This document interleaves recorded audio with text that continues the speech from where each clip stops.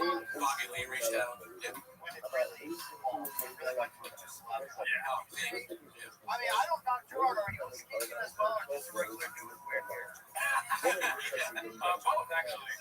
All right, All three. some of your best work is Oh yeah, like I'm a musician, so playing music and doing this and being funny. I've always wanted to be funny, but I make sad love songs, so it's kind of like helped me grow into like funny songs. You know what I mean? Now, do you guys play? I don't understand the concept, right? Right. I mean, I get food out of my own kitchen. Do you guys play the store during the golden era when Joseph was, was rolling up? Did you ever walk by the truck? And if it was a rocket, you possibly gave it up. I mean, probably I think a few pre-roast battle shows that when Rogan, I saw Rogan there once. I don't think I ever ran into the shop. I would see Dalia around, not in the store, but like the improv. Actually, got the store too. Yeah, Dalia, one of the great shows. So I saw live opera. What's that? Great comedian. Is it there? I'm working on my impressions. Now, why doesn't it drive you nuts that Dalia is off? Yeah, it's a good question. I thought they were all going to stick together, Yeah, I thought they were all fight. Not so much. Like, what is Eric Griffin missing? Is it just a paycheck that forces him to go? Yeah, I think they're all kind of like tied together. And Leah's got nowhere to go. It's a show that Theo Vaughn was there for a while, and he had to go figure some stuff out. He was going through a lot, and then they were just like, we'll just keep going. It's one of the best shows out there right now. So.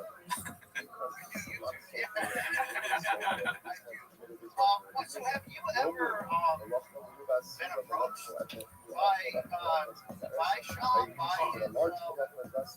his, I mean, he is involved in plenty of lawsuits. Have you received any subpoenas? No, but I think we have interactions with all the shop owners. Like I've met Eric Griffin. He told me to move, motherfucker. But not mean, but I was in his way at an open micer. And then I've met Chris D'Elia. He disappeared into a restroom. I've met Joe Rogan a long time ago. I met Tony Hitchcock.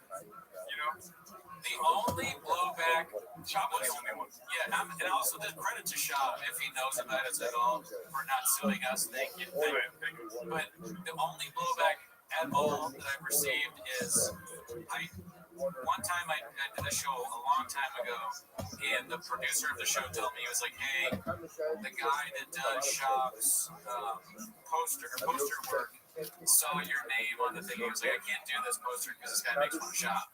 And I was like, oh shit, really? And he's like, yeah. But I was like, I'm just looking to put his name on, and then he just ignored it. Or no, actually, no, the poster guy was like, I'm just kidding, I can still work with you or whatever. But he was at least aware that I did that. But that is the only blowback whatsoever that I've heard. That's fine. I just can't believe how much the Shop's podcasting game continues to work. I mean, is your entire YouTube algorithm like mine? Just full-time podcast cringe, unique, beige guy, and I don't even subscribe to any of them. Sure you don't. Yeah, you don't. Right. I mean, how many people are making a living off of this man's work? Yeah. I mean, his father doesn't even know him, but he's financially fueling not just his son to stay alive, but all these other comedians. And we thank Harold Shop. We're so happy that he was able to from South Africa and the Emerald Mines. Yes. We really appreciate that.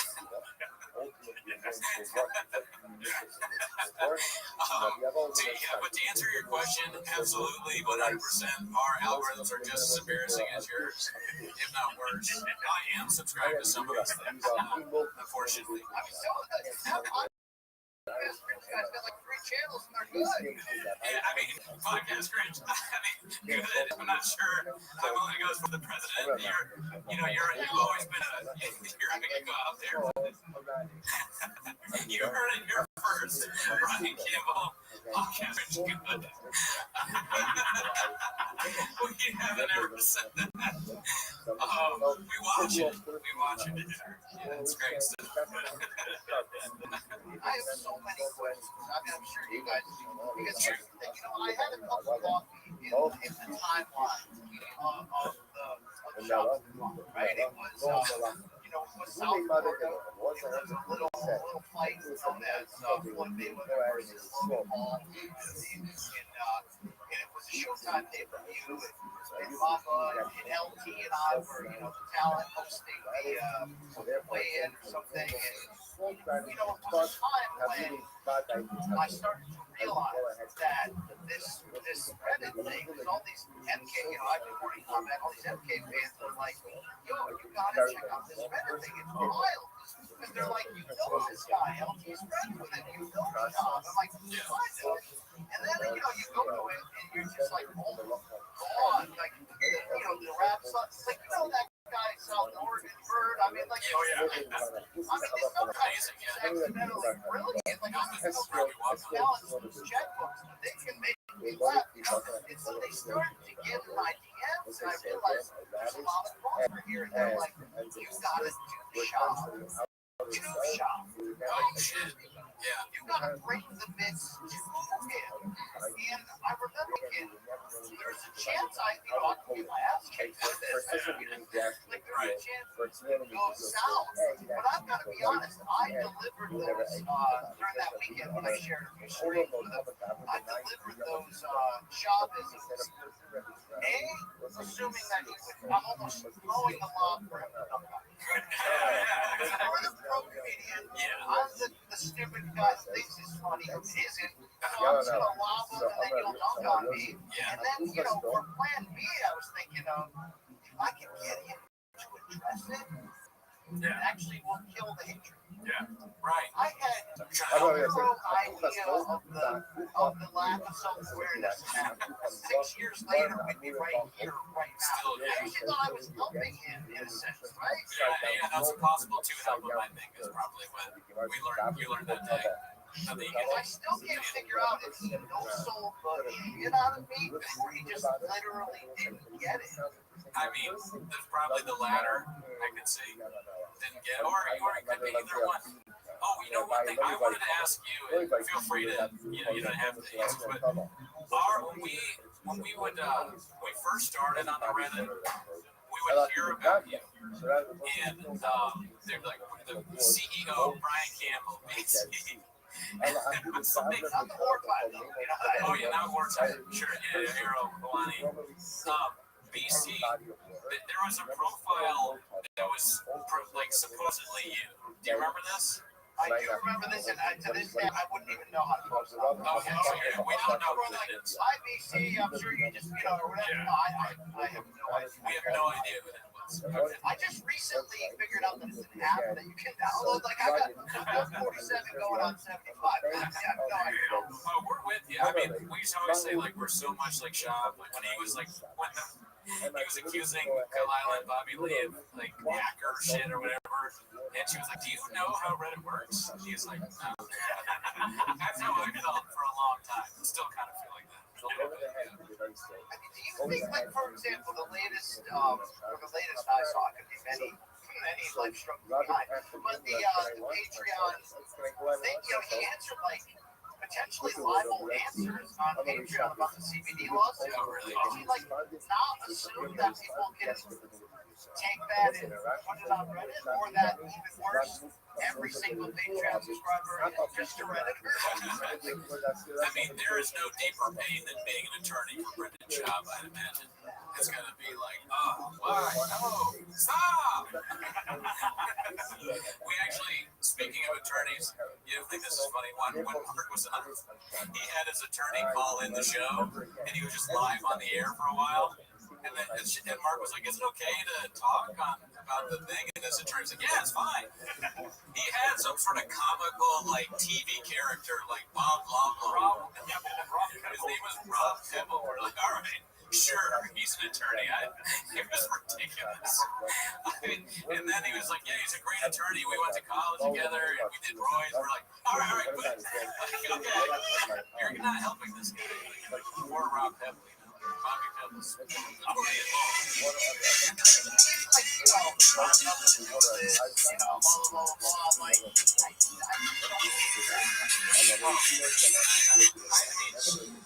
thing that I was disturbed by the most is when the person was telling him that their child had epilepsy and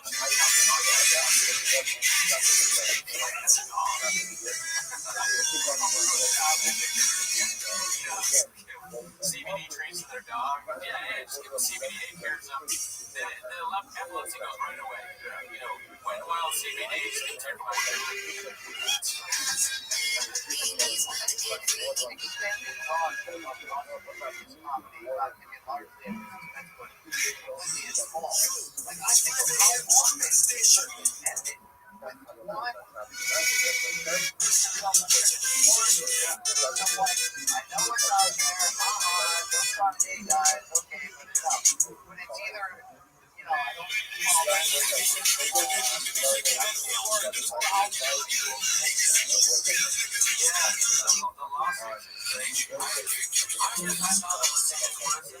would not cross my mind to sue somebody, but Rob is very legit. He's a hungry wolf, dude. And they gave him a chance. Yeah, he wants to spill the beans on smoke. It's like some people think it was maybe infidelity that led him with comedy. Some people think it was,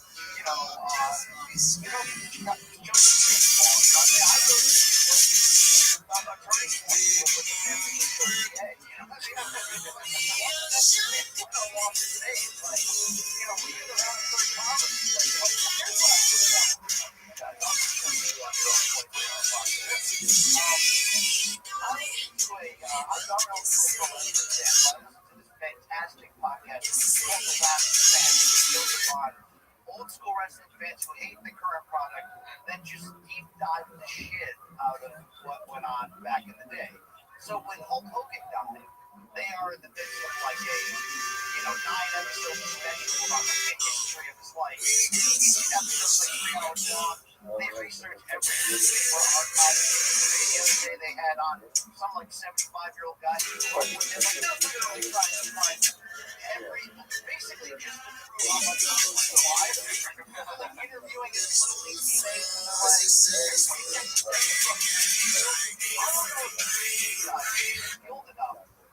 But at some point, if this thing continues, we're gonna need people that are like gonna find the guy that got douche through the glass door. Yes. Put name tags on all of his douche trademarks. We gotta find, we really get Gary Barnett on there. Get that kid who, like the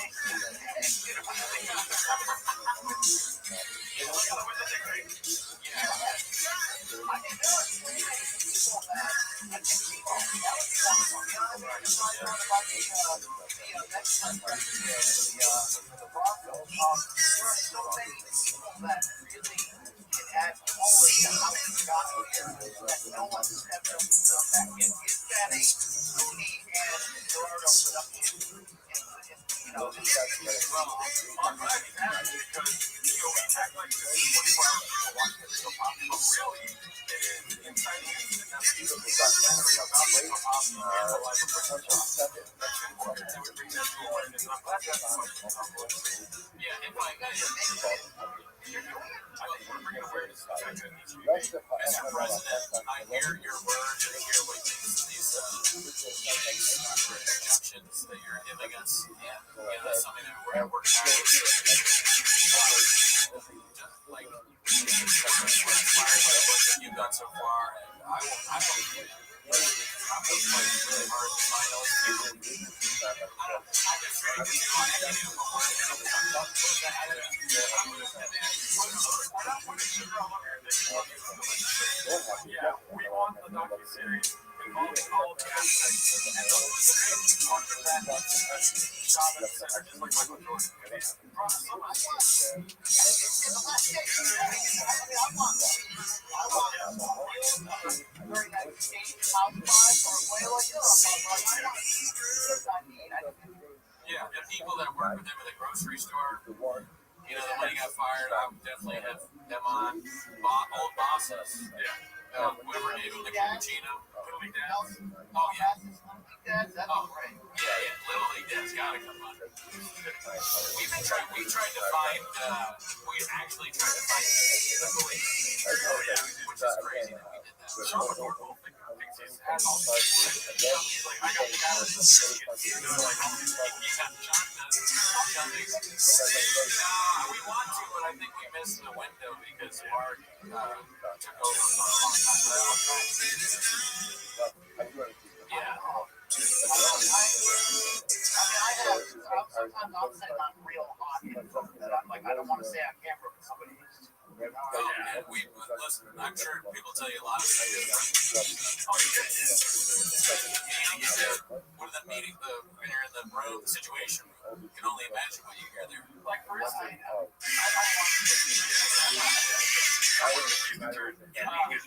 don't want to say who, but somebody messaged us before the truck flip incident and sent us a picture of the truck flip.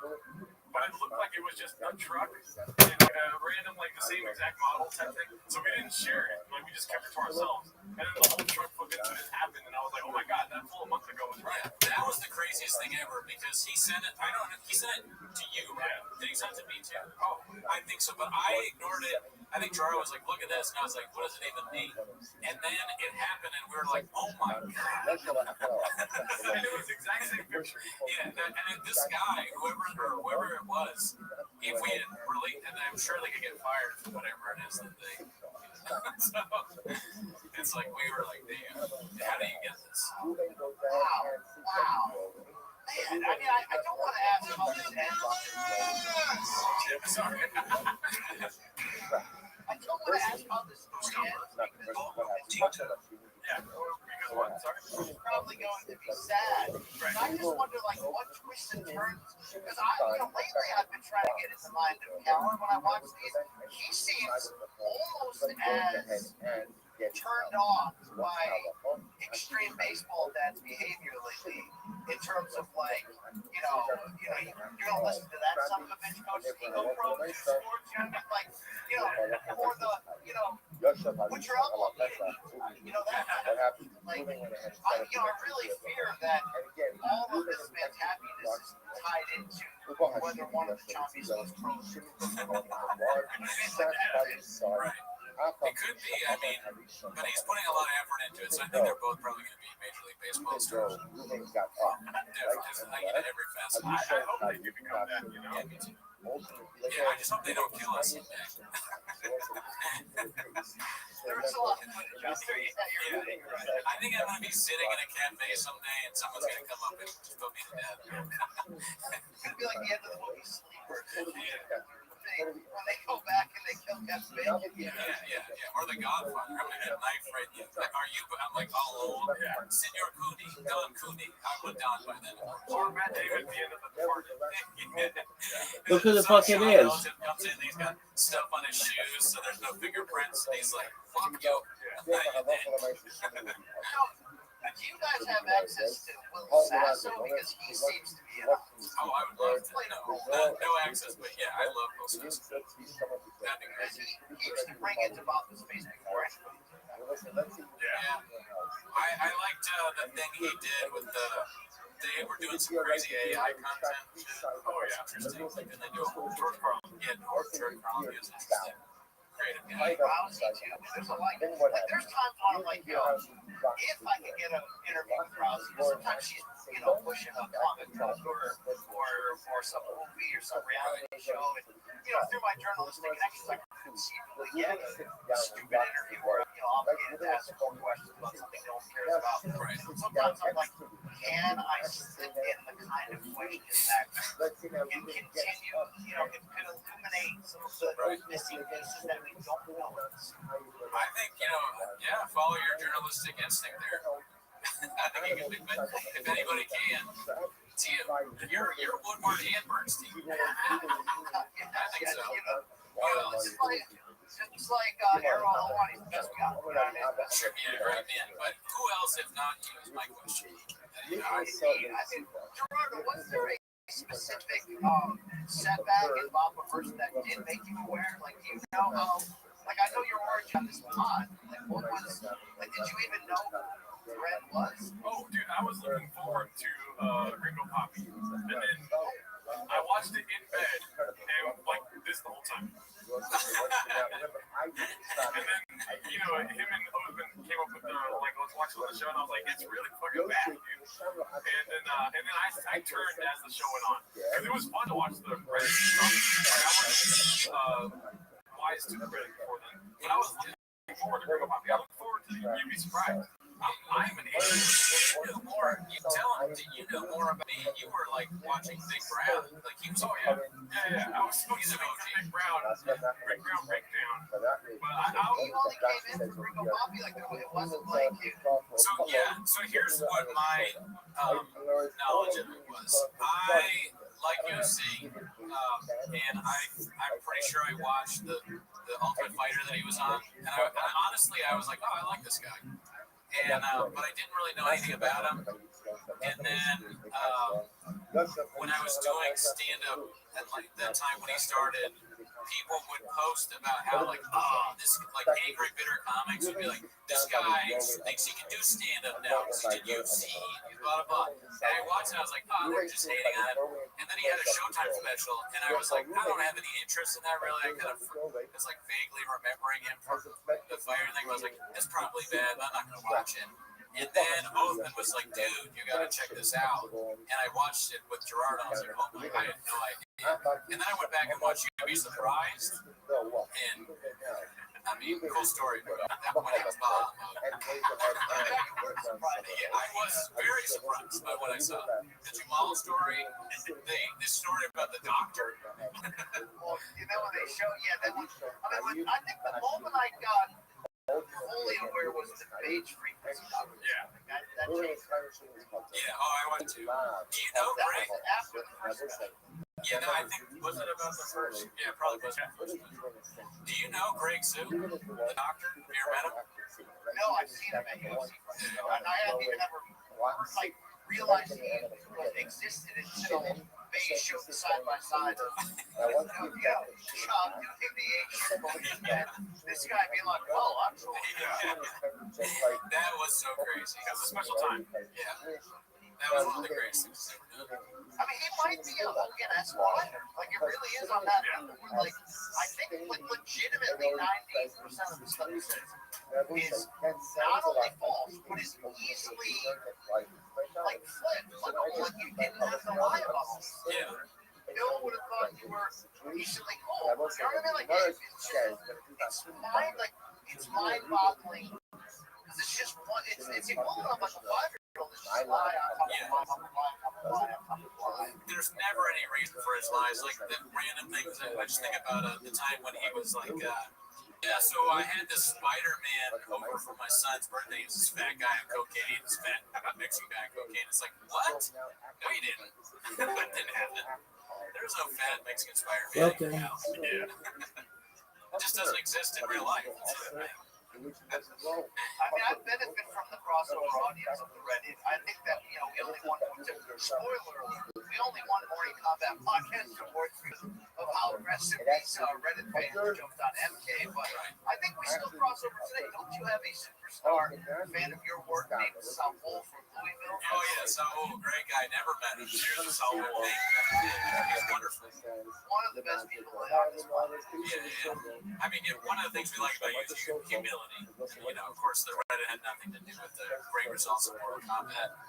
Best MMA show out there. We all love that show, the live chat. Your podcast. I mean, you're just one of the best to do it. Yes.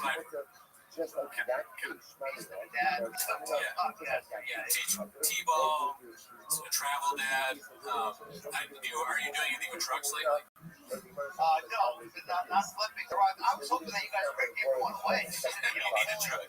Fully come full circle on here. I mean, I'm shocked that jail time. Barely illegal. You can see right through it. Like it's like come on. Yeah, no, we joked about it a lot because the entries thing made no sense. Like, what is all the Spider-Man kiddos party? I'm no attorney, but I still don't fully understand 100x entry. What? And the winner just happens to be the guy that runs in the same drug races. That's just what it is. Yeah, I mean, I respect the scam. It's a good scam. Can I ask you a question, BC? Yes. Non-ironically, what is your favorite bit from Rico Poppy, if there has to be a favorite? I mean, here's the thing. I'll answer this, but I'll make it second. Yes.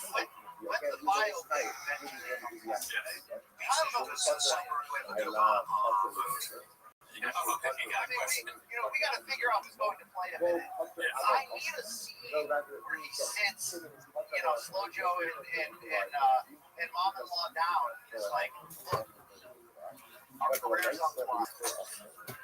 Showtime let us go, but I lied to everybody and said that I'm myself. We got to go to YouTube, but I told everybody that, we're talking to Netflix. Here's the deal, though. For this to work, I'm going to have to disparage your entire heritage, the heritage of our children. You know what I mean? Because as I'm watching that, I'm like, I got to tell you, I actually thought that the Gringo Poppy in real time wasn't a massive failure, only because I actually legitimately laughed like 2.5 times. Compared to the first comedy special where I was just like, I'll give credit. The Rousey story, how he built to it there. Like, the guy could tell a story when he has professional writers like the setting him up there. But like that second one, I remember thinking like, wow, he really tried. And if I'm a member of his extended family, like we're calling it unfortunately, so definitely to answer your question, it was like it's how the escalation of his eye and face muscles when he's going down the line of like Hercules, like each one, it's like it's going to a new level. To answer your questions earlier, I actually lived with the writers of You'd Be Surprised. I lived with two comics that wrote for him. Hassan Ahmad and Derek Boston. Derek Boston didn't live there, but he was there writing with Hassan all the time. So I always assume that like that whole first thing was not him. I mean, they were always working with him. Like, they were always busy and always going on the road with him and whatnot. Yeah, like you need somebody to watch him, make sure he doesn't fall over, eat something wrong. Right. Make sure you drink some water. Make sure there's a sink around the corner, if anything, Right.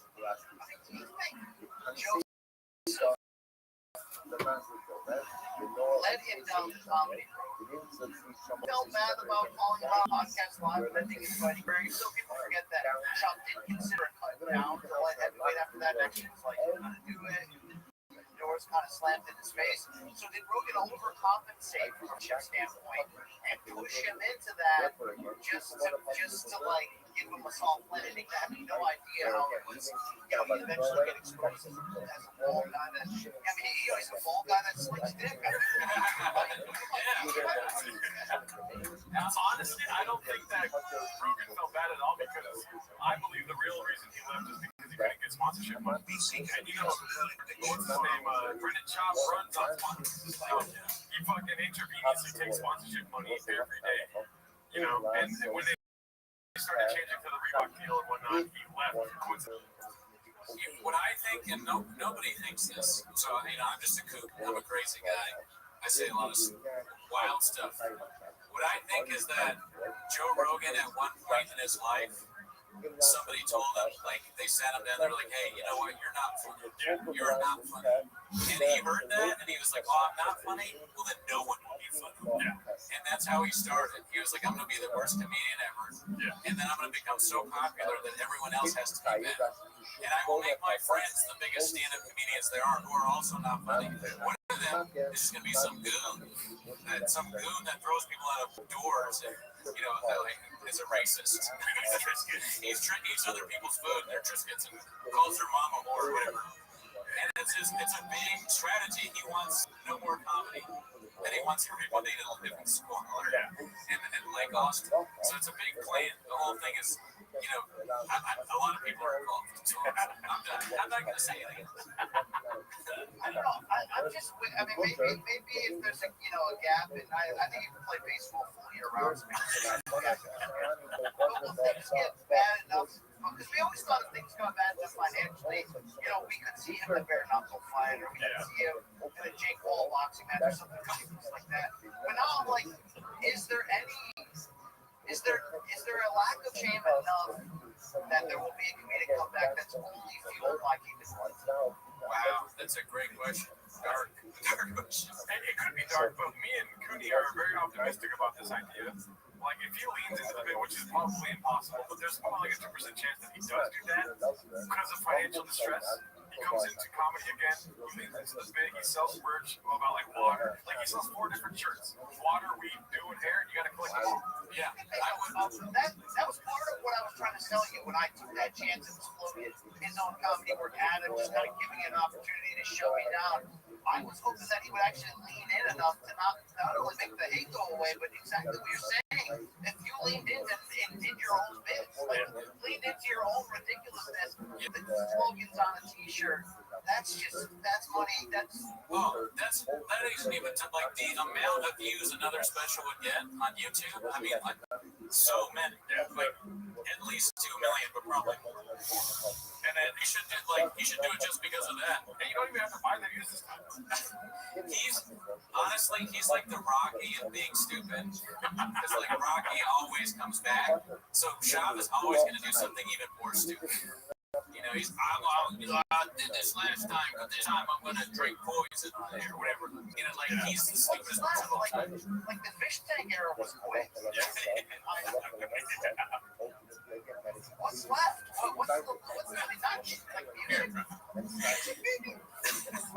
He did music already, actually. I mean, there was a record label. You didn't know this? I didn't know about this. Oh, there's a record label. It was Big Boy Records. What's the rapper's name?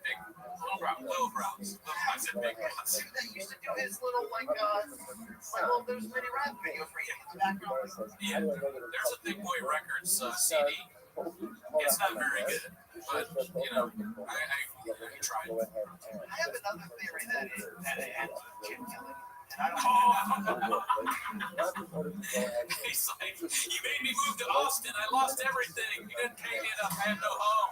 I live with Donald Trump the dog. And then it ends the whole film ends with Jimmy walking back up to the house dripping with gas. Just throws that down. Right. Yeah, it's right. That could happen. Did I say house? I meant to say storage. Oh yeah, storage.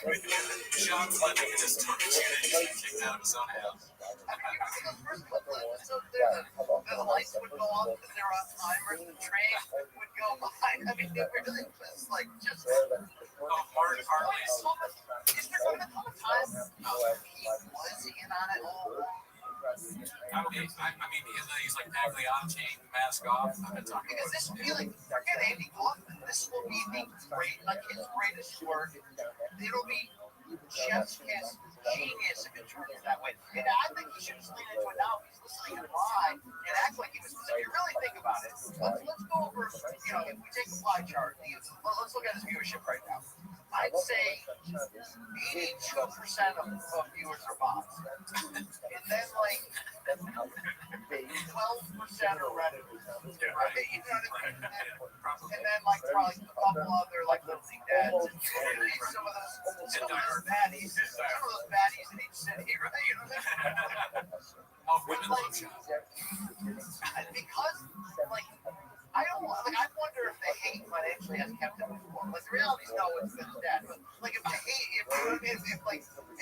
clicks have kept him afloat, if one day he just goes it's like the big reveal at the end of the movie. It's I was in on this. God, this was all. I mean, that would really be beautiful. Yeah, he should wear Joker makeup when he does it too. Yeah.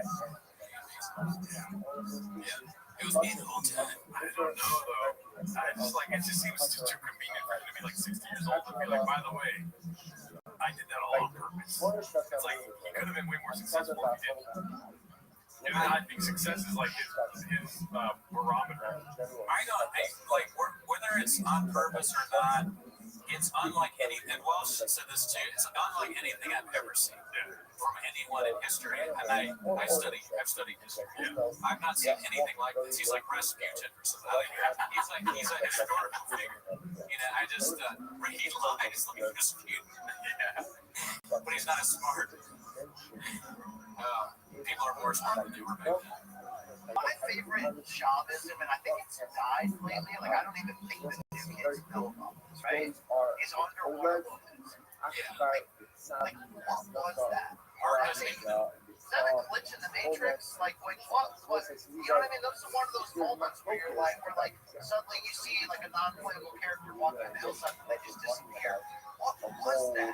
And we don't know, and Mark doesn't know. And when we were talking about that with Walsh, he was saying that like Shab is so ridiculous that he almost feels like he's in another reality. Like he doesn't see this as real. The Shab stuff is so strange. All this stuff happening. He's like, is this even real at this point? How is this possible? I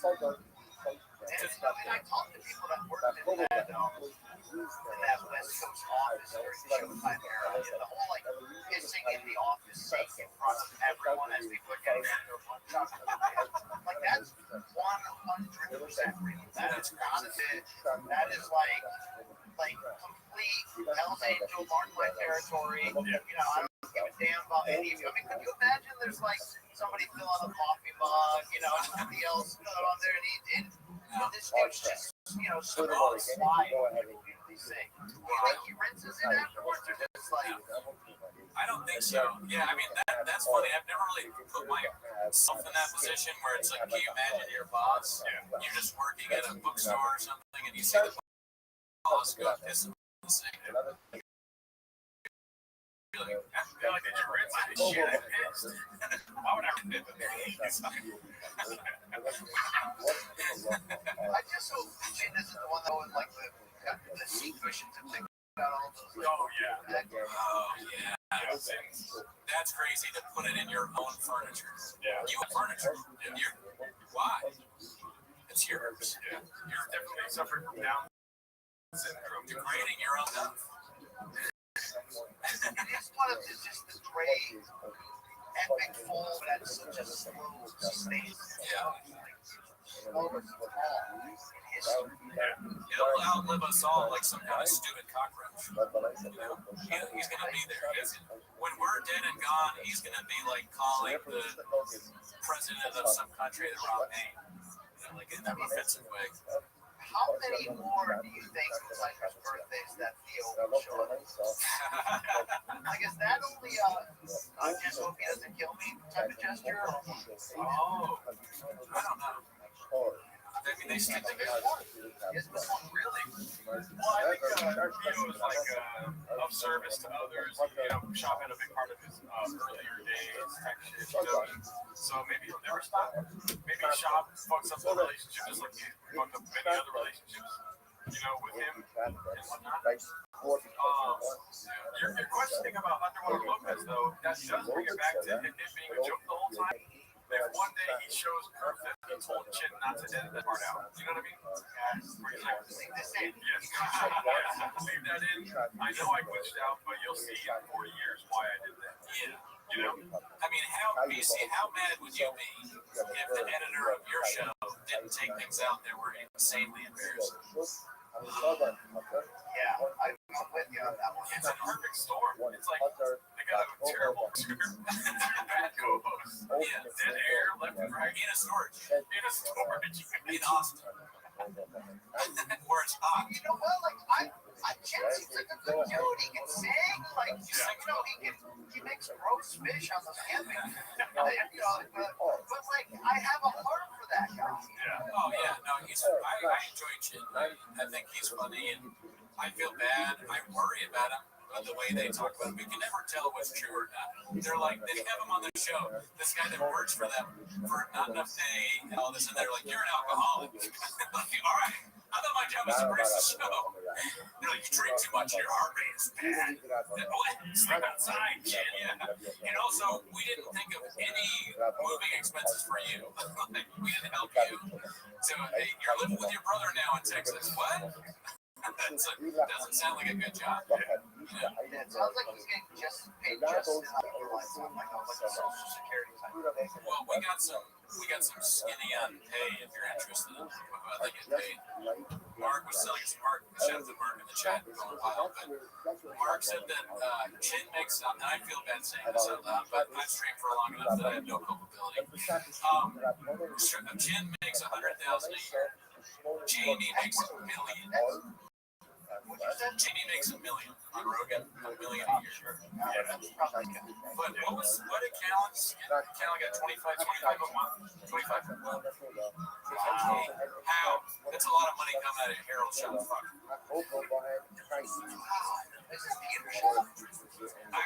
I'm making a stick with this. I'm just hits and hits. I like to call him Harold. But so like Callan making that money when Mark told that to Walsh, you can see what part of Walsh died. You can see it in his eyes. He was like, that's what he was like, this doesn't exist. And also got part of he died. How does he make that much money? I legitimately would have guessed like 32,000 for Chin. So actually, you know what? Chin, maybe Chin's like in on it. I mean, Chin's got it. Yeah. Yeah, I mean, 100 sounds like a lot more than I thought he would make. Because, we heard that he just doesn't pay his staff. A lot of times he doesn't pay. Yeah, and then he does he fires you, and then he does donuts in the parking lot. It sounds crazy. I gotta say though, as a pro wrestling fan, hella Mark's face hurt, after that broke down, it was pure pro wrestling because when he was a heel, I hated him. Beyond that, worst people on this earth. And then, you just instantly had a heart for him. Yeah, Pro Wrestling Federation, we don't deserve more being, It's the same shit. Only a true artist can play that effective. In a way, Mark is kind of the character we're talking about, where there's like a turn. He's doing what Papa should have done. He's the character. And this is a great point by Mark. Is 25K is Brendan's quote, so allegedly. Yeah. Saul just said, "What's up, shit?" Saul was in the chat. He said, "You are CEO." Is that my CEO?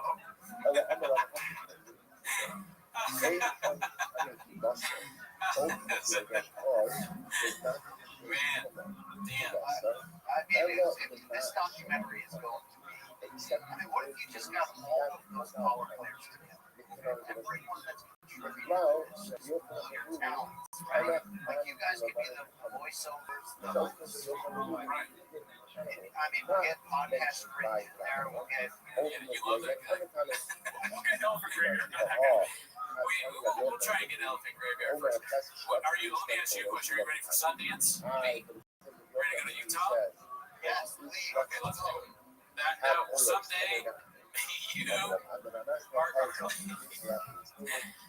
all be in Sundance, Bob. Utah, I don't ski, but I'll have some hot cocoa with you. Great carpet in Sundance. Oh, yeah. We gotta do it. I thank you guys for doing this. It really, allows us like-minded individuals from different backgrounds, but just together and having We're not alone. At the end of the day, it's about spreading love, community, just helping out a friend, all the good stuff. And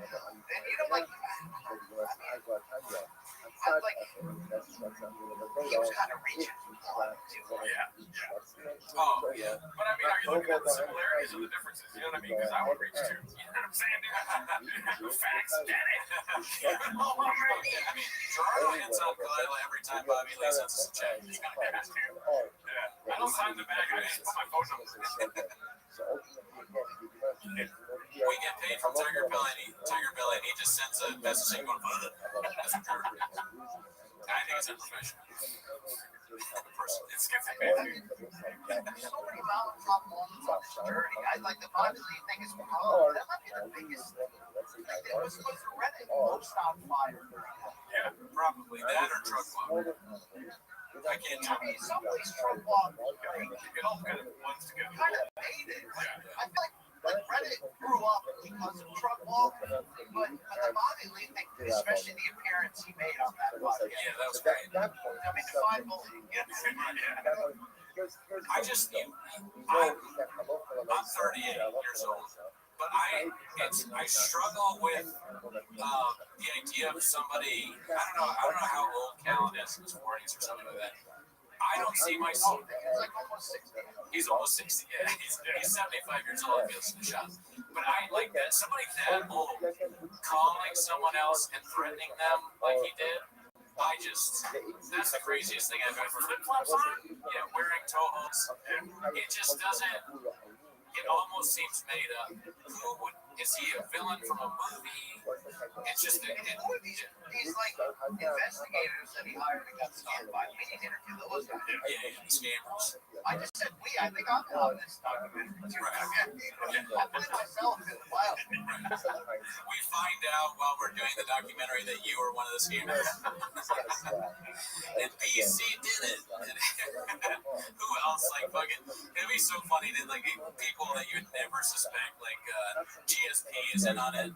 I did the whole thing. It was very funny. He's in Canada smoking cigars and shit. Yeah, I mean everybody's in on it. All the big names like Aganu, GSP. Can I ask you a question from the chat here? What would be a good name for the biopic? One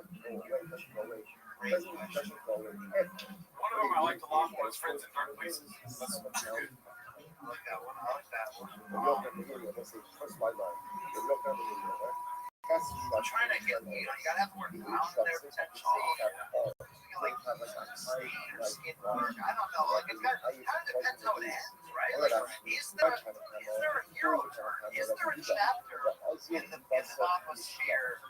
Like is there a redemption angle? Short of coming clean and saying either it was me all along or either all right guys, I'm finally gonna join. If I can't beat them, join them, which will happen, right? Because if you're that lack of self-awareness, that will change. But like, is there one more? I got one. Is he gonna fall into something financially, like all of the loss, like a great Vegas scheme or something? I mean, or like what is so many opportunities. You're just named. You're like coming up with plot twists. So save somebody from a burning car. How do you like that? Crypto for sure. It's too bad he never got an NFTs. I guess there's still time. But as far as like, if you're thinking of a name for a documentary, you gotta think about the trucks and fucks. Trucks and fucks. That's a terrible name. You're a bot. Yeah, bot. Thank you. You gotta think about it's an automatic computer thing. Whenever they do a donation, like the noise. So the marquee at Sundance, what does it say? You have to visualize it in your head. Because I'm big on 48 laws of power, scooping up the bag. You gotta think about these things. You have to visualize it, BC, or it won't come true. You gotta think about it. If it's a picture of him and it says, all I do is lie to you. I think it's like marquee. I like one word or two word things. So my hacky one is just the book, which I like. But like one I knew, marquee Sundance, read it. Wow. Think about that. If I can smoke it. Read it. Directed by Brian Campbell. So it's gonna be my best ever podcast. Wow, my piece de resistance. On the own journey. Wow, that is ultimately, to bring it full circle on our conflicting emotions, unless you guys just lost your soul in the process, which is very possible. It's like I'm not cheering for you.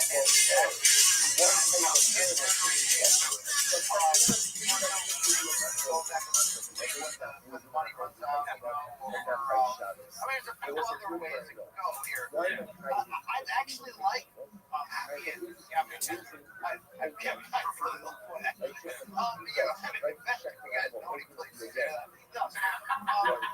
trying to get Mel? I mean, it's like, can we help that? Is that the only enjoyment we've got is with the pain? If we help create that art and the happy ending to the art. I mean, maybe you two with your comedic and musical backgrounds, maybe if you approach him with, fake hair and a fake mustache, and just say, look, I think it's time for a comedic comeback. We've got your back. Yeah. We'll get our best stuff. We will redeem you as payback for everything. You know what I mean? Well, yeah, that's funny that you say that because before Loach left, I tried to pitch him on Windy City 8 2, starring Brendan. Do you know Windy City 8? The Curious Case of Rain. Have you ever heard of that? Yeah, I heard of that one. So Windy City Heat is this movie that people made. And there's a guy named Perry Caraballo who's like this fool, kind of dunce guy, and this comedians tricked him into thinking he was like in a movie, and they had all these people like Dane Cook's in it, Don Barris did it, I think Jimmy Kimmel might be involved, I can't really remember. Ask Oath about it, because that's his favorite movie of all time. But they joke, and he's just this idiot that they convince he's a star of a movie. So what I'm saying is, if we can convince Bob, like we do some sort of Windy City Heat thing where it's a documentary on his life, but we can, like you said, turn it all around. But like Ringo's fight, where you get paid a lot, but we'll pay the other guy to fall or something. Yeah, could be part of it. It's a great idea. Yeah, we want to do that, but the problem is that we have been too mean to Cal. I don't think Bob was ever going to forgive us for how mean we've been to that horribly unfunny man. Like they're just not. It's his friend, and I get it. Listen, I get it. I mean, look, he has been falsely confused. We gotta get Bob with that.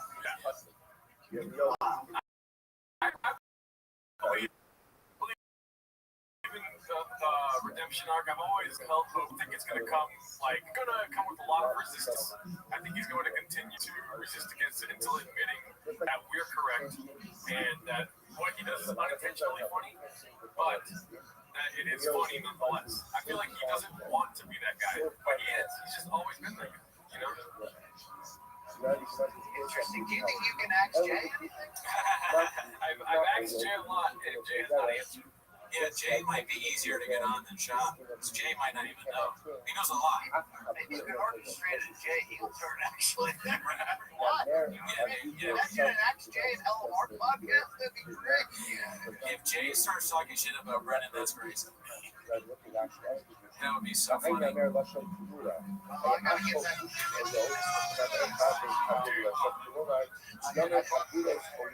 Oh, great. It's an honor to speak. It's so blessed to have you guys. Thank you so much. VC, it was a pleasure to meet you. We'll see you on the red carpet. Thank you. I'll tell Lucas great things about you guys. Oh, he's a piece of shit. I would just cut that guy out of your life as soon as possible. But he actually has apnea and sleep apnea, but it's caused by his brain. It's very small. I don't know if you know that, so don't take any financial advice from me. What hour are we on right now? It is, I believe, the 9th hour. Both of them tried to invest his family's money into shit cool. So just so you know. Yeah. Thank you so much. We love you. Thank you. Yeah. You know what I mean? In closing, yeah, I guess I did. I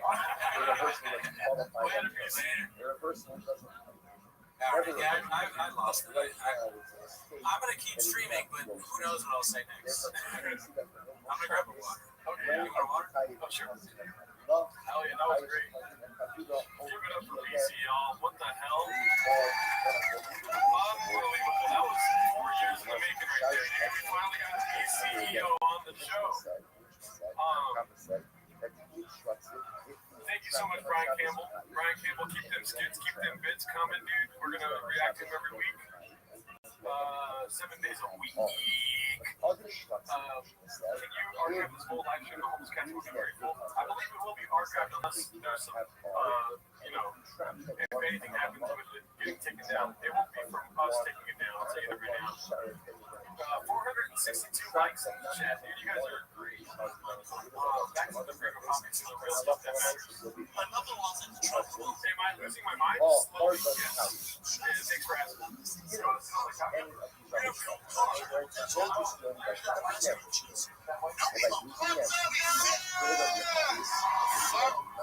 Fight with reality, Brenda's song. Fight with reality, Brenda's song. I think we're going to the couch now. Yeah. There's that white camera. Does it work? Yeah.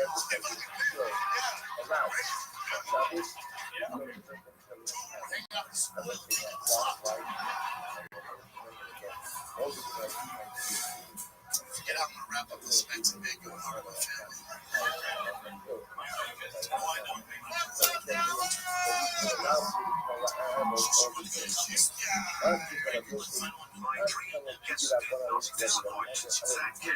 Thank you, Saul. We couldn't have done it without you, Saul. You're the best. She's crying. I'm crying just because my life's crazy. And by the way, we still have more stuff planned for you guys, so stick around here. Small brick building.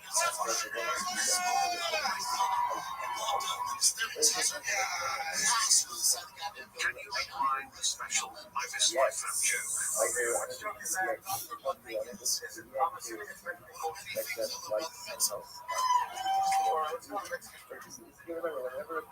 Take with 350. Dude, what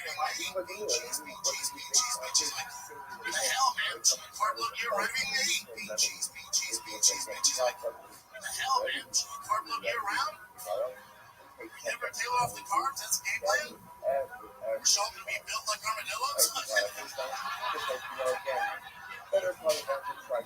Oh shit, I'm back. I don't know. Well, am I back? Can you hear me? Okay, good. I just, yeah, it's good.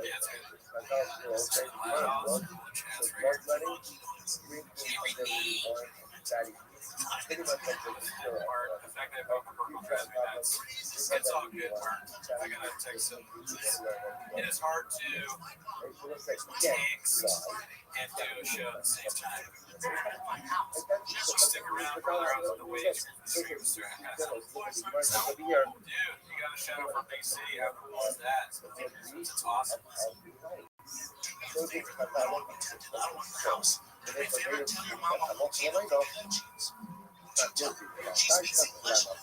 I got no idea what you're talking about. Guys, we have surprises coming up for you.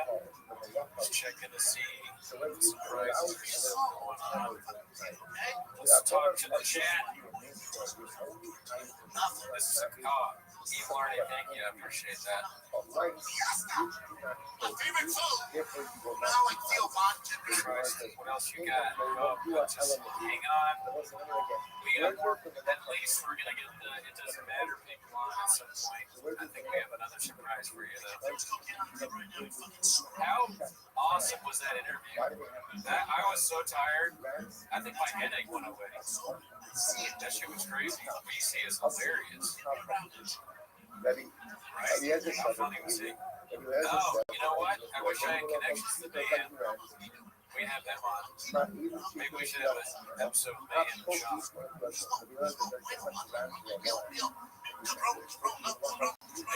BC, that's funny as shit. Yeah, I know. I'll be right back, folks.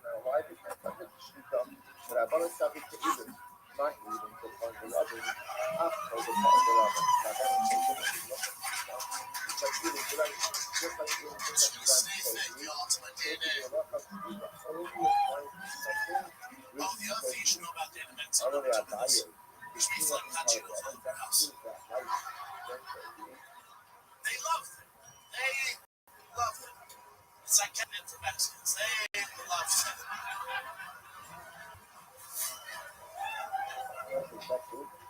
I'm the only person in my house who doesn't speak Spanish. I feel like a refugee in my goddamn house. My white friends are dating Latino food. doing Spanish. Literally, My friend learned Spanish. How hard can you hold the chat for 8 years? I struggled with shit times. You know what it feels like that my 5-year-old son roll up on his bike and talk shit to me in Spanish? You know what that feels like? As a father, you know what that feels like? I don't have a clue what he's talking about. I don't have a clue. I thought Pluto meant dude for the longest time. I jumped up in school last week. Goes,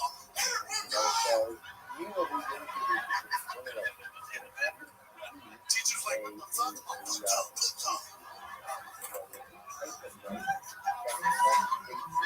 Pluto, Pluto. All right, we're back. Shout out to I got stuff. COVID protocol. It's a little tough here. And again, it's also about the visit. You have to keep some Both of us did the So double once thing. again, Let's see about things. I actually said that's the type of sheriff. Type of sheriff. I think that you get to listen. What are we doing?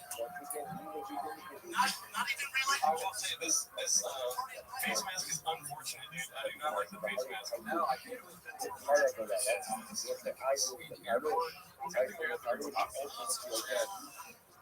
He's Mexican too. He's like watching the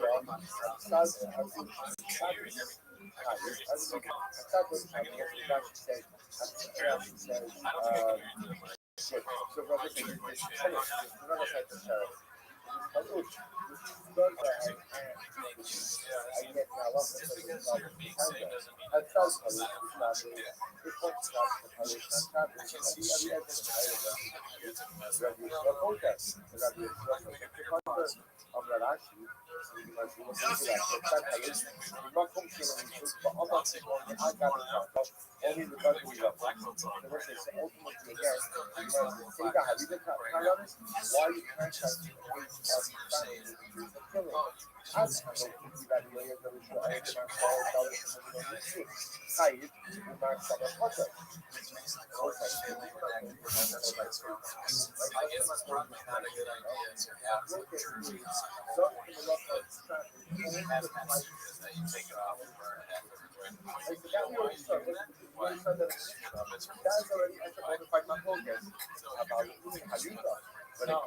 I think I'm probably to burn the jersey. Oh yeah. Just talked about this inside the house. Remember,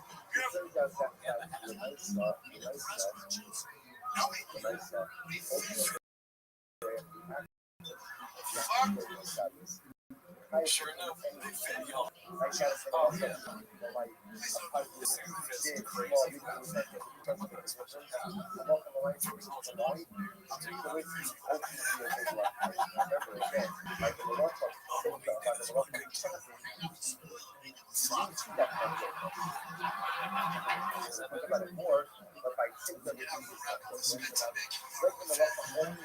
So hard on this hair. So again, that's when I focus on the This is a better way to do it. let's call it the fact that this is Sugi now. I'm southern call it Cali. This has been a crazy street, man. We've done a lot in a small amount of time. She's trying to have a small team and then thing. I'm sure you get it trying to hide his small team behind the state. Like, what about other people that are not What do you guys think of our suits? it depends. If you're trapping your animal because you want to be This is the worst strips of if gray you're I've ever trapping seen. it for some other things, like you want the animal to wait for you, Watch white. right? I don't want the animal. In fact, I want the animal to wait for me, but I don't.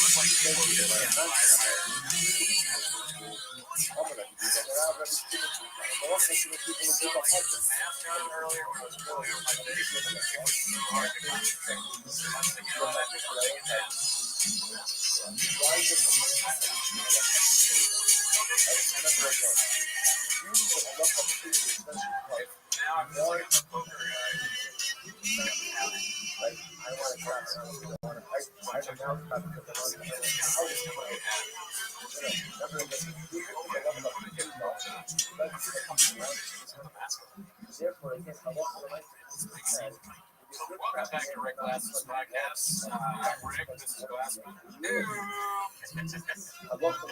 feel like the Red Bull bird. Oh yeah, yeah. You guys, thank you. Appreciate that. Sorry, can I be honest with you? Can I be honest with you? Go for it. Should we thank the guy that got us the policy, dude?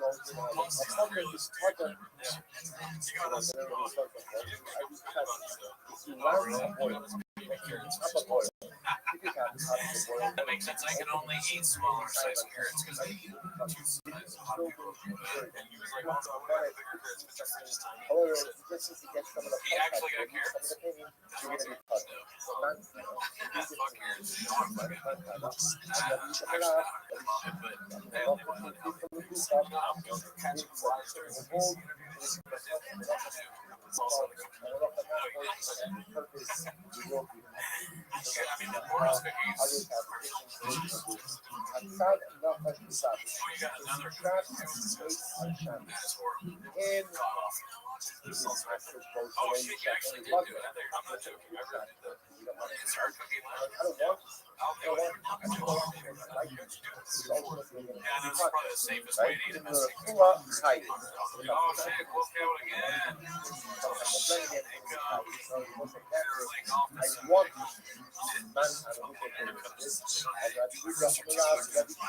Salsa with cream. Salsa cookie. It is kind of like the equivalent of what time is pizza delivery coming? Pizza delivery coming soon. Keep taking that soon. I don't know if I have pizza in the yeah, I definitely want it, but I can't. We'll see. This is not good. Adam Ray is coming on next. We're having Adam Ray on. One of his characters for a sleepover episode. Yeah, our favorite comedian. Yeah. All right.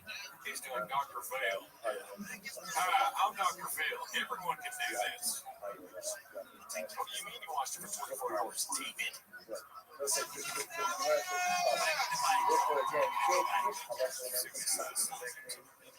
Some guys not the top line or with literature about to simulate truth is negligence. Turning inch on the simulacrum. I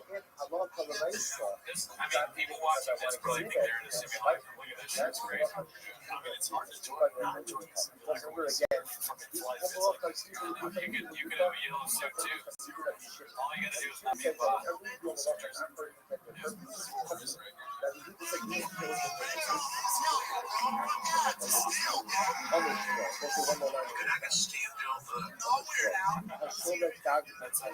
there we go. Daddy's number in full picture.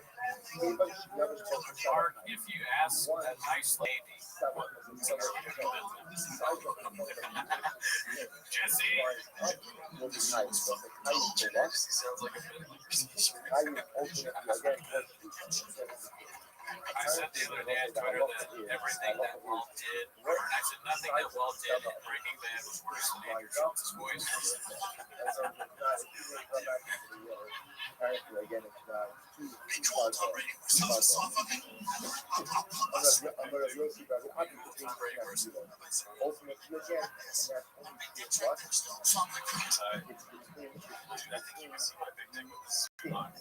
Sorry about that. Yeah, sorry about that. Just had that. Do you guys want me to eat a mess of again?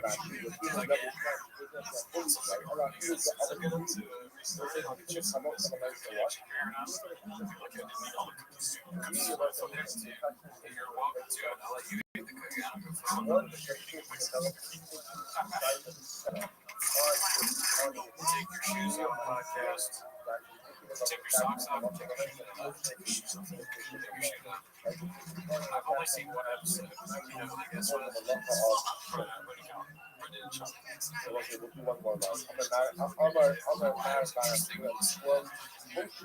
They have grievances against each other that they ironed out. I watched the thing. What happened there? I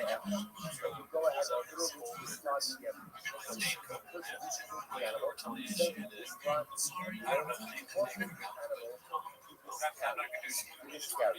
What now? What kind? It's funny when Brian was like, he's like, I don't really like podcast My Grant. time on the boundary, I saw the leaves, not on the pieces. Sorry. Night, sorry. You know what I'm God saying? damn it, I'm rubbing my feet together. Son of a bitch. Sorry, what kind? Night, I'm a lover, but I'm doing Yeah, that's a bot. Yeah, thanks for letting me know, bot. last and the success. I man You know, humans, it's the human body. Do you ever heard TikTok roast?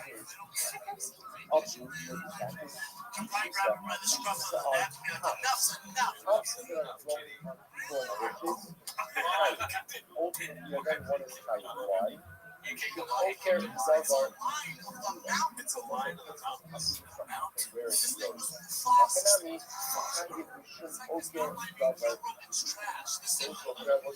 That would be funny if they did events in Korea. They were like dressed like him. Yeah, they're working soon, and we're like, big, and then they play this. The ones that 24 hours stream for 24 hours.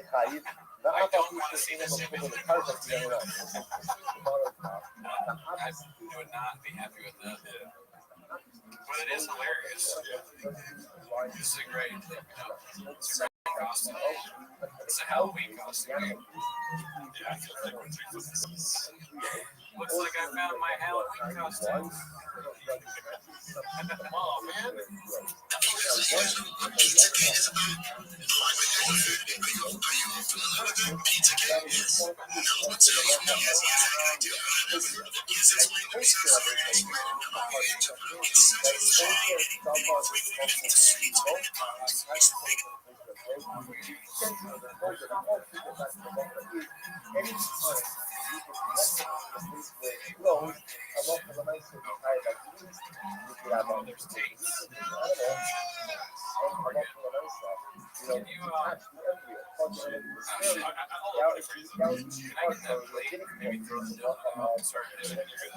Still working.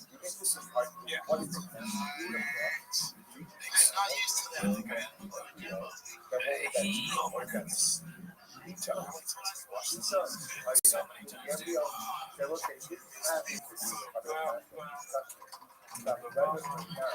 Do you still hear me? Okay, good.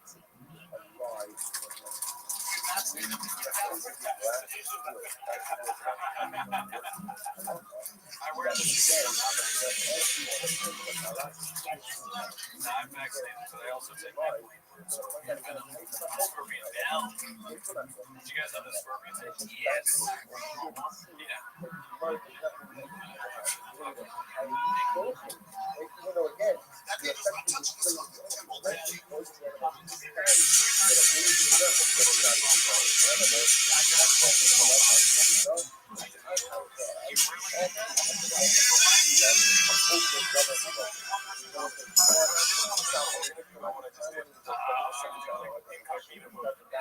And so, like, one person said something, and I was happy with that. Yeah, you know, I feel like they have to do something for me to do this. I don't know what.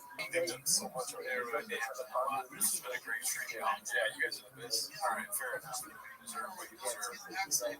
Don't ask because you're going to our Mexican pot. It might take me a long time to do this because my wrists are broken. We got like 45 more hours left to flirt with the idea of this. Yeah. You put the mic down. I'm not going to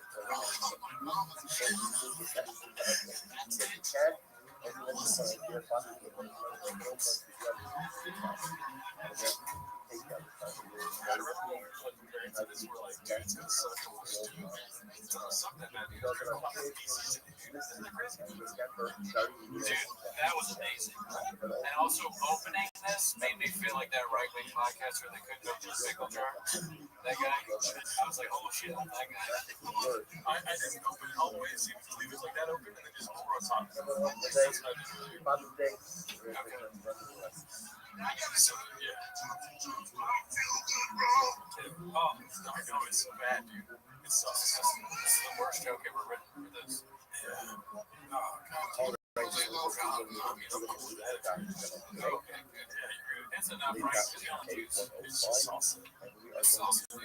Yeah, It's telling you to fix your mic. That's for a while gonna be. Oh, they didn't charge your phone, dude. How did you meet BC? Stream. Remember that? Bot. Good one, bot. Anorexic dyslexic is he wants to watch Ring of Bots. We have a line of roses. Good one, bot. Yeah, bots. I thought we would get actual viewership, so I didn't know it was going to be all bots. Yeah, a lot of bots going down. It's good. You know, I did divorce also doing that, but it's fine because you're holding down the fort, I'm holding down the fort. Who wants me to have the salsa Mexican cookie? Does anyone in the chat want me to eat this cookie?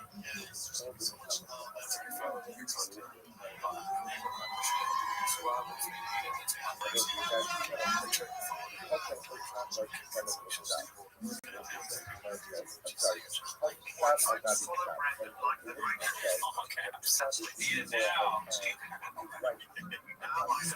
Actually, this is another two. That's not so. It is. It's a good All right, fine. Okay, I'll be good. This shit is hard to fucking please take this from here. Netflix looks good. It's hard, dude. I struggle with it. It's keto, bitch. Just you know what? Maybe it's more of the cookie that Shop says if it's 10-15 and sauce. Like it's a really serious topic. Technically, doctor, it is also. I kind of want to try to cook on something.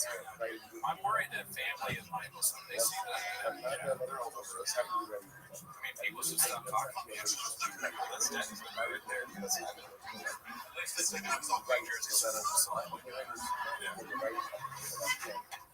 This is almost like 24 hours of just hearing about them. Yeah.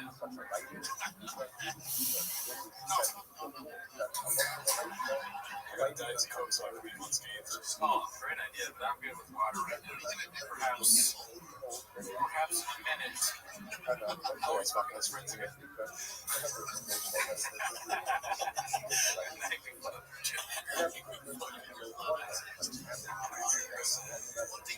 Shout out to Walking Dead. Good to see you again. Oh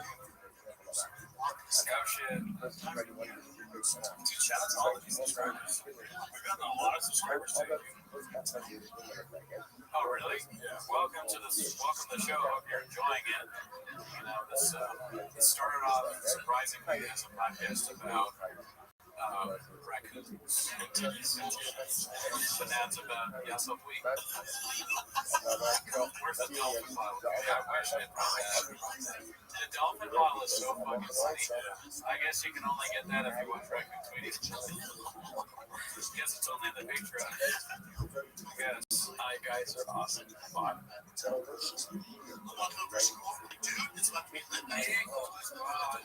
I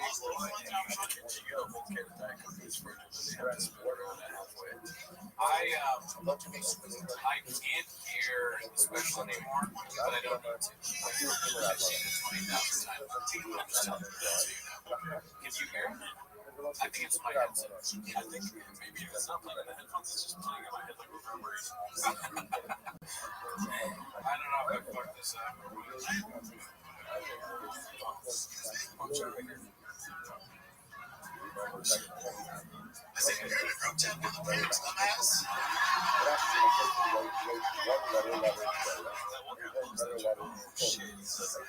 Savage. Yeah. But I don't need to. I'm fine with this. Hours, dude. Yeah. I mean, it's all good until we have more guests. Yeah.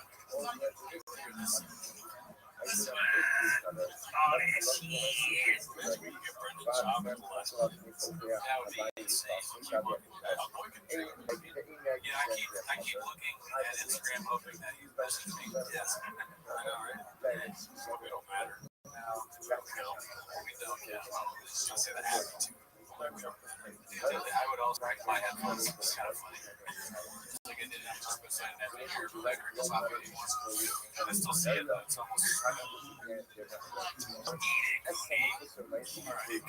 Who said that? This turns kind of tonic. Wow, this shit breaks. Oh yeah, it's really, really breaks. So this is the first bite.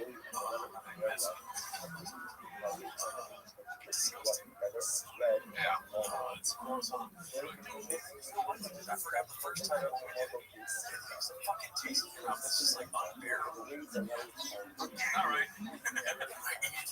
I know. You don't have to. No, I'm kidding. I just wanted water. That was disgusting. It's like the joke is so funny. Yeah. It's weird that something, the joke that can be so funny. That gross. Yeah. I think that's why it's funny, because it is gross. I just want to be authentic. I just want to be authentic, you know? Yeah. Oh. Oh my god. I know it looked like this coming. I did this like this. It smells like Tubman too. I'm glad they can't. That's so. Yeah.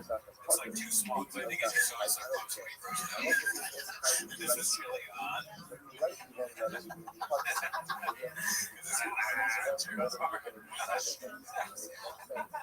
Hey, we're gonna watch Brendan's podcast. Oh my god.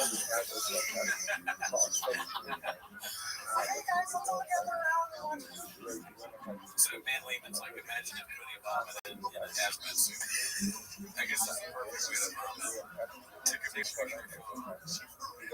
I don't have a phone. I guess. He's not trying to shit his pants. How about that? Every time they don't come ask me this. I'm gonna send this to the Discord. Dude, I might pass out on this face mask. Take the face mask off. No, because then I pass out for a couple hours. I'll be good. You want it? That's awesome. I'm sending the. I should post the that on Reddit. Yeah. Or I think let's test. You always hate. You say I can't multitask. No, don't worry. We'll prove you wrong right now. So fuck you. You're a bot. You're being like all super nice to me. Like, fuck you. You're a bot. I was saying, look at this bot. I just want to say shout out to Mark, dude. Shout out to Alistair Williams. Shout out to Brendan Walsh. Shout out to Brian Campbell, dude. Yeah, shout out to everybody that came. And if you want you to Sean McCorkle, we'll do another 24 hours tomorrow. I want you on. I'm going to text you after apologies, but I guess you got to go beat up Mark. Oh, that's what he said. Damn. He didn't say that. It's crazy. He's always saying something. Oh, man. Dude, what was your favorite part of the GC? Oh, me too. He said he wanted to get milk. He was like, you please around here. I'm like, oh, this guy's one of the 250. Man, like the quickest cat.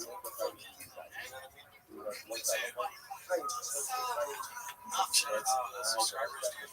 Yeah. That was a crazy interview. Somebody said something that I wanted to react to, and now I can't remember what it was. But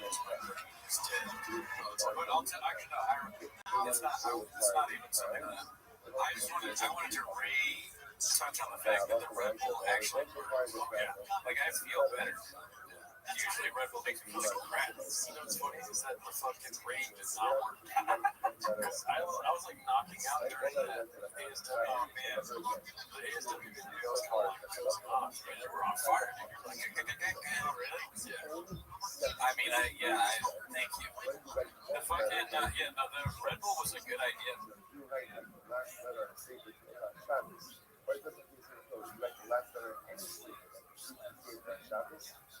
Obviously, that is a significant factor because now you're going ahead and finish the level, or for that matter, something with one level, which is 2. You erase the middle of the test, you design the entire. What happens if you write one letter, if that one letter becomes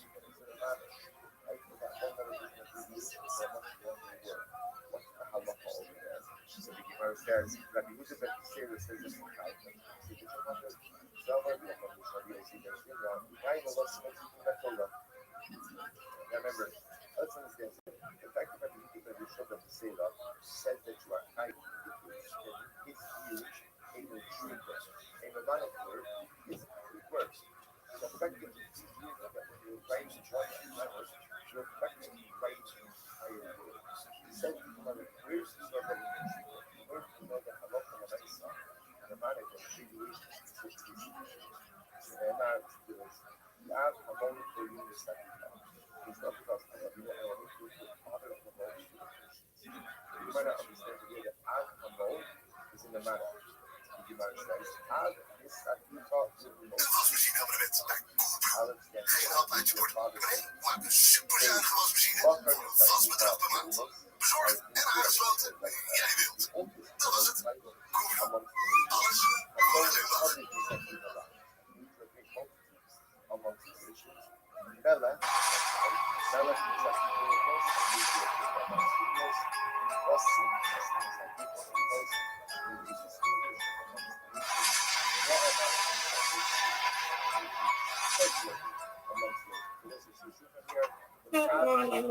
Good morning, Miss Aquarius. How are you today?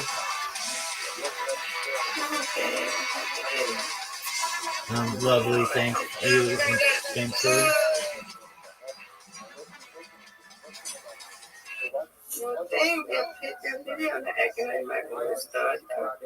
My video here isn't working?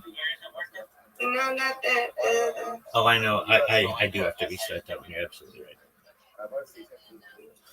Did you sleep well? Yeah, I did. I slept good. Excellent.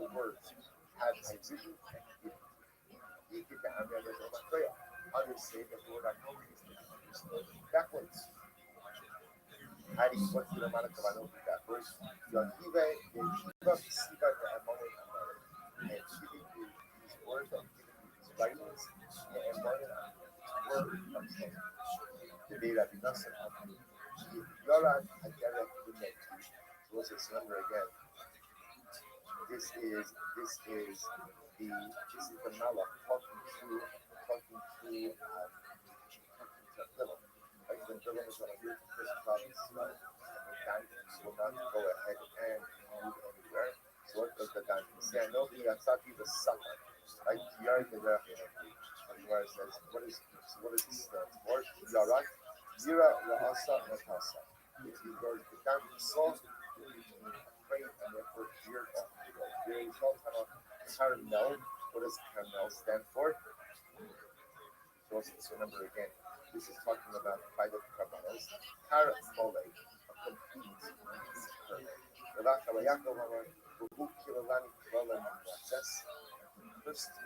Curse me. So what does that mean? It was a signified another machine with Yeva. Remember again, his brothers and sons of Shama rebels against Another good day, you said? How did you sleep? Oh, really well, thankfully. And I woke a few hours ago and been working on my robots and listening to podcasts and chilling with some other people in another server who are connecting with me. And so far, so good, thankfully.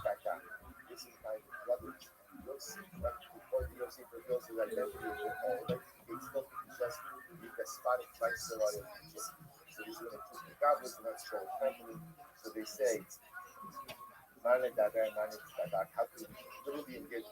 what should we say and how should we examine? How should we make ourselves just? So you said that stands for we are correct. We are righteous. We are pure. We are humble. Kedoshim we are holy. So what's that? The point of all this is to see that the contact on the you see that the contact also brings to mind. This goes back therefore to Rabbi Rothschild of the statement that what the halacha of myself, if a person goes ahead and writes one letter, but that letter is in the true connection with mankind, it wasn't happy, but that man does not have to like that. That man has to like to destroy it. He said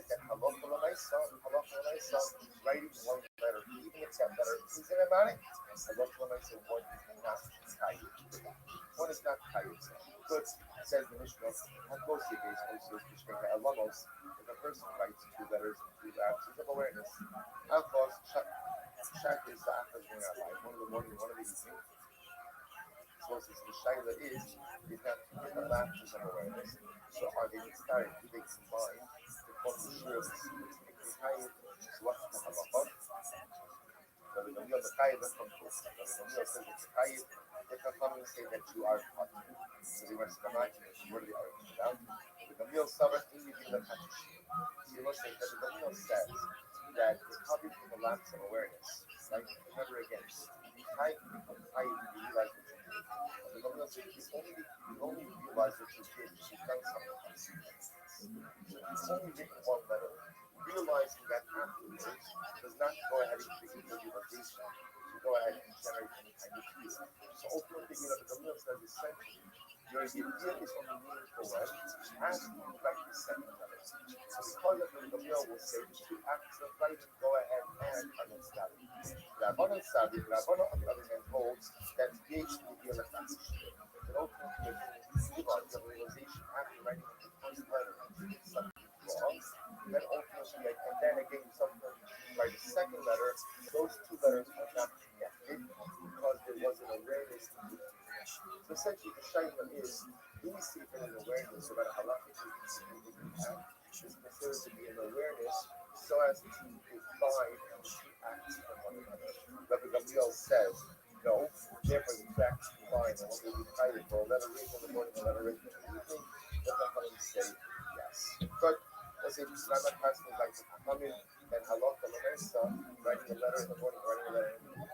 Yeah, it's fine.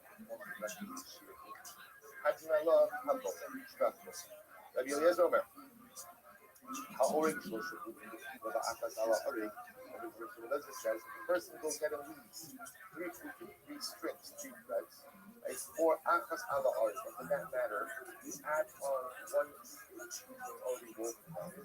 Right, what is that? From the say they feel that so sure they come this ridiculous. It doesn't make a difference when you say you have the garment. Halakha is you only try it. You're already released. Only try it believe it ultimately you get hit you need two stitches. Also stay back in here. The year and the curious will not have the cover the south high. Also go ahead and make stay back in here. Stay back in here essentially. Okay, the way the easy we actually saw this 2 days ago with the basket, right? The way they would go ahead and make a lead basket is you would take long strips of meat, right? Lay them out in a dangle fashion. And these smaller strips you go ahead and use them to weave. That act of weaving with you is called oxidation. They used to have this pencil that would allow you essentially to do smaller pieces of weave through the larger pieces. That's called oxidation back in years. We'll see what these terms mean. The nafa, the kabra, the south high, over base tears. I want to go to have the stories of these stitches. I'm not good for these stitches. Once I again, these stitches in Tayyip, that's just doing that. Korea means tearing. Now, those I know, tearing is malacha. Why? Because in general, malacha is constructive. Like malacha constructive. In fact, when the kind of that is constructive malacha. So we need to first over here, which is that Korea, which is seen in destructive, is going to be carried. Why is it? Because only carried in tearing fashion, which is what we call Korea hair on the traditional intention to go ahead and repair. So we'll see what that's from. Says you want to go to the beautiful because the other is about to have shining, and a beautiful along that shining. Right, so ultimately again, always brings right, ultimately says a reason to hide the beauty. I follow the idea.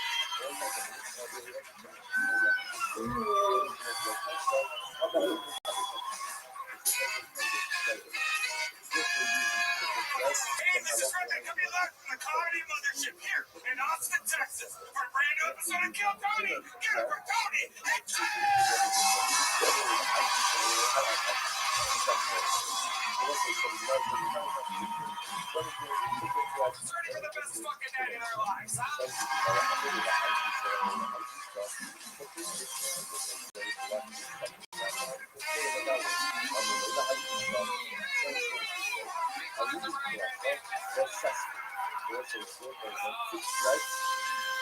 One more time for the best damn band in all the land. Here's the play a little bit before the show starts. This is indeed the #1 live podcast in the world. Kill Tony, brought to you this week by Shopify. How you guys feel tonight? We excited to be here? Very diverse crowd. This looks good in here. Before we get started, here's a little bit more from the amazing sponsors that made this all possible. We live in Austin, Texas, but we are jumping in a tour bus, ladies and gentlemen, and we are taking the actual Kill Tony show to Houston, Texas, February 28th, and Dallas, March 28th. Go to TonyHinchcliffe.com for tickets right now. Come see an actual Kill Tony show in the great state of Texas. One in Houston, February 28th, one in Granbury, March 28th. TonyHinchcliffe.com. Get tickets now. You guys ready to start this fucking show or what? Every single week, I book two of the funniest comedians in the world. This is the return of two of our favorite guests of all time. Ladies and gentlemen, make some noise for two of the best stand-ups working today. Jim Norton and Ian Finance, everybody. Ian Finance. Jim Norton. Fuck yeah. Oh, absolutely perfect. Jim Norton's special Unconceivable is on YouTube. His podcast Can't Save You is available everywhere. Jim, welcome back. Thanks, Tony. Thanks for a nice applause from the audience. That was very encouraging. Yeah, they love you. Ian Finance is back, everybody. He's got a new travel show called Ian Do, an odd guy doing odd jobs. YouTube.com/Ian Finance Comedy and IanFinance.com for touring. Jim Norton Comedy to watch his special Unconceivable on YouTube. And if you haven't watched it, I highly recommend watching it right after this. After this episode. You guys have both done the show multiple times before. Very exciting stuff. You guys know how it works. About 300 insane people. Sometimes it's a calm person that's just ready to absolutely make the most of the opportunity that they're given. I pull their name out of the bucket, they get 60 seconds uninterrupted. You know their time is up when you hear the sound of a kitten. That means they have to wrap it up then, or else they bring out the angry West Hollywood bear, which interrupts them if they go over their time. And then I conduct an interview with them. We find out more about them. Absolutely anything can happen. The entire thing is improvised. Are you guys ready to start tonight's fucking show? Well, we're going to start it with a bang. Normally, this is how you end an episode, but tonight, this is how you start an episode with a Hall of Famer with the record for most appearances all time on the show, the most interviews. Tonight, we get started with a man that some people call the Vanilla Gorilla, the Memphis Strangler, the San Antonio Service Assistant. This is the Big Red Machine, William Montgomery.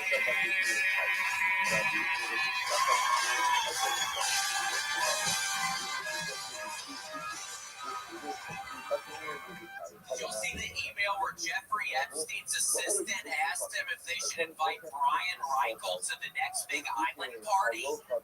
Epstein replied, "Hell no, Red Band might frighten the kids." In Orlando, man was arrested for indecent exposure after neighbors saw him having sex with a vacuum cleaner. When asked to comment on his arrest, the man said, "My balls are gone." I got banned from Antiques Roadshow for issuing death threats after they refused to appraise my vintage bong collection. The ice catcher is carved in pink ivory, you pompous prick! I read where Aphex Twin now had more monthly listeners on YouTube than Taylor Swift. My only question is, which twin is it? Okay, that's my time, Tony! William Montgomery getting us started. I did not see Red Band's name on the Epstein list. That's all news to me. Yes, he was on there. You gotta really dig through it. A lot of people might have looked up Brian Redband, look up Brian Reichel, stuff starts popping out of the so put his actual name in, Brian Reichel. Wow. Yes, look at that. Now, you guys have seen William before. This is him starting the episode. It's a real jolt to the system. And did y'all know, Brian? I don't know if y'all people probably saw pictures, but they had that weird kind of trap door to the ocean. That was actually Brian Reichel's idea, according to see we get rid of all the little girls after they killed them and then put them in the ocean through that trap door. That was Brian Reichel's idea. I think that was an interesting idea, Brian. Well, it's easy to make fun of Jeff Epstein, but there really are two sides to every story. That is so true. It is so true. Now, you are still obsessed with Aphex Twin. Yeah, I've still been listening to a bunch of Aphex Twin, playing my Vampire Survivors game on the Nintendo Switch 2. I've been playing that. I've been doing the Row Machine. And please come see me on the road. I'm now dealing with something from the company called Comps, where it's just I see a bunch of people out there and I'm thinking, oh my gosh, this will be great. And then it's 5,000 of them are comps and phrase. So please come see me on the road, right? It turns into this big nightmare. I never had to deal with that before, Tony. You've probably been dealing with it. You just found out about it. Yeah, maybe it just looks like over ass happened. You should tap into Red Band and get access to Epstein's email list. I know.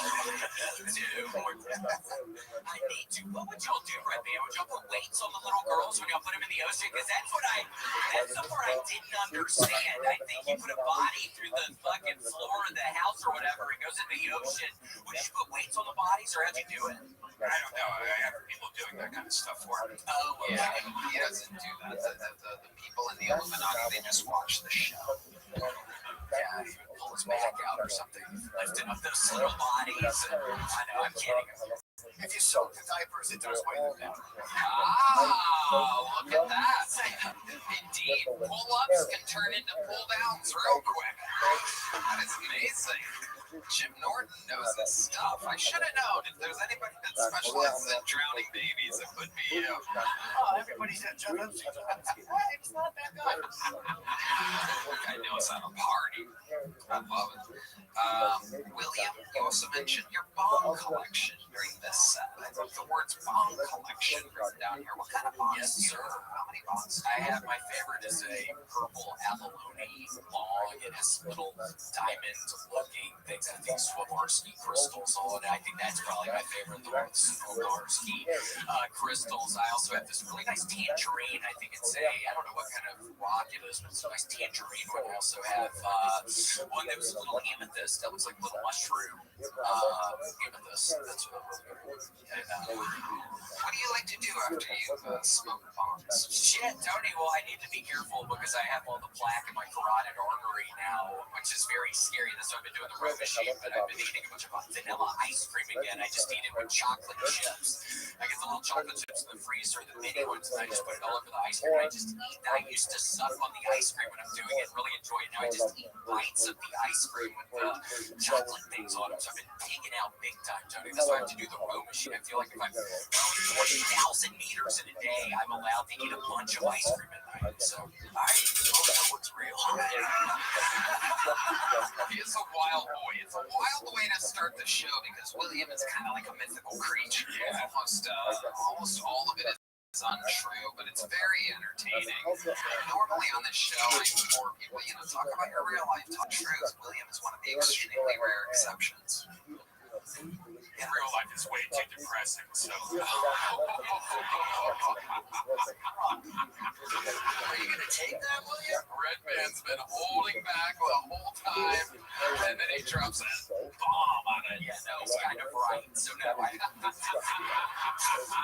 it's sadly a little right on the but it's okay. I'm working on it. Well, William, super amazing. You're super silly. Everybody loves you. It's a great way to start the damn show. So nice to meet you. Is there anything you're passionate about this week? Just that motherfucking vanilla ice cream today!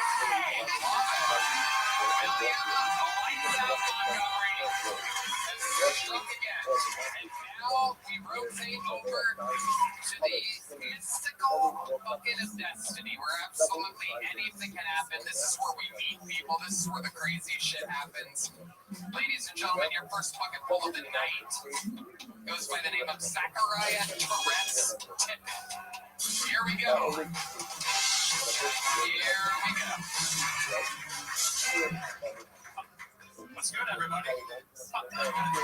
So my name is Zachariah Tippett. I have this cool thing called Tourette syndrome. And tonight, y'all need to know that children are mean. I used to explain Tourette syndrome as sort of a superpower. Then one kid stood up and yelled, What makes you think you could be a superhero? You can't even win a game of hide and seek.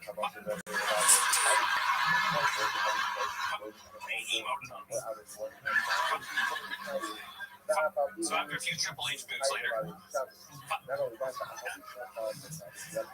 I'm no longer allowed to be a motivational speaker. Now the Walmart trainer. Welcome, fuck you. Thank you, everybody.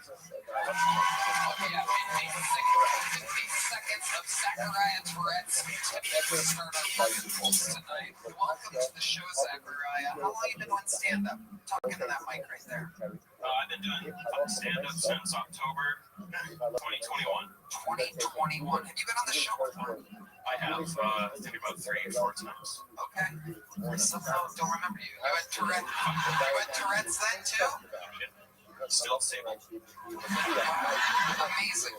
Do the words ever change? Yes, they do. The first time I actually ever came on, you were really excited. We talked about the time when you'll be in work. Oh, I love that. I'm from St. Louis. Oh, my goodness. Yeah. I mean, I guess they have to give you the pass, right? Gold card, baby. I mean, you've had to explain with what people were around when you did that, when you said the N-word. Does talking about saying the N-word kind of make your Tourette's want to say the N-word right now? What letter comes after M? So wait a minute. So if I tell people I have Tourette's, I can watch a football game in America.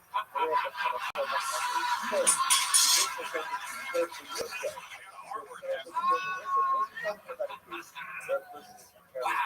So were there black people around when you dropped the N-word in St. Louis? Oh yeah, I got beat up a lot, and then one day our principal showed us a movie in front of the class, which is about a teacher with Tourette's, and everyone went, "Well, he's not racist. He's just a." Must be great for dating though. If you meet a girl, you want to fuck Billy? Getting it right out of the way. You'd be surprised, but moms love this. Amazing. So give us another example of a time in which your Tourette's has caused a wild situation. I yelled a 4-letter word. My first time flying at an airport that rhymes with mom. Wait, what? Mom? Oh, shit. So it's kind of like, is it kind of like whatever you shouldn't say in that situation? Kind of, if you think about it, that's what you say? In a nutshell, there's a lot more that's like, but not time for that. Right. Wow. So you're eating a pussy and it really smells, and you yell, "Roses!" She knows what you say. No, I just go to the ass and say, "You're next." Oh, hell yeah. Yo, pump that hand. Fuck yeah. Let me eat that ass. Hell yeah.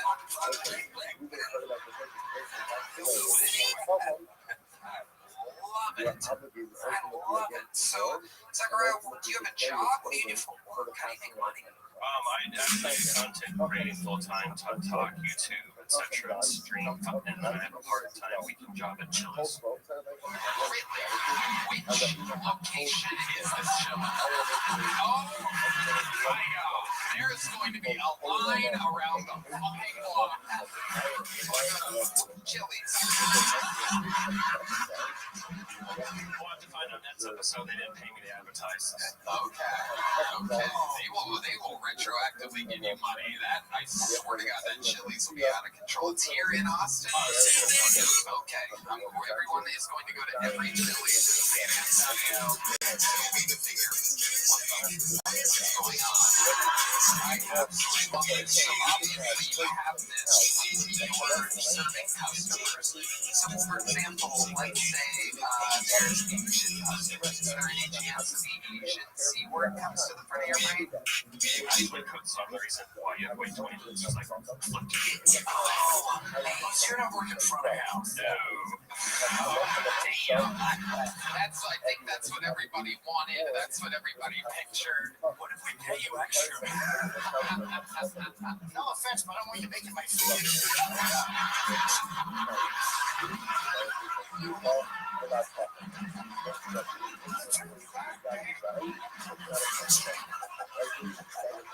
Now you can know that bar now. How long you been cooking it? I've been there probably about a year. Okay, so do you get a little? It's physical too, right? You get a little twitchy. Do sometimes you literally probably do like mess up cooking and you have to restart stuff. Yes. Okay. What are your hobbies? What do you do for fun? You're not really doing stand-up comedy. Mostly if Oh yeah. Hell yeah. That makes 5 of us. We all like to fuck. and secondly, I just make content at home. Like I'm usually on TikTok a lot about answering questions about. You really do hear the tick and TikTok.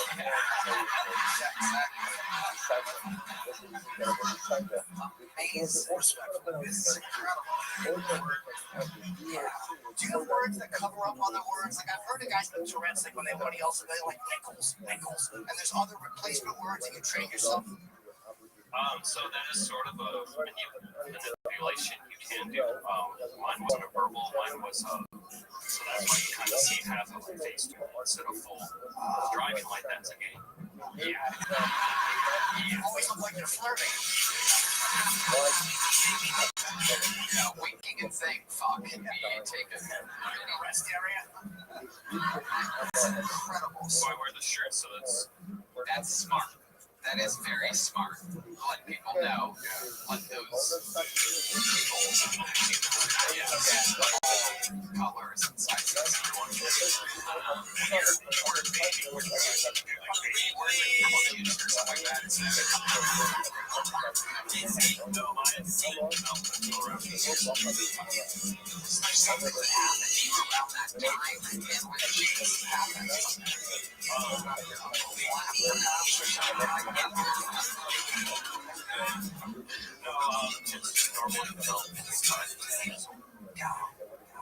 Very, very interesting. And is there like meetup groups? Is there a place where a bunch of people with Tourette's get together? Because I want to go. Tourette's Con. I want to go real bad. Tourette's Con. Blend in. Really? Imagine 100 people doing this. Oh my God. And have you been to that before? I have not. It's mostly in the UK, but they just started doing it over here in Texas and Dallas. I think last year it was. Hundreds of you together, ticking, sounding like little minions. We congregate. Are there guys even in your group where you're like, wow, this guy's a fucking asshole? Mostly the UK people have more of the verbal like sentences like I'm going to punch you in the pussy like something random. I just have one verbal tip to landslide to be in a sense they have the chorus right to me, but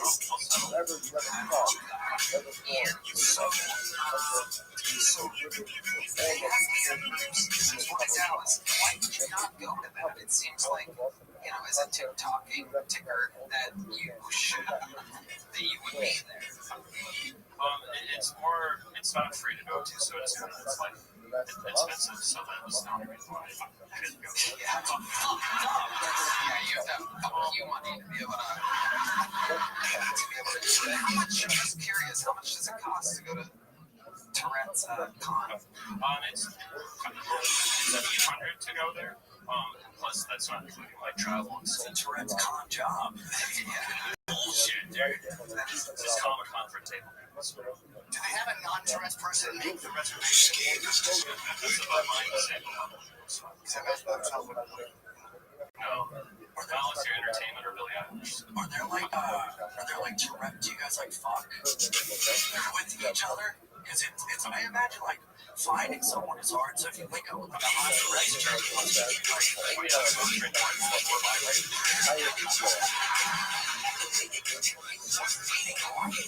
Like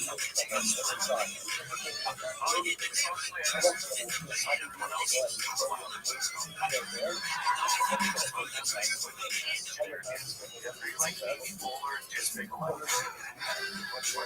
is she like in that movie? It's been 29 years. So you want to people out there. What did you watch it today?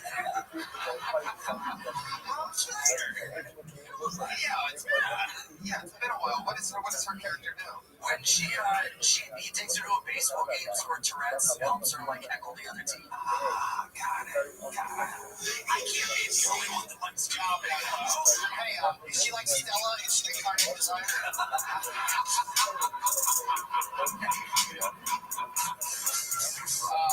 Zachariah, very fun set, an amazing interview. Here's a big joke book coming at you. There you go. Zachariah Tippett.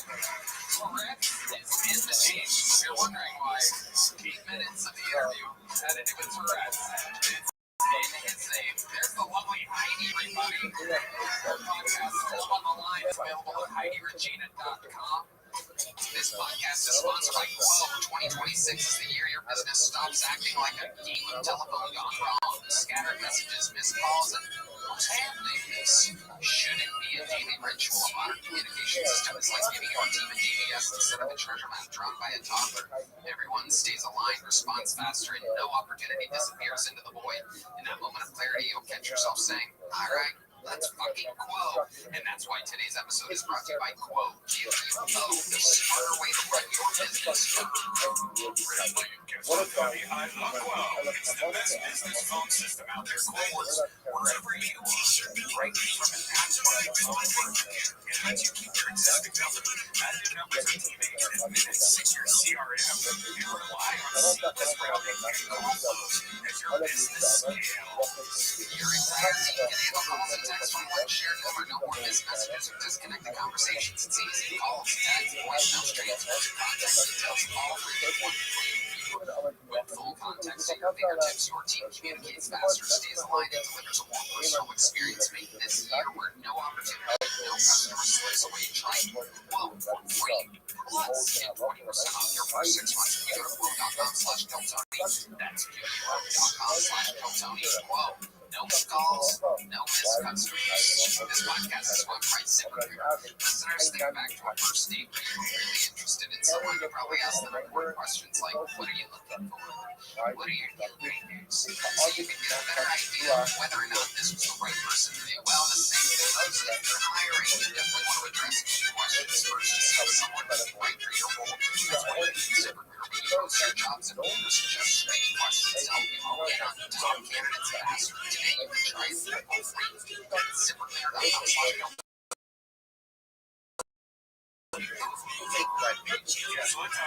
Best hiring site out there. ZipRecruiter's matching technology immediately finds jobs that you want to post.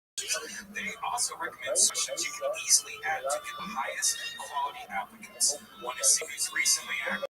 ZipRecruiter Phillips can show you. No wonder ZipRecruiter is the #1 rated hiring site based on YouTube. Ask key questions and hire faster with ZipRecruiter. 4 out of 5 employers who post on ZipRecruiter get a quality candidate within the first day. Try it. Work free at ZipRecruiter.com/Deltoni. That's ZipRecruiter.com/Deltoni. Your bench on ZipRecruiter. And on we go, ladies and gentlemen. Your second clubful of the night. Make some noise for Quentin Jones, everybody. Here comes Quentin.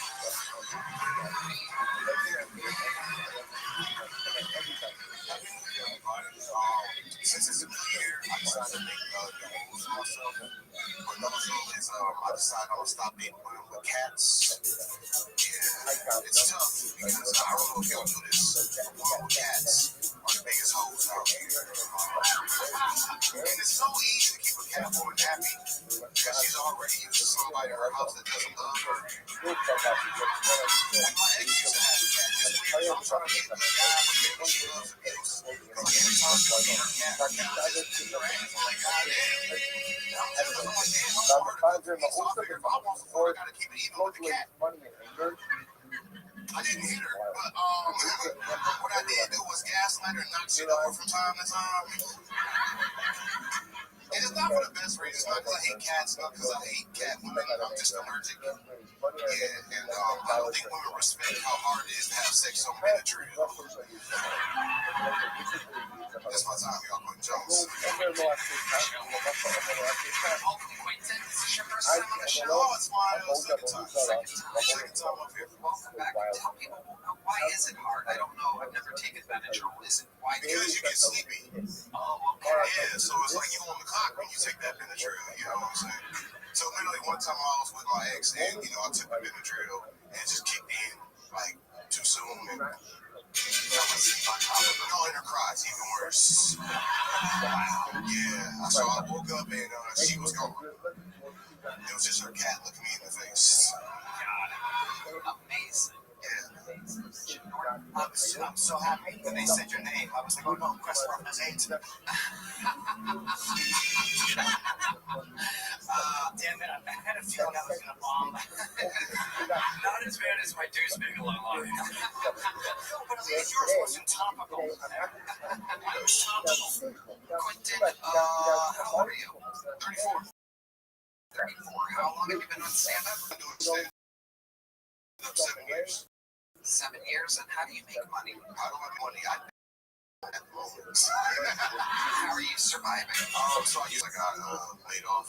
So I'm just living off of savings. How much do you have exactly? Question I would love to ask on the show. In fact, I don't ask it enough. It's the only show I think in all of entertainment that question never gets asked. I think it's the most question out there. Is everybody happy? How much do you think I have? I would guess $7,000. 7,000. Okay, double it. Okay. Yeah, I got about 14K saved up.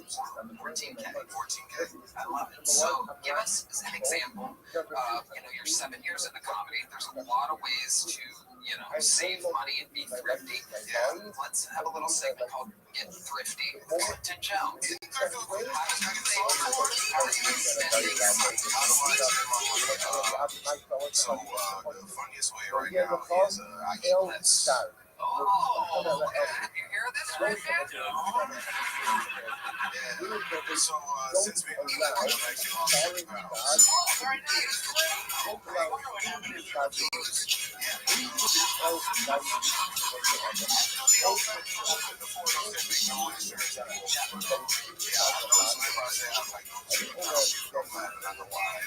Because I used to be over 300 pounds, and when you're over 300 pounds and lose 50 pounds, it looks like you took one good shit. So, I eat less, I walk more, so I do a lot of cardio. I actually started like a fitness page where I run like half marathons called Q Don't Stop. So if you guys want to see my fat ass run, you can follow me there. Okay. Yeah, is there something you wanted to say? Do you walk more because you can't afford a car? I can afford the car. I can't afford all the other shit that goes with the car. Gas and whatnot. Registration, insurance. Stuff that the police ask you. Yeah. And I definitely have. These are jokes. Okay, so you're not driving that much. And what's your plan to get ahead and start making money here? How much is rent a month? So my rent is $1,100. Wow, you have roommates? No. By yourself or you're not Is that a studio? 1 bedroom. Yeah, right now Austin's going down, so Is it far away from downtown? 2 miles. So I walk here. Like if I have spots, I literally walk here. Okay. Alright, so you have, that means that you have about, a year,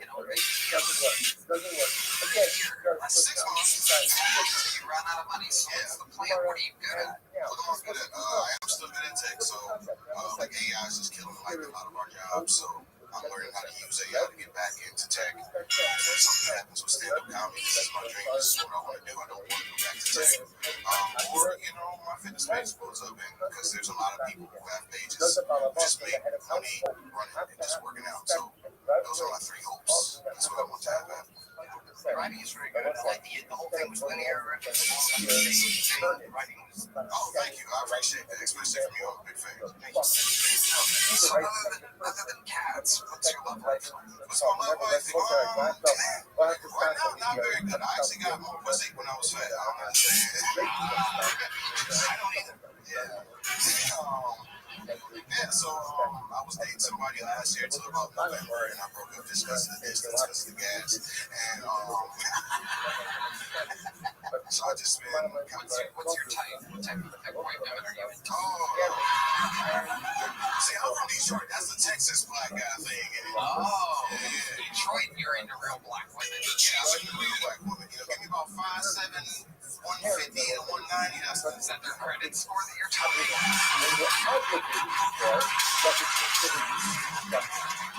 Amazing. So your last black girl, how long has it been since you had one of those? Wait, you said my last black one? Yeah, the last time you hooked up with a black woman. That was the girl I broke up with. Okay, why'd you break up with her? Like I said, the distance, you know, and Just distance. Where was she at? She's in Dallas. I mean, you could have gone up there for the Tourette's convention. Did you talk to the Tourette's guy back there? I tried. He stuttered. Why do you They're not used to seeing black people here. He's like, nigga. That's what he said, actually. You're really funny. Thank you. I appreciate that, man.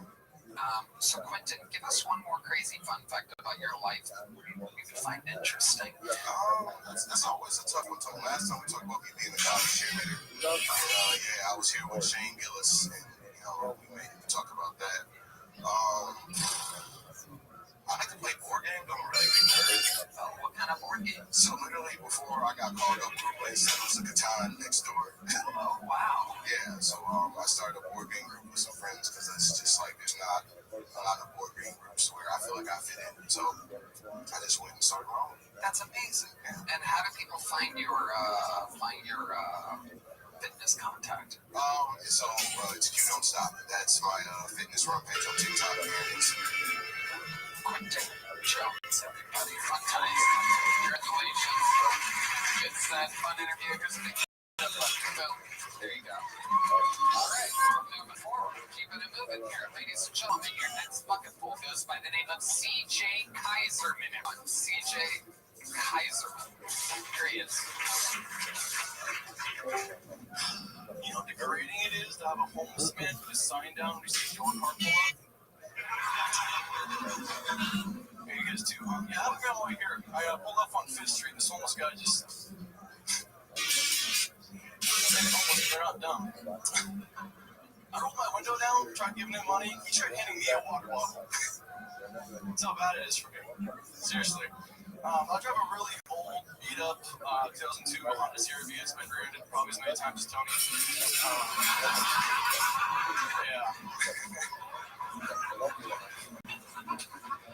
I'm also like dumb broke though. Like I won't even buy a Powerball ticket until it's at least at $1 billion. I'm gonna risk $5 for $20 million. You know, like that's really gonna do it for me.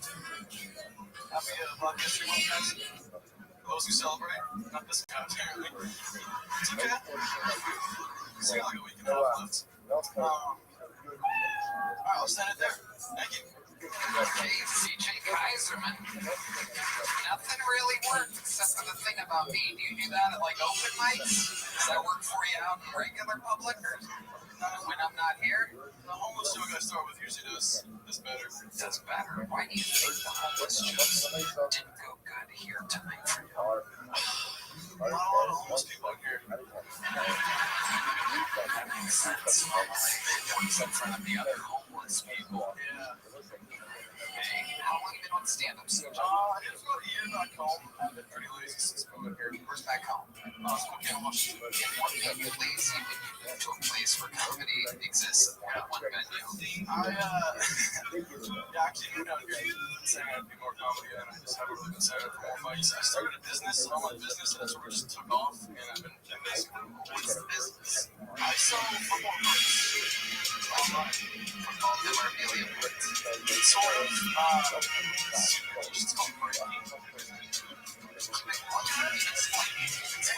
So Nobody knows what so like, let's watch some football cards, Pokemon cards, whatever sports a bunch of boxes, and I sell the teams. So somebody buys a team from the Cowboys, the Texans, and then you sell the cards for the team out of the boxes there. So instead of spending $400 in all the boxes, you're spending $20, $30 on your team. You just get all the autograph cards, rare cards, rookie cards for the team. Is that why you also have a haircut from 1992? Yeah, I came out With that haircut was popular. That's a good idea.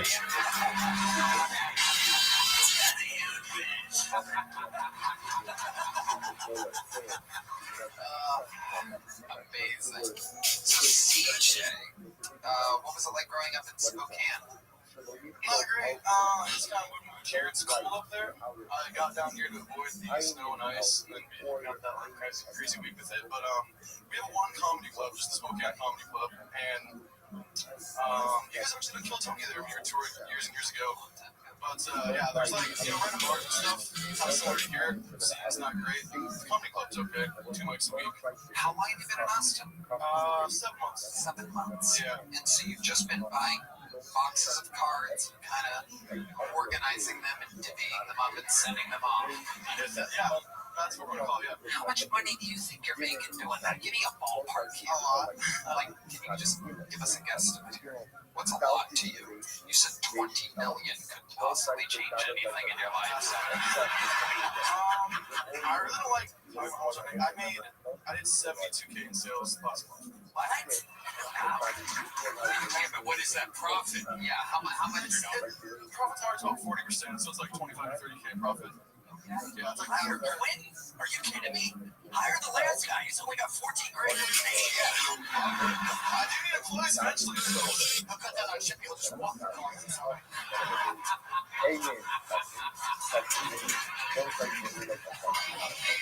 CJ, what's your love life like? What's been going on there for a while?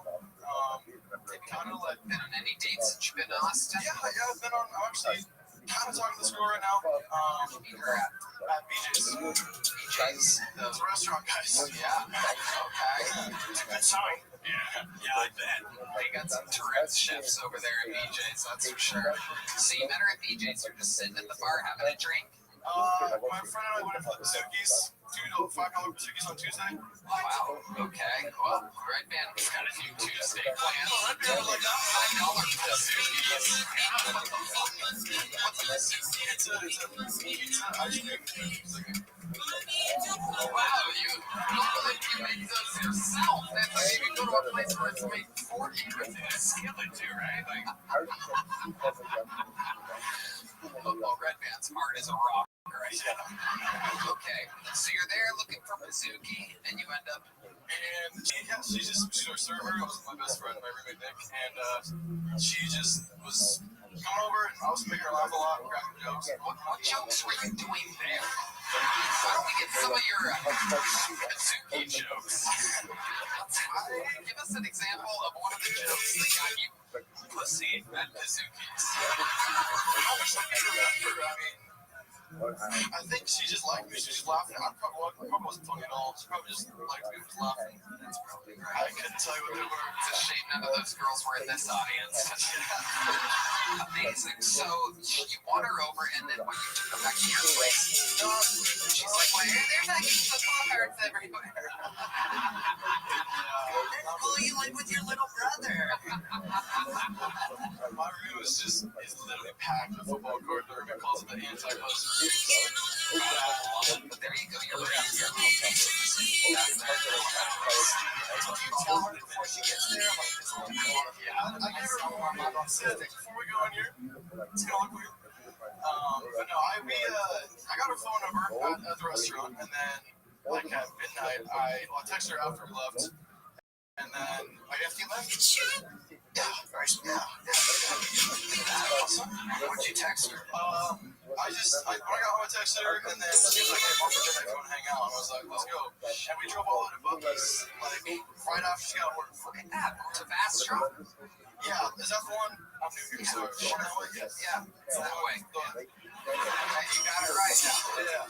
No doubt about it. If you just walk 30 miles that way, you're gonna land straight on Buc-ee's doorstep. Yeah.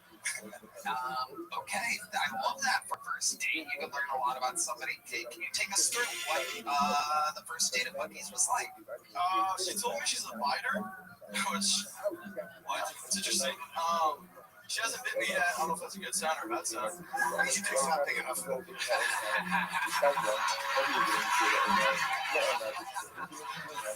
She told you she was a biter. You're just walking around Bucky's as she drops that out of This is nowhere in the car. This is in the car. on the way to Bucky's. She told me like she gets overstimulated and will like bite people. She's like, she gave me a warning. She's like, yeah, I'm gonna get too overstimulated and excited to bite my. How old is she? No,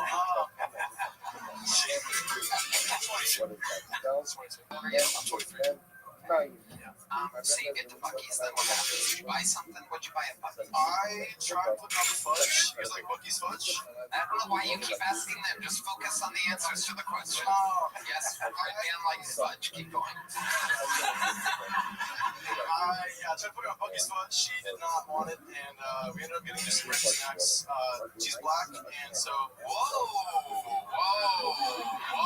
And you're like, you must like the fudge. So she's a bite up.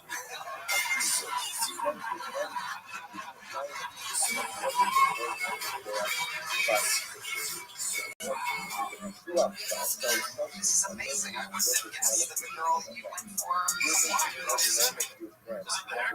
You're from Spokane, where normally black people are, you just put a cross on fire in their front yard. Spokane is a KKK hub. I know. I visit there every outside.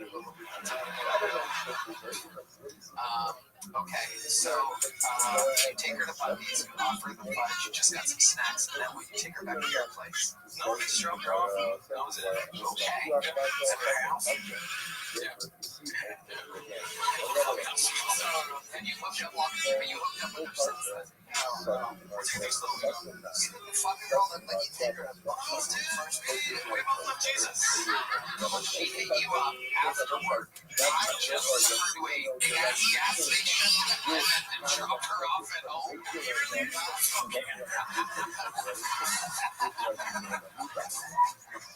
Wow. Just fizzled out, just like your set. Yeah. Just no real closing or anything. Well, that's my time. Thank you. No, Tony, that was way more interesting than it said.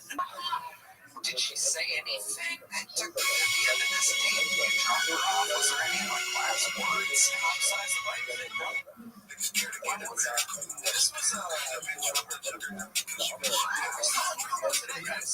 What did you do today? We went to Chevron.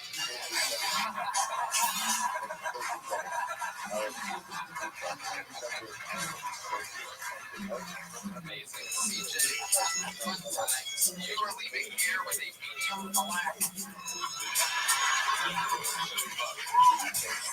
CJ, nice human, everybody. Hello there. This podcast is sponsored by Shopify. Starting something new isn't just hard, it's terrifying. So much work goes into this thing that you're not entirely sure will work out. Trust me. I know when I started this podcast, I wasn't even sure what I was doing. And what if no one listens? What if I make an idiot out of myself? Who's going to want to watch it open right now? I know I was right in believing in myself watching this podcast despite all the years of hesitations. And it also helps to have a partner like Shopify and Red Band on your side. Tony, I love Shopify. They're the conference platform behind millions of businesses around the world. 10% of all e-commerce in the U.S. is from household names like Mattel, Gymshark, to brands just getting started. Get started with your own design studio with hundreds of ready-to-use templates. Shopify helps you build a beautiful online store that matches your brand style. Easily create email and social media campaigns wherever your customers are scrolling. It's time to turn those what ifs into Shopify today. Use your brain and sign up for your $1 per month trial today at Shopify.com/GoTony. Go to Shopify.com/GoTony. That's Shopify.com/GoTony. Is it real character so far? Keep on moving along. See what happens next. Your next phone call goes by the name of Matt Vanward. Matt Vanward, everybody. Here he is. I had 2 degrees and 4 years of college. Brag. I was always mad at high school. I realized this is Northern Advanced Class. Appreciation of all perspectives of social diversity. Of course, I realized as a coach in a school that saw my chance dance appreciation counted as all three. So I thought about it and I was like, man, I could take feminism 1, 2, and 3, or I could study how to be great at parties. My friends hated it. They're like, Matt, you're cheating your education. I was like, yeah, that's the point. I'm the one paying for it. Remember one day I walked in, my roommate, he's like sitting on his desk, he's furious, he's like typing, he's like, after a 10-page paper on fragile masculinity. And I was like, oh. He's like, no, dude, you know what fragile masculinity is? That's when men are too afraid. He says, I bet this. It concerns their trials and tribulations, arbitrarily living lives of silent suffering. I was like, damn. That's tough. This is the mashed potato. This is. What I'm doing all month. I'm not even good at it. All right, that was my minute. Okay, Matt Van Horn to a little lightning fast poetry about his college years. That was fun. Okay, fun for you. Audible was just what I was hoping for. All right, Matt. Here we are in the interview portion now. Took a long walk. Wasn't worth it. What? Took a long walk. Oh, during your set. Yeah, Got it. One big one, not worth it. All right, Matt. We'll talk about that in just a second. So let's say right off the bat. No. It's very fair. Check in with Jim Norton. You seem a little nervous. That like it can happen sometimes, but I have hand tremors. It's a medical condition. I shake only in both of us. Wow. So you didn't even give a fuck what was going on up here. You're just always shaky like that. I shake all the time. Should have come out with hot coffee. That would have been hilarious. They wouldn't let me bring the water off stage. It was a hazard. Amazing. I didn't notice the hand. I thought the set was shaky without it. So Matt, let's talk about it. How long have you been doing stand-up? 10 years. Shut the fuck up, dude. For the first time ever, I'm gonna say, as an answer to that question, I don't believe you. Where have you been doing it for 10 years? Can I just say real quick, Team Madness made such a noise, I thought he could suddenly sing. I'm gonna play again. He gets loud. D-Madness does not like a lack of punchlines. He loves his role on this show. He loves his job. He feels. I've been hanging out with D-Madness after the shows, like for the first 20 minutes. And Mitzi's right as soon as we're done. And I've learned, especially recently, more than ever, this guy literally is more in touch than anybody, like at all times. It's kind of wild. I'm not surprised, but it is so interesting. And so, a fun fact, my point, is that during the show, what you guys can't hear or sometimes see is D-Madness scoffs relentlessly when someone's not great. That gives up. Underneath this crap, but we can hear it, but it's not loud enough for it to go to the mic. 10 years, D-Madness went, oh. It's a constant, it's like our own little background soundtrack. We used to have D have his own mic, but it's like a little bit too much sometimes. When I'm trying to dig someone out of an interview or something like that, but it's our we've learned that it's our own fun thing to have back there.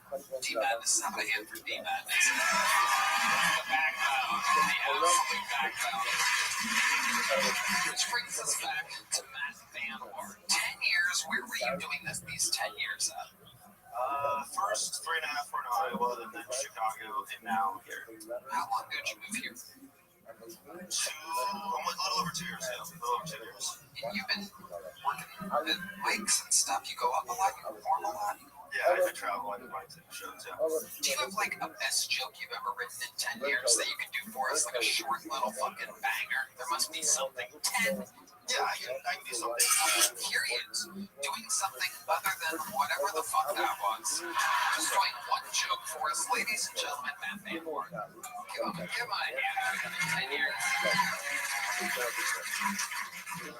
I don't trust guys who climb rocks because they call it a climbing gym.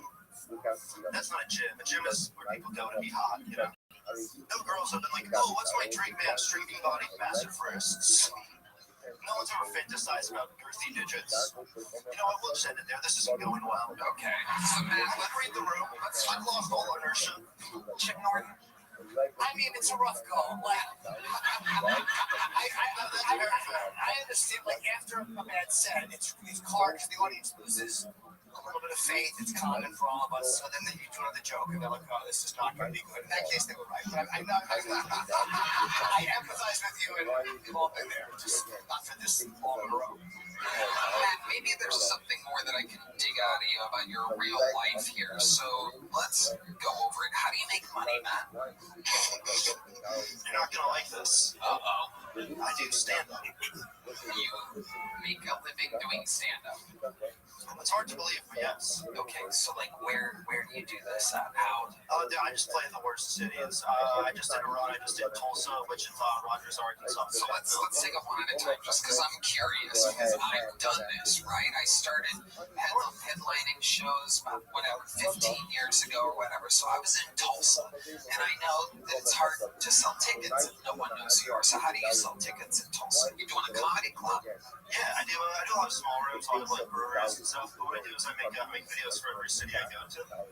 So like top spots to rip cigs in Tulsa, or like it's like parody reviews. So you get there and then you make a video while you're there. No, I do it before. I do a lot of research at the time. I do like top spots to take a drunk piss, and people kind of find them relatable. And usually I get the videos right, and then people are like, "Hey, we should go see this guy live." And the shows usually go better than this. Right. And there's like ballpark comedy people in these small rooms. I'm doing just like 50 to 70 seaters right now. And what are you selling tickets for? What do you mean? How much do you sell tickets for? $20 a piece. $20 a piece. It's pretty standard, yeah. Pretty standard for someone that, I mean, it's a professional that can sell tickets. Yeah. Okay. And the club takes a cut of that, right? Yeah. Right. So what do you think you walked out of Tulsa with? You must admit it's an interesting I question. shouldn't have talked about college because now I'm just doing an accounting class up here, and that's You can just give us a ballpark. $5 million? yeah, but that's I do it between like 4 shows though, so I do like a full run. Okay, so you did one in Tulsa or 4 in Tulsa? I just did one in Tulsa. Okay, so then you have to drive to the next city, right? Yeah. Okay. You were looking inside of his soul. This is interesting, I think, for the people to hear. Trevor, keep shit. No, we did that last time. That's okay. This is every conversation. I haven't done this before. You were on the show before. Yeah, did way better last time. Oh, okay. I mean, the ceiling's pretty low right now. Let's be real here. The ceiling's the same height as it was the last time you were Very on. funny. Very funny. Okay. So, what's something interesting about your life that we don't know about you before I let you go? I started out in college. I was a sorority president in college. Oh, right. Yeah. How do you get that job? I was the president of the stand-up comedy club, and you're registered as a sorority. And they never corrected it. It was never checked. The best part was our initials, stand-up comedy club, SUCC. You were sucking us. You still are. Did you get a little joke book last time you were on? No, I got a big joke. You got a big one? Well, guess what, buddy? You're going the wrong direction. There goes Matt Vanward, everybody. Let's get one more bucket full up here. This looks like a new name. Make some noise for Orhan Lamor, everybody. Orhan. Here comes Orhan. How are you guys? It was very fun watching my visit to the guy over there. Because he's more successful than me, I'm sure, guys. Like, I've never fucking done comedy. Like, I never felt more like I wasted 9 years of my life than they're laughing. I shat myself and just went inside. Like I actually myself. I'm from Turkey. It's not a happy place. You know, the state motto is if you're happy, you know it.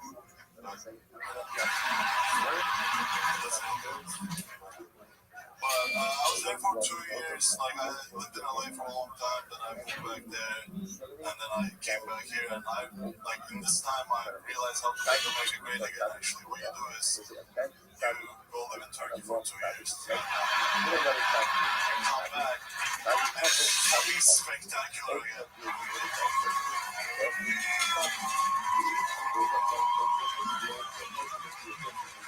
Stop it, dude. This is gonna fucking go to my head now. Now it's the opposite. Now I think, oh my god, I will quit at the top. I don't want to do comedy again. This is never gonna be. This is good. Meow. There it is. Yeah, you got it. You got it. The laughter was so loud you missed the meow. I held up the bear because I wanted to see where you were going with it. Very funny. Orhan Limer? Am I saying that right? Timmer. Okay. Talking to the mic there. I don't know how it works in Turkey, but there you go. Orhan, that was an unbelievably great set. Just acknowledging the temperature of the room, having common sense, like a 10-year veteran would have. How long have you been doing stand-up, Orhan?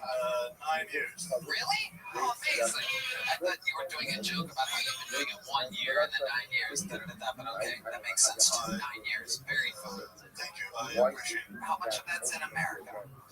So like 7 of it is America. So Turkey. Where did you go when you first arrived to America? Orange County, but like Los Angeles, you see like where you go, like where I started comedy is mine. That's like always say LA because it's Perfect. What made you pick LA? I mean, I was already in Orange County. You can buy everything you want. Got it. Yeah. What made you pick Orange County as a landing spot?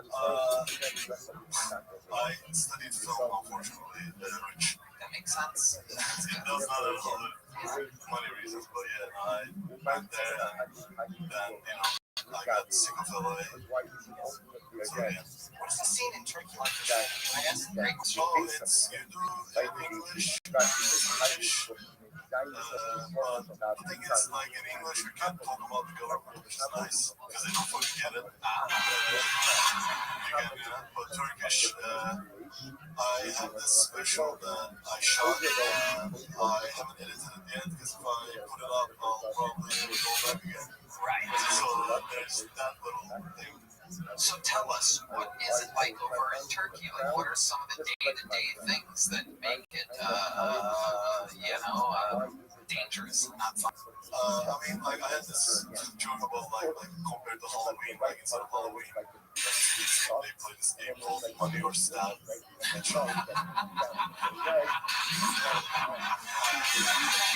I'm seriously afraid of children here because sometimes I'll see children here with bats. And they're just trying to get better at sports, but I'm like, I always think they're coming for me because the thing is, like, when there's big dudes and you, like, hurt them, people, like, I just hurt you, so you hurt them, like, it's fine. But, like, when you hurt the kids, and you're supposed to be like, I'll just, like, kill the kid. So there's that fear. None of these are my real life. These are psychological. That's amazing. Yeah, I think you're super likable. Yeah. You already, your voice already, like, your demeanor, it's so funny. And you just said when you kill kids and people are Like you need an accent to kill kids otherwise. Like people are more young Turkish. I like it. How old are you, Orhan? I'm 33 years old. 33. Did you serve in the Turkish military at 18? No, because you can't get out of it. How did you get out of it? So there's 2 ways to get out of it. One, you have to be gay and prove it. Oh, hell yeah. Here's the thing, like, so here's what people this is why I never joined the military. No, Let the room black first. I'm straight. No, here's what shut up. You don't know me. You don't know me. I'm the only straight person here. Probably. Okay, listen. So, if you're gay, and you have to send them tape because they want proof video. They actually do. This is true. I'm not making this up. I'm not straight. But blowjobs don't count. Like some people say blowjob, those are still wet. So the other way is you have to work in America for 3 years. That's what I did. I did shitty jobs. So one way getting out of the military is sending a video of a man absolutely butt fucking you, and the other option is going to the greatest country on planet Earth and making money and working for 3 years. Because they figured, like, America also makes your asshole yay big.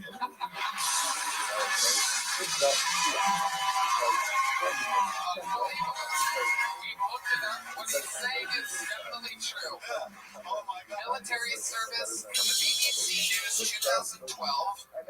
Military service is mandatory for all Turkish men. They can only escape if they are ill, disabled, or homosexual. But proving homosexuality is a humiliating ordeal. So you send a video of you sucking another dude's dick. They're like, no. People don't know that this is the fine print that people don't read it. People are like, this is the also they archive it, so there's a bunch of reluctant like blowjob videos that didn't even do any army good. Where is he? You guys are laughing, but I'm gonna get in trouble for this too. This is incredible. The same video that'll get you out of Turkish military is the same video that'll get you into Jim Norton's screen room.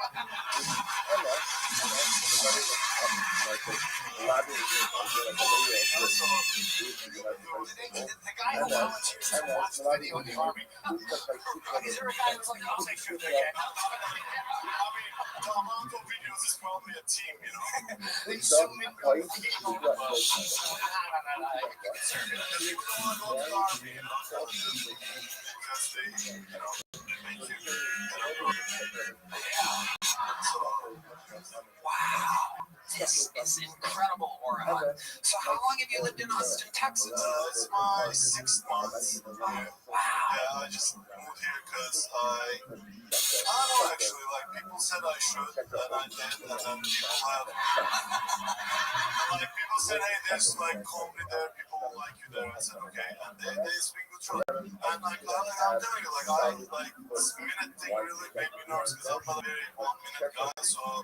Like, I really appreciate you guys because I was really, You absolutely dominated, Orhan. I want to talk to you for a little bit longer, even though this interview is going very long. But I find you so interesting. So now that you live here, how do you make money, Orhan? I work for a luxury car brand, but like only part-time, and they give me time off when I go to the city. Car brand is Mercedes, whatever. Okay. I mean, it's so nice, fuck it. Have you ever tried to get out of work the same way you tried to get out of the army? I just go to the job, they let me go to different cities to do comedy.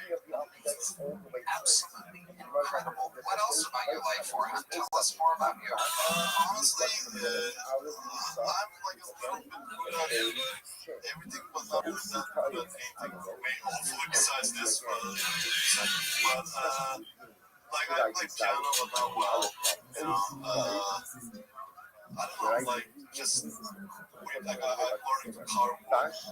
You're carving wood. Yeah. Okay, what are you making out of wood? It's abstract. It's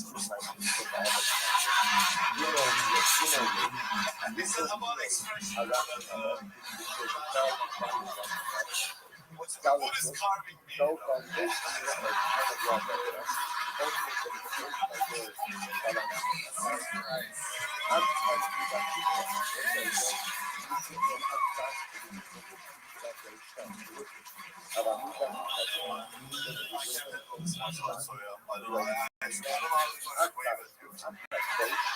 Doing a hell of a job, or you're doing an absolutely incredible job. What's your love life like? I've had my share of girlfriends. Like, I so in Turkey, I was making a living doing this, so I had like more free time. Now I don't really have free time. I had a girlfriend until a few months ago, but you know, if she wanted to meet at night, I want to do more comedy because been obsessed with this thing. So like I'm single till I can do this and nothing else. I mean that's not the best word. No, it's good. It's my art last doing stand-up or anything. Yeah, it's because I don't know. I love this thing to disgusting levels. Like the amount of job opportunities I've given up to do a few extra mics when I started and stuff. Like just I can only imagine it must be hard in the old country and then come here.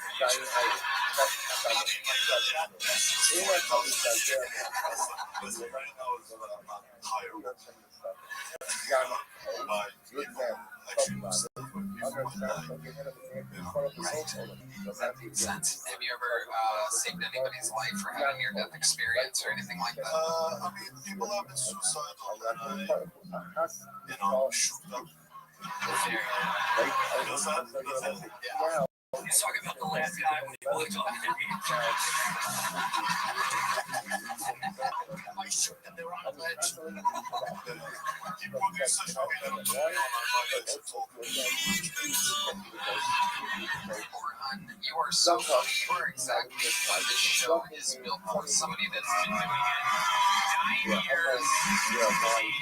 You left LA and you moved to Austin. And I just find you so incredible. The sacrifices that you've made, and you're just so funny. And I can't wait to see more material from you. So, Orhan, you are the newest golden ticket winner. Congratulations, my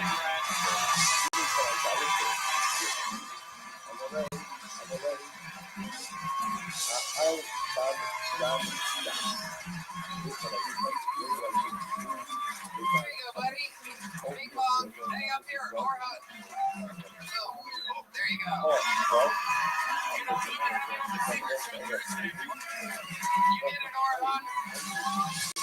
You did it, buddy. I'm gonna need you to send the video that you sent the Turkish military. I had to do some research, make sure you're a real golden ticket winner.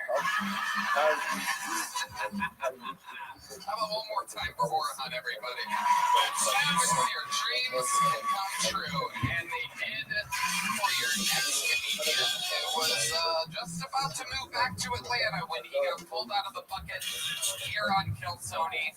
Ladies and gentlemen, one of the great regulars of the show's history, the Dark Storm of Atlanta. Make some noise for Kendrick Flynn, everybody.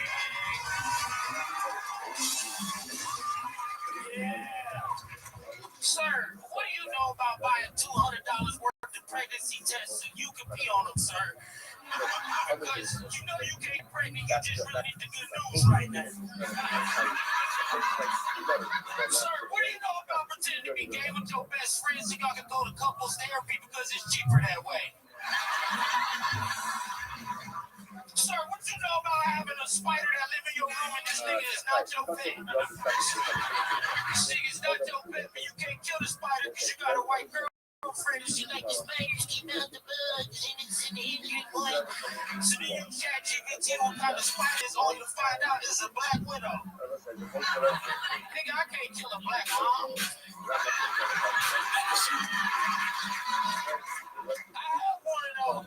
Am I that dead? This spider is my mom. I was on mushrooms when I figured it out, son. When I treat her like a black mom, we go to church every Sunday. If we don't go into the church, they won't let you in with the spider on your hand. They think you're the devil.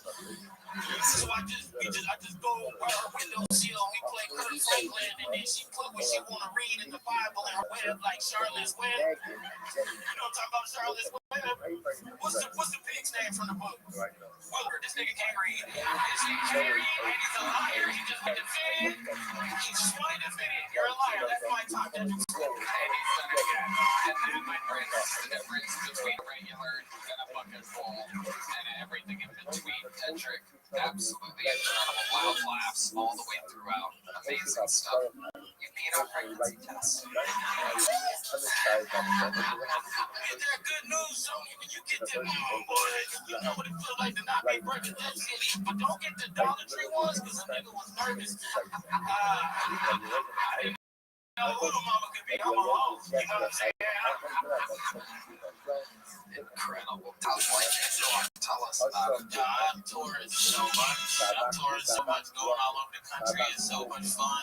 I do hate getting on planes. I think y'all know that. But every city I've been to, I've been selling a lot of tickets. There's a lot of good fans. I do want to say Happy Black History Month to the 7 black people that watch Kill Tony. I've had at least one at every show. Yep.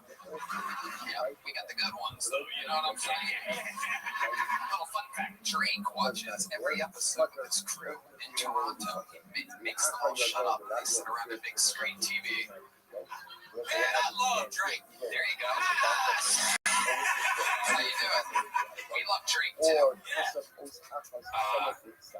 You're very creative. I love the Spider-Man. That was really funny, man. Like, you're very interesting. Gotta get a good issue. Big fan of you. I love you so much. Thank you very much. Do you have something nice to say to you? I don't have anything nice to say. I already know you. Put your mic down. I was gonna piggyback off of Jim the way he was swinging his cock. What are you trying to get out of the army? I still can't believe that. That might be one of the craziest fun facts. You have to send a video of you for some guy that's the head of the Turkish army who's definitely jerking off in these videos. It's even better if it's not true and a bunch of guys are blowing their friends and still going to serve. Absolutely incredible. People think America's bad. Turkey don't either. But fuck or fight another place that has better weapons than Turkey does. I feel like I would be gay instead of going to the army. I think I would choose, like, just be gay for one video just to get out. I've seen you fight for Turkey in the suit. Give me that burger, what that taste. Give me that.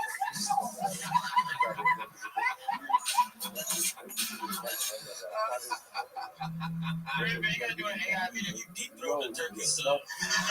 That'll be on next week. That'll be on next week's video. Kendrick, anything else crazy going on in life? That's everything. Man, it's fucking, I don't know how to explain it. It's just fucking incredible. I'm finally, I'm starting to feel like what the first couple months were. I'm starting to get real comfortable being up here instead of being like extra nervous because it's just hard to come out here. I'm not just saying that because my friend bombed a couple people ago, but it's just, Which one was that? oh man, he's doing some great shows like over there. I did his club up there in Des Moines, Iowa. I don't think he likes me anymore. I'll talk to him. Okay. I want to be able to do Des Moines again. Also, thank you for this sweet ass jacket. Of course, I just wanted to say thank you. This is fucking clear as hell. Yeah, they were supposed to come over the holidays. We got new jackets from our amazing team here. It took a while. Somebody put tariffs in place here in America. And they took a while, and now they arrived just in time for Texas to be 95 degrees again. Yeah. Sweating like a motherfucker. This is more fun. You are the fucking man. We love you. You gotta see him on the road. Kendrick Flynn. All over. See him when he comes to your city. Absolutely amazing. We know this next young buck. He is one of the door guys here at the mothership. We love it when, people from Sunset sign up, people from the mothership sign up. These guys all are in a big rotation here in Austin doing spots. Hopefully with their experience, they're doing their better minutes. So let's see what happens. Make some noise for the young buck. It's the big Leo, everybody. Very funny young man. Is that the party of the day? Just give it a drink. And this big ladies give us a bachelorette party. It's like a big ladies. It's like a gaggle of bitches. So many. And I'm just sitting there minding my own business in the bar, having a drink. One of them comes over and orders a drink. And then looks at me and goes, "You should shave your face. You look like a rapist." I just yelled there and said, "Yeah, you look like a victim."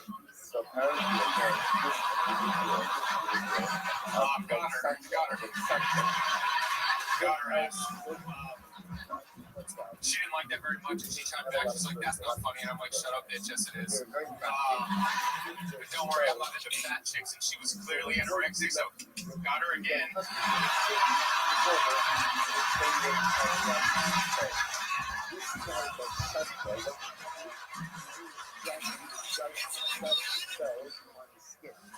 I guess he was on his arm. He scratched his arm. Yep, absolutely great. Nicholas Siniglia back again. Welcome back. How's it going? Fantastic. New glasses. You do kind of look like a rapist. Kind of, yeah. Hell yeah. Very good. Welcome. What do you guys think about Nicholas, Jim? I'm glad I shaved.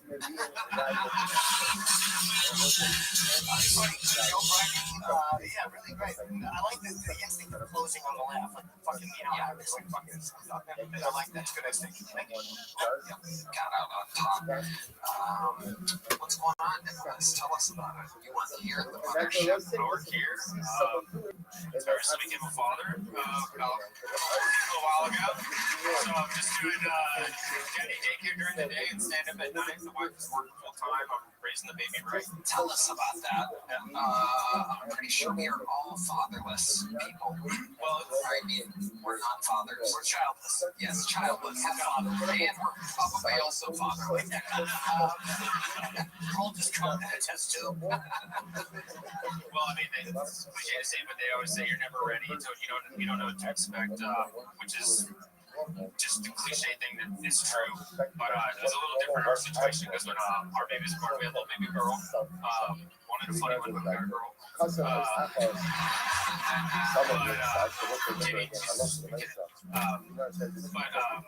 Named her Shirley, and when Shirley was born, we discovered that she had a little bowel obstruction in her intestines, and they had to do emergency surgery and remove about 17 centimeters of her intestines, and then they gave her like an ileostomy bag, and we lived in the NICU at the hospital for like the first 5 months of her life. So it was really kind of traumatic and upsetting. And my wife was really upset that I nicknamed her shitbag Shirley. She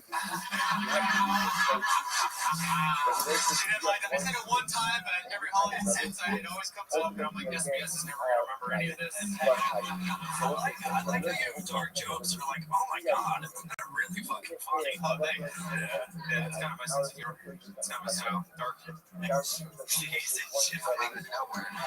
That's your daughter. Your humor is darker than the contents of your daughter's shitbag. That's true, yeah. They call it output, but I know shit when I smell it. They call it shit. It's definitely shit. That was a crazy experience, though. I had to do a bunch of.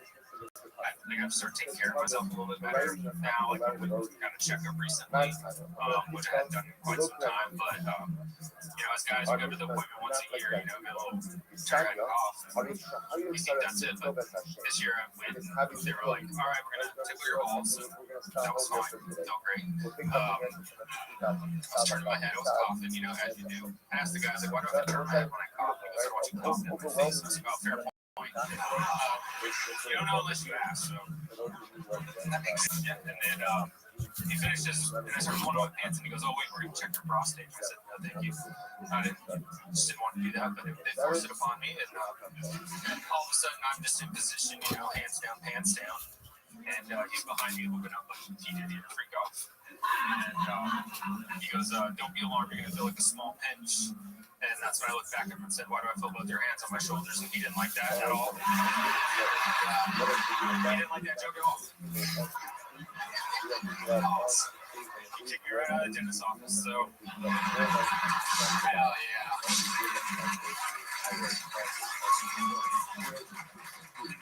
Amazing. Other than that, life's been pretty good. I mean, that was a kind of a struggle. Yeah. I love it, Nicholas. You're doing a hell of a job. You're crushing here at the mothership.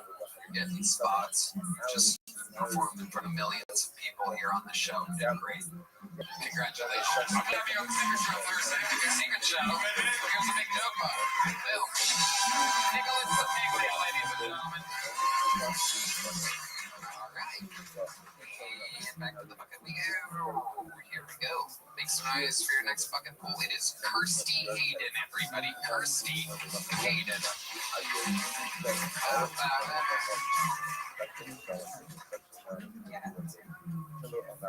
I don't know if y'all can tell by looking at me, but I don't have a house. I don't. I'm actually living through this app I found where I find strangers who choose me to stay at their place, water their plants, take care of their pets. It's called Hinge. No, but I do go from house to house, and it usually goes pretty well. But one time I was taking care of this cat, and when I came home, I discovered that the cat had gotten into my dirty laundry and chewed up only my underwear. So, weird way to find out you have a yeast infection.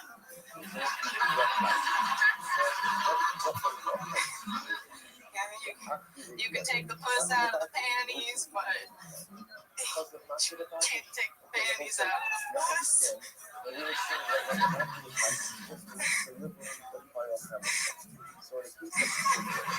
That's it. Okay. Hi, Kirsty. Welcome. Hello. Is this your first time on the show? Yes, Welcome. How long you been on stand-up? 8 years. Okay, where at? I started in Dallas. You still live in Dallas? No, I live here now. How long have you lived here? Like a year and 4 months. Okay, good answer. Very exact. How do you make money? I do pet sitting. I clean and organize people's houses. I sell clothes on Depop. That's it. All right. Okay.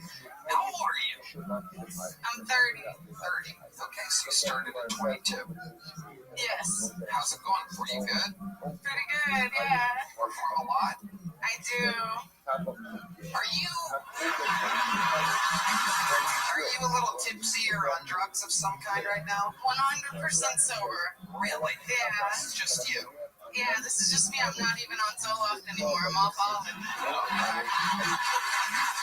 Were your parents really stoned and on drugs when they had you? Yes. All right. Just real quick. You look like you should be disrupting an ice rink. Yeah. True. What ethnicity are you? I'm Sicilian. Really? Okay. Great. 100%. Your parents are both Sicilian?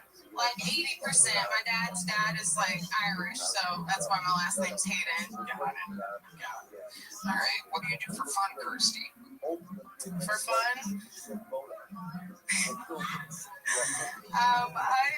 I usually will, I like to do. How long have you been off the Zoloft for? 1 month. Yeah, there we go. I had a feeling. Yeah. Your body's adjusting. Yeah, the brain zaps have finally stopped. So The brain's what? the brain zaps. Okay, none of you take Zoloft. That's cool. Brain zaps. Can you take us through what that means? It's where you get really lightheaded and you feel kind of it's uncomfortable, but I kind of like it because it makes you feel kind of like messed up, but it's like a lightheadedness, and then the first second you're like and then you're like, oh yeah. There's other ways to get that. So what made you get off the Zoloft? My health insurance changed, so I thought it was easier to just quit the pills than to be put on hold. Did you wean off? Did you talk to a doctor at all? You just kind of just cold turkeyed it? I cold turkeyed it. They tell you not to do that, but I think I got through it just fine.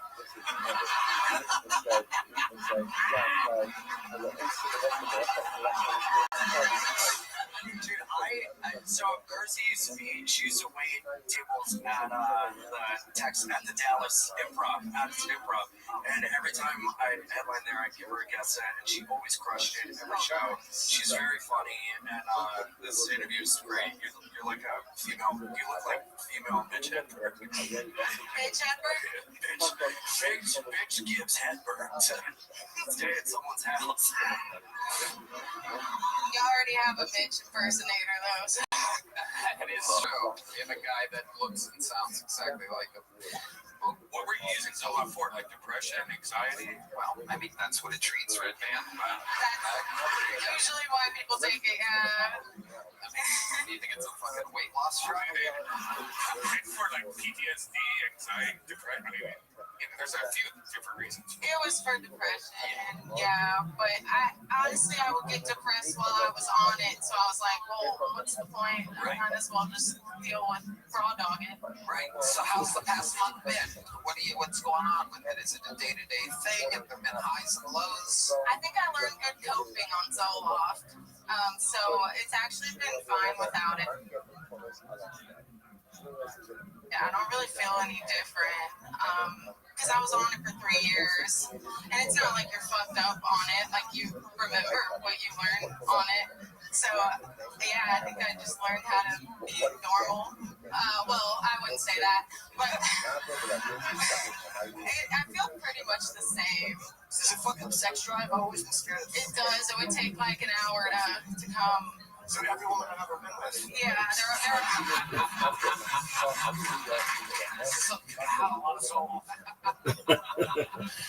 So, how has do you have a boyfriend? No. So, have you been on dates or anything since being off Zoloft, or are you just like you know that the sexual thing is better because you're pleasing yourself? Well, it's hard to date when you do comedy because you're just out every night, and I don't really do dating apps because I don't really like care. Right. You know, so no, I don't really go on dates. Okay. Very often. So no, I don't know. I don't do that. Okay. Right now. All right. Yeah. Okay, Kirsty, what do you do for fun? You're not doing stand-up. I do a little bit of yoga. I like playing pool. I like singing sometimes, and I take showers. Oh, amazing. That is a rarity among Boston comics. Unique. What song do you sing at karaoke?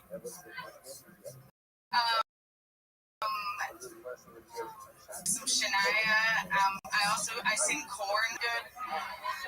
All right. Okay, Kirsty. Very fun. All right. Well, let me ask you one more question about the Zoloft here. I've heard that when you stop antidepressants cold turkey, that you get suicidal tendencies. Did you have a low moment at all? Surprisingly, no. Most of the low moments were before I got on it, and then like during even there were low moments, but I think because I expected there to be so many low moments, I just didn't. It wasn't that bad. So no. Well, that's Stephen Bernie Stevens who killed himself. Oh, yeah. There you go. Was he on? It doesn't make sense. It's a bad timing thing, but I work with Brian Redman, so you can't control it. When I'm looking over here, he gets to do whatever he wants. I'm in a good headspace. I think that I'm gonna kill myself. Maybe tonight. No, don't. I can't have that kind of pressure. I can't have that kind of pressure. Don't write a suicide note in it. You got it. You're leaving here with a big chunk of fun times, Kirsty. And there you go. Boom. All right. There goes Kirsty, everybody. Yeah, let's do that. You saw Orhan Timur get a golden ticket here tonight, and you may have seen this next young lady get a golden ticket if you watched Kill Tony Once Upon a Time in Texas on Netflix. Ladies and gentlemen, this is the long-awaited return of the great Young, everybody. Young is back. A brand new Hello. You know, as I'm learning more about this country in English, I realize everything's better when it's white. For example, a normal person just lives in the house, but the most powerful person lives in the White House. White collar jobs are better than blue collar jobs. They're more intellectual and pay more. white lies are better than other lies because they come from good intentions. I'll be some sort of white. Even Diddy knows white is better. Diddy used to host white parties in Hollywood. Best parties you can ever find. You can only wear white in that party, right? They got A-list celebrities, unlimited baby oil. And guess what? When he's not white enough to get part of the White House. Thank you. That's right. That set was all white. Yeah, man. The white ones. Stuck with one premise there. I love it. Very good. Smart. Adorable as always. Very likable. Young. Welcome back. How's life going for you? It's been good. Yeah, scheduled some shows around a few states and just doing spots in Austin. Where are you going around America? Next week I'm in Florida, but it won't be aired. But I have a show in Austin March 21st and a show in San Antonio April 11th. San Antonio, you can drive to it. You drive? I told you I drive Uber before. I was 5-star driver. Yeah. I did 5,000 trips. Really? Yeah. Oh my God. High ratings. That's crazy. I find that impossible to believe. Jim? I enjoyed your set. I thought it was very funny. You had me at, white. No, very good. Good writing, and I enjoyed you very much. Thank you. Keep looking like you're waiting to be shitty. The low that shit on the panels. The kid can join. I should look at you. I thought you looked like someone from the Alien movies, Those human egg incubators would come out with all the wrinkly. Are you going to let... Do I now? See it? You're going to let Soon Yi talk to you that way? Yes, I am. Tell me how I'm not good enough. Tell me how small it is. White is good, but not there, right? Tell me about it. Young has this incredible roast delivery that I find so interesting. She does it with a smile. She looks right at you. She told Redman that he looked like his kidney don't work. So many people, after saying they saw the Netflix thing, bring that up. When the Asian girl told Redman that he looks like his kidneys don't work, it doesn't have to necessarily be some crazy written math problem. It's something, the brutal honesty with you, the way you smile at somebody. Yeah, I wasn't trying to roast him. I just thought he looks very pale. See what I mean? See, it's an adorable delivery. Yeah, but that means she really thinks I look like some fucking alien. What do you think about Ian? Ian's a good-looking guy, right? He looks so Jew.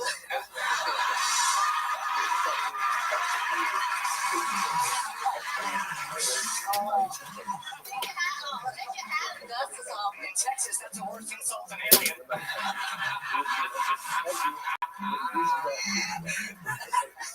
find it interesting he got all those fake jewelries on his knuckles, trying to be a rapper. Thank you. I'll take a number 35, a 47, and a 16. Are you Jew though? You are? Oh, okay. What are you? Not Jew. Oh my God. Well, she doesn't even say A. She just goes, are you Jew?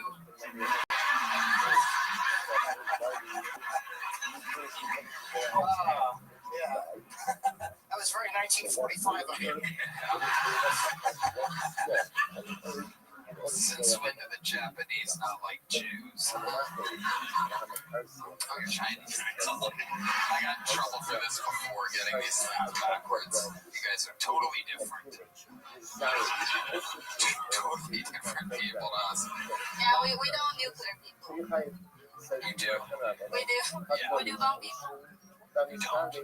Chinese don't. Somehow you guys don't. Yeah, we like to build trains though, man. Yes, you To do. build trains, right? That's right, sushi trains. I feel like she's a racist little doll and we're just pulling her string. Phrases are coming out. Are you Jew? Are you Jew? You don't Just by the way, I love Jews, yeah. Thank you. How do you feel about aliens? Jim's gonna get off. Yeah, we're gonna give you a hug afterwards, sorry. You look hurt. Along with these roast jokes, I've realized that Young is so likable that she can get away with things that most people can't. Everyone, including I've noticed liberal people, like my 80-plus-year-old mother. She mentioned how she thought you were, and she loved your Trump impression, and she hates Trump. So I think you have this amazing ability to, when people look, what's your least favorite race?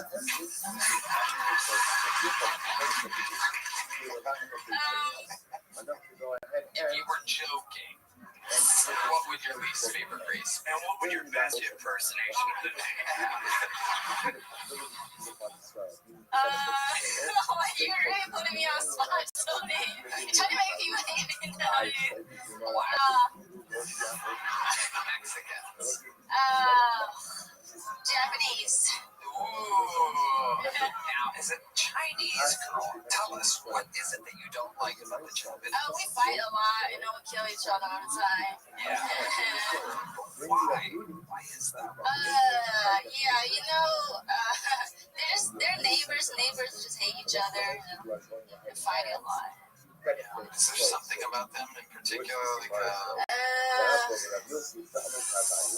I don't know. I think we just think we're better than them, and they think they're better than us. And, yeah, just like Jews and Christians, you know. What? Aliens and Earthlings. Take it easy, Miss Saigon. Jesus Christ. Have you roasted Jew on a Jews here? I gotta take the opportunity. Absolutely. Like, Right? You're really a Jew? I turned 23 and me. I took it. Catch it. 23 and even. Just from the neck up. Yes, for sure, definitely. You're 100% Jewish from the neck up. No, I'm like a little Ashkenazi. I found out through 23, but I was raised Italian, Irish guy. Perfect. Hey. When she spotted it, that's typically what I think. Yeah, no, I mean, I know, even though her eyes look like they're closed, she can see. Young, you are amazing. So likable, so funny. We love you. How about one more time for Young, everybody? We're going to go back to this bucket. Coming around the corner here. Make some noise for your next bucket pool, ladies and gentlemen. It's Jordan McDonald, everybody. Here we go. Here comes Jordan.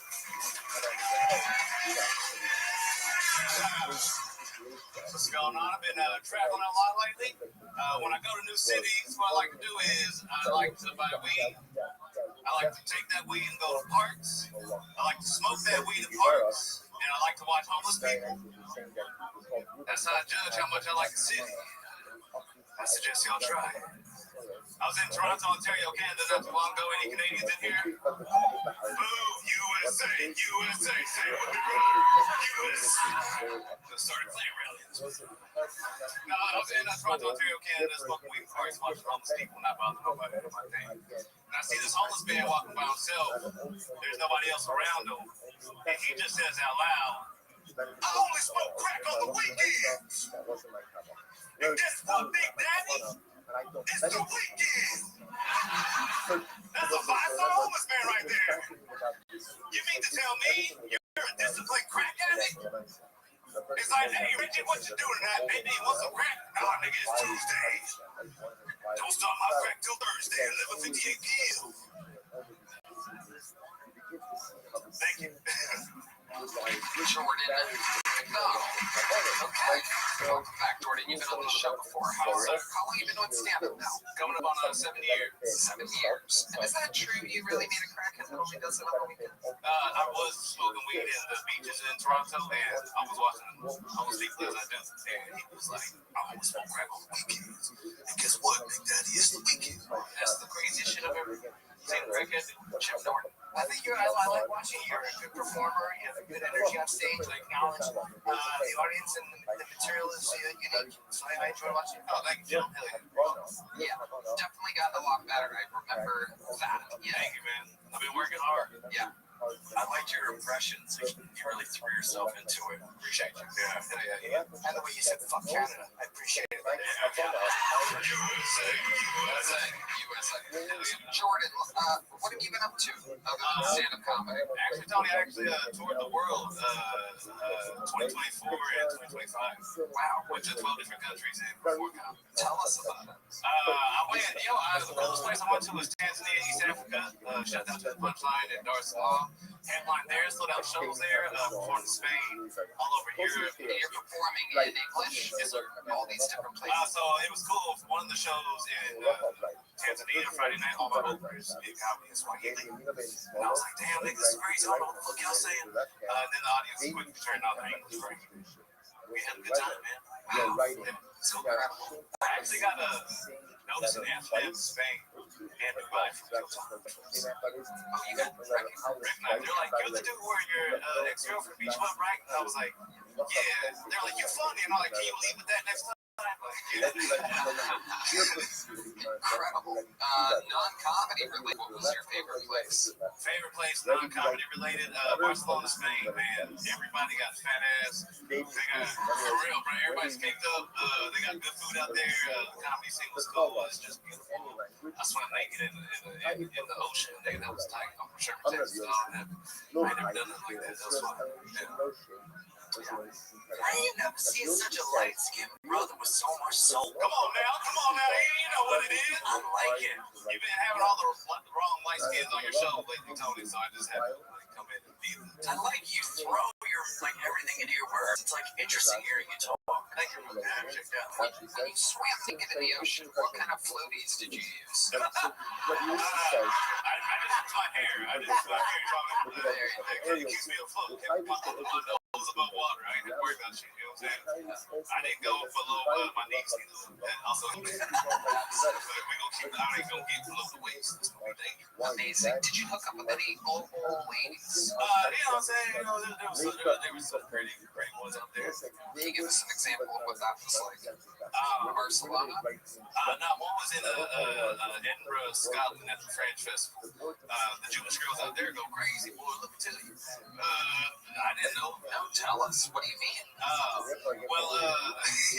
So the Edinburgh Fringe Festival is a big comedy festival in Scotland, and it's pretty much like Pokemon Stadium, but for comedians and stuff. And everybody's just trying to evolve a Pichu to a Raichu. You know what I'm saying?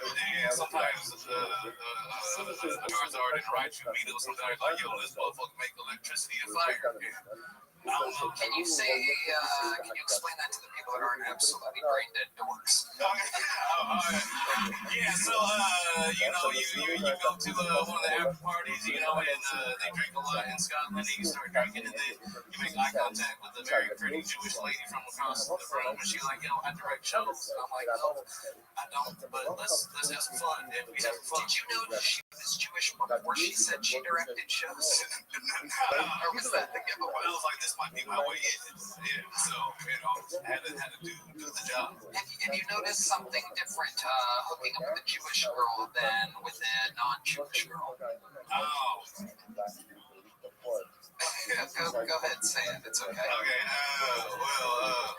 Okay, I don't know. Go ahead, let it rip. Let it rip, Ian. Shut up. I'm making no lie. I love Jewish people. I just want y'all to know. Yeah. Shout out to the one Jew in the crowd booing right now. I love you, brother. No, it's not really that much of a difference there. I don't know. She had like vocals. And I was like, that's crazy. I was like, connect the dots or something. I don't know. That was the only difference was the vocals. Gotta put them on there so we can swap them.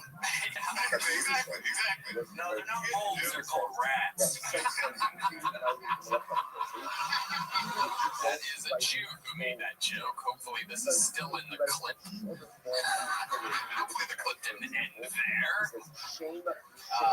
I love it. Jordan, anything else crazy we should know about you? Anything else crazy, man? Me and my homies been making short comedy films and shit. We got a really funny stoner film called Pushy. If you like good stoner comedy film, Where can people find that? it's we got it on YouTube. I think just look up Pushy film. It's on YouTube. I-E-Y? P-U-S-H-Y. Okay, there you go. Pushy. And then Tony, I had a funny moment with you guys Fake Fest this year. We did. Yeah, we did. We were just hanging out in the green room, whatever. And you walked up with a slice of pizza, and I was talking to Joe Rosa and a few other comics, Ardini. We just came up, you were like, "This looks like so-and-so from Star Wars.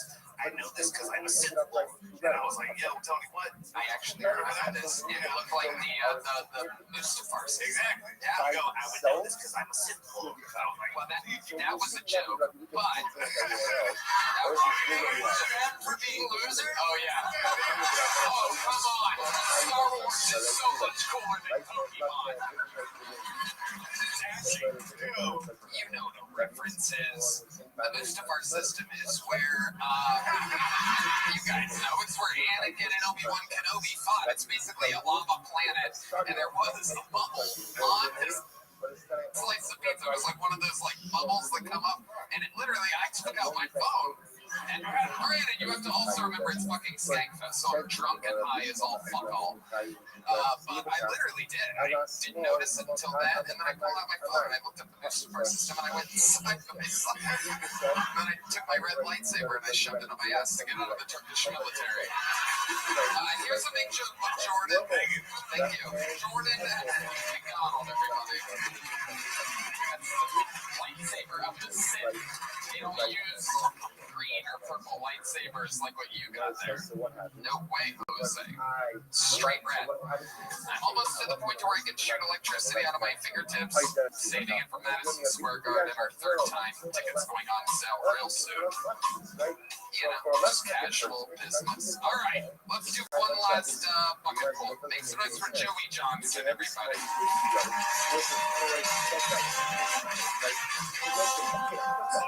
Man, it's cool you're all here. 11 years I've never been told before, so that's 11 years of comedy, man.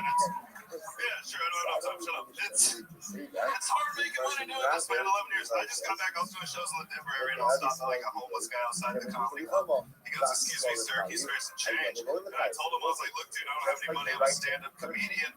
Shit, you know, guys, this homeless guy like paused and assessed my fucking situation. Right, the dude looks up and down Mississippi. He just goes, "My bad, fam, you right?" And that fuck's real cuss. Ruined my whole week. My bad, fam. I always looked like that too. He was Asian. It was the weirdest. My bad, you fam, you're right. And then he gave me $5, all right? And I took that shit because it's hard out here for a player. All right, yeah. I was on unemployment during COVID. That was the best money I ever made. All right. I'm not really political. When Trump was showing up $900, I was like, I can't be bought. That is a lot. I was on unemployment. I wasn't taking advantage of the system. We hear about that a lot, right? Taking advantage. I wasn't. The money given back to me, I was putting in a small business. I love small business, man. I love it to a fault. Like, I love small business so much. I will only take a girl I'm seeing out to a mom and pop abortion clinic. Because big abortion is just killing the little guy, right, everybody? Joey Johnson. Great son. 11 years you've been doing it. 11 years. Where at exactly? Hyenas, actually. We actually met one time. Oh, God. Tell me what Star Wars shit I said. No. These are not the jokes you're looking for.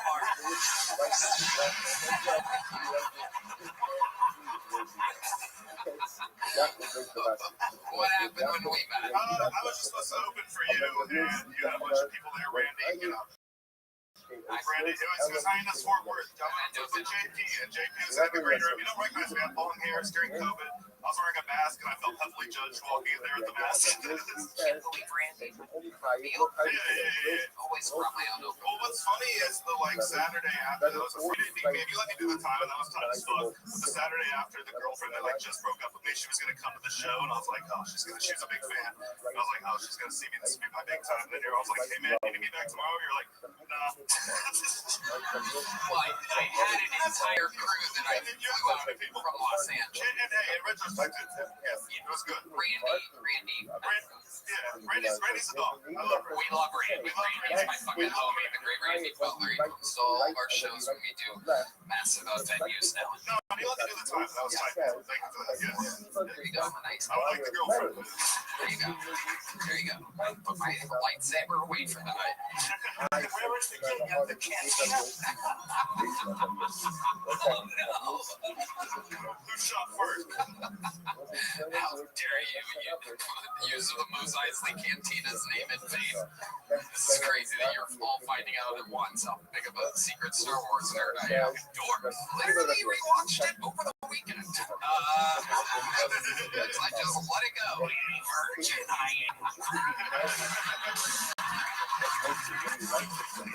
Do your big one.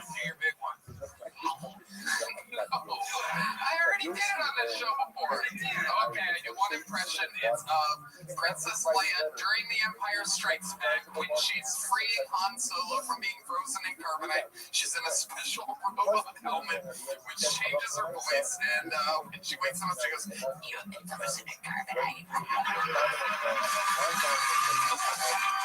Thank you.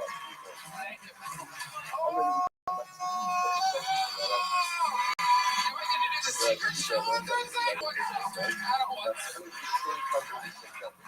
Now this all makes sense. That's why you're talking into C-3PO's dick.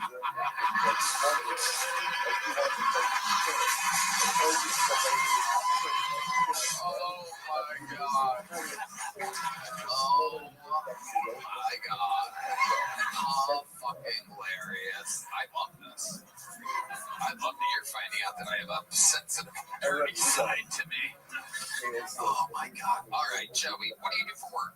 I work at Head Shop on Wheels out here, so I sell diet. I sell diet weed in a food truck. That's nice. Yeah, I did it in high school, but they tipped me for it now, so that's nice. Awesome. Dress for the job you want. And how long have you been doing that for? I moved here about a year ago. I started it like a few months ago. I was working at a country club bartending out here first, and then in July when those storms came, it's like the country club, River Place Country Club. And is it your truck or you're working? No, it's not mine. I work for a bunch of comics work. Elazar, I think he was on here recently. He works there. There's a lot of guys. Yeah. There have been a couple. Yeah. And look, Head Shop on Wheels. I'm pretty sure they posted their mug shots. So look, if you know them, they don't get a raise. They got robbed. I don't know what happened. That wasn't my fault. That was my job. Okay. There you go. I locked up great. All right, perfect. We're gonna use that video in court. You definitely robbed it. You look like my accomplice. We're one of the same here. Shut the fuck up. Takes one hour. I did not rob the job. Okay. I swear. Please, I need the show. I need that 14 an hour so bad. Please. So it's 14 an hour. Yeah, I probably should have said that. What's your rent? $7.50 only, actually. How many roommates? One roommate. And that's a dude. Yeah. One bedroom or two? One bedroom or two. Yeah, dude.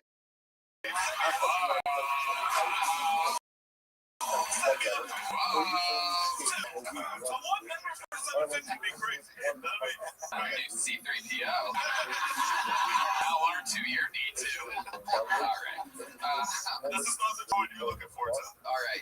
Is it a one bathroom? No, we already did one bathroom. It's a one bathroom? Yeah. What's it like? Tell these people what it's like sharing a bathroom. It's gross because both me and him are like trying to get into working out, so the protein intake is like, it's going up for us in the toilet, and that's crazy. crazy. Having women over is crazy. You know what I mean? And also, like, the toilet seats now falling off is just like doing that thing where, you know, I think both of us are like sit wipers, right? Like you shift and the. She knows what I'm talking about. She gets it. Yeah. What do you mean? Like, if you like, do you stand and wipe or sit and wipe? I have a bidet. I have a fucking drum. Stand. Where's stand? Stand is no. See, I just lean. And I fucking, yeah. I probably should say this. That sucks. But like, it moves the seat.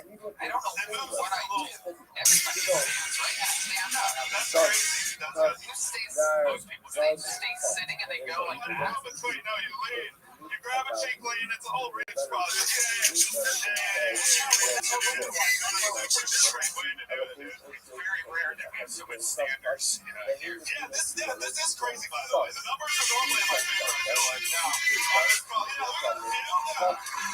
there we go. That's a fucking honest man. Look, that is a strong man right there. And he sits on it. That man works in construction. Wow. What do you sit and you lean and what? He's a sitter. Yeah, I'm a lean wiper. Is that what I'm supposed to be? I'm a tall stand wiper. And if you have a shitty apartment like I do, like the toilet seat, yeah. So now it's like shifting. Now if you move any direction, bro, that shit, you're like on a slip and slide. It's crazy. It's like I'm sitting on an ice cube. I stand and wipe. You pulled it into your ball. Well, that's because you sit and pee.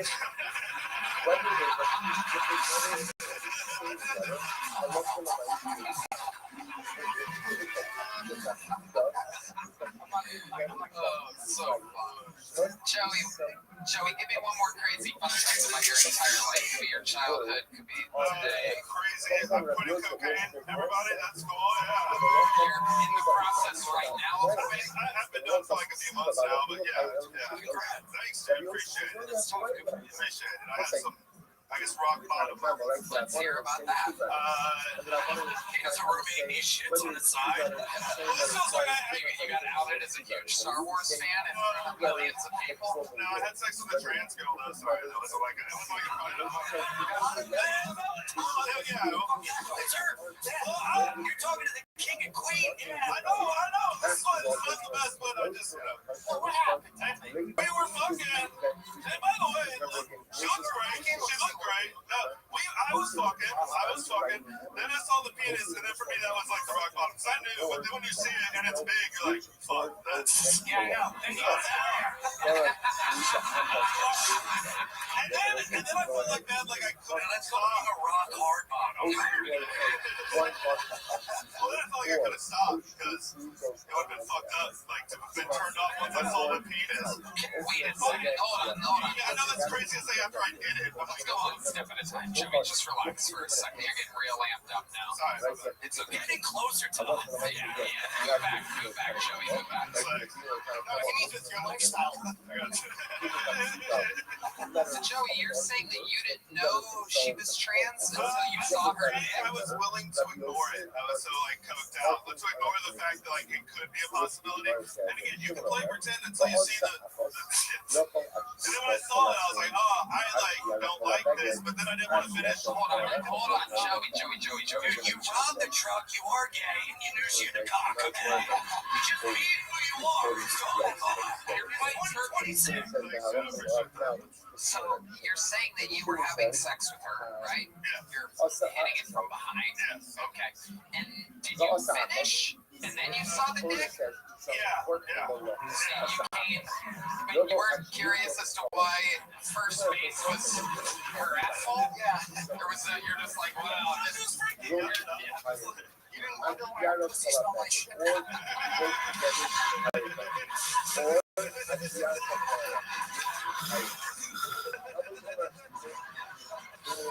So, did you come in her asshole? No. You pulled out. Yeah. What a gentleman. Yeah.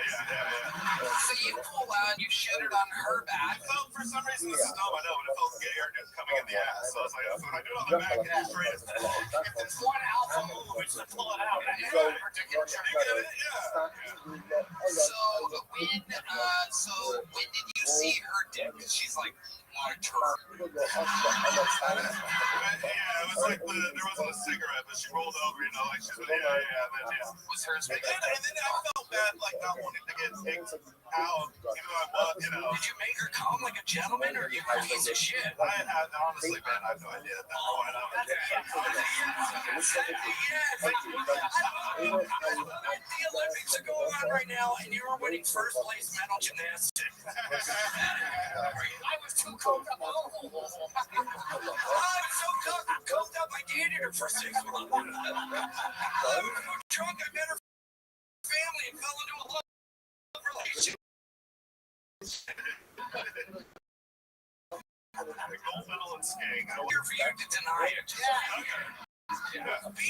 It's fine. I mean, I said I did it. It was for the next morning. No. I went home after. She drove me home, like, we didn't really sleep. There was coke. You know, yeah, she is a shithole, but Yeah, watch out, she's the female driver. very sweet.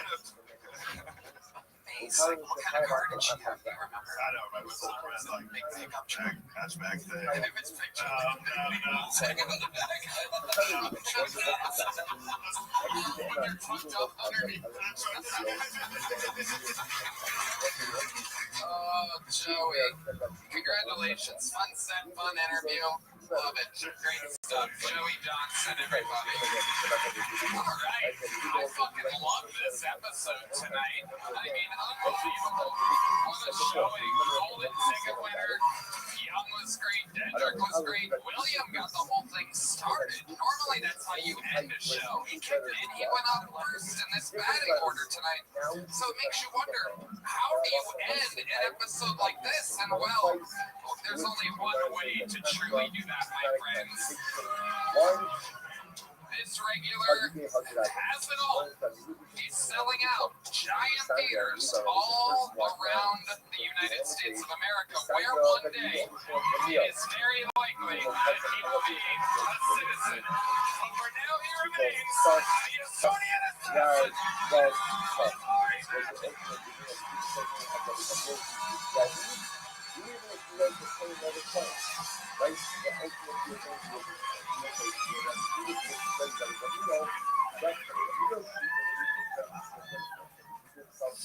So there were ice raids happening this weekend in Austin. Holy shit. As an immigrant, of course, I am anti-ice.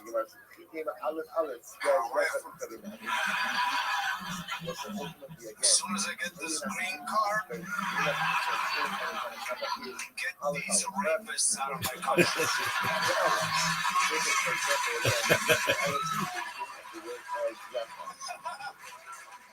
That's the sort of dude I am. Once I'm in, I pull the ladder up. Fuck off, 4-4.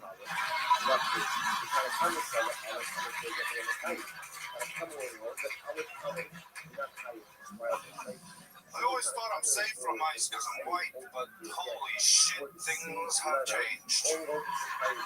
They're shooting white women now. The most valuable commodity in America. God, I feel bad for that lady. Then I watched the whole video.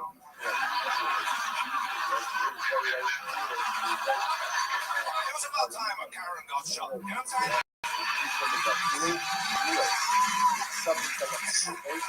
So much this going on now.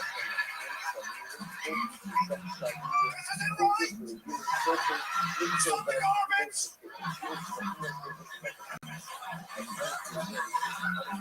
Only white people feel bad for her. I asked all my black friends, they were like, oh, shot by law enforcement? Welcome to the game, baby.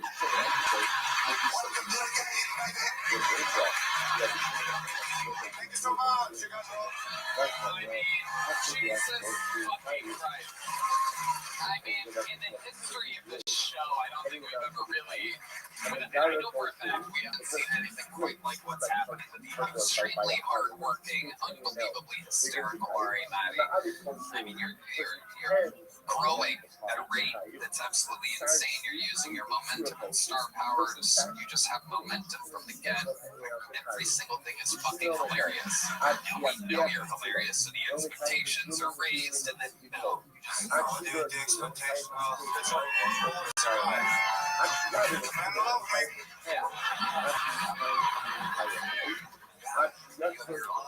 pressure. You're competing with only yourself out here. It's absolutely incredible.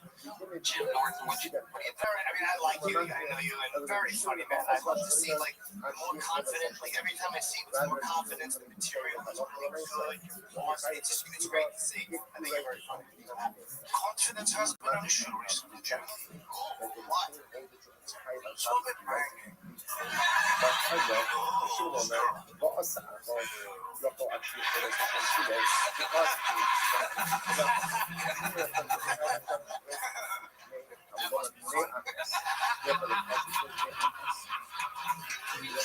So for a few months, the maggots are in the right hole. Everything's fine.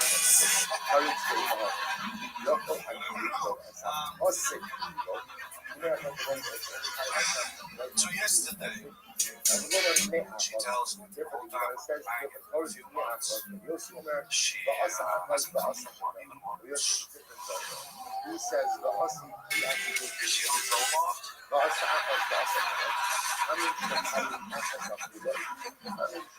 it feels like betrayal. So what are you gonna do? Yeah, what did you do? So then, ask her, so is it even possible?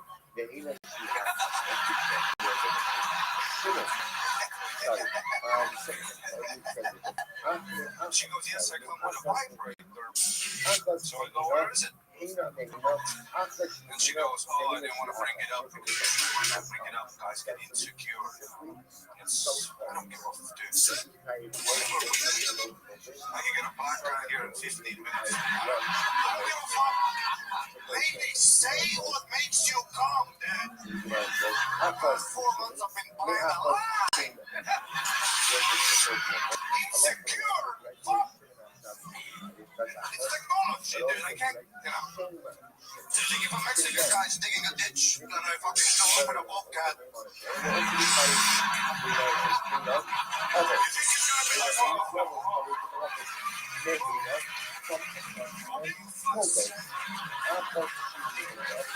call me, bitch. I don't give a fuck. What do we need? Was she acting like she was coming? Yes! Oh, Sydney, sweetie! The vibrations!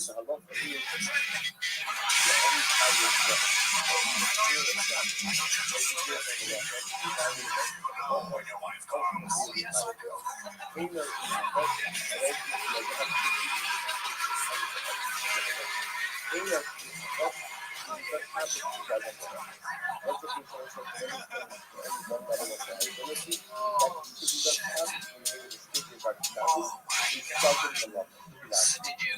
Did you get the vibrator? Try? Did you do it right then on the spot? Just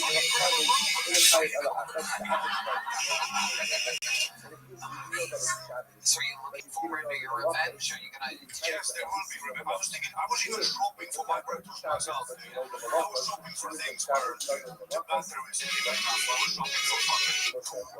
I was shopping for things you can plug in the wall and the lights flicker.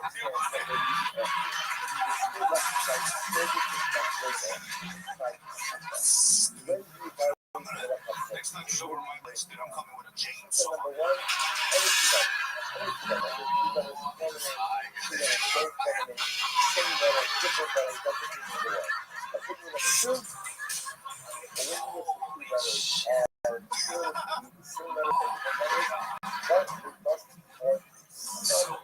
I mean, this is absolutely incredible. You've been all over the road lately. How's that going? Yeah, I went to the wonderful closest to us, and people are awesome. It's there are only worse chicks, but it's like 500 rapists in a room. You're yelling fag and you're rushing. And that's arimattycomedy.com. arimatty.com for the love of God. Some of these shows are like, I don't need this right now. No one's coming. I mean,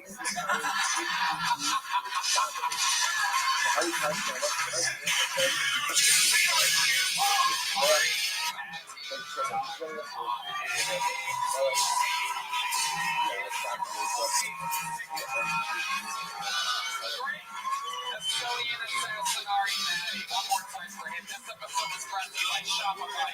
All out to this place is immigration in Oregon, everybody.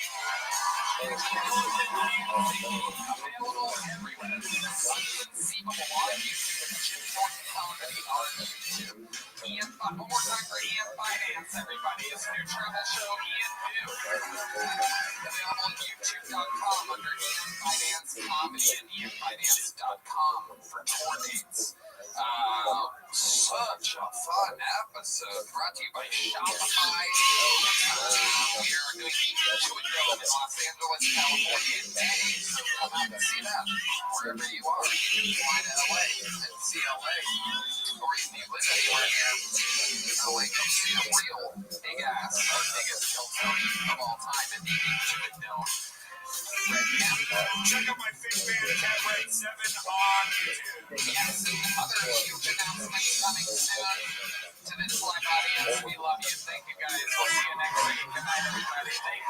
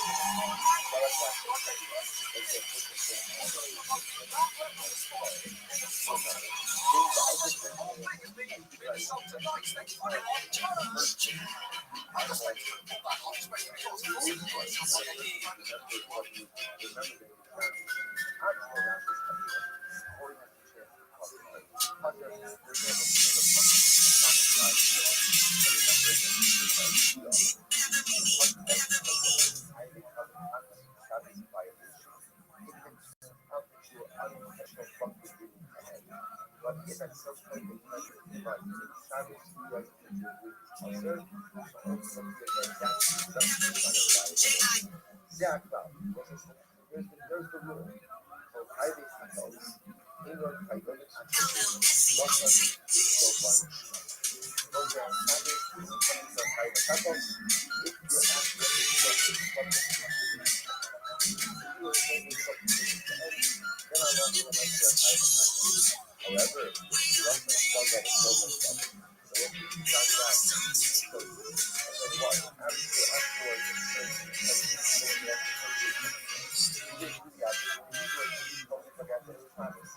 as the advocate one year the more that by the time I even realized that now it's a shot. So that's a key look, so good, so fun. Therefore, again, Russia struggle is so fun struggle, or Russia struggle is so fun struggle, or a person at first remembers or goes to something else, but then subsequently he forgot that in Shabbos. So that's ultimately the same species. You will be no harmonic life. There will be action to hate. Russia is so fun struggle. So listen, the most of the night, the most of the night, one of the highly points. Okay, this is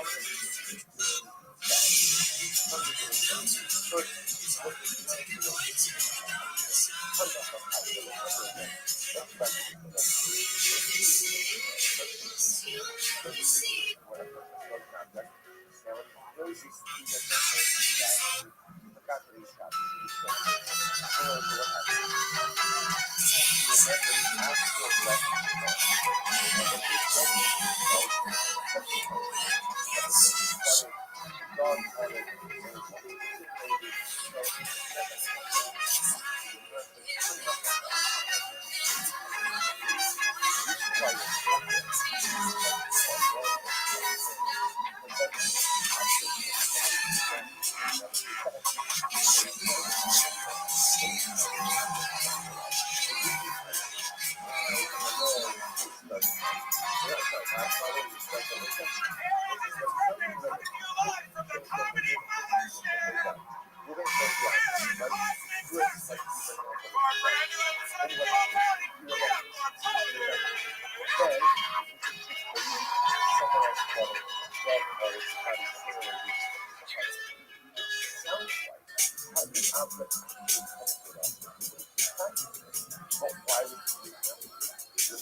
remember again, as the advent is mid-air, he remembers that it's Shabbos.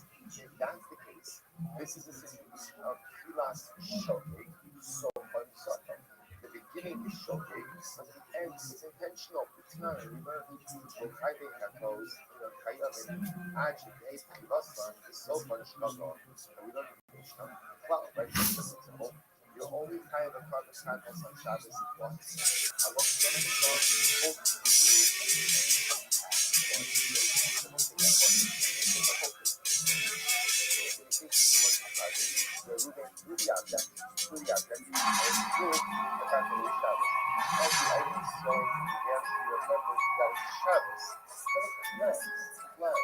Whatever it is,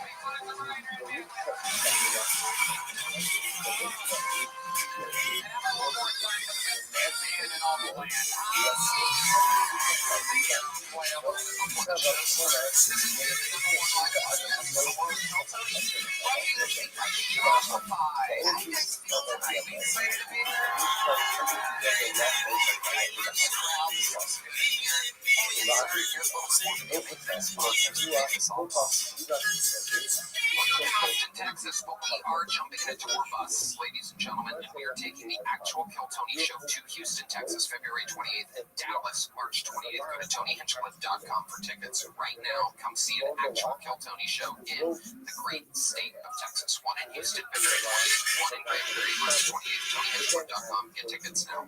You guys ready to start this fucking show or what? Every single week, I book two of the funniest comedians in the world. This is the return of two of our favorite guests of all time. Ladies and gentlemen, make some noise for two of the best stand-ups working today. Jim Norton and Finance, everybody. Here's Finance.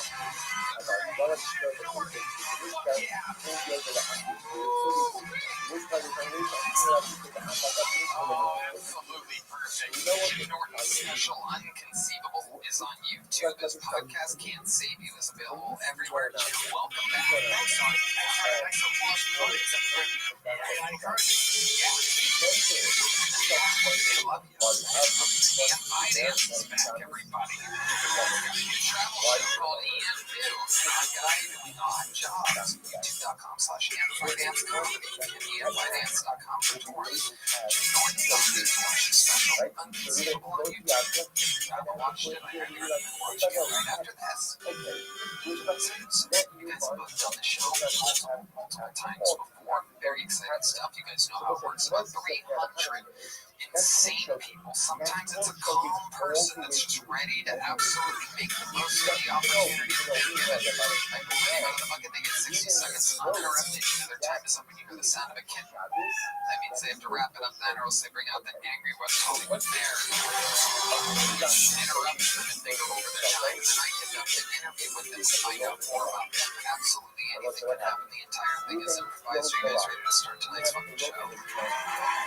Well, we're going to start with a bang. Normally, this is how you end an episode, but tonight, this is how you start an episode with a Hall of Famer with a record for most appearances all time on the show, the most interviews.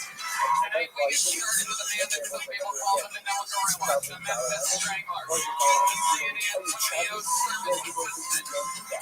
This is the Big Red Machine, William Montgomery.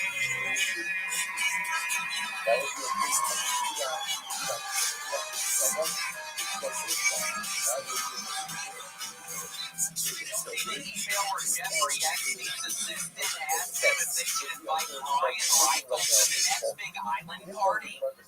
MC replied, hell no, Red Band might frighten the kids. In Orlando, man was arrested for indecent exposure after neighbors saw him having sex with a vacuum cleaner. When asked to comment on his arrest, the man said my balls were gone. I got banned from Antiques Roadshow for issuing death threats after they refused to appraise my vintage bong collection. The Ice Catchers for the pink library, you pompous prick! Remember, Apex Twin now had more monthly listeners on YouTube than Taylor Swift. My only question is, which twin is it? Okay, let's find out. Tony! We have a Montgomery getting us started. I did not see Red Band's name on the Epstein list. That's all news to me. Yes, he was on there. You gotta really dig through it. A lot of people might have looked up Brian Redband. Look up Brian Reichel. Stuff they're talking about. But his actual name is Brian Reichel. Wow! You guys have seen William before. This is him starting the episode. It's a real joy result of the system. And did y'all know, Brian? I don't know if y'all people probably saw pictures, but they had that weird kind of trap door into the ocean. That was actually Brian Reichel's idea, according to they would get rid of all the little girls after they killed them and then put them in the ocean through that trap door. That was Brian Reichel's idea. I think that's an interesting idea, Brian. Well, it's easy to make fun of Jeff Epstein, but there really are two sides to every story. That is so true. It is so true. Now, you are still obsessed with Aphex Twin. Yeah, still been listening to a bunch of Aphex Twin, playing my Vampire Survivors game on the Nintendo Switch 2. I've been playing that. I've been doing the row machine. And please come see me on the road. I'm now dealing with something from the company called Comps, where it's just I see a bunch of people out there and I'm thinking, oh my gosh, this will be great. And then it's 5,000 of them on Comps and freely on the road, right? I never had to deal with that before, though. You've probably been dealing with it. You just Found out about it. Yeah, maybe it looks like it was happy. You should tap into Red Band and get access to Epstein's email list. I know. What would y'all do, Rabbi? Would y'all put weights on the little girls when y'all put them in the ocean? Because that's what I didn't understand. I think you put a body through the fucking floor of the house or it goes in the ocean. Would you put weights on the bodies or how'd you do it? I don't know. I have people doing that kind of stuff for me. Oh, yeah. The people in the Illuminati, they just watch the show. Yeah, he pulled his back out or something, lifting up those little bodies. I know, I'm kidding. If you soak the diapers, it does weigh them down. Look at that. Indeed, pull-ups can turn into pull-downs real quick. Amazing. Jim Norton knows this stuff. I should have known. If there's anybody that specializes in drowning babies, it would be you. Everybody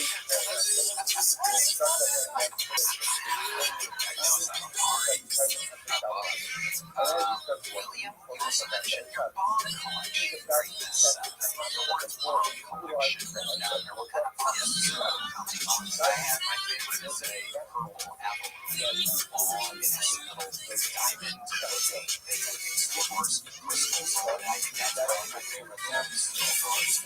I also have tangerine. I don't know what kind of rock it is, but it's a nice tangerine one. I also have one that was a little amethyst. It looks like a little mushroom amethyst. That's a really good one.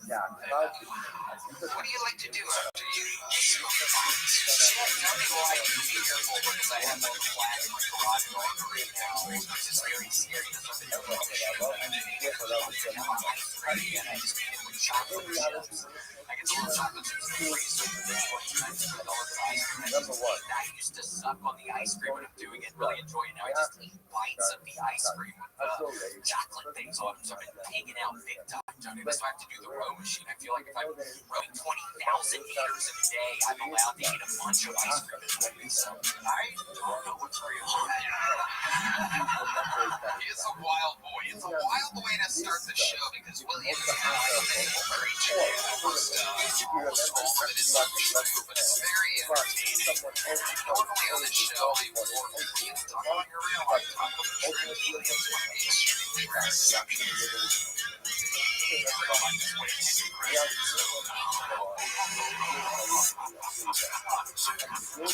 you gonna take that Red Man holding back the whole time and then he drops it?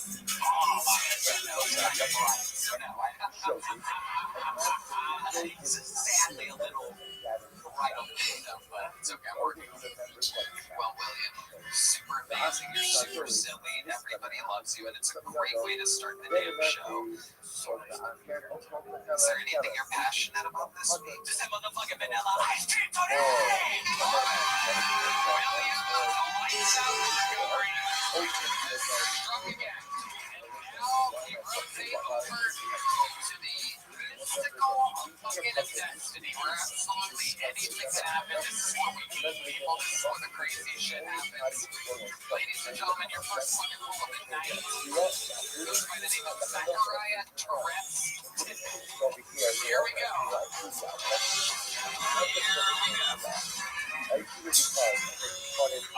What's good, everybody? So my name is Zachariah. And tonight, Y'all need to know that contract. children are I would supply the contract. You know what? explain Tourette's My syndrome level as of sort of a toughness. superpower. What I did is No one can sit up and yell, what and I makes you think you can be a superhero? What? that You can't even win a game of hide and seek. even though I came out of the land, I was no longer You ain't emoted. I didn't which we don't take really much. But that's So not after the future police moves so later, because of the stuff, okay, this is I'm no longer allowed to be emoted through speaker. I'm a Walmart reader.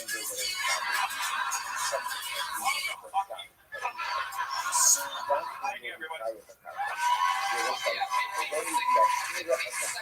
Zachariah Tourette's tippet to start our bucket pulls tonight. Welcome to the show, Zachariah. How long have you been doing stand-up? Talking to that mic right there. I've done stand-up since October 2021. 2021. Have you been on the show before? I have Welcome, Lemon. times. Okay. I somehow don't remember you. Let me go fuck You yourself. had Tourette's then, too? Still single. Amazing. Do the words ever change? Like I said, First time I actually took him on, we were really excited to talk about I'm from St. Louis. oh my goodness. Yeah. So I guess I have to give you the bits, right? Gold car, baby. When you had to explain when black people were around when you did that, when you said the N-word, does talking about saying the N-word kind of make your Tourette's want to say the N-word right now? What letter comes after M? So wait a minute. So if I tell people I have Tourette's,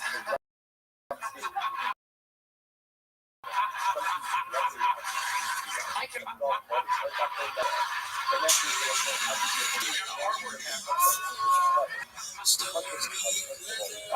So yeah, so were there black people around when you dropped the N-word? Oh yeah, I have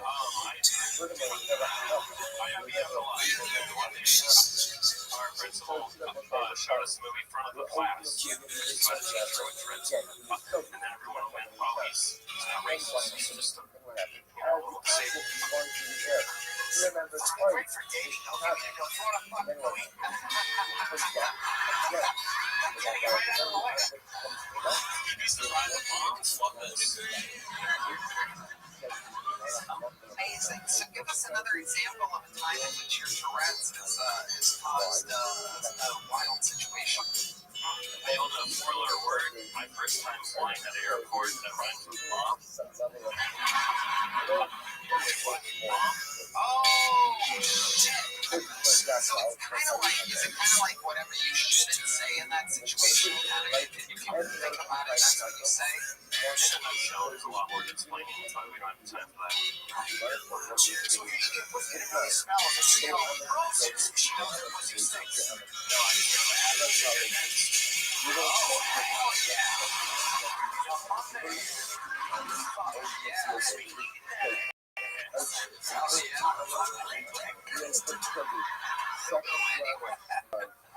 Love it. I love it. So, Zachariah, will you have a job? Will you get to work? I actually content creator full-time part-time. So you can stream content and have a part-time job on the show.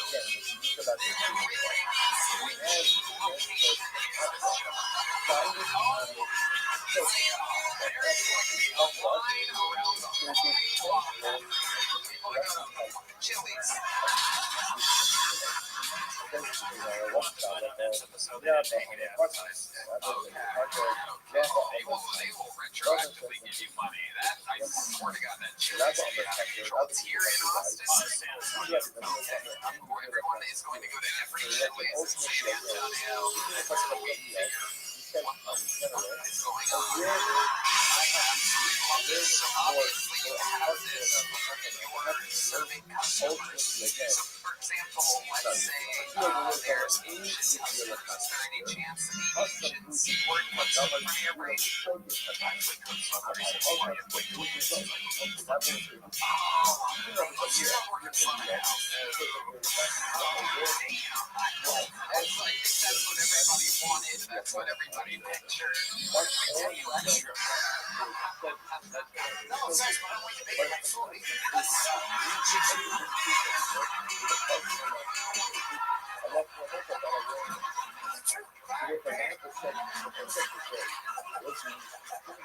Now you can go to that bar now.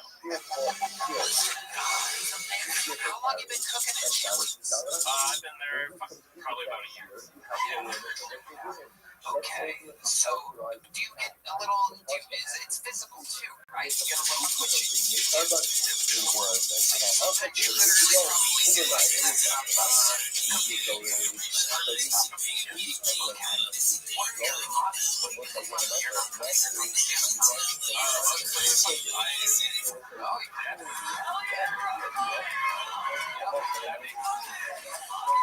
that makes 5 of us.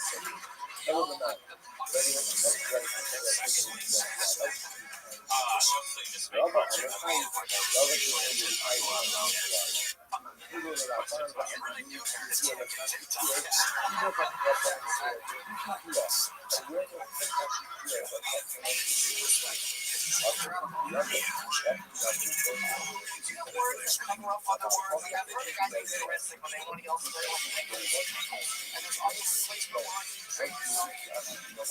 So that is sort of a manipulation you can do. One was a verbal manipulation, so that's why you kind of see that trying like that.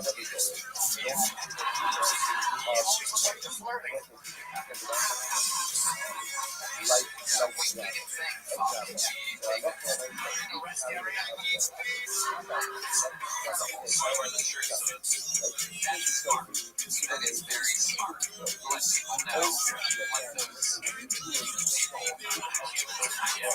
of all colors and sizes.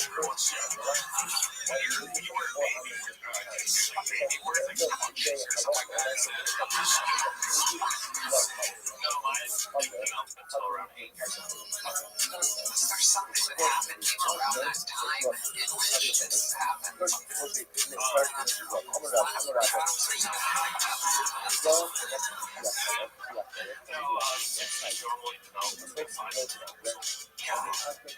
Very, very interesting. And is there like meetup groups? Is there a place where a bunch of people with Tourette's get together? Because I want to go. Tourette's Con. I want to go real bad. Tourette's Con. Like that. Really? Imagine 100 people doing this. Oh my God. And have you been to that before? They just started doing it. There's Scouts and invited last 6 months. We congregate.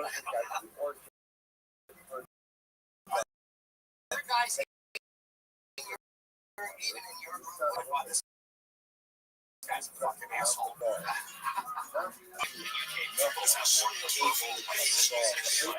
One verbal tip someone something here to say what.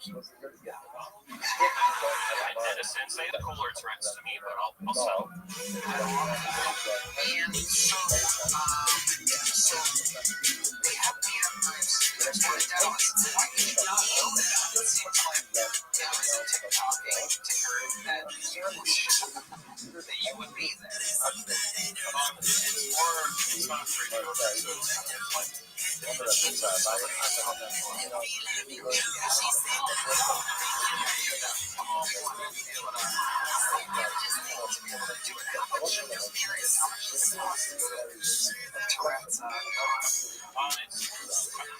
It's a few hundred to go there. Plus that's not my travel. Bullshit. It's common conference. Do they have a non-sick person make the reservation? That's about what I say. Unless you're entertainment or Billy Adams. Are there like Tourette? Do you guys like fuck with each other? Because I imagine like finding someone is hard. So if you wake up with like a hot Tourette's chick, they must just be like, Oh yeah, we both trade Red Bulls or vibrators. dating light. It's mostly just like everyone else, just a little louder. That's basically the best generic. Like maybe polar and just big light. What did she like? 29 years. I know that. What are you watching? It's been a while. What's your character now? When she's digital day smoking for Tourette's, helps her like that. I can't be the only one that likes job. Hey, is she like Stella? Or is she trying to design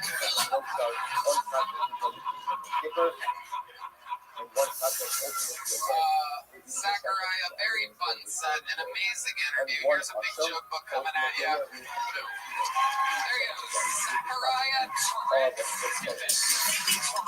is in the name. So if you're wondering why 8 minutes of the interview had to do with Tourette's, it's in his name. There's the lovely Heidi, everybody.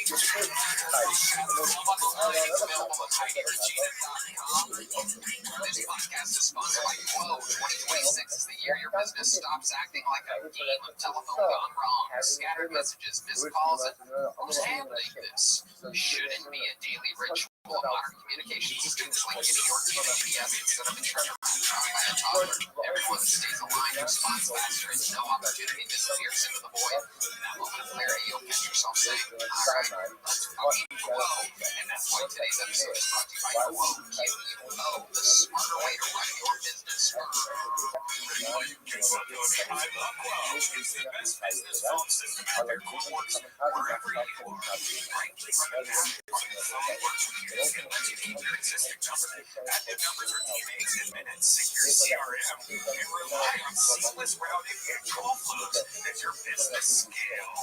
Your entire team can handle calls and texts from one shared number. No more missed messages or disconnected conversations. It's easy. Calls, texts, voicemails, transcripts, contact details, all live in one team view. With full context at your fingertips, your team communicates faster, stays aligned, and delivers a more personal experience. Make this year where no opportunity and no customer slips away. Try Quo for free. Plus, get 20% off your first 6 months if you go to Quo.com/GoTony. That's Quo.com/GoTony. Quo. No missed calls, no missed customers. This podcast is sponsored by ZipRecruiter. Listeners, think back to your first day. Really interested in someone, you probably ask them important questions like, what are you looking for? What are your needs? So you can get a better idea of whether or not this was the right person. Well, the same goes if you're hiring. You definitely want to address key questions first to see if someone would be right for your role.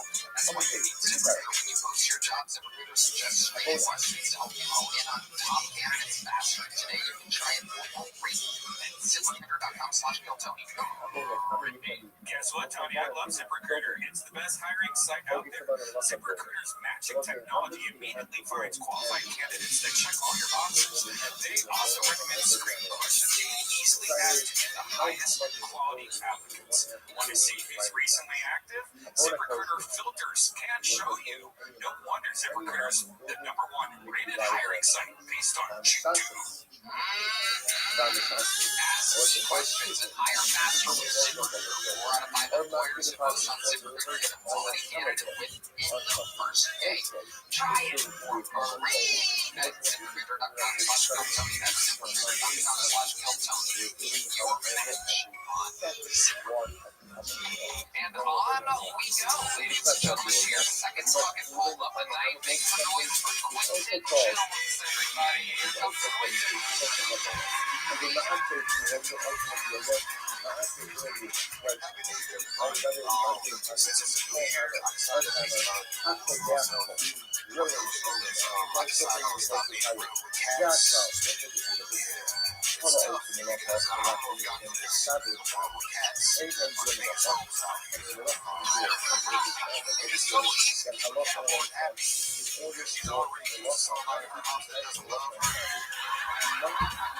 My ex used to have a cat. It's weird. I'm trying to be a good guy, but then she loves me. Every time she was your cat, her cat would just her ass like, goddamn. And I'm jealous. I'm like, damn, I want her to cook for me. So I figure if I want food, I gotta keep it even with the cat. I didn't hit her, but what I did do was gaslight her and nurse her going from time to time. And it's not for the best reasons, not because I hate cats, not because I hate cats. I mean, I'm just allergic. Yeah, and I really want to respect how hard it is to have sex on Benadryl. It's my time, y'all. Go to Jones. welcome. Wait, this is your first time on the show? Oh, it's my second time. Second time. Welcome back. Tell people, why is it hard? I don't know. I've never taken that intro. Is it why? Because you get sick. Oh, okay. Yeah, so it's like you want to clap when you take that Benadryl, you know what I'm saying? So for like one time I was with my ex and, you know, I took the Benadryl and it just kicked me in like too soon. Right? I was on top of it. Go ahead and cry. It's even worse. Yeah, so I woke up and she was gone. It was just her cat looking me in the face. Amazing. Yeah. I'm so happy that they said your name. I was going to question on his age.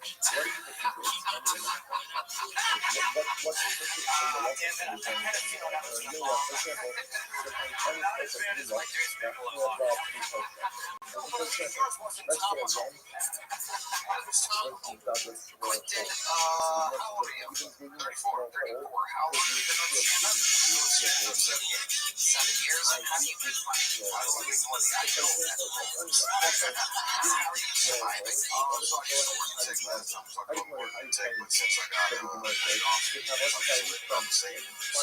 How much you question I will love to ask on the show. I don't ask it enough. It's the only show I think in all of entertainment that ever gets asked. I find it to be the most compelling goddamn question out there. Because everybody somebody no wonder you listen. I would guess $7,000. Okay. Okay. Yeah, I got about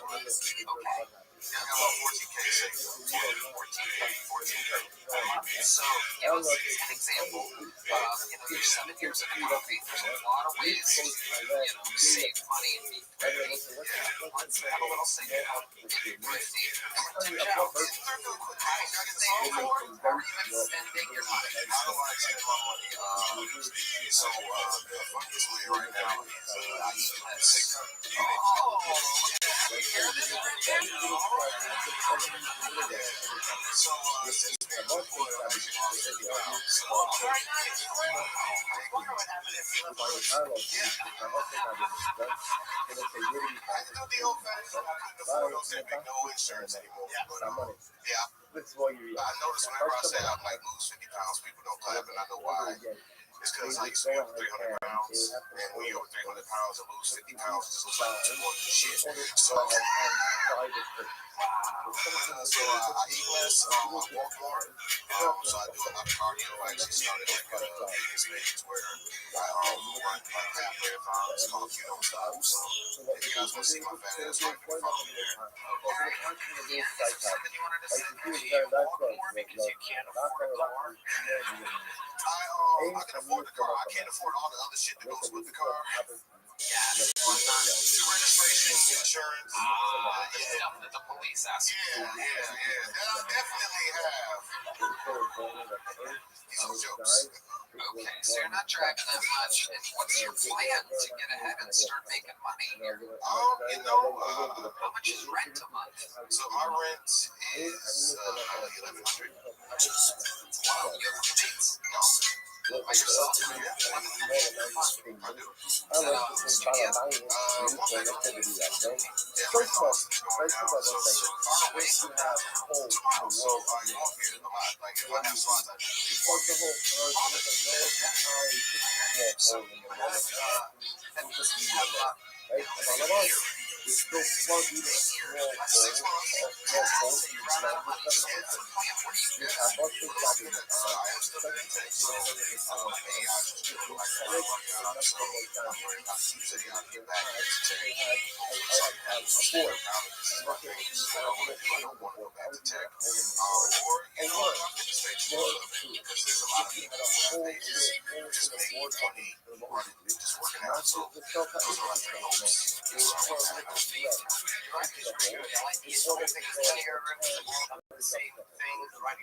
Oh, thank you. I appreciate that, especially for you. I'm a big fan. Thank you.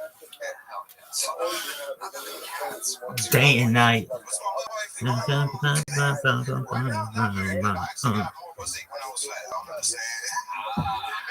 I don't either. Yeah. So I was dating somebody last year until about November, and I broke up just because of the distance, because of the gas. And so I just been. What's your type? What type of like white women are you into? See, I'm from Detroit. That's the Texas black guy thing. Oh, yeah. Detroit, you're into real black women. Yeah, I'm into real black women. You know, give me about 5'7", 150 to 190. That's Is that their credit score that you're talking about?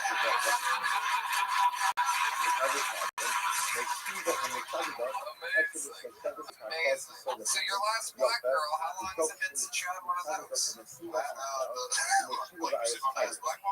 Yeah, the last time you hooked up with a black woman. That was the girl I broke up with. Okay, why'd you break up with her? Like I said, the distance, you know, and Where was she at? She's in Dallas. Well, I mean, you could have gone up there for the Tourette's convention. Did you talk to the Trust guy back there? I tried. He stuttered. Pointing his lips. They're not used to seeing black people here. He's like, nigga. That's what he said, actually. You're really funny. Thank you. I appreciate that. So, Quentin, give us one more crazy fun fact about your life that you would find interesting. That's always a tough one. Last time, tough one, me being the college cheerleader. And, I was here with Shane Gillis, and, talking about that. I like to play board games. I'm a really big nerd. What kind of board games? So literally, before I got called up, we were playing Settlers of Catan next door. Oh, wow. Yeah, so I started a board game group with some friends because that's just like, there's not a lot of board game groups where I feel like I fit in. So I just went and started one. That's amazing. And how do people find your fitness contact? So it's Q Don't Stop. That's my fitness rock page on TikTok and Instagram. Quentin Jones, everybody. Fun time. Congratulations. It's that fun interview because they jump on the show. There you go. All right. Keeping it moving here. Ladies and gentlemen, your next bucket pool goes by the name of CJ Kaiser. Everyone, CJ Kaiser. Here he is. Hello. What's You know up? how degrading it is to have a homeless man put his sign down when he sees your car pull up? Hey, you guys too, huh? Yeah, I have a man over here. I pulled up on 5th Street and this homeless guy just... Maybe homeless, they're not down. I roll my window down, try giving him money, he tried handing me a water bottle. That's how bad it is for me. Seriously. I drove a really old, beat up 2002 Honda CRV. It's been rerouted probably as many times as Tony. It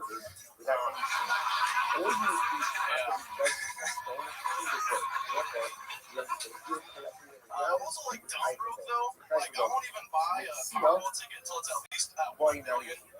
I'm gonna risk $5 for $20 million. You know, like it's not really gonna do for me. Black History Month, guys. Those who celebrate, not this guy apparently. It's okay. Let's see like a week and a half left. I'll stand it there. Thank you. Hey, CJ Kaiser.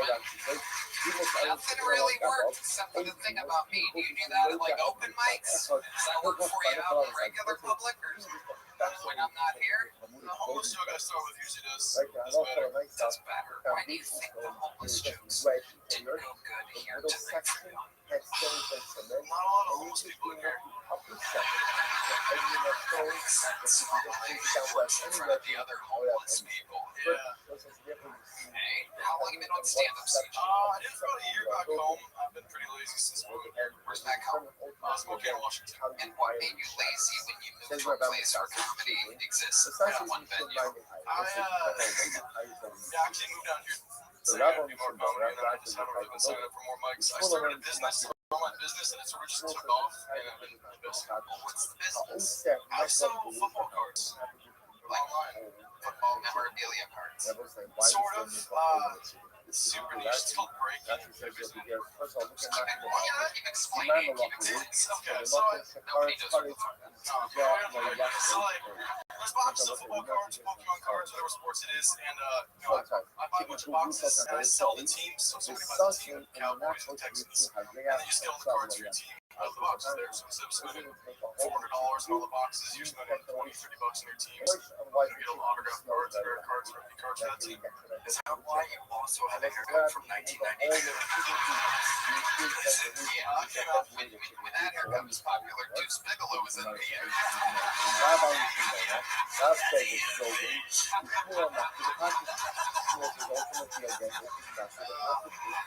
Amazing.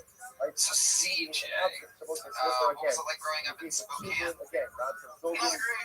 Just kind of moving to here. It's cold up there. I got down here to avoid the snow and ice, and got that like crazy week with it. But we have one comedy club, just the Spokane Comedy Club, and you guys actually put together years ago. But yeah, there's like random bars and stuff, kind of similar to here. Seating's not great. The comedy club's okay. 2 weeks a week. How long have you been in Austin? 7 months. 7 months. Yeah. And so you've just been buying boxes of cards and kind of organizing them and divvying them up and sending them off. Yeah, that's cool. How much money do you think you're making doing that? Give me a ballpark here. Like, can you just give us a guesstimate here? What's a lot to you? You said 14 million could possibly change anything in your life. I really don't like talking about how much I make. I did 72K sales last month. Okay, but what is that profit? Yeah, how much is it? Profit's always about 40%, so it's like 25 to 30K profit. Yeah, it's like Higher than when? Are you kidding me? Higher than last guy. He's only got 14 grand to his name. Yeah. I think it applies eventually, so we'll see.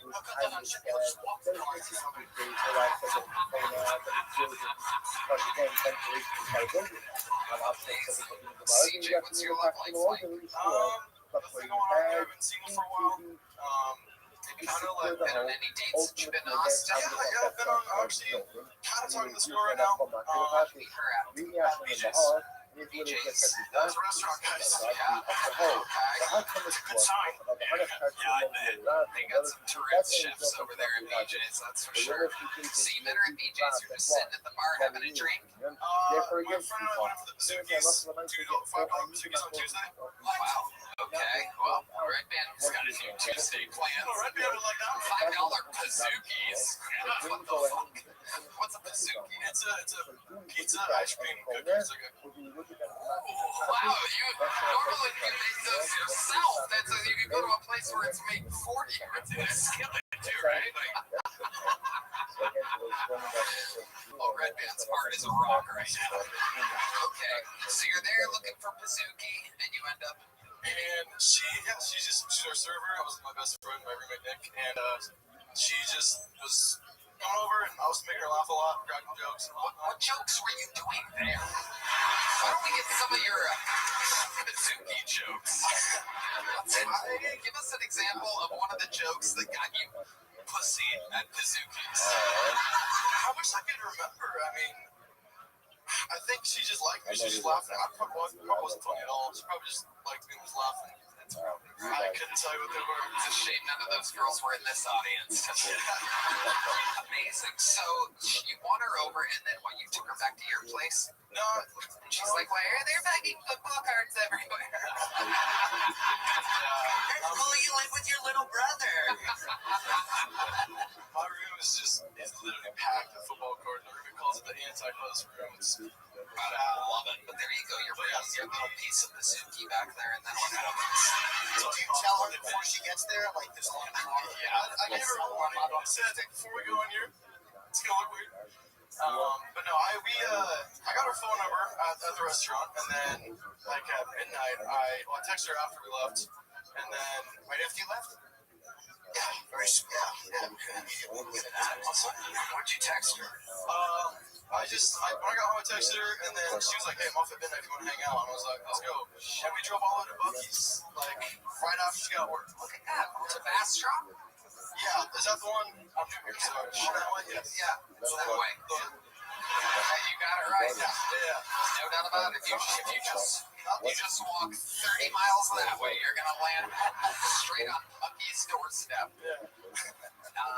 Okay, I love that for a first date. You can learn a lot about somebody. Can you take us through what the first date at Buc-ee's was like? She told me she's a binder, which it's interesting. She hasn't bit me yet. I don't know if that's a good sign or a bad sign. You should do shot big enough. She told you she was a fighter. You're just walking around Buc-ee's as she drops that out of This is in the car. This is in the car. on the way to Buc-ee's. She's only like, she's overstimulated and will like bite people. She's like, she gave me a warning. She's like, yeah, if I get too overstimulated and excited, I might bite you. So, How old is she? 14.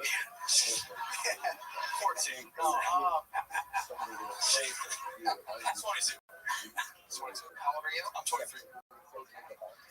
So you get to Buc-ee's, then what happens? Did you buy something? What'd you buy at Buc-ee's? I tried to look on the fudge. You like Buc-ee's fudge? I don't know why you keep asking them. Just focus on the answers to the question. Oh, Yes, our man likes fudge. Keep going. I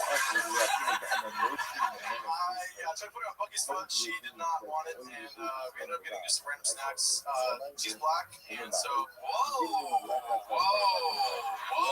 And you're like, you must like the fudge. Oh, so she's a bite up.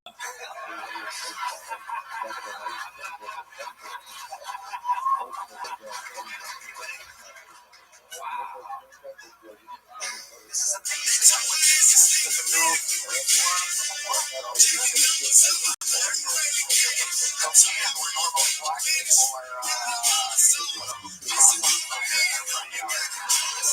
Spokane is a KKK hub. I know. I visit there every time.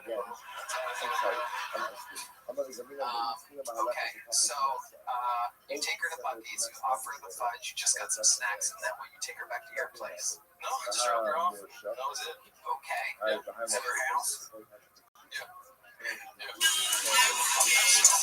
Can you put your walk? Can you hook up with the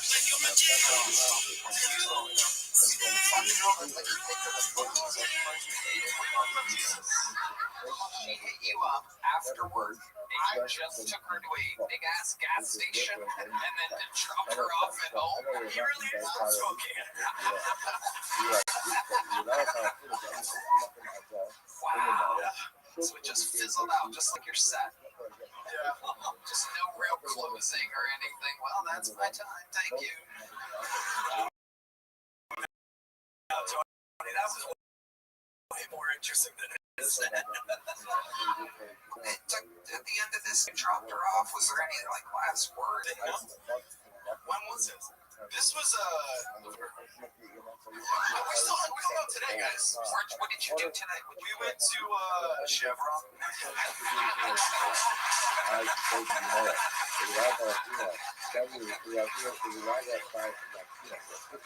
CJ, fun times. You are leaving here with a medium black. CJ, I assume that everybody. Hello there. This podcast is sponsored by Shopify. Starting something new isn't just hard, it's terrifying. So much work goes into this thing that you're not entirely sure will work out. Trust me. I know when I started this podcast, I wasn't even sure what I was doing. And what if no one listens? What if I make an idiot out of myself? Who's going to want to watch it open mic? Now, I know I was right in believing in myself launching this podcast despite all the fears and hesitations.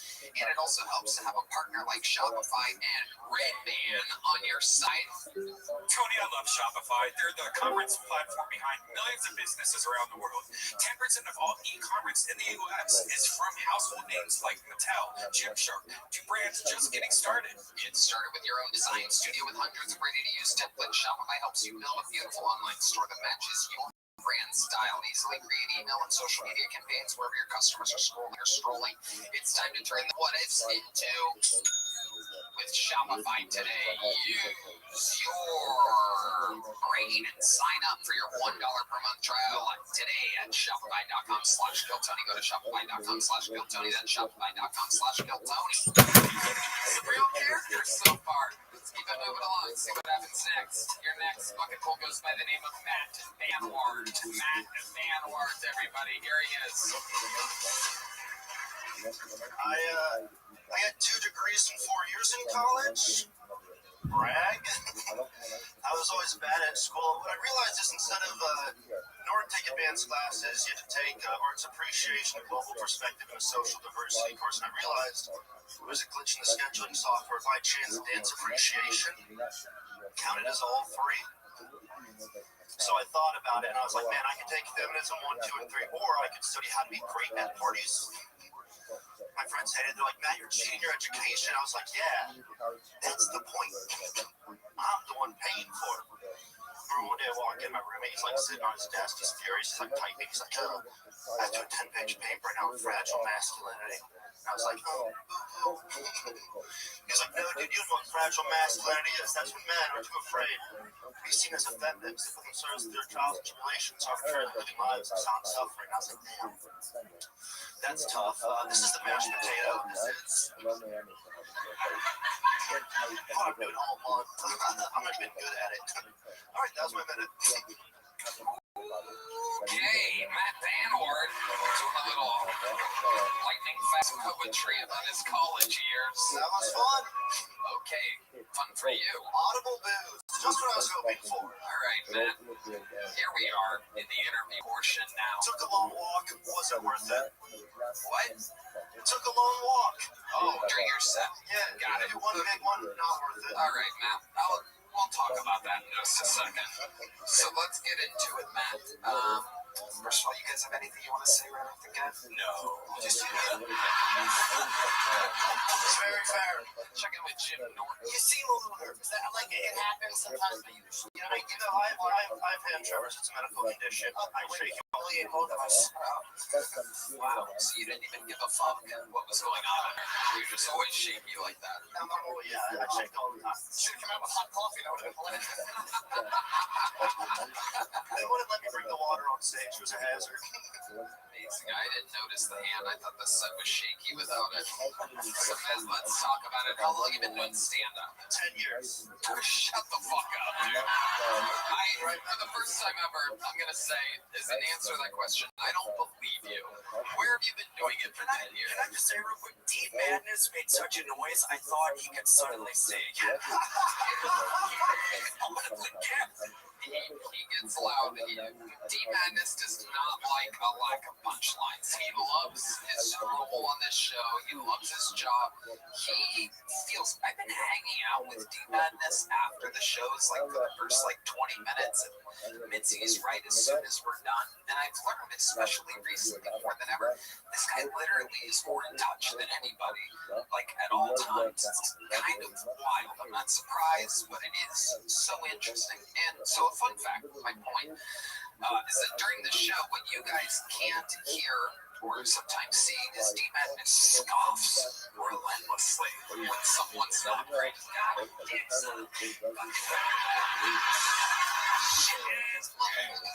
underneath his breath, but we can hear it, but it's not loud enough for it to go to the mic. 10 years, Deep Madness went, oh no. It's a constant, it's like our own little background soundtrack.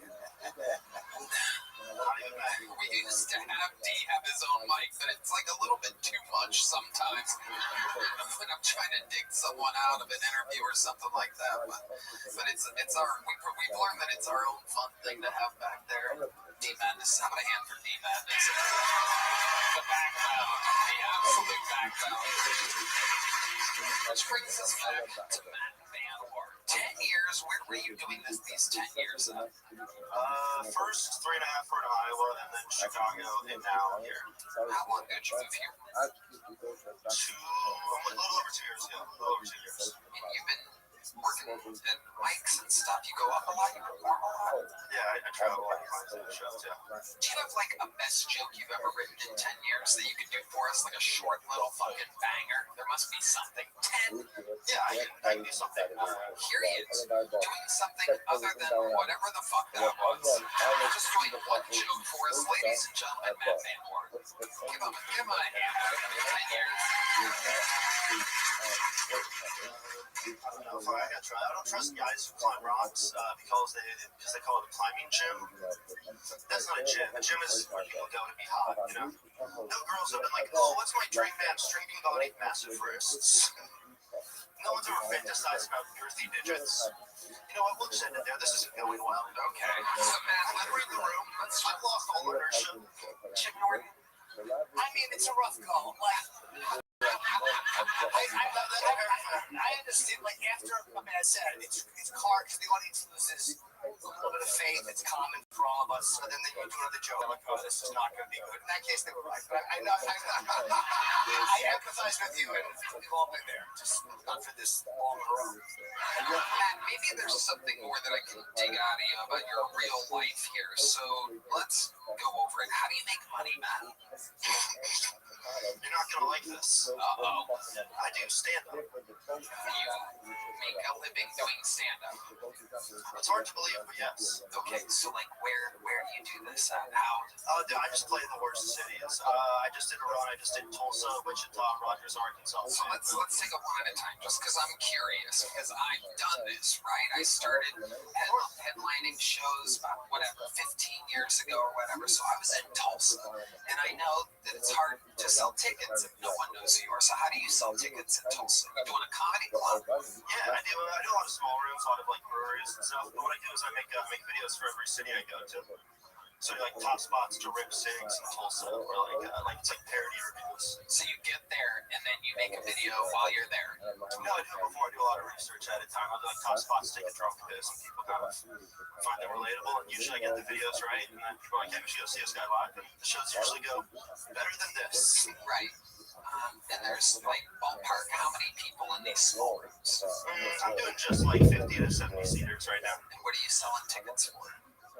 How much do you sell tickets for? $20 a piece. $20 a piece? That's pretty standard, yeah. Pretty standard for someone that is a professional that can sell tickets. Yeah. Okay. And the club takes a cut of that, right? Yeah. Right. So what do you think you walked out of Tulsa with? I must admit, it's an interesting one. I sort of talked about college because now I'm just doing an accounting class up here, and that's just give us a ballpark. $500? Yeah, I do between like 4 shows, so I do like the full run. Okay, so you did one in Tulsa or 4 in Tulsa? I just did one in Tulsa. Okay, so then you have to drive to the next city, right? Yeah. Okay. Oh, you are looking inside of his soul. This is interesting, I think, for the people to hear. Trevor, keep it share. No, we did that last time. That's okay. This is every conversation. I've done this before. You were on the show before. Yeah, I did way better last time. Oh, okay. I mean, the ceiling's pretty low right now. Let's be real here. The ceiling's the same height as it was last time you were. Very funny. Very funny. Okay. So, Matt, what's something interesting about your life that we don't know about you before I let you go? I talked about college. I was a sorority president in college. All right. Yeah. How do you get that job? I was the president of the stand-up comedy club, and you're registered as a sorority. And they never corrected it. It was never checked. And the best part was our initials, stand-up comedy club, SUCC. You were suck house. You still are. Yeah. Did you get a little junk book last time you were on? You got a big one? Well, guess what, buddy? You're going the wrong direction. There goes Matt Van Wart, everybody. Let's get one more bucket full up here. This looks like a new name. Make some noise for Orhan Lamor, everybody. Orhan. Here comes Orhan. Yeah. How are you guys? It was very fun watching what you guys did to that guy over there. Yes. Because he's more successful than me, I'm sure, guys. Like, I've never fucking done comedy. Never felt more like I wasted 9 years of my life than they're laughing. I shut myself and just went inside the back room. And actually just I'm from Turkey. It's not a happy place. You know, the state motto is if you're happy, you know it.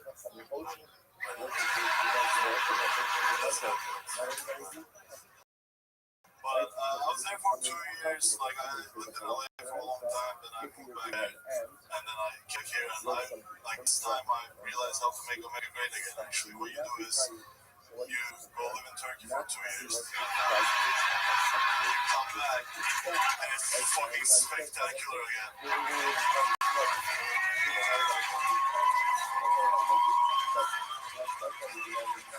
Stop it, dude. This is gonna fucking go to my head now. Now it's the opposite. Now I think, oh my god, I quit at the top. I don't want to do comedy again. It's never gonna beat this is good. Yeah. Yeah. Meow or what? There it is. Yeah, you got it. You got it. The laughter was so loud you missed the meow. I held up the bear because I wanted to see where you were going with it. Very funny. Orhan Oliver? Am I saying that right? Timur. Okay. Talking to the mic there. I don't know how it works in Turkey, but there you go. Orhan, that was an unbelievably great set. Just acknowledging the temperature of the room, having common sense, like a 10-year veteran would have. How long have you been doing stand-up, Orhan? 9 years. Really? Oh, amazing. I thought you were doing a joke about how you've been doing it 1 year and then 9 years. But okay, that makes sense too. 9 years. Very fun. Thank you. I appreciate it. How much of that's in America? So like 7 of it is America, 2 in Turkey. Where did you go when you first arrived to America? Orange County, like Los Angeles. You see, like where you go, like when I started comedy is mine. That's why I always say LA because it's where I started. Perfect. What made you pick LA? I was already in Orange County. You were there with a U-Haul. Got it. Yeah. What made you pick Orange County as a landing spot? I studied film, unfortunately, which that makes sense. It does not a lot of money reasons, but yeah, no, I went there and I got sick of LA. So yeah. What is the scene in Turkey like for stand-up? Can I ask? Great question. Oh, it's you do in English and in Turkish. But the thing is, like in English, you can talk about the government, which is nice because they don't fucking get it. But Turkish, I have this special that I shot, and I haven't edited it yet because if I put it up, I'll probably never go back again. Right. So there's that little thing. So tell us, what is it like over in Turkey? Like, what are some of the day-to-day things that make it, dangerous and not fun? I had this joke about, compared to Halloween, like, instead of Halloween, like, trick or treat, they play this game called New York Stab. I'm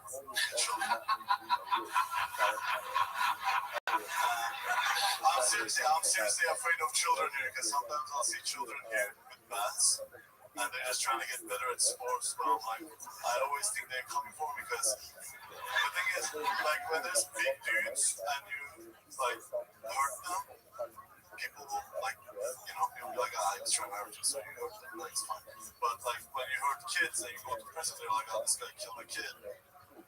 So there's that fear. None of these are my real life. These are psychological. That's amazing. I think you're super likable. Yeah, you already. Your voice already, like your demeanor, it's so funny. And you just say when you kill kids, and people, yeah. You need an accent to kill kids, otherwise it's like people Being more young Turkish. I like it. How old are you, Orhan? I'm 33 years old. 33, and did you serve in the Turkish military at 18? No, because you can get out of it. How did you get out of it? So there's 2 ways to get out of it. One, you have to be gay and prove it. Oh, hell yeah. Here's the thing, here's what people don't know. This is why I never joined the military. Let the root black for a second. That's not how it is. No, I am straight. No, here's what shut up, you don't know. You don't know me. I'm the only straight person here. Okay, listen. So, if you're gay, and you have to send them tape because they want proof video. They actually do. This is true. I'm not making this up. I'm not straight. But blowjobs don't count, which some people send blowjob videos and still went. So the other way is you have to work in America for 3 years. That's what I did. I did shitty jobs. So one way of getting out of the military is sending a video of a man absolutely butt-fucking you. And the other option is going to the greatest country on planet Earth and making money and working for 3 years? Because they figure, like, corporate America also makes your asshole yay big.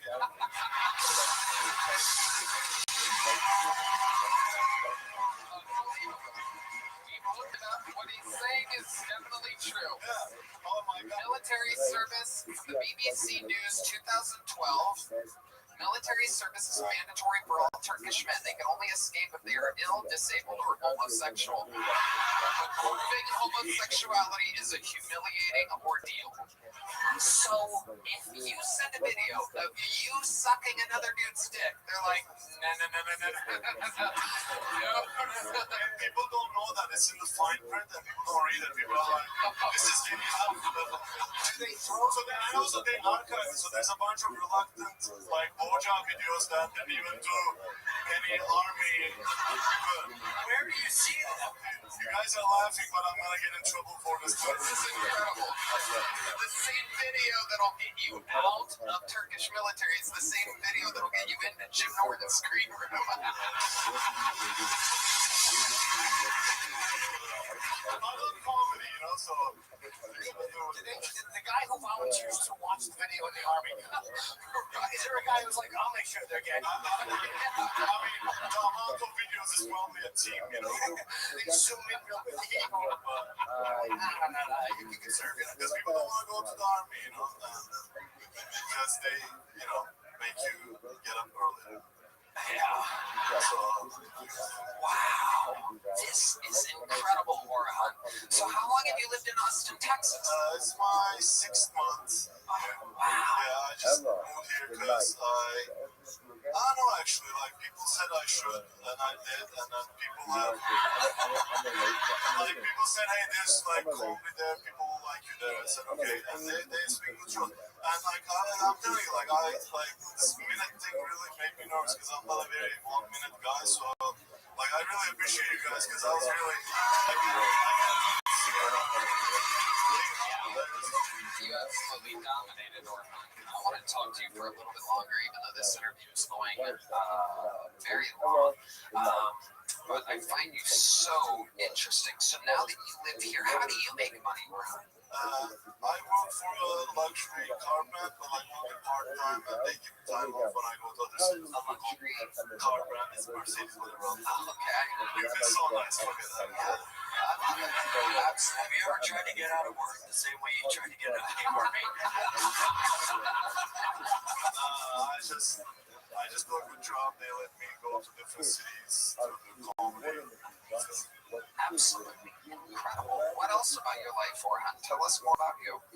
Honestly, I'm like a little bit good at everything, but not really that good at anything. Maybe hopefully besides this, but like I play piano, but not well. You know, I don't know, like just I'm learning to carve wood. You're carving wood. Yeah. Okay, what are you making out of wood? It's an abstract. It's about expression more than what is carving me.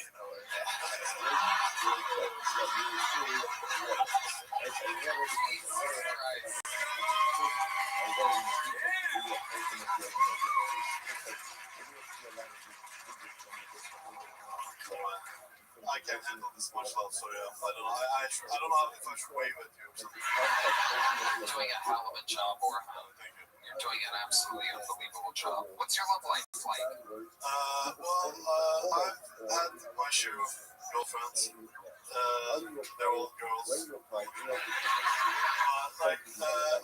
So in Turkey, I was making a living doing this. So I had like more free time. Now I don't really have free time. I had a girlfriend till a few months ago, but you know, she wanted to meet at night. So I wanted to do more comedy because I'm a little bit obsessed with this thing. So like I'm single till you know, I can do this and nothing else. I mean, that's not boring. No, it's good. It's we prioritize doing stand-up over anything. Yeah, it's because, you know, I don't know, I love this thing to disgusting levels. Like, the amount of job opportunities I've given up to do a few extra mics when I started and stuff, like, just, yeah, it's... I can only imagine you must have been a doctor in the old country and then come here. You just, I mean, like, at best it was 40,000 a year. That's really low. I'm not hireable. You know, by people who actually do stuff where people might die. You know, right. sense. Have you ever saved anybody's life or had a near-death experience or anything like that? I mean, people have been suicidal, and I, shoot them. That's it. He's talking about the last guy before he took My shirt that they were on a ledge. If producers for me that put me on, I might actually talk him into the ledge. You are so funny. You are exactly what this show is built for. Somebody that's been doing it 9 years, and you left LA, and you moved to Austin, and I just find you so incredible. The sacrifices that you've made, and you're just so funny, and I can't wait to see more material from you. So, Orhan, you are the newest golden ticket winner. Congratulations, my friend.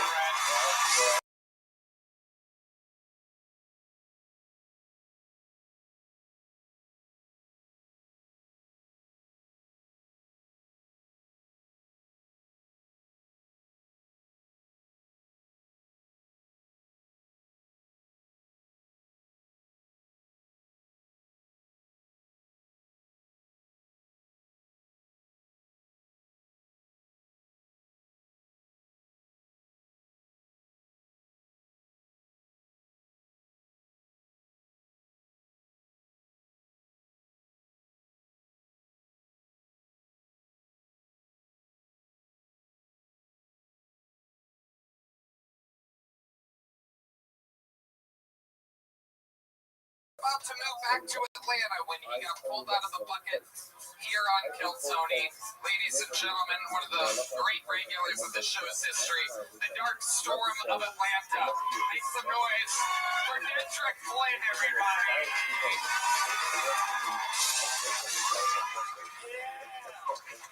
Sir, what do you know about buying $200 worth of pregnancy tests so you can pee on them, sir?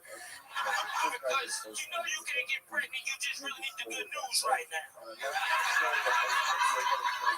Sir, what do you know about pretending to be gay with your best friends so y'all can go to couples therapy because it's cheaper that way?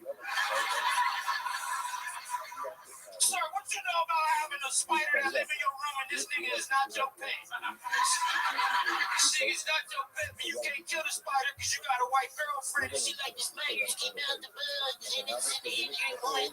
So you can chat GPT what kind of spider it is only to find out it's a black widow. Nigga, I can't kill a black mom. I want to know. Am I dead? This spider is my mom. I was on mushrooms when I figured it out, son. When I'm treated like a black mom, we go to church every Sunday. We don't go into the church. They won't let you in with the spider on your hand. They think you're the devil. So I just go where her windowsill and we play Kurt Franklin, and then she put what she want to read in the Bible in her web, like Charlotte's Web. You know what I'm talking about, Charlotte's Web? What's the pig's name from the book? Wilbur, this nigga can't read. He's a liar. He just wanted to fit in. He just wanted to fit in. You're a liar. That's my time. That's what's up. And he's the guy. And then, my friends, the difference between a regular and a bucket full and everything in between. Kendrick, absolutely incredible. Loud laughs all the way throughout. Amazing stuff. You beat on pregnancy tests. Get that good news, son. You get that boy. You know what it feels like to not be pregnant. That shit. But don't get the Dollar Tree ones because the nigga was nervous. I didn't know who the mama could be. I'm a hoe. You know what I'm saying? Incredible, Kendrick. How's life been going? Tell us about it. I'm touring so much. Going all over the country. It's so much fun. I do hate getting on planes. I think y'all know that. But every city I've been to, I've been selling a lot of tickets. There's a lot of good fans. I do want to say Happy Black History Month to the 7 black people that watch Kill Tony. I've had at least one at every show. Yep, we got the good ones. So, you know what I'm saying? A little fun fact. Drake watches every episode with his crew in Toronto. He makes them all shut up. They sit around a big screen TV. Man, I love Drake. There you go. How you doing? We love Drake too. Yeah. love it. You're very funny. You're very creative. I love the spider bit. That was really funny, man. Like, you're very interesting. Get an interesting brain. Very fun stuff. I'm a big fan of you. I love you so much. Thank you very much. So much. Do you have something nice to say, too? You don't have anything nice to say? I already know you quit your mic down. I was going to piggyback off of Jim, but the way he was sucking his cock, what are you trying to get out of the army? I still can't believe that. That might be one of the craziest fun facts. You have to send a video of you unfucking. In fact, it's real for some guy that's the head of the Turkish army who's definitely jerking off to these videos. Absolutely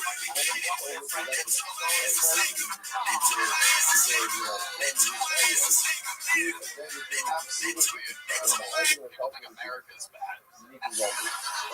Turkey, you have to either butt fuck or fight. It's another place that has better weapons than Turkey does. I feel like I would be gay instead of going to the army, though. I think I would choose, like, just be gay for one video just to get it. I've seen you fight for Turkey, the food.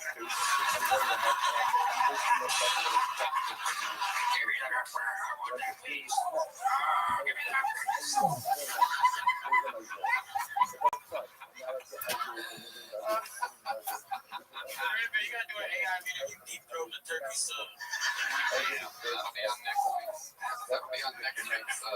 video. Dendrick, anything else crazy going on in life? That's everything. It's fucking, I don't know how to explain it. It's just fucking incredible. I'm finally, I'm starting to feel like what the first couple months were. I'm starting to get real comfortable being up here instead of being like extra nervous because it's just hard to come out here. I'm not just saying that because my friend bombed a couple people ago, but it's just. Which one was that? Man, oh, he does run some great shows like up there. I think it's a club up there in Des Moines, Iowa. I don't think he likes me anymore. I'll talk to him. Okay, good. I want to be able to do Des Moines again. Also, thank you for this sweet ass jacket. Of course. Just wanted to say thank you. This is fucking flare as hell. Yeah, they were supposed to come over the holidays, and the whole crew got new jackets from our amazing team here. It took a while. Somebody put tariffs in place here in America.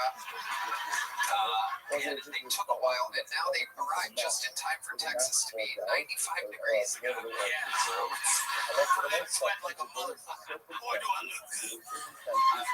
Dendrick, you are the fucking man. We love you. You guys see him on the road. Dendrick Clinton. Follow him. See him when he comes to your city. Absolutely amazing. We know this. He is one of the door guys here at the mothership. We love it when, people from Sunset sign up, people from the mothership sign up. These guys all are in a big rotation here in Austin doing spots. Hopefully with their experience, they're doing their better minutes here. So let's see what happens. Make some noise for the young pup, Nicholas Sapiglia, everybody. Very funny young man. I was at the bar the other day, just getting a drink, and this big group of ladies came. It was a bachelorette party. It was like a big group of ladies. It was like a gaggle of bitches. So many. And I'm just sitting there minding my own business at the bar, having a drink. One of them comes over and orders a drink, and then looks at me and goes, "You should shave your face. You look like a rapist." I just yelled at her, said, "Yeah, you look like a victim."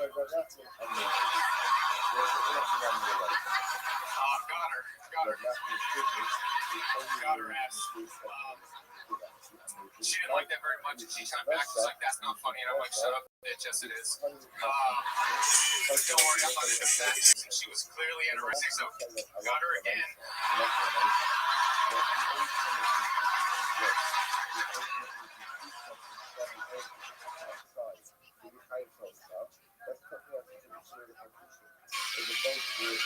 I'm not into fat chicks, and she was clearly anorexic, so got her again.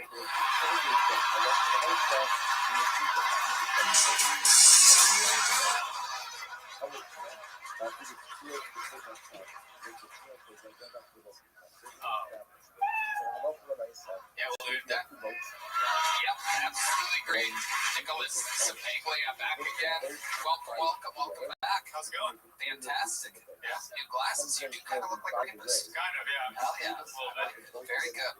Welcome. What do you guys think about Nicholas, Jim? I'm glad I shaved. Funny, good job writing. Yeah, right. I like that. What's going on, Nicholas? Tell us about it. You work here at the mothership. I work here. I recently became a father about a while ago. So just doing Jenny daycare during the day and stand up at night. The wife is working full time. I'm raising the baby right. Tell us about that. I'm pretty sure we are all fatherless people. Well, Right? We're not fathers. We're childless. Yes, childless. And we're probably also fatherless. I'll just come to that test too. well, I mean, it's cliche to say, but they always say you're never ready until you don't know what to expect, which is just the cliche thing that is true. But it was a little different in our situation because when our baby was born, we had a baby girl. One of the funny one, baby girl.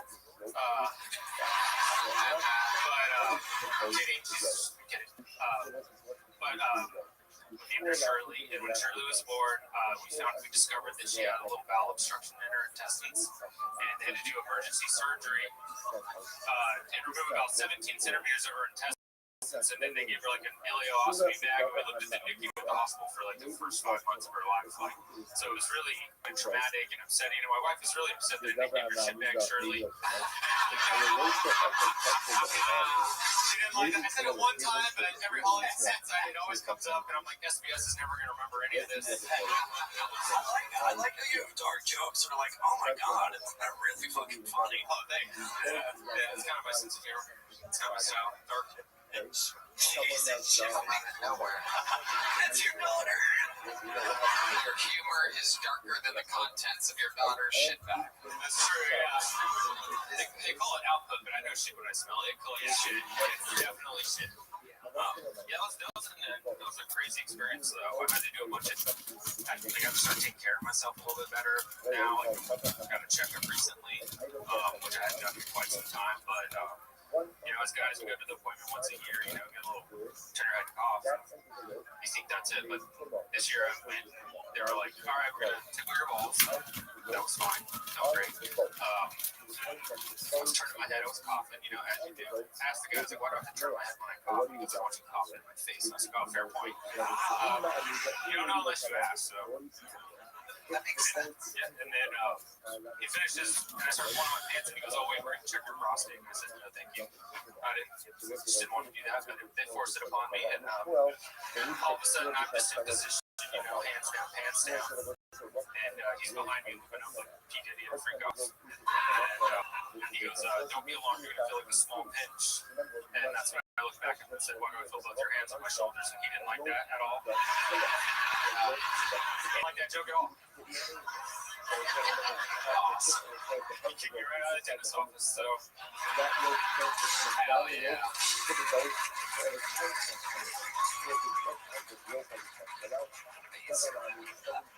than that, life's been pretty good. I mean, that was a kind of a struggle. I love it, Nicholas. You're doing a hell of a job. You're crushing here at the mothership. You're getting spots. Just performing in front of millions of people here on the show. You did great. Congratulations. What have you on Secret Show Thursday? Secret Show. Here's a big jump up. Nicholas is the big man, ladies and gentlemen. And back to the bucket we go. Here we go. Make some noise for your next bucket pool. It is Kirsty Hayden, everybody. Kirsty Hayden. I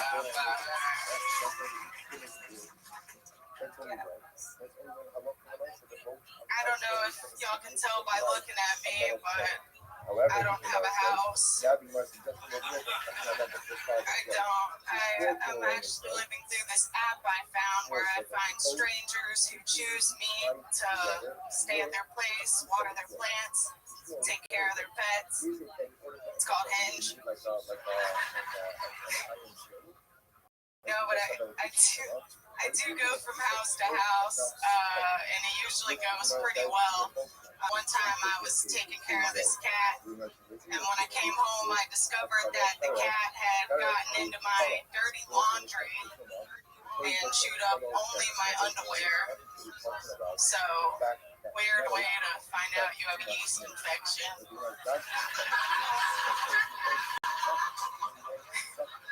Yeah, you can take the puss out of the panties, but you can't take the panties out of the puss.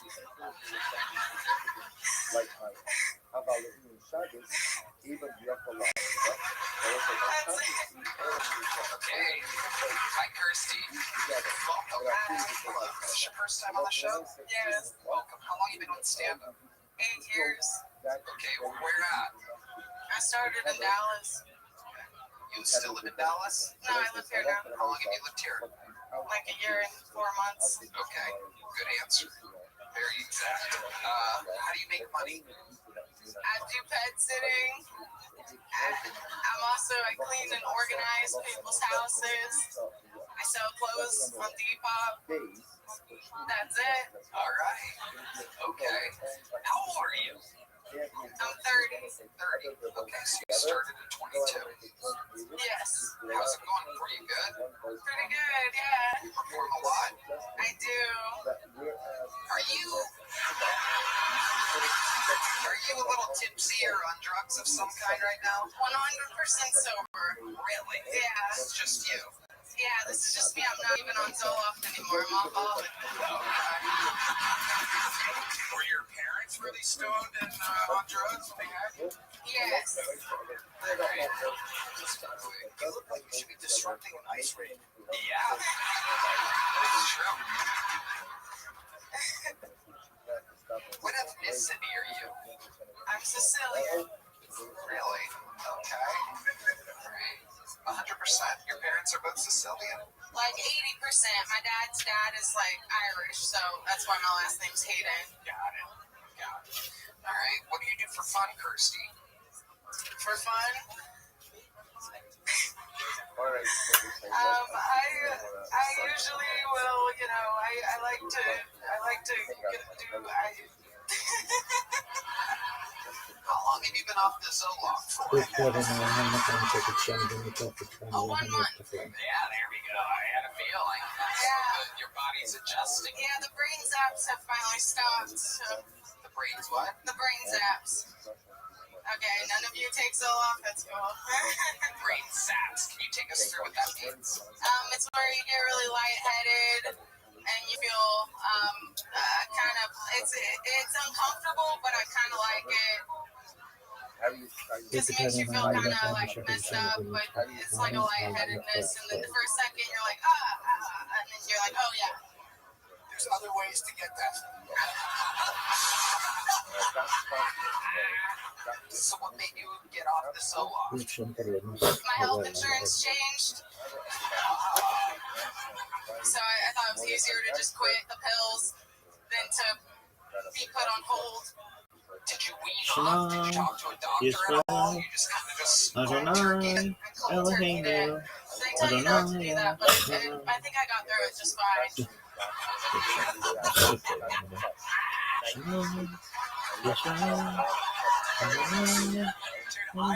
So Kirsty used to wait tables at the Dallas Improv, and every time I headline there, I give her a guest set, and she always crushed it every show. She's very funny, and this interview is great. You're like a female. You look like a female Mitch Hedberg. Mitch Hedberg? Mitch gives Hedberg to stay at someone's house. You already have a Mitch impersonator, though. So. It is true. You have a guy that looks and sounds exactly like him. What were you using Zoloft for? Like depression and anxiety? Well, I mean, that's what it treats, Red Man. That's usually why people take it, yeah. You think it's a fucking weight loss drug? It's for like PTSD, anxiety, depression. I mean, there's a few different reasons. It was for depression, yeah. But honestly, I would get depressed while I was on it. So I was like, well, what's the point? I might as well just deal with raw dogging. Right. So how's the past month been? What's going on with it? Is it a day-to-day thing? Have there been highs and lows? I think I learned good coping on Zoloft. So it's actually been fine without it. I don't really feel any different. Because I was on it for 3 years. And it's not like you're fucked up on it. Like you remember what you learned on it. So yeah, I think I just learned how to be normal. Well, I wouldn't say that. But I feel pretty much the same. Does it fucking sex drive always been scared? It does. It would take like an hour to yeah,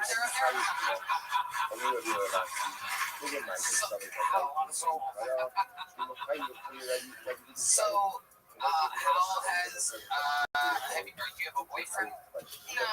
So, have you been on dates or anything since being off so loved? Or are you just like, you know that the sexual thing is better because you're pleasing yourself? Well,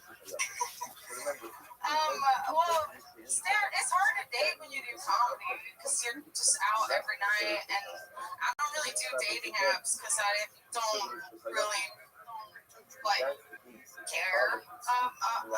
Right. You know, so no, I don't really go on dates. Okay. Very often. So no, I don't know. I don't do that. Okay. Right now. All right. Yeah. Okay, Thirsty, what do you do for fun? You're not doing stand-up. I do a little bit of yoga. I like playing pool. I like singing sometimes, and I take showers. Amazing. That is a rarity among the Boston comics. Unique.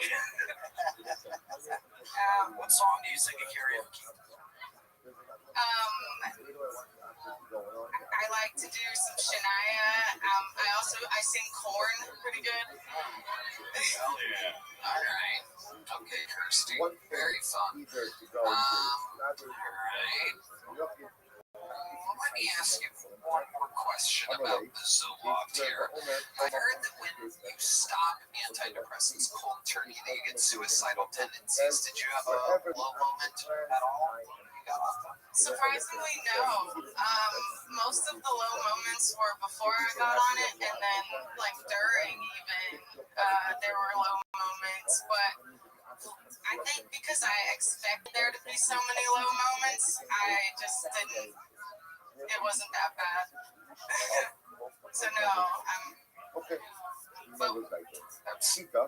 Stephen Bernie Stevens. Killed himself. Enjoy it. There you go. See, it doesn't make sense. It's a bad timing thing, but I work with Brian Redman, so you can't control it. When I'm looking over here, he gets to do whatever he wants. I'm in a good headspace. I think that I'm gonna kill myself. Maybe tonight. No. I can't have that kind of fucking press. I can't have that kind of press. Don't write a suicide note in it. You got it. You're leaving here with a big joke book. Fun times, Kirsty Hayden. There you go. Go. All right. That's Kirsty, everybody. Yeah, let's do that. You saw Orhan Timur get a golden ticket here tonight, and you may have seen this next young lady get a golden ticket if you watched Kill Tony Once Upon a Time in Texas on Netflix. Ladies and gentlemen, this is the long-awaited return of the great Young, everybody. Young is back, everyone. Brandon. Hello. You know, as I'm learning more about this country in English, I realize everything's better when it's white. For example, a normal person just lives in the house, but the most powerful person lives in the White House. White-collar jobs are better than blue-collar jobs. They're more intellectual and pay more. White lies are better than other lies because they come from good intentions. Be some sort of white. Even Diddy knows white is better. Diddy used to host white parties in Hollywood. Best parties you can ever find. You can only wear white in that party, right? They got A-list celebrities, unlimited baby oil. And guess what? When he's arrested, not white enough to get pardoned by the White House. Thank you. That's right.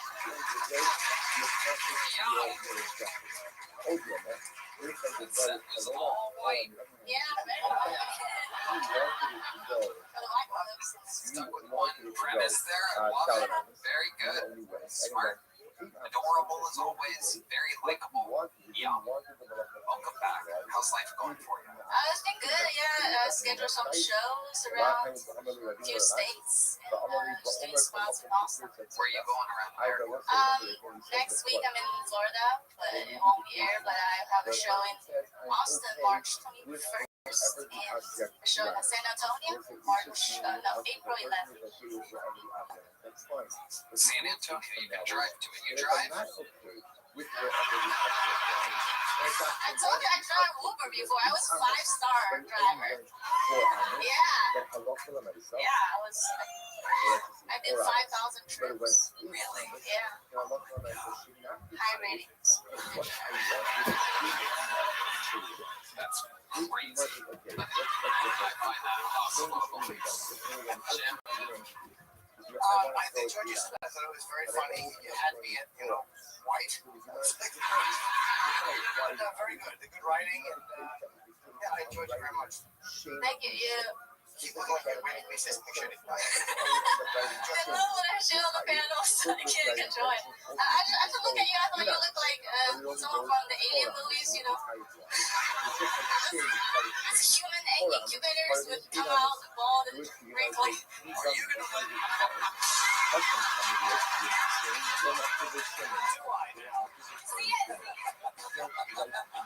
You want to let Susie talk to you that way? Yes, I am. Tell me how I'm not good enough. Tell me how small it is.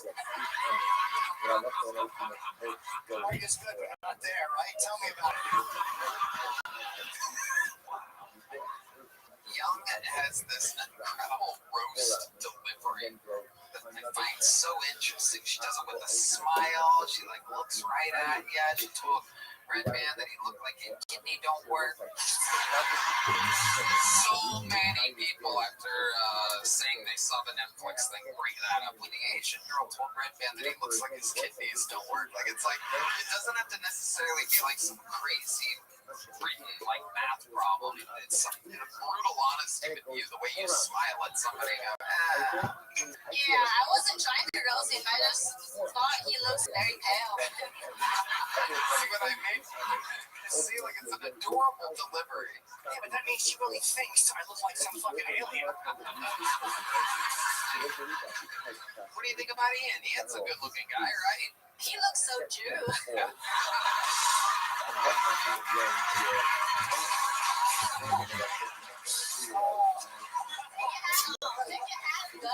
In Texas, that's a worse insult than alien. I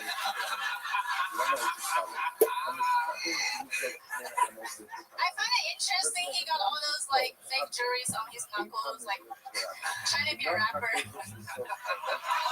I'll take a number 35, a 47, and a 16. Are you Jew though? You are? Oh, okay. Who are you? Not Jew. Oh my God. She doesn't even say A. She just goes, are you Jew? That was very 1945. Since when did the Japanese not like Jews? Oh, you're Chinese. I got in trouble for this before getting these snapped backwards. You guys are totally different. Totally different people, huh? Yeah, we don't nuclear people. You do? We do. Yeah. We do bomb people. You don't. Chinese don't. Somehow you guys don't. Yeah, we like to build trains though, man.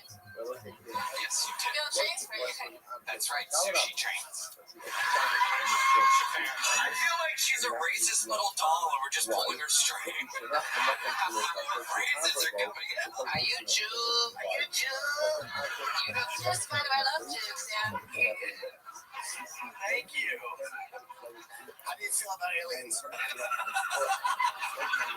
Jim is gonna go. I'm gonna give you a hug afterwards. Sorry. You look hurt. A lot of these roast jokes, I've realized that Young is so likable that she can get away with things that most people can't. Everyone, including I've noticed my 80-plus-year-old mother. She mentioned how amazing she thought you were, and she loved your chocolate crush, and she hates strawberry. So I think you have this amazing ability to, when people look at what's your least favorite race,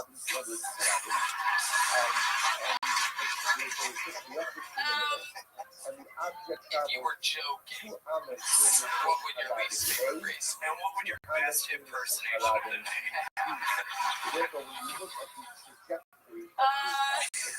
You're really putting me on such something. You're trying to make me wait. Wow. Japanese. Now, as a Chinese girl, tell us, what is it that you don't like about the Japanese? We fight a lot and we kill each other all the time. Why is that? Yeah, they're neighbors. Neighbors just hate each other and fighting a lot. Is there something about them in particular? I don't know. I think we just think we're better than them and they think they're better than us. Yeah, just like Jews and Christians, Aliens and Earthlings. Take it easy, Miss Saigon. Jesus Christ. Have your roasted Jew and the Jews here. I gotta take the opportunity. Absolutely. Yeah, right. Really a Jew? I don't. It's 23andMe. I took it. We'll catch it. 23andMe. From the neck up. Yes, for sure. Especially you're 100% Jewish from the neck up. No, I'm like a little Ashkenazi. I'm not too 23. I was raised Italian. Irish. Perfect. Hey. When she spotted it, it's really what yeah, no, I mean, even though her eyes look like they're closed, she can see. Young, you are amazing. So likable, so funny. We love you. How about one more time for Young, everybody? We're going to go back to this bucket. Coming around the corner here. Make some noise for your next bucket pool, ladies and gentlemen. It's Jordan McDonald, everybody. Here we go. Here comes Jordan. What's going on? I've been traveling a lot lately. When I go to new cities, what I like to do is I like to buy weed. I like to take that weed and go to parks. I like to smoke that weed at parks. And I like to watch homeless people. That's how I judge how much I like the city. I suggest y'all try it. I was in Toronto, Ontario, Canada not too long ago. Any Canadians in here? Boo, USA, USA, say with the brother, USA. Just started playing rallies. I was in Toronto, Ontario, Canada, smoking weed parks, watching homeless people, not bothering nobody with my thing. And I see this homeless man walking by himself. There's nobody else around him. And he just says out loud, I only smoke crack on the weekends. And guess what, Big Daddy? It's the weekend. That's a 5-star homeless man right there. You mean to tell me you're a disciplined crack addict? It's like, hey, Reggie, what you doing tonight, baby? You want some crack? Nah, nigga, it's Tuesday. Don't start my crack till Thursday, 11:58 p.m. Thank you. Jordan. Oh, okay. Welcome back, Jordan. You've been on the show before. How are you? How long have you been on stand-up now? Coming up on 7 years. 7 years. And is that true? You really meet a crackhead that only does it on the weekends? I was smoking weed in the beaches in Toronto, and I was watching this dude post and he was like, I don't smoke crack on the weekends. Guess what? It's the weekend. That's the craziest shit I've ever. Same crackhead. But Jim also, Norton. I think I like watching you. You're a good performer. You have good energy on stage. You acknowledge the audience, and the material is unique. So I really like the comment. We got a lot of that. Thank you, man. I've been working hard. Yeah. I liked your impressions. Like, you really got to it. Appreciate you. Yeah. And the way you said "fuck Canada," I appreciated that. USA. Jordan, what have you been up to other than stand-up comedy? Actually, Tony, I toured the world 2024 and 2025. Wow. Went to 12 different countries and performed comedy. Tell us about it. I went, the coolest place I went to was Tanzania, East Africa. Shout out to the Punchline at Dar es Salaam. Headlined there, sold out shows there, performed in Spain, all over Europe. You're performing in English? Yes, sir.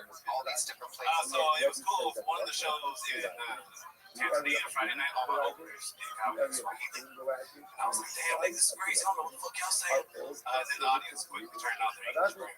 We had a good time, man. Wow. Yeah, so incredible. I actually got a notice in Amsterdam, Spain, and Dubai from Kilton, which was, Oh, you got it. red flag. They're like, you're the dude where your ex-girlfriend beat you up, right? And I was like, yeah. They're like, you funny. And I'm like, can you leave with that next time? Incredible. Non-comedy related, what was your favorite place? Favorite place, non-comedy related, Barcelona, Spain, man. Everybody got fat ass. They got, for real, right? Everybody's caked up. They got good food out there. The comedy scene was cool. It's just beautiful. I swam naked in the ocean. Dude, that was tight. I'm sure Texas. I ain't never done nothing like that. That was fun. Yeah. I ain't never seen such a light-skinned brother with so much soul. Come on now. You know what it is. I like it. You've been having all the wrong light skins on your show lately, Tony, so I just had to come in and be I like you throw your, like, everything into your words. It's like interesting hearing you talk. Thank you for that. When you swam naked in the ocean, what kind of floaties did you use? I just my hair. It keeps me afloat. My nose above water. I ain't have to worry about shit. You know what I'm saying? I didn't go below my knees. That also helped. But we gonna keep. I ain't gonna get below the waist. That's the only thing. Amazing. Did you hook up with any oval ladies? You know what I'm saying? There was some pretty ones out there. Can you give us an example of what that was like? Barcelona. One was in Edinburgh, Scotland at the French Festival. The Jewish girls out there go crazy. Boy, let me tell you. I didn't know. Tell us. What do you mean? Well, so the Edinburgh Fringe Festival is a big comedy festival in Scotland, and it's pretty much like Pokemon Stadium, but for comedians and stuff. And everybody's just trying to evolve their Pichu to the right shoe. You know what I'm saying? And sometimes a Charizard and a Raichu meet up. Sometimes like, yo, let's motherfucker make electricity and fire. I don't know. Can you say, can you explain that to the people that aren't absolutely brain dead dorks? Yeah, so, you go to one of the after parties, and they drink a lot in Scotland, and you start drinking, and then you make with a very pretty Jewish lady from across the show. It's like, oh, I know, but let's have some fun. Did you know that she was Jewish before she said she directed shows? That thing, but when I was like, this might be it. Yeah, so I had to do the job. And you notice something different hooking up with a Jewish girl than with that non-Jewish girl? Oh. Go ahead, say it. It's okay. Okay, Go ahead, let it rip you. Shut up. I'm making no I love Jewish people. I just want y'all to know. Hell yeah. Shout out to the one dude in the crowd pulling right now. I love you, brother. No, it's not really that much of a difference there. I don't know. She had like, I was like, that's crazy. You know, I was like, connect the dots or something. I don't know. That was the only difference was the moles. God puts them on there so we can swap them. Exactly. No, they're not moles. They're called rats. That is a Jew who made that joke. Hopefully this is still in the clip. Hopefully the clip didn't end there. I love it. Jordan, anything else crazy we should know about you? Anything else crazy, man. Me and my homies been making short comedy films and shit. We got a really funny stoner film called Pushy. If you like good stoner comedy films, Where can people find that at? it's we got it on YouTube right now. Just look up Pushy film. It's on YouTube. IEY? PUSHY. Okay, there you go. Pushy. And then Tony, I had a funny moment with you at Skankfest this year. We did? Yeah, we did. We were just hanging out in the great room or whatever. And you walked up with a slice of pizza, and I was talking to Joe Rosen of the comics, or Nene. You just came up and you were like, this looks like so-and-so from Star Wars. I know this because I'm a Sith Lord. And I was like, yo, Tony, what? I actually remember this. It looked like the Mustafar scene. Exactly. Yeah. You go, I would know this because I'm a Sith Lord. And I was like, Well, that was a joke. But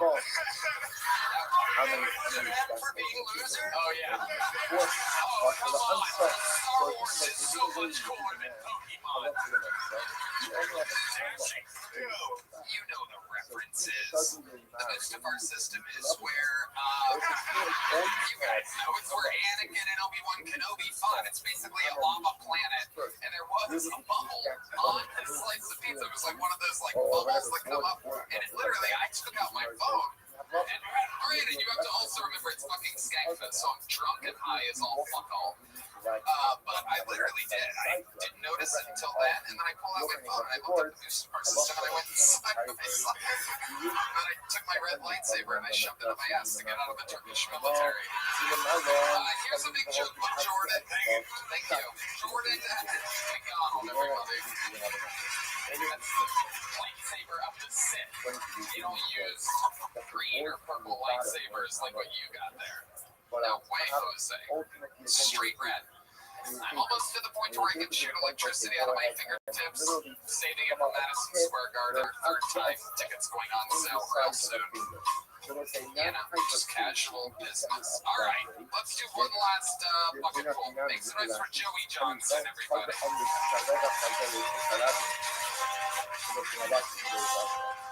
Guys, man, it's Coryell here. 11 years, I've never been told before, so that's, 11 years of comedy, man.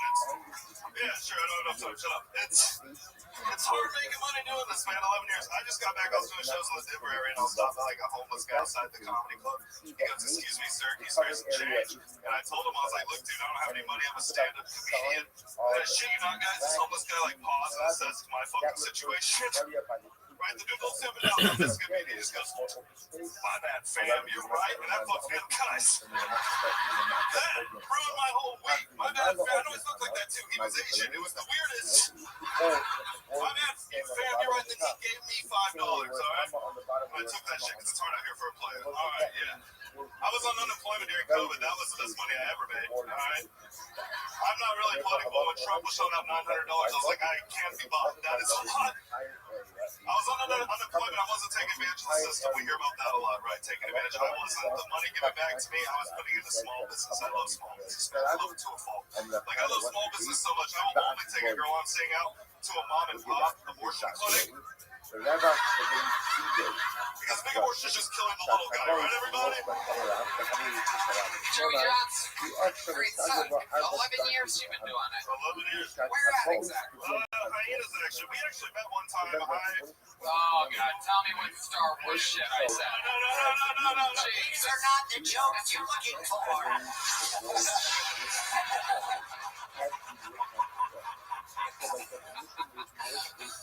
What happened when we met? I was just supposed to open for you, and you had a bunch of people there. Randy, Randy, it was Hyenas Fort Worth. JP was in the green room. You don't recognize me. I had long hair during COVID. I was wearing a mask, and I felt heavily judged walking in there with the mask.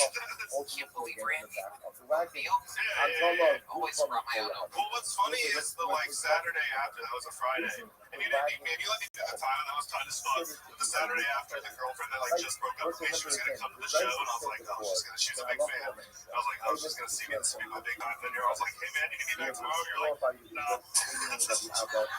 Like, I had an entire crew that I flew from Los Angeles. And in retrospect, it was good. Randy. Yeah, Randy's a dog. I love Randy. We love Randy. Randy's my fucking homie, the great Randy Butler. He comes to all of our shows when we do massive venues now. No, I mean, I can do the time, and that was tight, man. Thank you for the bad news. There you go. Nice. I would like the girlfriend. There you go. There you go. I put my lightsaber away for the night.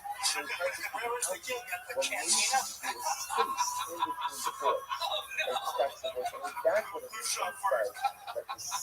How dare you use the Mos Eisley Cantina's name in vain? This is crazy that you're all finding out at once how big of a secret Star Wars nerd I am. Dork literally rewatched it over the weekend. I just let it go. Virgin I am. Do your big one. Do your big one. I already did it on this show before. Okay, I do one impression. It's Princess Leia during The Empire Strikes Back when she's freeing Han Solo from being frozen in carbonite. She's in a special robot helmet which changes her voice, and when she wakes up, she goes, "You've been frozen in carbonite." Thank you. Thank you.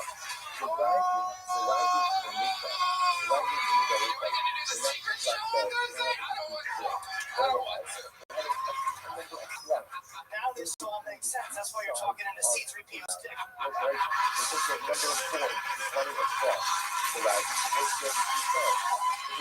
Oh my god. How fucking hilarious. I love this. I love that you're finding out that I have a sensitive, nerdy side to me. Oh my god. Alright, Joey, what do you do for work? I work at Head Shop on Wheels out here, so I sell diet. I sell diet weed in a food truck. That's Nice. yeah. I did it in high school, but they took me for it now, so that's nice. You know, That's awesome. dress for the job you want. I'm with you. And how long have you been doing that for? I moved here about a year ago. I started it like a few months ago. I was working at a country club bartending out here at first, and then in July when those storms came, it's one of the country club, River Place Country Club. And is it your truck or you're working? No, it's not mine. I work for a bunch of comics work. Elazar, I think he was on here recently. He works there. There's a lot of him. You got robbed. Yeah. There have been a couple. Yeah. And look, Head Shop on Wheels. I'm pretty sure they posted their mug shots. So look, if you know them, maybe I'll get a raise. But yeah, they got robbed. I don't know what happened. That wasn't my fault. That wasn't my truck. Okay. There you go. I locked up great. All right, perfect. We're gonna video and record. Yeah. You definitely robbed the Stop. You look like my accomplice. We're one of the same here. This is it. Shut the fuck up. Takes one to know. I did not rob the truck. Okay. I swear, dude. Please, I need the shot. I need that 14 an hour so bad. Please. So it's 14 an hour. Yeah, I probably should have said that. What's your rent? $7.50 only, actually. How many roommates do you One roommate. have? And that's a dude. Yeah. One bedroom or two? One bed or two. God damn it.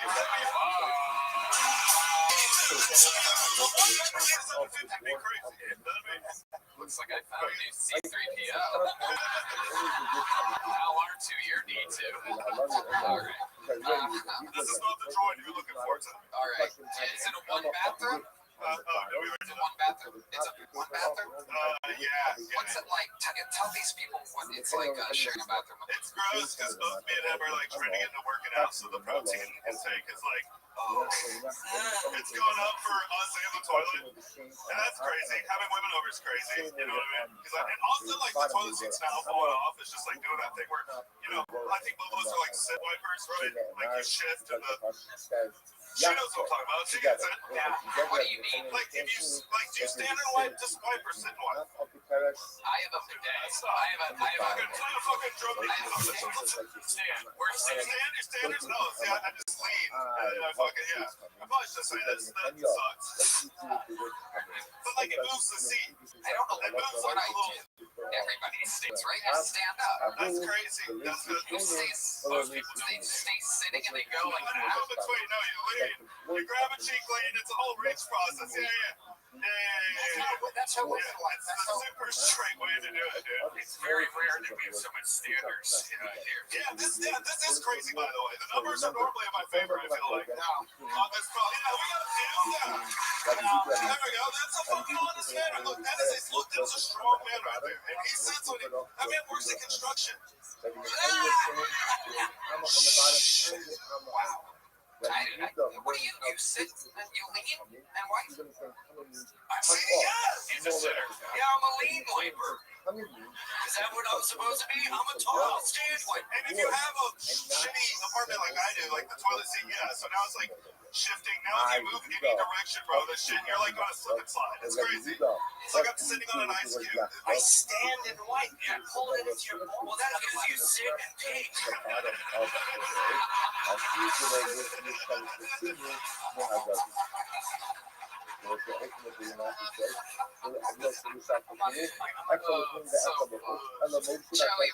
Joey, give me one more crazy fun fact about your entire life. Could be your childhood, could be today. Crazy. I'm putting cocaine on everybody. That's cool. You're in the process right now. I have been done for like a few months now, but yeah. What's up? Thanks, dude. Appreciate it. Appreciate it. I guess rock bottom. Let's hear about that. He has a roommate and he shits on his side. This feels like You got outed as a huge Star Wars fan in front of millions of people. No, I had sex with a trans girl. No, sorry. That was like a You're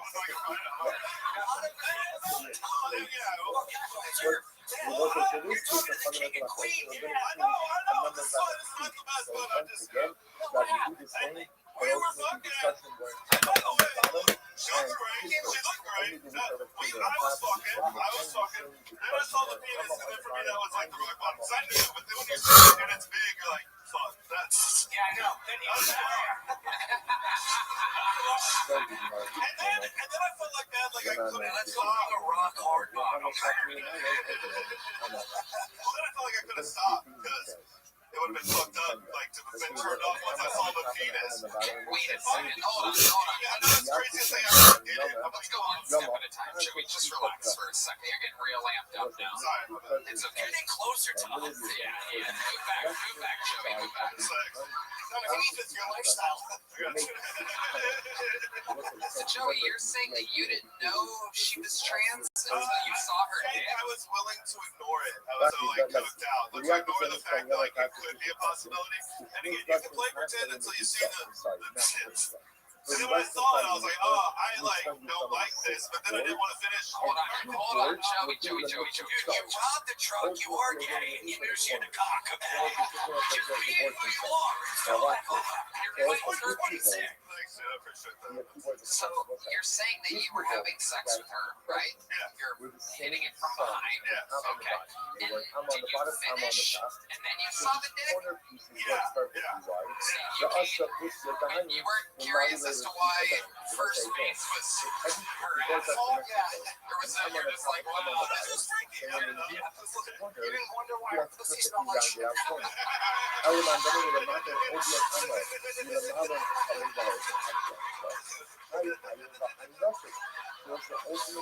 So did you come in her asshole? No. You pulled out. Yeah. What a gentleman. Yeah. So you pull out, you shoot it on her back. No, for some reason this is not my note. It felt gayer coming in the ass. So I was like, so I do it on the back and it's straight as If there's one alpha move, it's to pull it out. You get it? Yeah. So when did you see her dick? She's like, my turn. Yeah, it was like there wasn't a cigarette, but she rolled over, like she's like, yeah. And then I felt bad, like not wanting to get picked out, I want, Did you make her come like a gentleman, or you a piece of shit? I have honestly, man, I have no idea. At that point,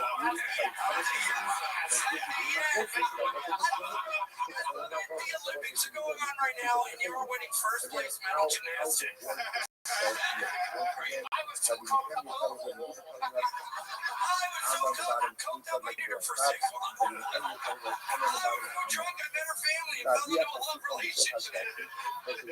I go fell and skate. It's gayer for you to deny it. Yeah. B, it's fine. I mean, I said I did it. Did she sleep over? Did you wake up the next morning? No. I went home after. Well, she drove me home. Like, we didn't really sleep. There was no. Yeah, she is a gentle woman. Yeah, watch out. She is a gentle driver. She was very sweet. Amazing. What kind of car did she have? Do you remember? I don't remember. It's like big pickup truck. Hatchback thing. If it's picture, No. when they're tucked up underneath. Oh, Joey. Congratulations. Fun interview. Love it. Great stuff. Joey Johnson, everybody. All right. I fucking love this episode tonight. I mean, unbelievable. What a showing. Golden ticket winner. Young was great. Dedrick was great. William got the whole thing started. Normally, that's how you end a show. He kicked it. He went up first in this batting order tonight. So it makes you wonder, how do you end an episode like this? And well, there's only one way to truly do that, my friends. This regular has it all. He's selling out giant theaters all around the United States of America, where one day it is very likely that he will be a citizen. But for now, he remains the Estonian assassin.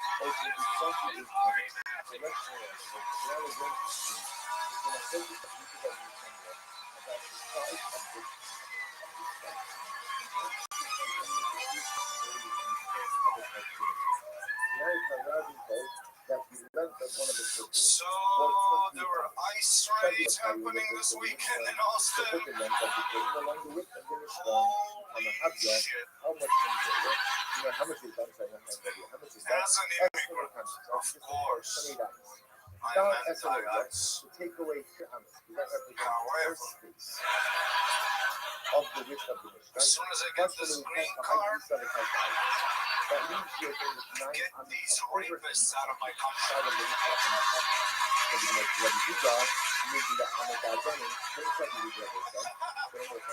That's the sort of dude I am.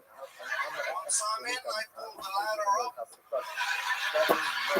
Fuck off, we're full.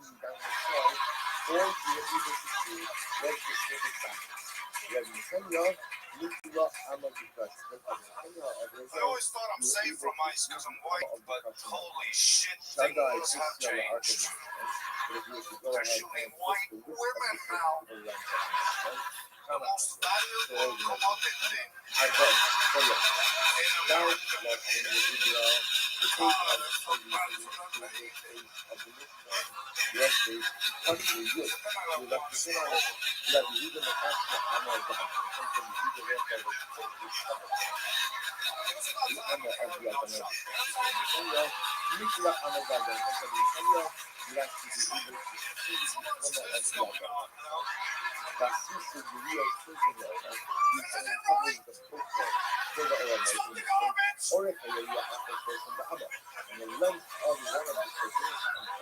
Only white people feel bad for her. I asked all my black friends, they were like, oh, shot by law enforcement?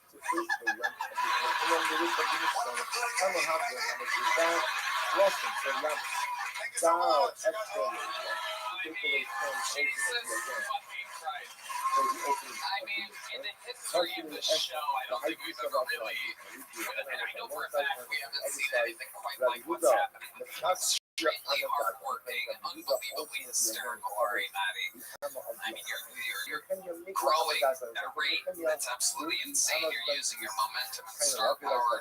You just have momentum from the get. Every single thing is fucking hilarious. Now we know you're hilarious, so the expectations are raised, and then The expectations are always a guy.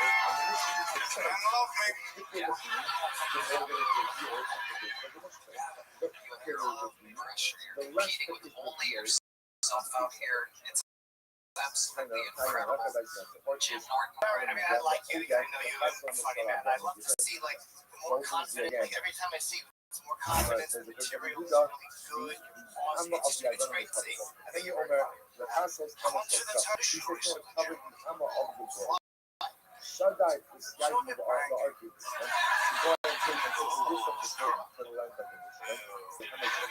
Men the Arza. Ultimately, it was like 44. God wasn't it. They gave 30 opportunities of the Possibly Arza study. So for a few months, Now, back in the right hole, everything's correct. The takeaway two extras ultimately begin to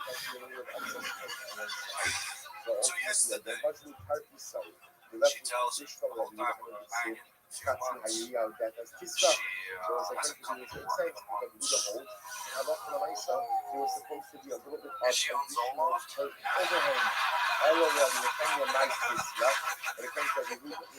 God, it feels like What is betraying.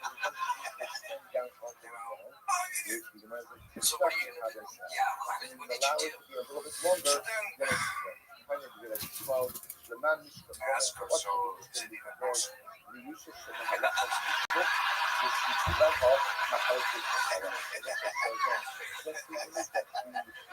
She goes, yes, I come with a vibrator. So I go, where is it?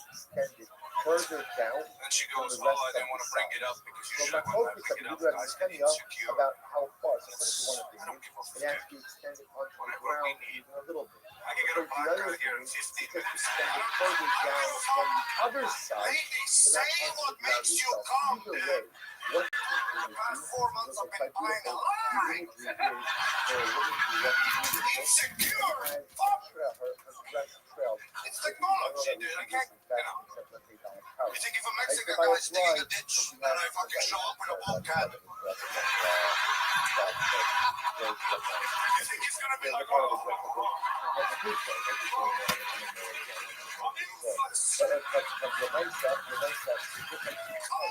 bitch, I don't give a fuck. What do we need? Was she acting like she was coming? Yes, drama, real good. Sydney Sweeney shit. Shaking. The vibrations. They betrayed me. I know Jim doesn't know that feeling. You know when your wife comes. Oh, yes, I do.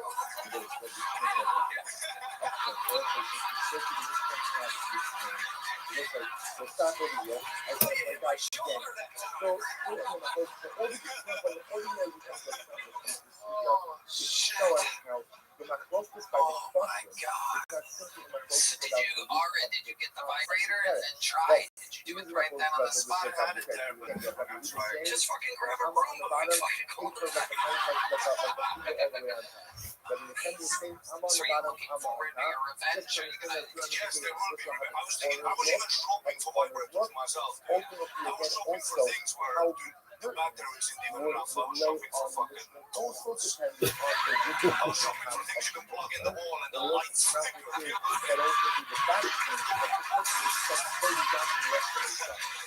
That's fucking hilarious. Next time, show her my place, dude. I'm coming with a chainsaw.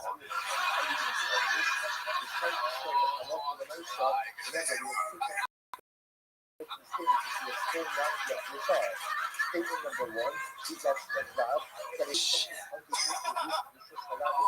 are not tight because that does not resemble the So, Ari, I mean, this is absolutely incredible. You've been all over the road lately. How's that going? Yeah, wonderful club, stand-up live in Phoenix, shout out Rochester, Carlson. The clubs are awesome, the people are awesome. If there are only more chicks, but it's like 500 rapists in a room. You're yelling fag and you're crushing it. And that's AriMattyComedy.com. AriMatty.com. For the love of God, some of these shows are looking for... I don't need this right now. No one's coming. I mean...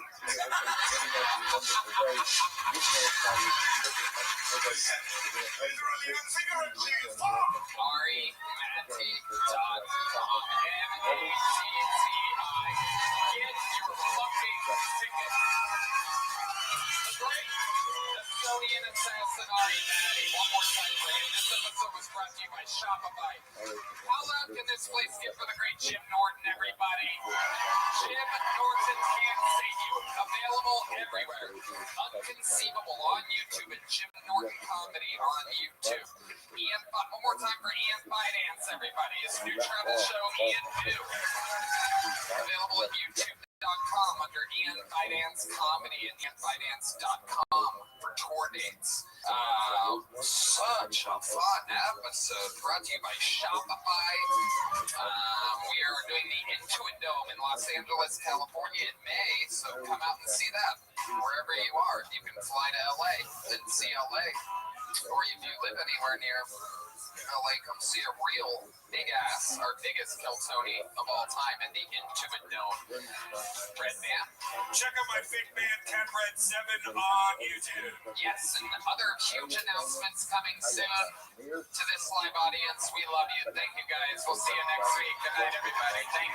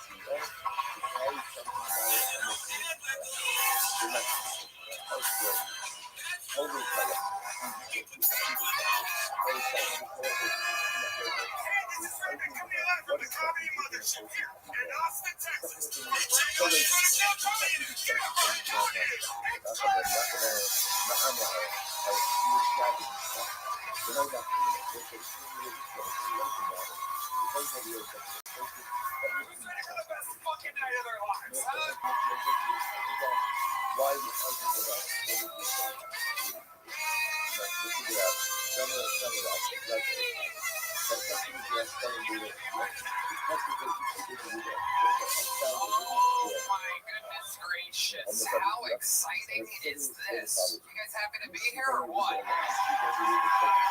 Shit, sounds amazing. We are brought to you by Shopify. This is indeed the #1 live podcast in the world. Before we get to all the chaos, here's a little bit more of the amazing sponsors that made it all possible.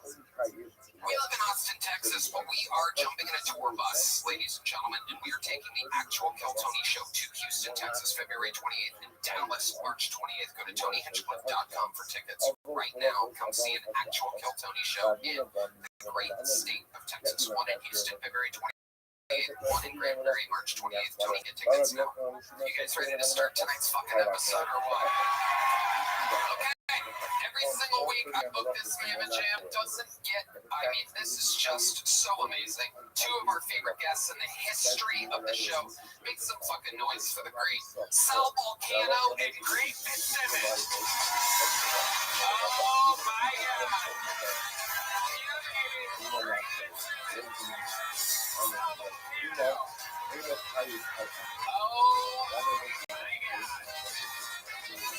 Very exciting stuff. Ladies and gentlemen, Sal Volcano is on tour. SalVolcanoComedy.com. He's doing the Ryman Theater in Nashville. He's got a brand new season of The Impractical Jokers coming out on TBS Thursdays.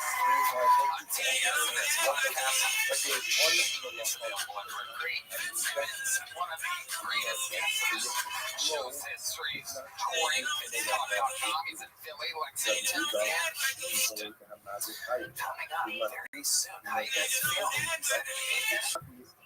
So excited. I'm excited. Hell yeah.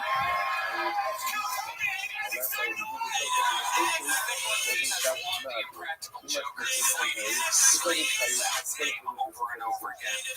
I will Tortoise love you, Sal. You guys know how the show works. 300 plus comedians are stacked on top of each other in a bar right next door. If I pull one of their names out of this bucket, our trusty assistant goes, grabs them, they get 60 seconds uninterrupted on stage. You know their time is up and hear the sound of a kitten. That means they have to wrap it up then, or else they bring out the angry West Hollywood bear, which is just loud and annoying and cuts them off. And then I conduct an interview. We find out more about their real life or their careers or anything really that I find interesting about them. I'm so excited about this. Sal and Greg, I mean, have you guys? It literally just does not get any better than this.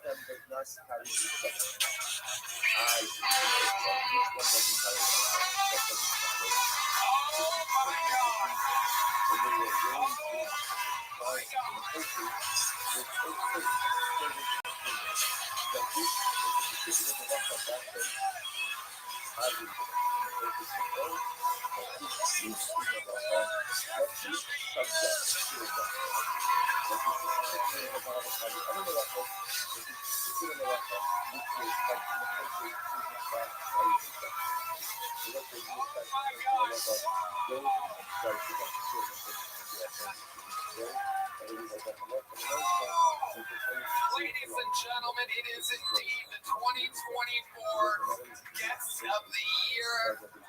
Dr. Bill is here, ladies and gentlemen.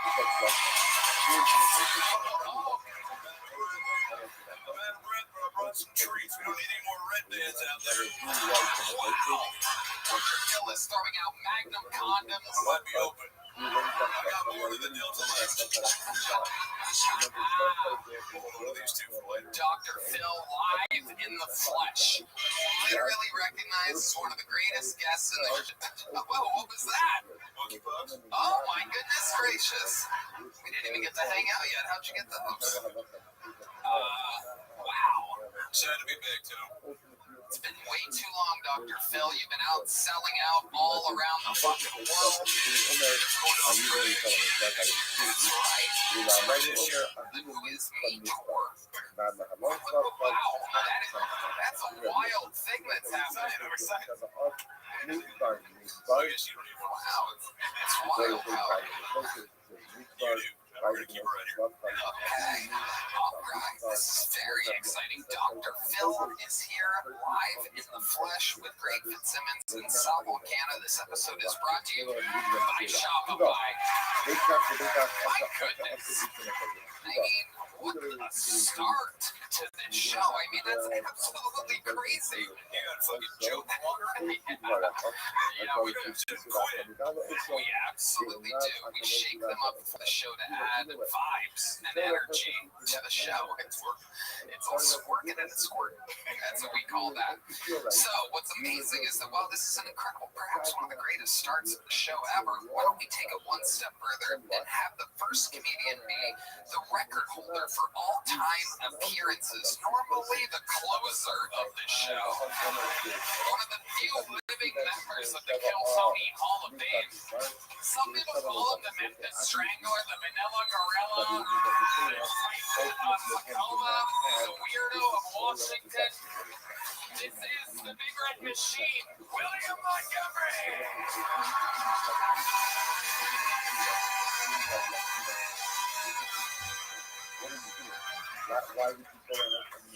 My mother was watching the news the other night and she heard people talk about doxing one another. She goes, honey, what is doxing?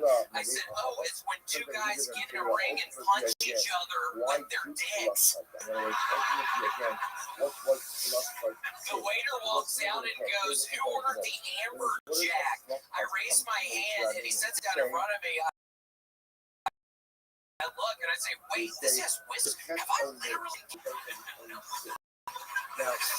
Can you imagine if you were a flat earther, like a depressed earther, and one day you tell your flat earther friends, I really can't, just gonna walk this way and I'm never gonna stop. And they're all like, no, don't do it, no. And then around 80 days later, you show up from the opposite direction and you're in a hot air balloon and you're like, guys, y'all are never gonna believe this. Okay, that's my time, Tony.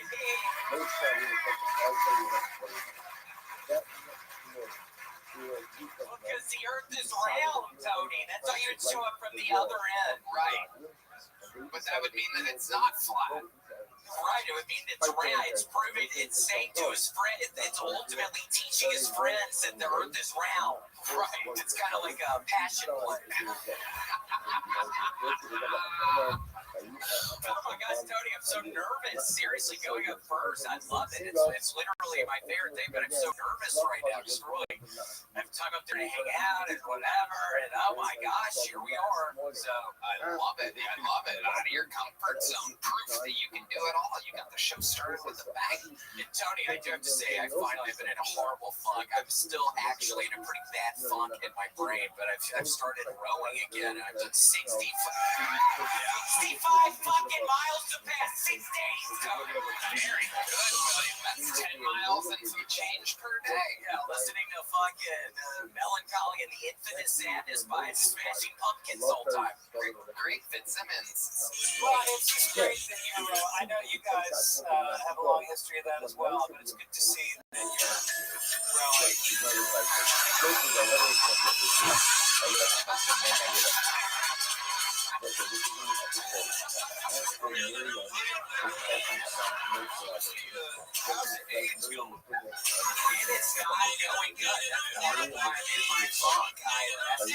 I messed up when I was in Vancouver last year. I allowed this guy to have sex with my ass, literally with my ass. Seriously, it's good to mix things.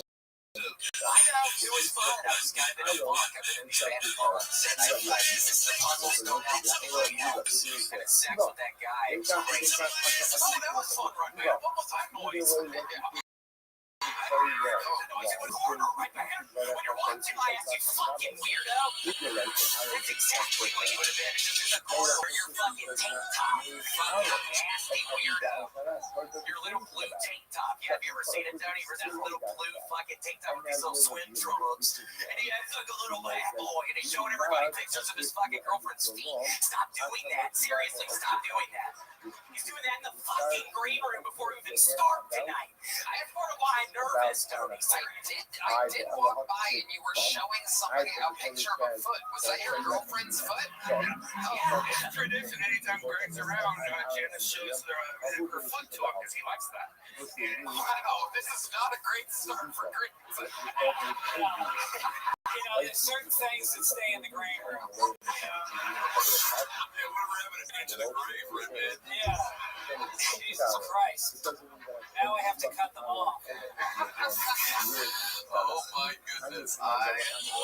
William, so you've been rowing again? not doing the rowing, trying to hopefully please, because I promise if I've been to a city before, I have a whole different set.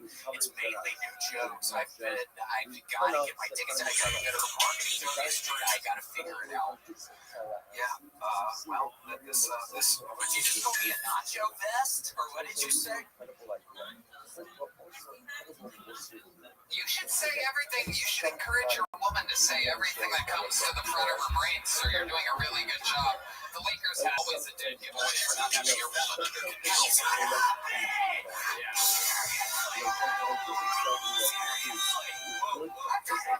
Fucking Rabbi and throwing crack under the bus. You dude, seriously.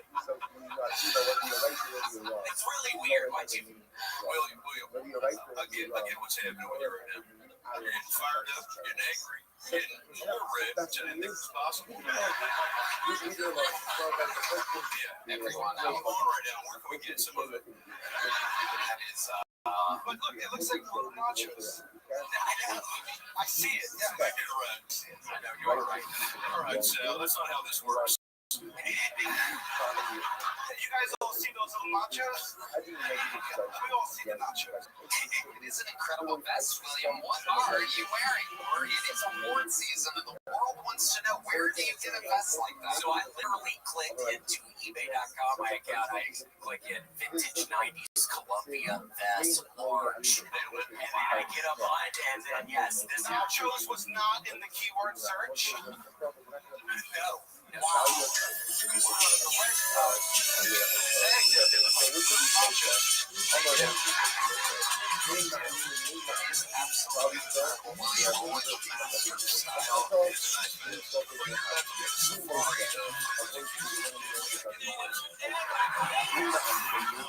Which is a tough game to get, so I want to compliment you on that.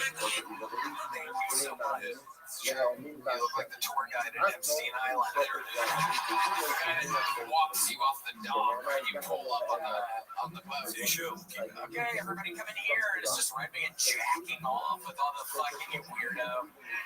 Wow. Well, William, you got the show started with a fucking bang, my friend. Unbelievable.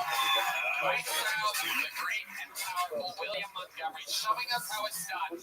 Now we go to the bucket, everybody. Oh my goodness. Oh!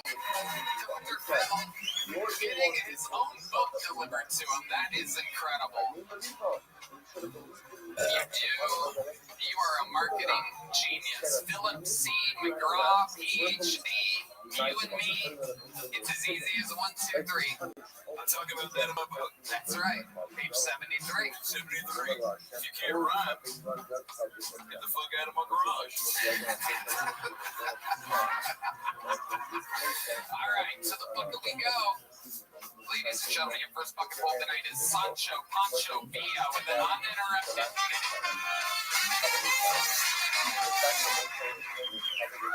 What's going on? Hell yeah. So even though I'm 5'1", I am into taller women. And so that can be hard. So I got these shoes that make me 5'3".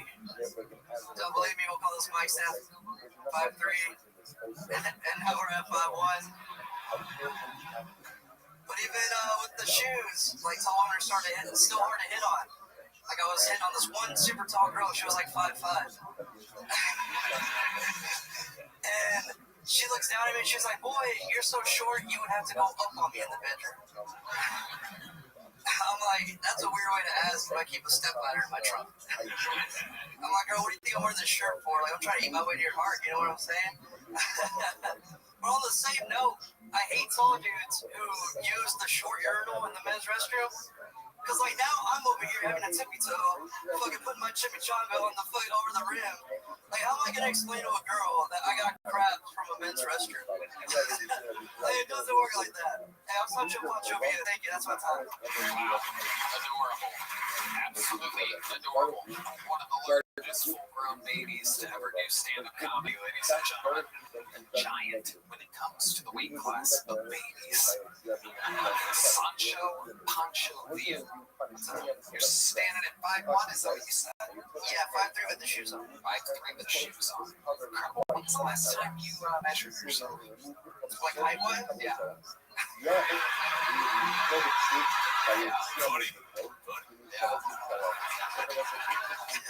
When I went to get my driver's license. Okay, you got one of those. Your people normally don't have one of those. Do you have car insurance? Such a bunch of you. Yep, they're USA. Let's go. Shut up. Yeah, right. Hopefully they lower my rate. Okay. USAID? USAA. USAID? AA, like the military. Oh, got it. You were in the military. Yes, sir. I'm a Marine. Okay, absolutely incredible. What the hell were you doing in the Marines exactly? What was your specialty? Man, I was in an engineer company, so like we work with generators, we build stuff, we move it up. I have more certifications than my cousin with 3 fake IDs. Like I can do any Texas job. Wow. Yeah. Amazing. Such a poncho. You've been on the show a few times before. Yes, sir. You get very lucky. I'm hoping to tonight. God. Now, why the fuck did you do that? Yeah. Because we're pretty much rocking the same haircut. Dr. Phil, like, come on, like, shit. When did you go bald? You mind me asking? Oh, probably when I was like 19. Damn. Yeah, man. How to work out for you? How did you adjust? With the company. Oh, well, there you go. Still struggling, obviously. So Sancho Pancho here, you went bald at 19, standing at 5'1". What do you think you did in this life or past life for God to treat you like this? Question time. And he apparently also made you extremely horny. A lot of your act has to do with women. Just said you're hoping to get lucky tonight. When's the last time you played Sancho Pancho? We can have Wow. Who was this? What was this innocent person? Where'd you meet this person at?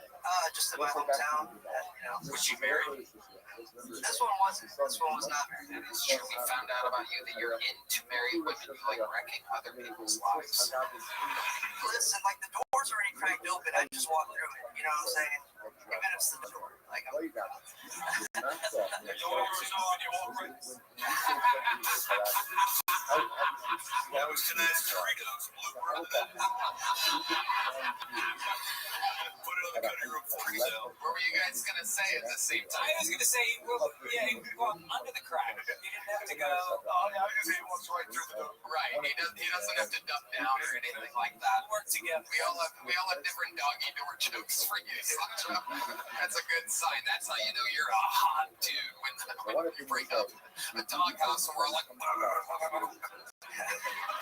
you're adorable, Sancho. So you find that there's a lot of girls that are into whatever you are. I'm in love with confident man. Yes, Tony. That is confidence. You do carry it well. When do you cry? When, like, do you let it out? Is there a moment ever? You work out, Sancho Pancho? I do. I'm down 10 pounds. What have you been doing exactly? Explain to some of these people out here how they can lose weight. I quit alcohol, so that was a big one for now.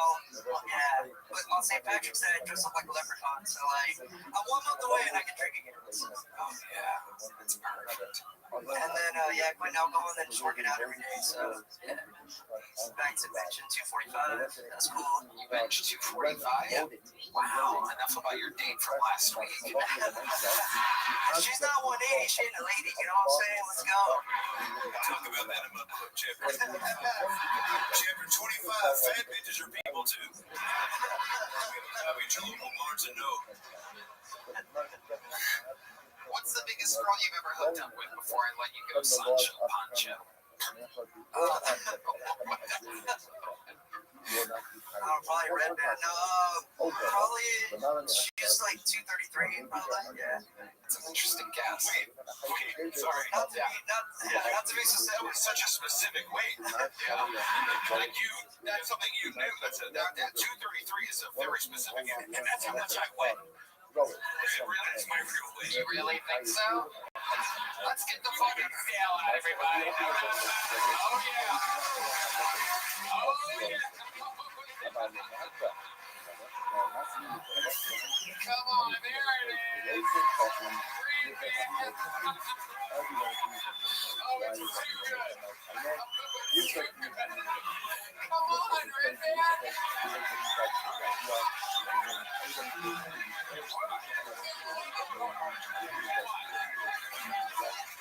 So I wasn't fully clothed, and that was naked. He's wearing 27 pounds of clothing, everybody. Here he is. Real good stuff. Oh my God. My real guess is I weighed myself like 10 pounds. By the way, if a bucket pool gave this many excuses before getting on the ground. I'm just gonna say I weigh about 239. Okay, all right. You were under 233, everybody. Here we go.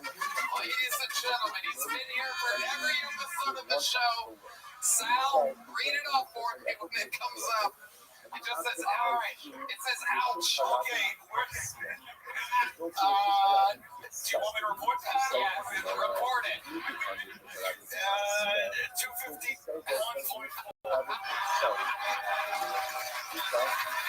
That's right, folks. Wearing 17 pounds of clothing.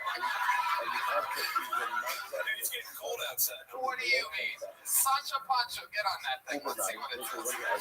I'm gonna take my shoes off though. I'm gonna take my shoes off. 193. 193.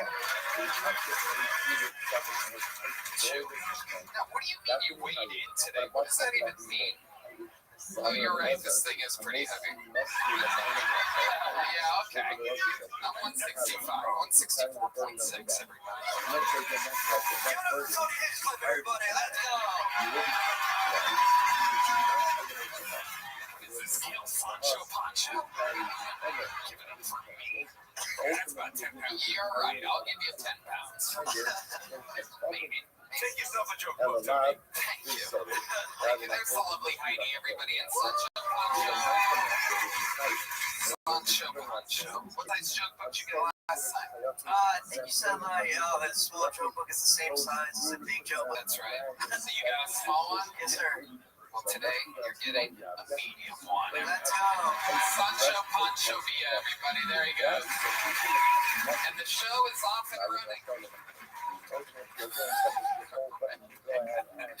weighed in at 233 today? No, 239 today. 239. Were you naked? Yeah. Okay. All right.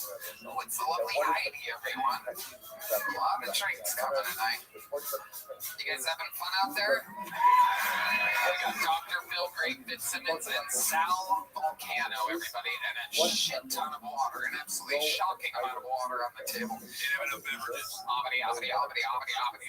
Hey, this podcast is sponsored by Blue Chew. Guys, let's be real for a second. When it comes to performance, good enough isn't exactly good enough. That's why Blue Chew just raised the bar.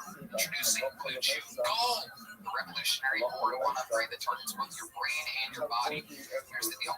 Most blue pills only focus on blood flow. Blue Chew Gold goes further and combines 2 proven ingredients for circulation, plus apomorphine and oxytocin to enhance arousal, desire, and connection from the inside out. It's not just about function anymore, it's about total performance. Physical and mental. Blue Chew Gold dissolves right under your tongue and starts working in as little as 15 minutes, seconds, less waiting, more confidence, and a whole new level of readiness. This is the future of performance. Faster, smarter, and precision engineered for results. Get started today at BlueChew.com and see why millions of men trust Blue Chew. Now, with a gold chain, gold standard upgrade that's changing the game for good. Red man? Oh, Tony Blue Chew is providing the best treatment out there. Ladies, if you're listening, send your man. They'll make him a trophy husband with Blue Chew Gold. Good Lord. Make life easier by getting harder and discover your options at BlueChew.com. We've got a special deal for our listeners. Get 10% off your first month of Blue Chew Gold with code Tony. That's promo code Tony. Visit BlueChew.com for more details and important safety information. And we thank Blue Chew for sponsoring the podcast. Hey there, this podcast is sponsored by Shopify. Picture this, it's late at night. You're scrolling through your feeds, and all of a sudden you see it, that one product you've been looking for. You click on the link, add to cart. Maybe you've been shopping around a little, finally hitting checkout. As you are filling in your address, you realize you don't have your card anywhere near you. That's when you see it, that purple pay button. It has all your information, safe making, checking out as simple as a tap of your screen. Red band. Shopify is the best business tool out there. See, get started with your own design studio with hundreds of ready-to-use templates. Shopify helps you build a beautiful online store that matches your brand's style. Shopify is packed with helpful AI tools that write product descriptions, page headlines, and even enhance your product photography. Unbelievable. Get the word out. You have a marketing team behind you. Best yet, Shopify is your commerce expert with world-class expertise in everything from managing inventory to international shipping to processing returns and beyond. So, see less carts go abandoned and more sales go. With Shopify and their Shop Pay button. Sign up for your $1 per month trial today at Shopify.com/BillTony. Go to Shopify.com/BillTony. Then Shopify.com/BillTony. Shopify.com/BillTony. Then Shopify.com/BillTony.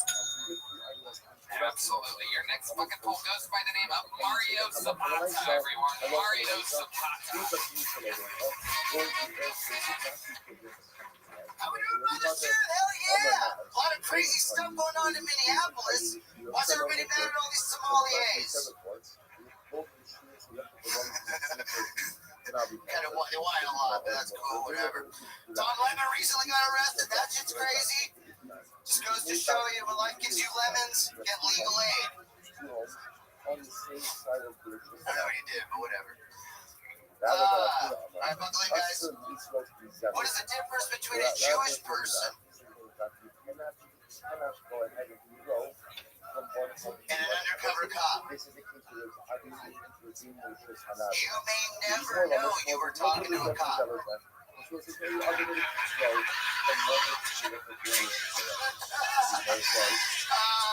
guys, I think the reason the word retarded is such an offensive word to so many people are, you can see it everywhere. I saw a school that said, get your MS in business. I'm like, who wants to write a board meeting with multiple sclerosis? Can you imagine standing in front of everybody going, this company is built on a solid foundation. Alright, Mario Zapata. Is this your first time on the show? It's not. Oh, even it's not. You should look different or something. Yes, I recently started shaving my head because I was looking like Angelica's Barbie doll. Okay.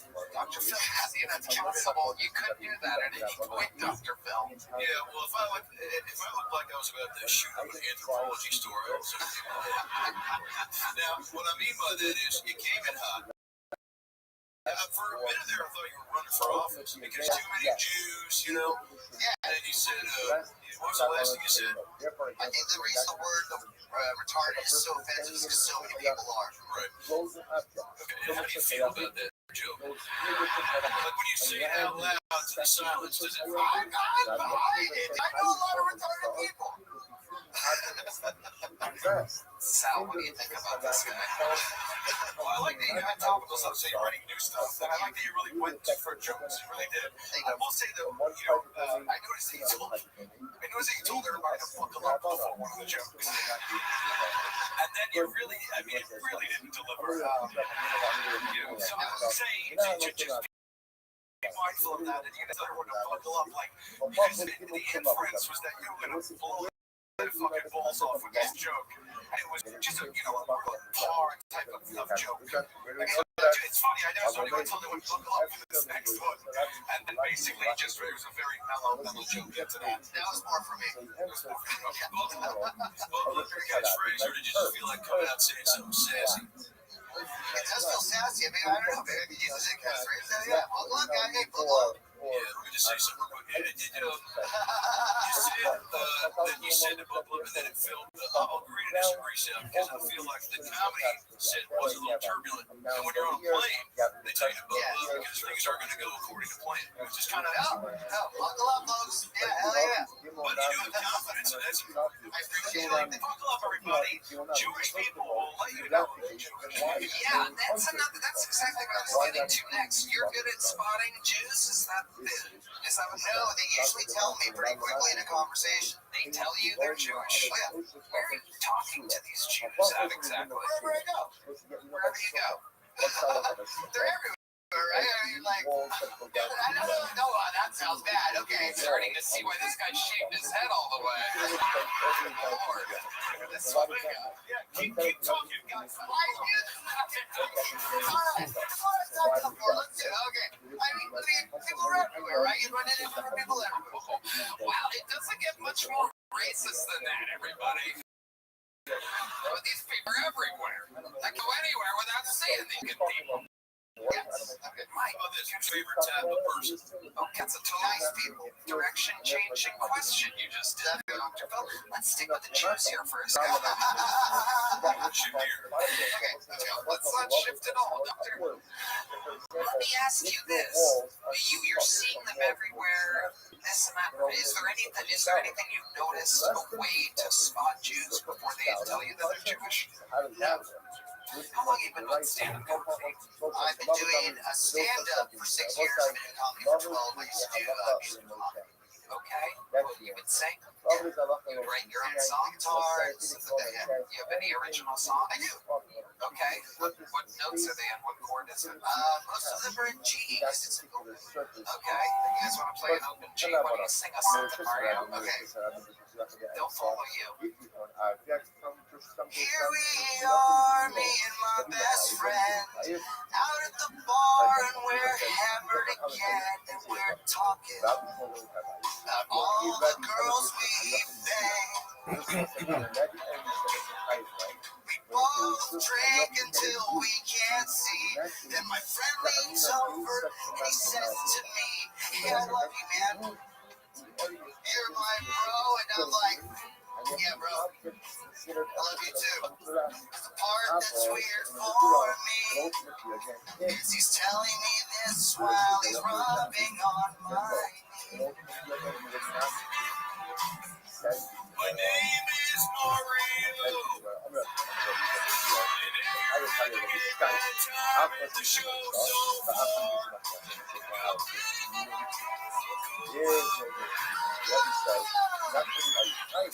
I'm dressed like I'm ready to go. Work the late shift at Home Depot. Buckle up.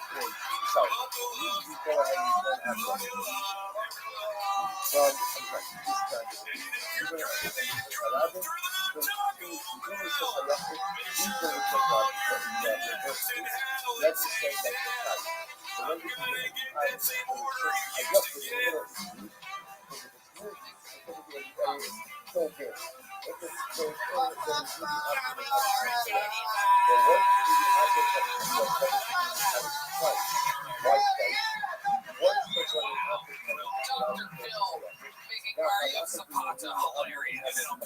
Appreciate that. Hell yeah. Mario Zapata. So you did musical comedy, now you just do stand-up, pure stand-up. What do you do for work?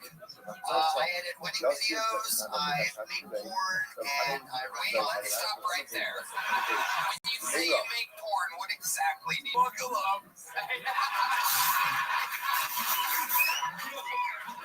Where's that personal step before I fucking improvise a shitty song? Trying to make a screen. Yes. We talked about it last time. I make giantess porn with my wife. Oh, that's right. You have a big wife, and you... Tall wife. Yes, a tall wife. Okay. Big difference. Yeah. You're not pulling a Sancho Pancho being out here. You're going for the tall girl side. I like to set the bar high. Very interesting, and that's been good for you. Fantastic. You guys are making good money. Good money? Yeah. Have you ever thought about, because those guys probably like the difference in height, right? Between the two people. Have you ever thought about letting Sancho Pancho be a joint end? Because I would charge him to be in the movie. that makes Probably a lot of it. Yeah.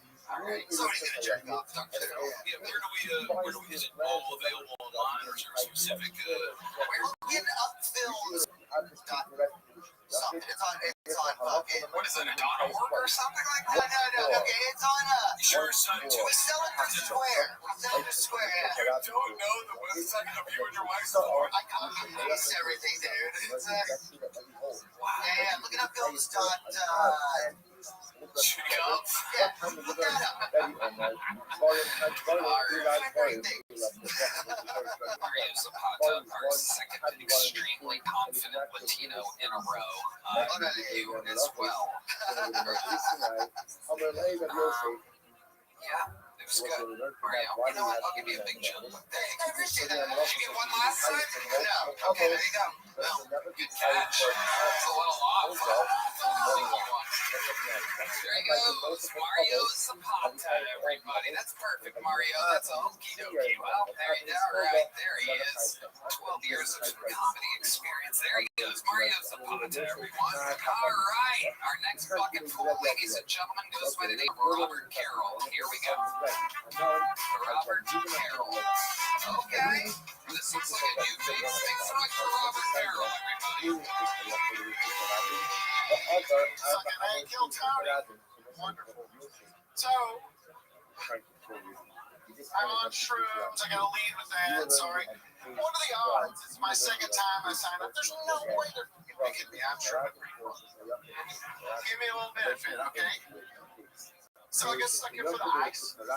Staying in a goddamn hotel, very nice hotel. You know, how many times can a 60-year-old man jerk off? 38. Answer's 38. 69 would have been funnier. So, the mushrooms thing, anybody do psilocybin? Goddamn, it's Friday. Oh, yeah, you make shrooming tonight? That was a bad idea. It's going to turn out fine, I'm sure. So I talked to these young people, and I'm like, psilocybin's legal now. And they're like, fuck, that's so scary. It's like a microdosing. And I'm like, I don't know. What the fuck is a microdose? Is 7 grams of microdose? I guess I'm lying. I'm Robert Carroll, thank you. You gotta love a guy who 50 seconds in says it's gonna turn out just fine. You're certainly dressed like you're on a bunch of mushrooms. This all checks out. Robert, grab that microphone. Let's talk about it, man. How long have you been on I lied.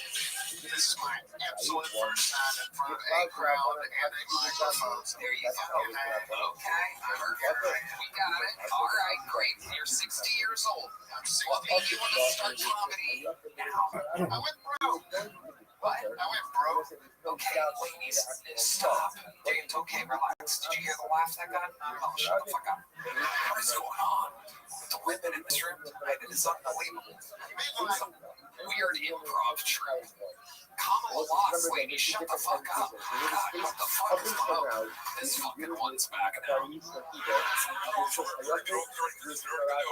Redman, very good. Wow, can the ladies start acting like if Redman's gonna jump in with his fucking comedy? I understand that.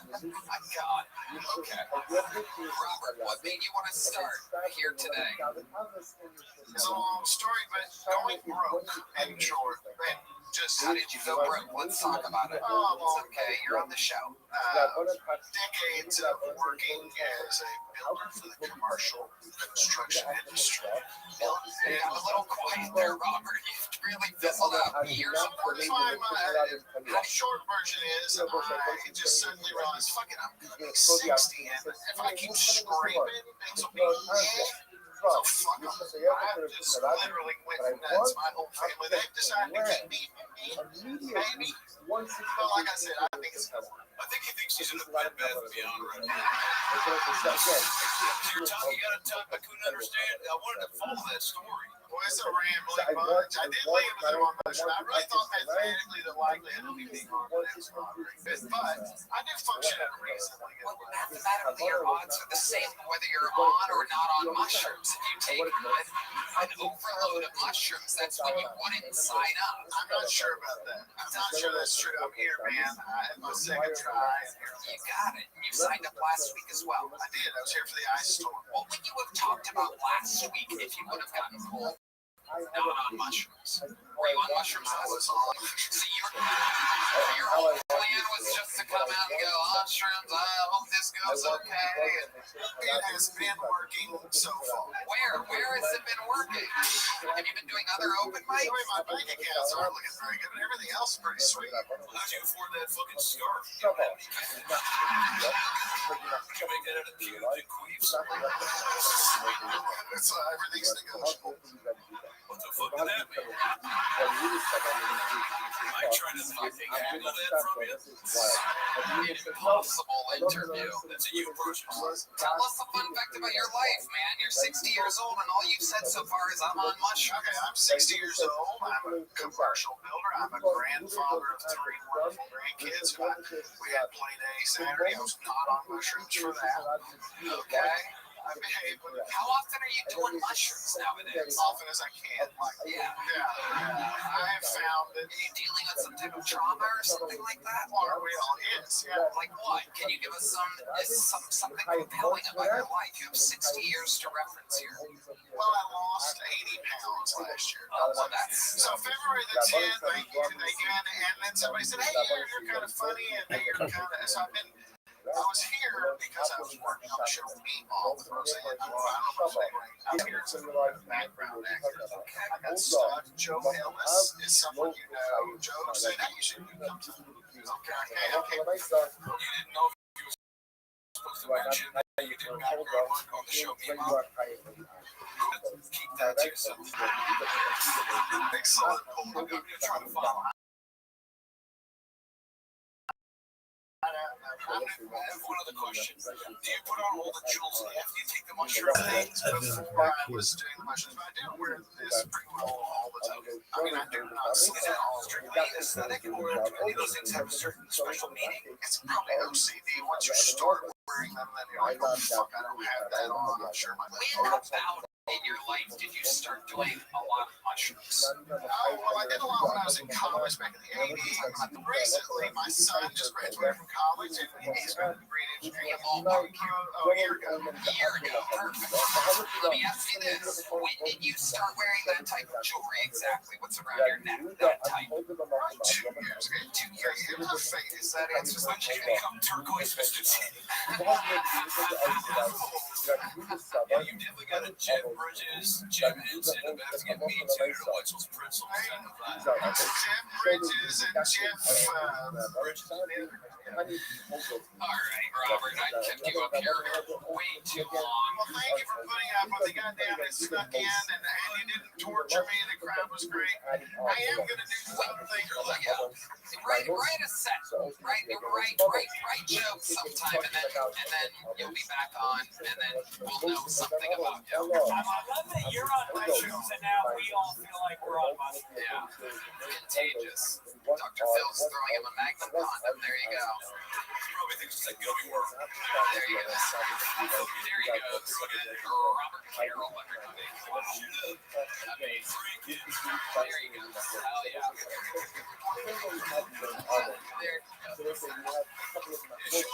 Show Joe how to get out of here.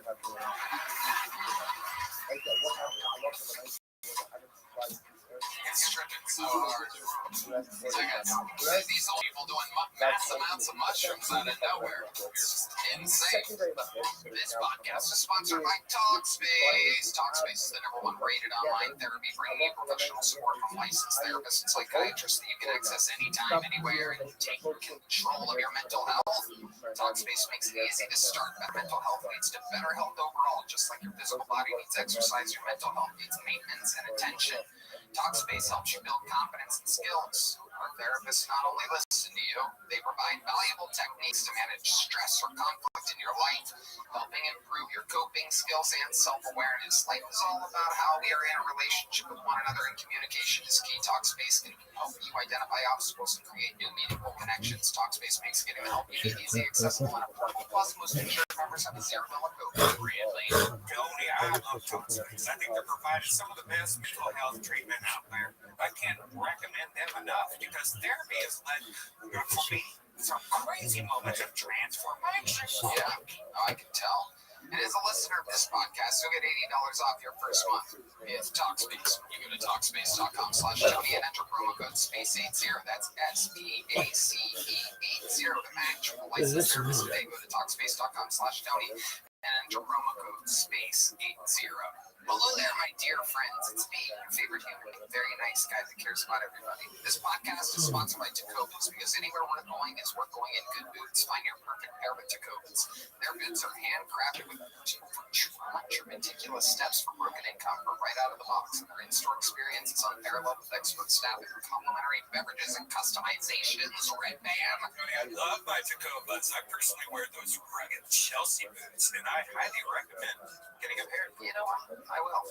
That's an incredible pick. Wintertime is prime boot season, so start the year off right with a new pair of Tecovas Western boots, not to mention their other apparel. They have elevated leather goods like wallets, belts, and more. Everything in Tecovas is crafted with the same attention to detail and timeless style. Shop Tecovas Western goods online at Tecovas.com or swing by a Tecovas store for the full experience with free drinks, boot shines, and complimentary boot branding to make your pair feel personal. Right now, get 10% off at Tecovas.com/KillTony when you sign up for email and text. That's 10% off at Tecovas.com/KillTony. Tecovas.com/KillTony. See site for details. Tecovas. Point your toes west. Thanks so much for your next fucking roll, everybody. It's Tariq Morales.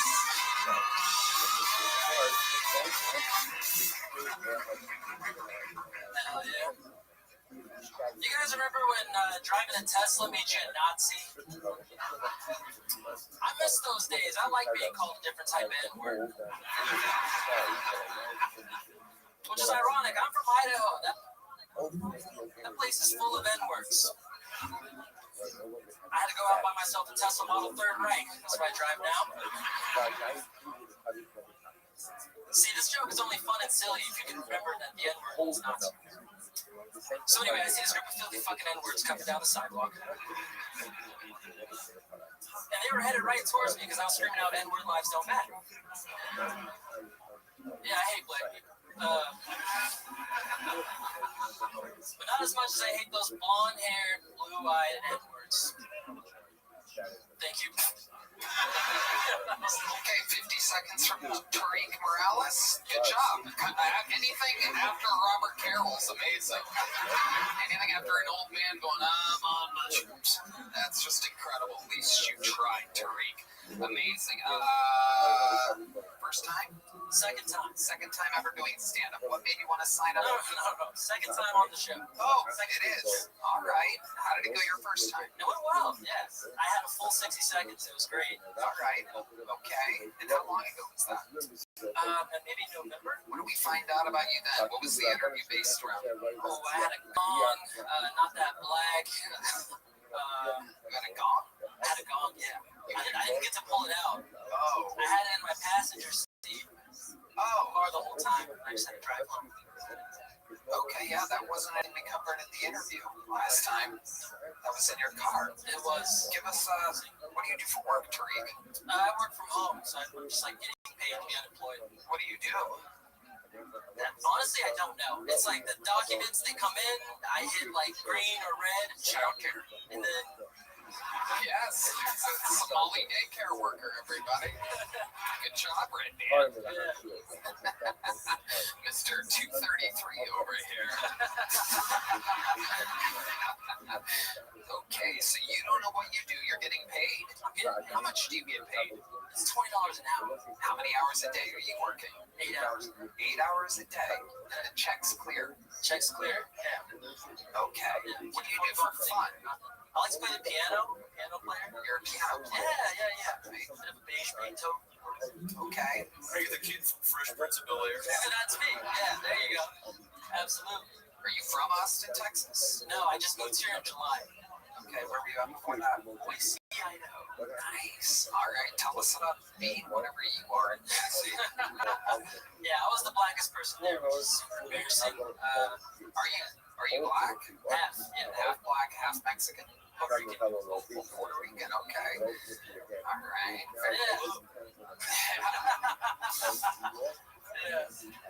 Long enough. Out here. I just want to double back on the job you do because you said that I don't know the documents come in. You said I hit red or green. Yeah, there's like literally a thumbs up or a thumbs down. I You checked literally do not know what you do. Literally, yeah. It's like something with finance. I don't know. But what do you do? The fucking document comes in. I check these numbers to see if they match up with like client information.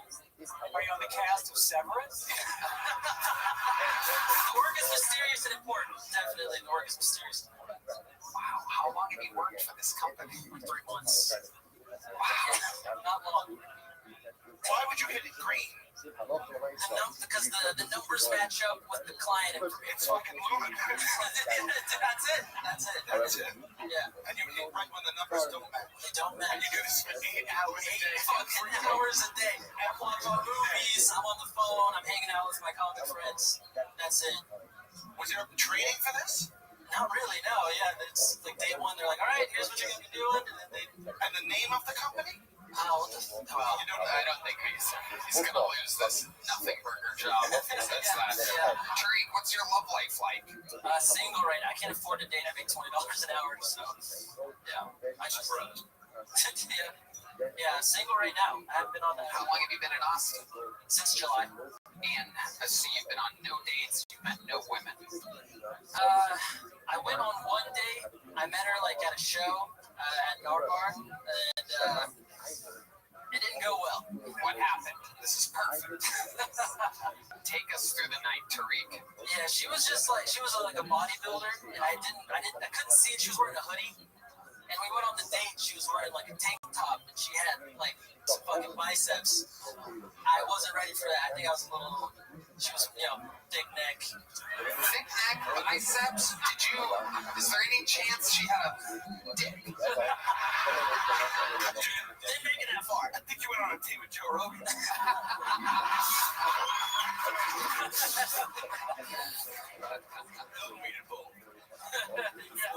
Yeah, a lot of innocent. That's it. She was jacked. Now, permission to speak freely. When she took her hoodie off and you saw just and you saw there's a potential opportunity for me to peck fuck her, right? Did you? Wait, what was that, Dr. Phil? Peck fuck her. What does that mean? So she's so muscular, her boobs have turned into pecs. So if you still want to achieve a titty foot, I'll send you a link. When she derobed or declawed, did you get excited or did you take a step back and go, this isn't what I ordered? Yeah, I broke out a small sweat. I said, this is not what I ordered. Yeah. How'd you get out of there? I paid, and I was like, pleasure meeting you. She went for the kiss, and When she went in for the kiss, exactly what happened? She went for the kiss, and I had enough time to like kind of think about it, so I leaned back a little bit, and then I just looked away. Her eyes were closed, so I just looked and pretend I didn't see it. And then I looked back. I was like, oh hey, what? Great meeting you.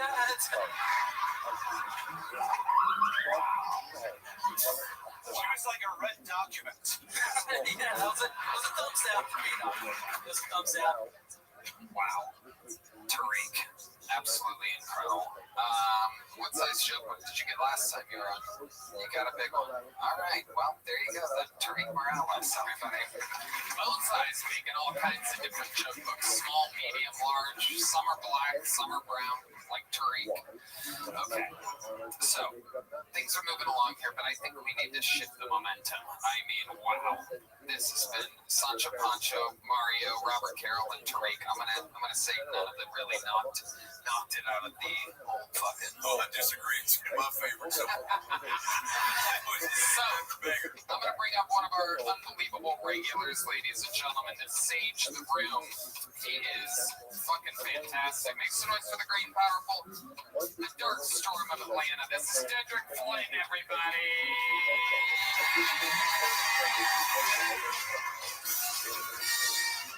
I hate Weymos. And I think only reason that we got these little self-driving ass cars in Austin is because there's not enough black people to go.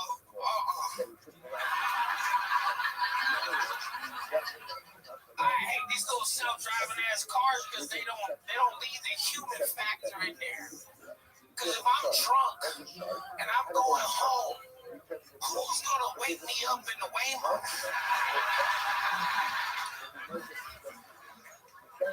When you get drunk and you get into an Uber, the Uber driver wakes you up and they say, "Hey, sir, you're at your house." You know who wakes you up in a Waymo? The Tempe police in Phoenix, Arizona. That's why I went to sleep in a Waymo. And these niggas weren't nice or kind at all. Take it from one example, one time, because I'm a heavy sleeper, that's why they was mad at me about waking me up in a Waymo. They say they couldn't wake me up for 30 minutes. One lady one time tried to wake me up. She couldn't wake me up. She took my phone, unlocked it with my face, and then called my mama. Nigga, I was up. You could say I was late, nigga. I woke up immediately.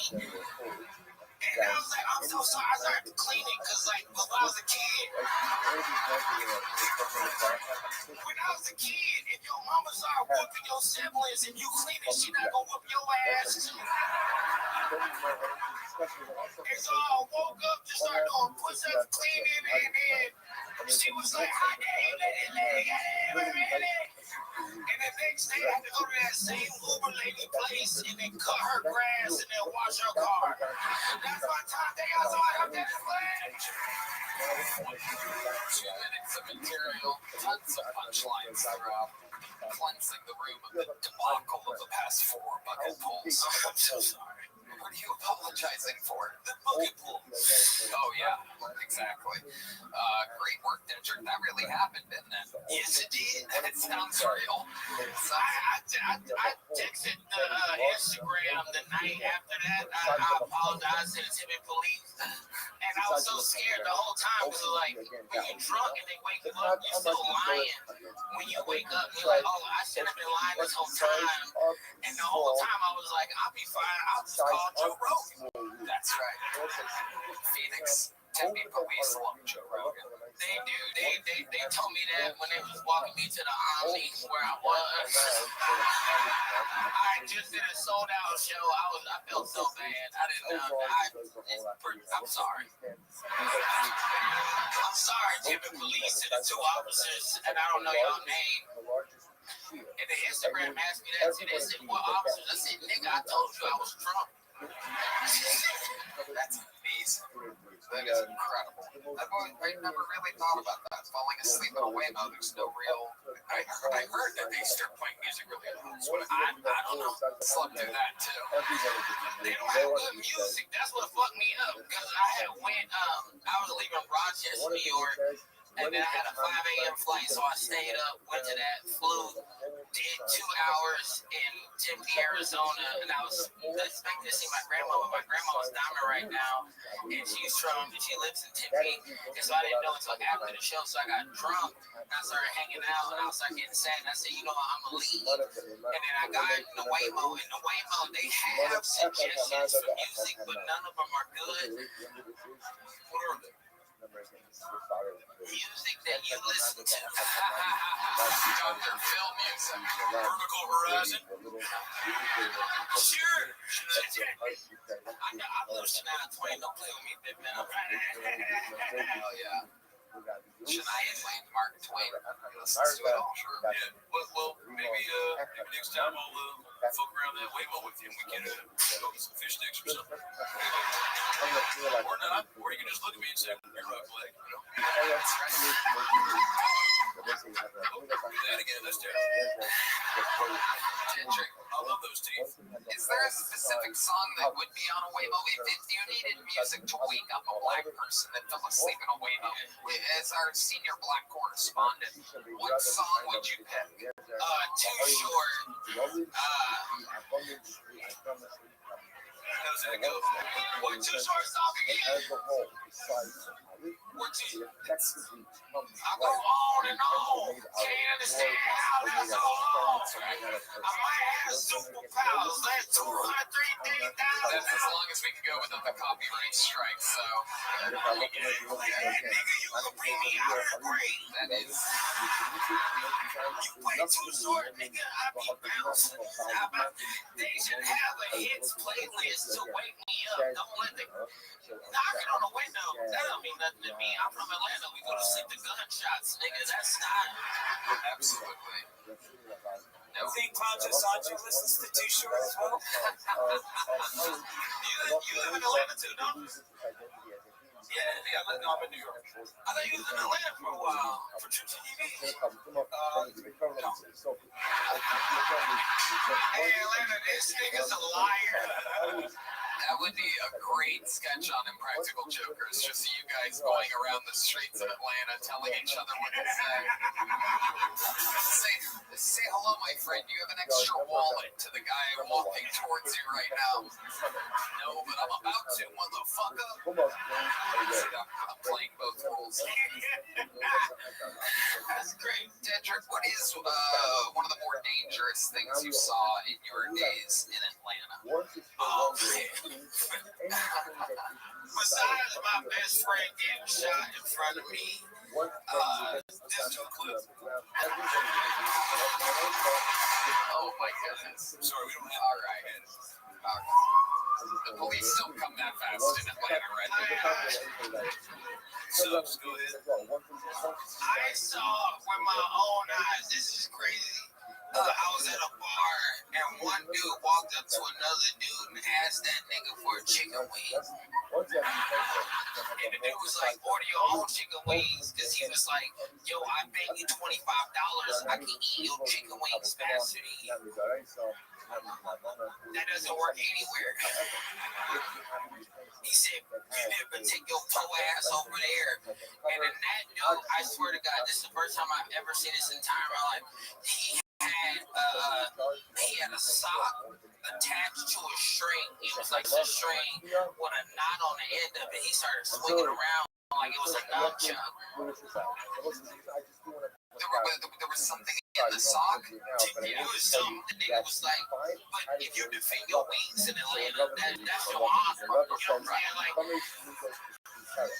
asking for a nigga hot wing in Atlanta is like asking to fuck somebody's wife. You know what I'm saying? Like, that shit is. And this nigga pulled out a gas, he been waiting. A sock with something in it at the end of it. You watch Lord of the Rings? You know when Sauron came out with that little chain thing and that nigga was like, that nigga was fucking up the elves? Was Lord of the Wings. Lord of the Wings. Ladies and gentlemen. Fruit by the foot.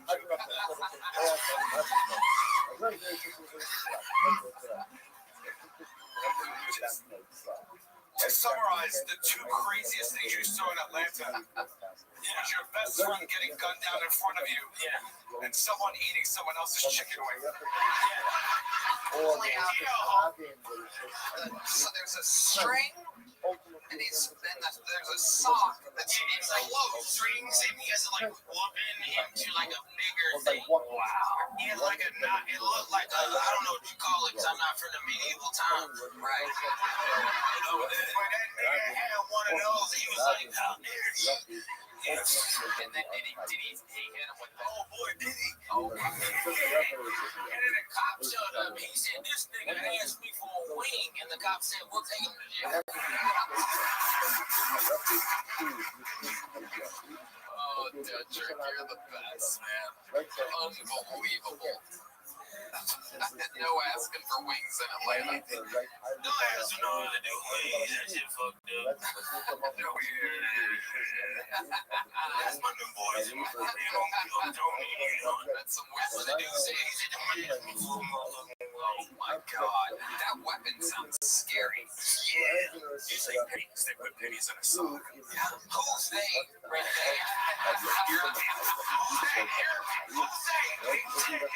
You all pay them. Black people got quarters too, nigga.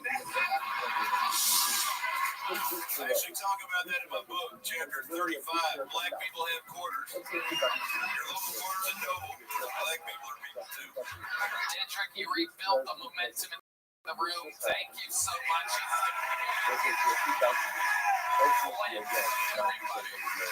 Hills from the streets, socks on the end of strings, and many great things.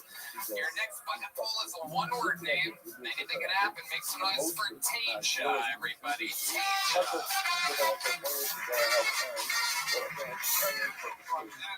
Hey, I just slept with my first white woman. Hey, I'm glad you proud, nigga. My girl was pissed. For real, it's bad. Niggas is bad. I ain't never been with a white woman before, but I come fast. I bust quick. Some people say premature. I like to say right on time. But no, as soon as I put it, I bust like instantly. I was like, my bad. I'm sorry. Oh my God. And she said, no, Jerome, it's okay. I said, that's not my name. But I like the energy though. It's real supportive, bro. It's very supportive. This white woman though, she changed my life, bro. She fucked me up. She fucked me so good. I drink IPAs now. I'm for real. My homie hit me up. He was like, you trying to go to the club? I was like, nah. You want to go to the brewery? We play cornhole. Let's get Shia Twain. Now, before we started having sex, she stopped. She said, what are your kinks? I don't have any kinks. So she said she had a praise kink. She's like, words, affirmation, good girl, shit like that. That's not me. I don't think I did it right. I was like, we can go. Alright, that's my time. Tasia. Great set. Fantastic. You've been on this show before? Yeah. This went better than last time, I bet, right? Hell yeah. How long have you been on stand-up? Just hit 3 years today. Today's your 3-year anniversary. How about that? Amazing. What do you do for work? Electrician. Okay. Yeah, I get up at 5 a.m. every day and work like 10 hours. Wow. Wow. That's when Red Band goes to bed. New job, right? New job? No. So work at Apple or something? Yeah, no. I came up with the other day. Amazing. You ever get hit on when you're doing electrical work in the ladies' house? No, I do like industrial shit, like data centers and shit. Okay. One time I went to a lady's house as a art teacher. She tried to sleep with me and my coworker. Yeah. I couldn't pull it off, but. Okay. I know, nigga. I'm not happy about it. You work at a data center. Yeah, I went to uni, so I just get moved around. They just move me around. Do you know your data?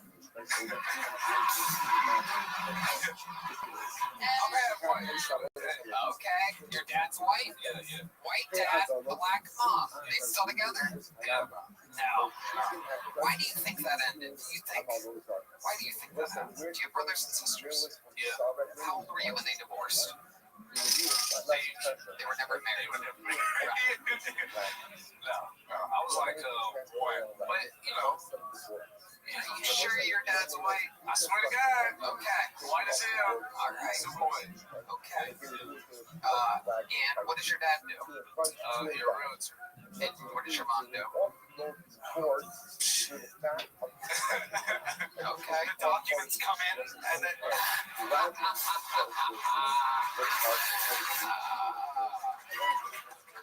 Tasia is an interesting name. Taija. Does that mean something? Taija. Oh, Taija. Taija. Your mom is black. That's what I call target. Taija. Okay. I bet nobody says that correctly, right? Right. Possible to pronounce that based off of this spelling. Taija. All right, Dr. Phil. Yeah, you mentioned the premature ejaculation. When did that begin, and how you treat it? Because I would have ventured to assume not many women receiving that information are fired up, right? And I know you make them finish. So you're probably really used to hearing, right? Now, right here. What I mean by that, Tijuan, is there something that you do to compensate, right? So if you're gonna bust your nut corn nut style, right? Yeah. And the girl's still laying there like a dead fish, being like, "Where's my fucking, cum? Where's my?" However she says it, what do you say to make her feel like it's not a waste of time? Hey, I gotta get out of here. Wow, that's what your white father said. Heads up, you can't last longer using Blue Chew Gold. Use the promo code Tony at BlueChew.com. Get 10% off. That's BlueChew.com. I love it. That's right. You really are like a union guy. You just leave before the job is done.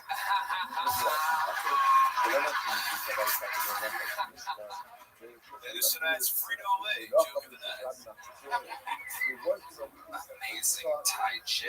What else do you do? What do you do for fun? I don't really have a lot of time. I just go to work and then I do comedy. My brother's gay. Oh, shit. All right. What's his phone number? Look at throwing red meat to the pan. What does he do for work? What does he do for it? I think he like the library. Some big shit. Okay. Hell yeah. All right. That means he hangs around libraries.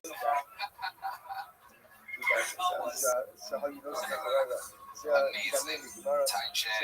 Ty J. Something interesting. He just bring his boyfriend home for the first time. Oh, let's talk about that. Now, did he brought him home to your black mother or to your white father? To my white father. Okay, how did white dad take that? Well, I mean, he's Obi-Wan dad. How did white dad handle that? He very supportive of shit. He's supportive. I was mad. Right. What do you think your black mother would say about it? Well, mama's side, I got a sister. She gay. Oh, she stood. Oh, Yeah. And then my brother on my dad's side, he like flamboyant. Yeah. okay. He's a tiger. He's a tiger. Yeah, he's a Tigerian. Was your brother's boyfriend a big fat white guy? No, they're more like Tony's big. That's right. 164. I was mad because that nigga was ugly, bro. That's the only thing he mad about. Yeah, because I don't care if you're gay, don't bring up. You like ugly, nigga. You gotta get held to the same standard. You know what I'm saying? He looked like he fight people. For real, he had a fucked up grill, nigga. Maybe your brother likes to last longer in bed, and it's easy to do with an ugly person. Thank you. Yes, some of my tricks when I want to last long in bed. I hook up with an ugly man. Okay. Just out of control. Did you get a big jump book last time? Well, you're getting one tonight, Ty J. There you go, buddy. And it keeps on rolling. On to the next one, as the great Jay-Z once said. On to the next one. Your next bucket full goes by the name of Greg McCowan. Everybody, here comes Greg McCowan.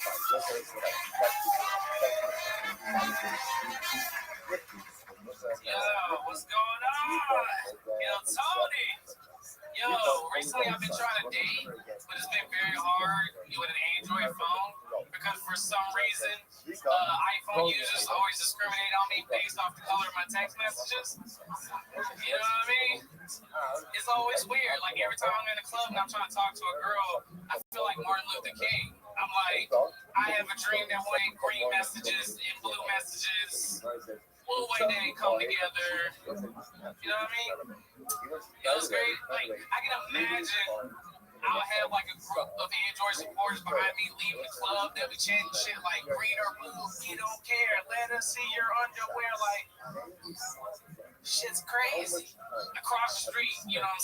see like the Android supporters, the iPhone supporters, they'll be saying shit like, well, if he ain't blue, then he can't come through, or shit like that. You know what I mean? Yeah. Holy shit. Yeah, I'm pretty sure that's us. This is crazy. They're Greg McCowan. Guys. Greg, how you doing? Is this your first time on the show? This is my first time on the show. Welcome, welcome. How long have you been doing stand-up? About 2.5 years, Tommy. About 2.5 years. Yes, sir. I love it. Ty J is your brother? Is that correct? All right. I knew he looked familiar. It was long lost, you know. That's right. Greg McCowan. Okay, 2.5 years you've been on stand-up. All here in Austin? No, originally from Dallas. Okay. What do you do for work? All these people have fake-ass jobs now. Currently unemployed, Tony. When's the last time you had a job? Last year, 2025, the last month of 2025. December. Yeah. It took a little bit to collectively get it. The last month of 2025. I think 2025 was in December. It landed on December. It's like December 25. Sometimes it's February. You never know when the last month's gonna be. What was the job that you had until December? I worked as a customer service rep for like Spectrum. Basically, I was just calling people about their bills, trying to help them out and shit like that. Calling people about their bills. Dr. Phil. Yeah, I've recently been too many Spectrum debacles. Oh, So maybe we can do a little role play here, and you can give me some confidence in the establishment. All right. Oh, your phone's ringing, Dr. Phil. Hello? Who the fuck is this? It's 10 a.m. You better be on fire. thank you for calling. This is Spectrum calling about your bill. It's been overdue for about 3 months now, so we're calling because you have missed your payments, and we're trying to give you a little. Get the fucking point, son. We're basically trying to give you a heads up to let you know that we'll be knocking something off your bill if we can get click right now. Click a little bit right now. You know what I'm saying? Talk to me like that. I don't know what you're saying. First of all, how'd you get this number? I star 69 your age. You star 69. We got your number on file. We saw that you have been missing a lot of payments for a lot of households. Apparently, you just haven't been paying your bill. I don't know how you're not paying your bill. Well, it's been a rough. Ever heard of COVID, motherfucker? Well, you know what? I got you. This is what we'll do. Well, if you go ahead and pay 100 right now, you ain't even got to worry about the bill, dog. Don't even worry about the shit. Let me call my friend Red Band real quick, see if he can bet on me $100. Red Band, pick up the phone. Yes. What's up? What's up? 257. Oh shit. You know, I'm just irritated.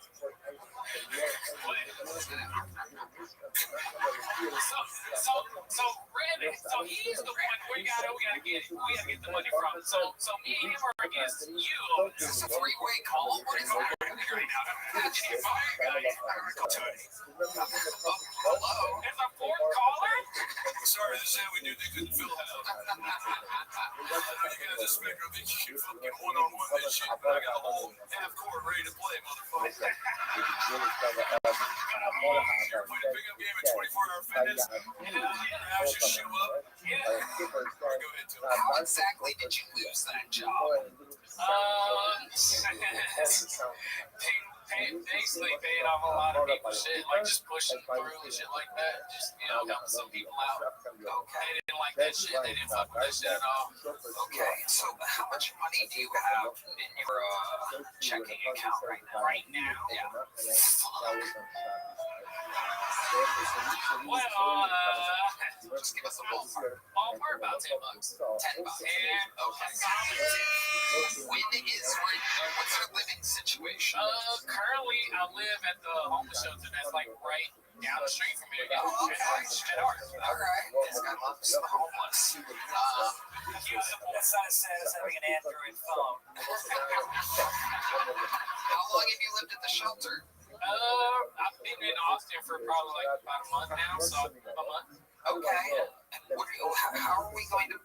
Wait, you moved from Dallas, so you had a living situation in Dallas. You're sacrificing it all for stand-up comedy right now. Okay. How much material do you think you have all together if you were to do your longest set? We just saw your Android material.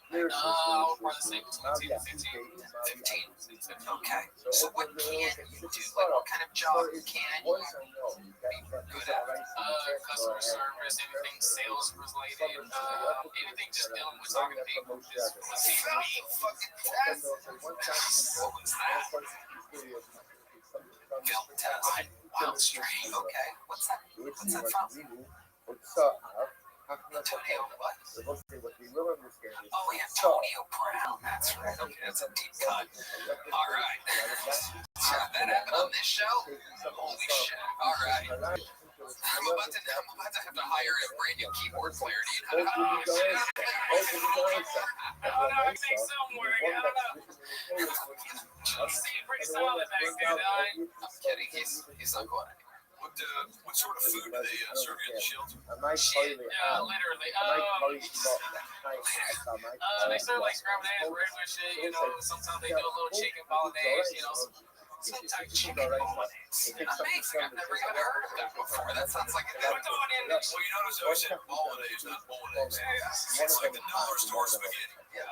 It's chicken and mayonnaise shaped into a ball. It's chicken bolognese. Well, it's real good. It's real good. It's not bad. Yeah, it's food at some point. Oh, hell yeah. Well, how do you make friends there? You're pretty, jumping at. There's some people since I've been out here in Austin there. Yeah. Dr. Phil has a great point. Very rarely do we get to talk to anybody in the flesh about living in the homeless shelter. So kind of take us through what might surprise a normal person.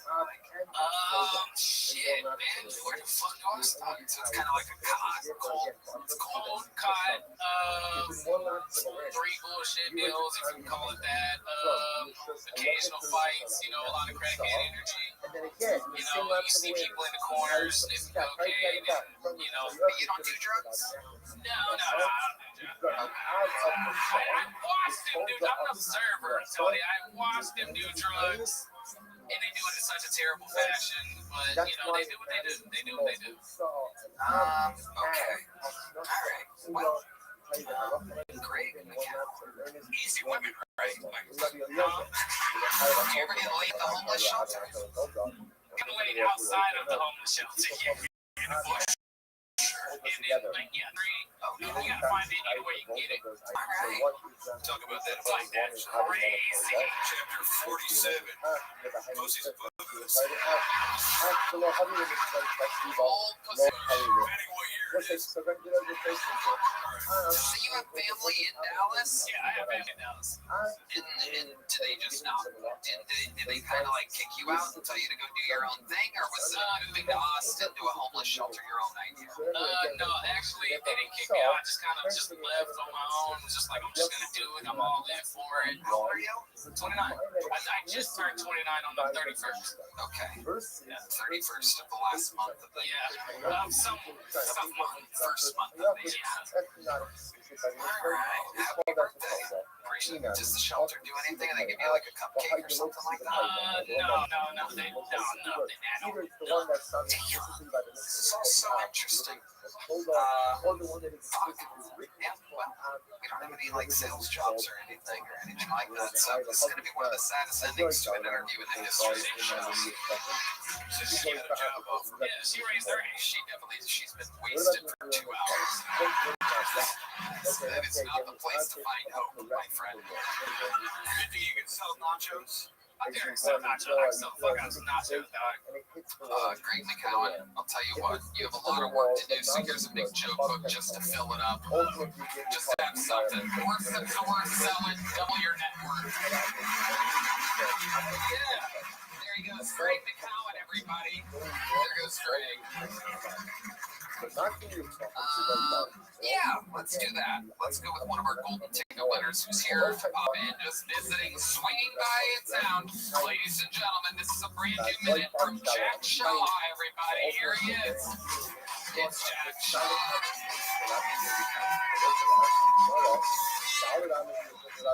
Ever since getting on this show, I have never been called autistic more in my entire life.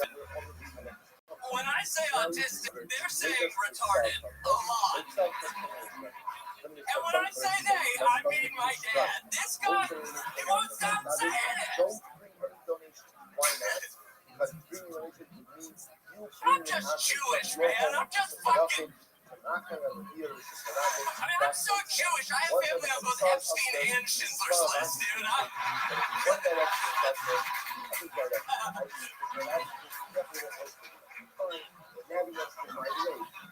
know, I realize there's a lot of similarities between autism and Judaism, dude. There are, man. Like, I mean, we're both loud, we're prone to nervousness, we're very socially... shut the fuck up, dude. We're very anxious people. We can be obsessive, but I realize the number one difference between autism and Judaism is that Jews don't like trains. Thank you guys so much.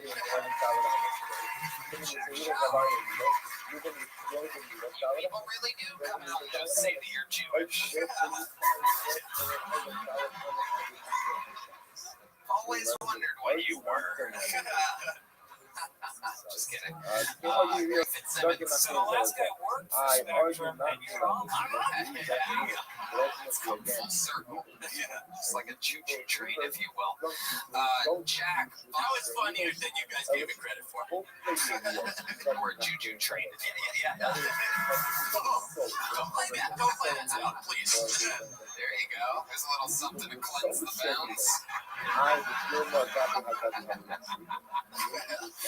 Jack Shaw, how's life been going? Dude, it's been going great. Yeah, the last time I was on the show, Joe Rogan told me to do some props, so I bought some fucking props tonight. You had some successful props last time you were on. Let's fucking... Who's ready for some chew props?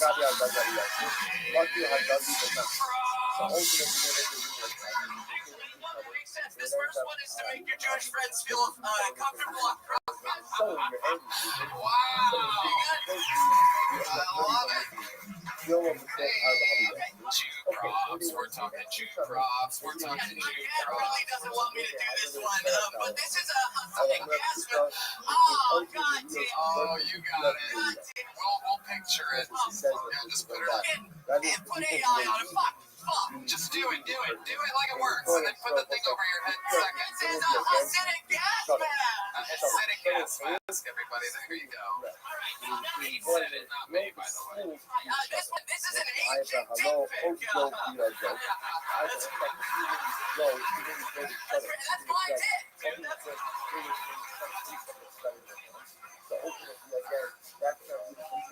This one sucks. So, if anyone has a pig at home and that pig gets hurt, how about some ointment? Ointment? Wow, that's the dumbest thing I've ever seen in my life.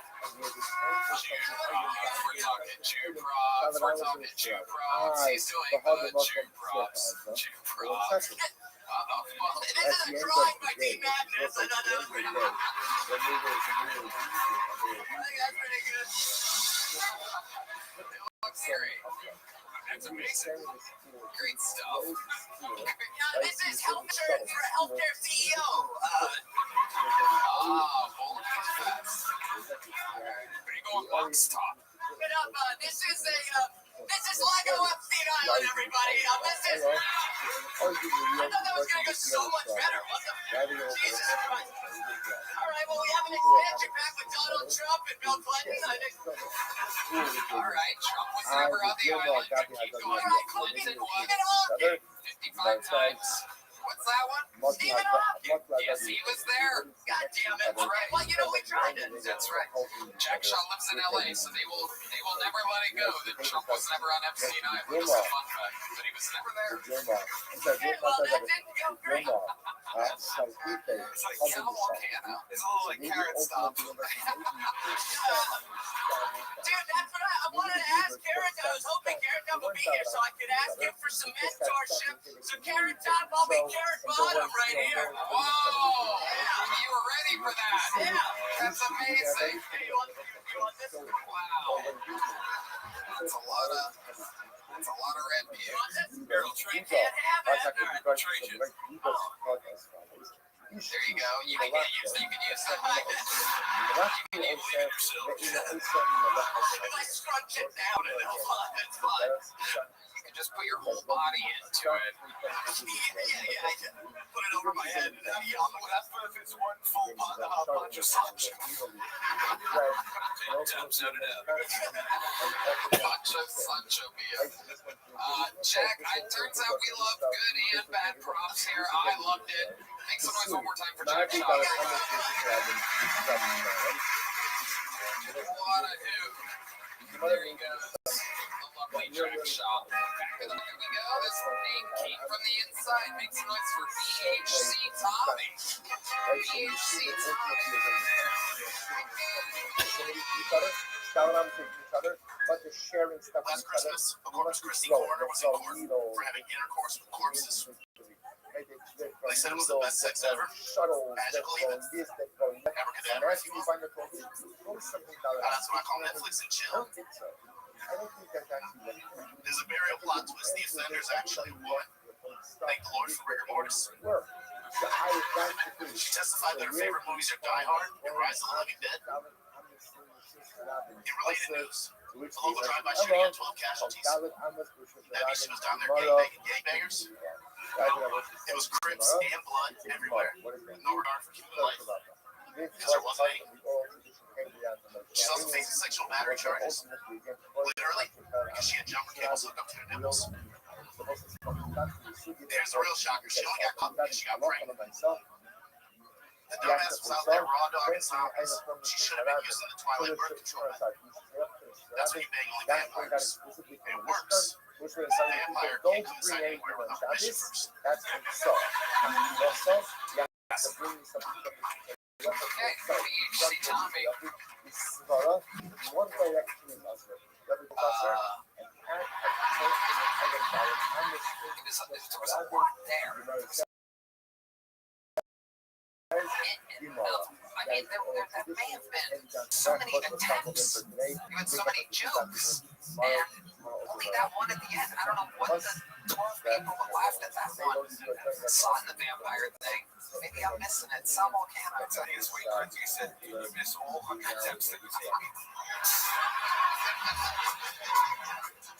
No, I appreciate that. That was the most dense minute I've ever seen on this show. And what you did was you really hinged your way against one thing. And so once it out, the setup was into it so quickly, I almost kind of was a little bit like confused. Well, it's part of a bigger set. It's not quite a minute, so I just try to. Is that your thing? You just have jokes about like fucking dead corpses and stuff? Well, I mean, the only thing stiff about my love life is the competition. There's another one. BHC Tommy, how long have you been doing stand-up? I've been chasing this selectively since last February. Okay, chasing this selectively. What a way to say I'm not really. Bro, you are gonna make it. That's what you gotta do when you really want something. You chase it selectively. Yeah, what do you mean by chasing selectively? Take us through your work. So I've been a fan of the show for a couple of years. Started chasing the bucket last February, and chasing the bucket sounds like a Judy Blume book that never made the cut. Chasing the bucket. Are you there, God? Yeah. So I've done some mics and some practicing to get ready for this because it would be insane to come up here with zero mic. I agree. And and especially if you did that while on mushrooms at the age of 60, that would be insane. And it happened here tonight. Okay, so BHC Tommy, how old are you? I'm old, Tony. Okay, 43. 43. What do you do for work? I work with marine construction. Marine construction.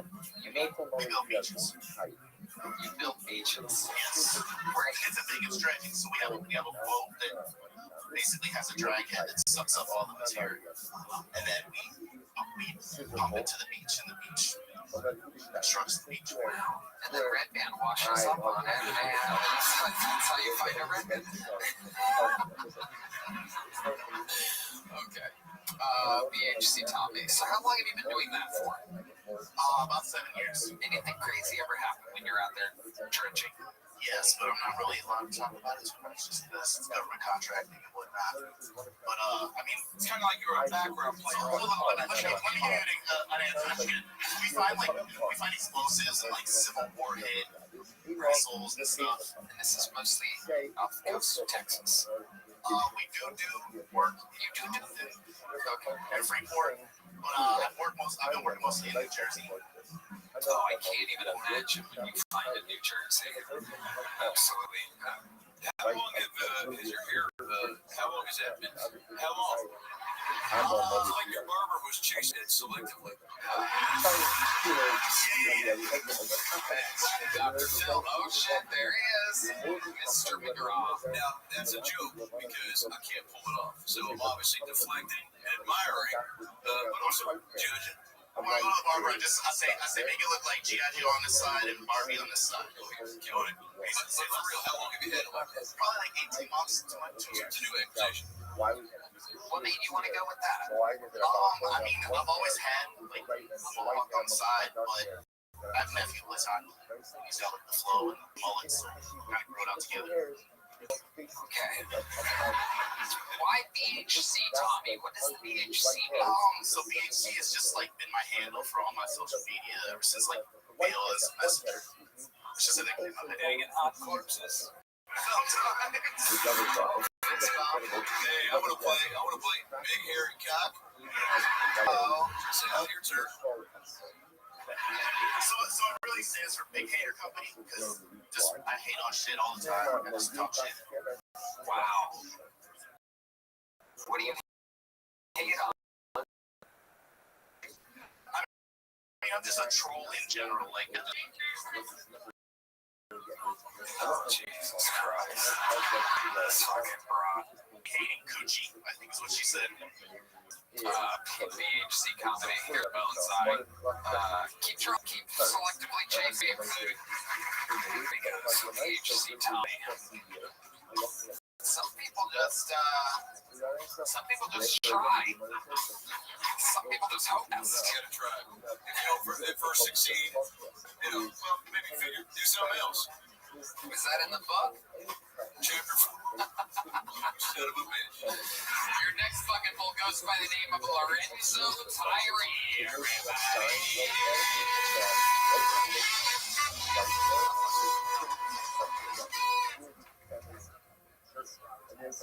So, I don't do one night stands anymore. I do 2 night stands. Otherwise, it looks, makes it better.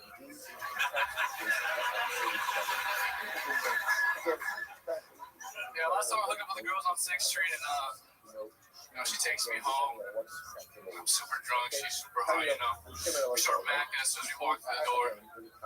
And, I go down on her. I don't know why. Just in the moment, I go down on her. Horny, that's why. But, yeah. She stops me. I'm like, oh shit, is she on her period? No. Is she trans? No. She told me she had a DUI, or that's what I thought I heard, And I'm like, why'd you tell me this now? You drove us here, then you're gonna tell me that? That's fucking crazy. But she tells me, no, a VYI. Like, VYI, what the fuck's a VYI? She had vaginal yeast infection. I was like, yeah, I'll take the Mac, you can keep the cheese. Thank you, man. Sorry.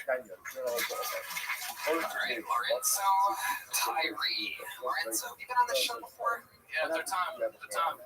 Third time. Absolutely welcome. How's it going, man? Man, pretty good. I didn't expect it tonight. I was drinking a pitcher of that good stuff. Tequila, pineapples. You had a pitcher of tequila and pineapples? Yes. You think that was a good idea?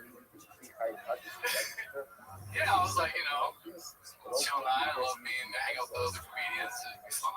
Raising a second on vid from Fresh Prince of Bel-Air. I'm not. Just making small talk. Thanks, Dr. Phil. Thanks. It's incredible. But yeah, I like your, I want to say, a lot of sexual content tonight, which is fair. It's a relatable topic. It's something we're all going through and trying to figure it out. But you said it in the second stance. So you are out there trying to grease the wheels quite often. Well, It's a simple yes or no question. You're in active season. Preseason for what? WNBA? The fuck are you talking about? You look like my way of saying you look like a giant lesbian, Lorenzo. You're welcome. Somehow you look like every character from Sesame Street at once. It's so absolutely incredible. ladies, any stud likers out here? This guy's built like a fucking palm tree. Look at this guy. Oh my god. Tequila pineapples. Do you ever make jokes about your appearance? Because that is a one way to get the crowd on your side, right? To be something different right out of the gate. Yeah, I got some. I missed last season because I was in a Russian prison. Shit, that's Alaska. That's what, yeah, Alaska's basically a Russian prison. Lorenzo, what do you do for a living? Mainly work a smoke shop job right now. I also work fireworks in Alaska. You what? I work with I do fireworks. You work with fireworks? Yeah. What exactly do you do with fireworks? Cargo containers come in with full of fireworks. Where are they coming from? China? Yeah, I think so. You don't know where they're coming from? Well, who else makes fireworks, so? I'm asking you. You're the one that works in the fucking business, Lorenzo. Jesus Christ, the attitude on these children nowadays. Fucking people. It's unbelievable. Lorenzo, anything happen interesting in your life since the last time you were on the show? Me and my girlfriend separated. Oh my goodness. Yeah. How long were you with her for? Met her in May last year. Yeah, her in August to January. Okay, you just named a bunch of months and didn't get a single answer out of you. Perfect. What made this separation happen? They were just, they weren't able to fireworks. The fireworks went out. I'll be here for the rest of the evening. What made you separate? I just think we're too different, you know. Not the yang type either. What do you mean? Too different? Isn't she a woman as well?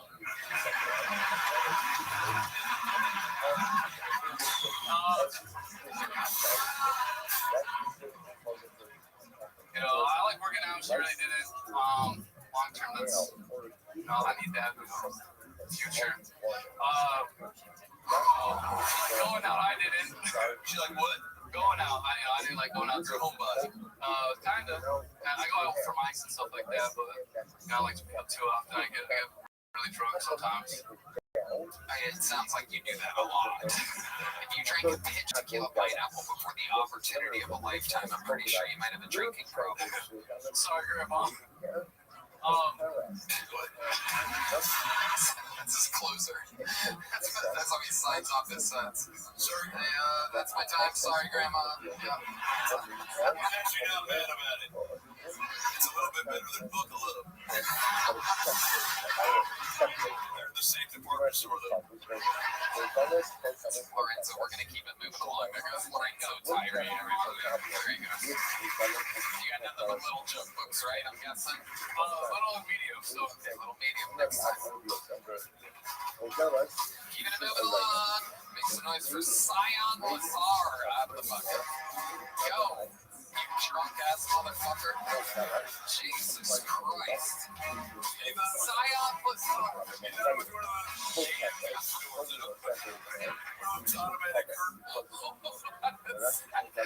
Hold on.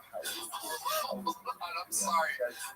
You just missed something crazy. I don't know if you guys heard, but Dr. Phil just said he thought it was one of those gas station doors.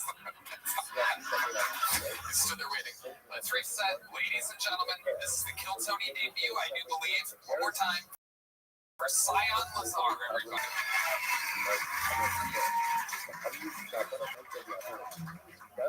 Well, I just came from Shanghai. I'm sorry if some of my humor doesn't land, but I'm used to talking to people who don't speak English. So if you don't mind, I'd like to talk a little bit about some Chinese problems. If you people think that they don't drive well, maybe you should see how they walk. There's this one guy, he walked into me about 10 times. It's kind of like those remote cars when they drive into something. They don't even look from their phone. They just keep on bouncing into your ass until they just burn out. The other problem is they got a lot of metrosexuals out there. Does anyone know what a metrosexual is? If you don't know what a metrosexual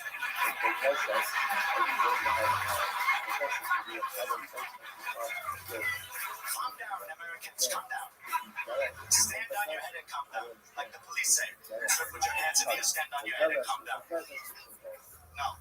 Calm down, sir. You need to go. No. What they do is in the metro, if you're walking around and you don't know what a metrosexual is, just watch who's bouncing off the poles. Scion Lazar. Scion, where are you from? I'm originally actually from Texas, but the most of my life Mediterranean. The Mediterranean Sea? In the Mediterranean area, yeah, Greece. How old were you when you moved to the Mediterranean Sea? 19. 19. And how old are you now? I'm 34. 34. So, oh my God. Fuck you. In 15 years. Okay, guys, Jesus. I see why you moved to the Mediterranean. Fucking drunk Latinos over here. So in 15 years, you're saying that accent's like real?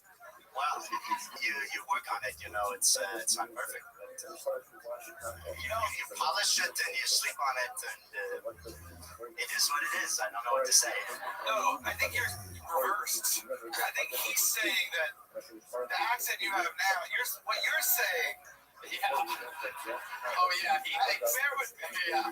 So you think that he's saying that you're trying to achieve a better American accent, and you're working on that. He's saying that you lived here for 19 straight years first, and definitely didn't speak the way you're speaking now. Yeah. And then you picked up a heavy accent from the Mediterranean over the last 15 years, which is peculiar. Yes. This is like me coming back from the 2-week vacation I took last year to Rome, and me coming back like, how's everybody doing? I don't even know what you talk about. It's good to be at home to America. Benvenuti, ragazzi. How you say cucumber? If you understand me, I don't. You hear these metrosexual?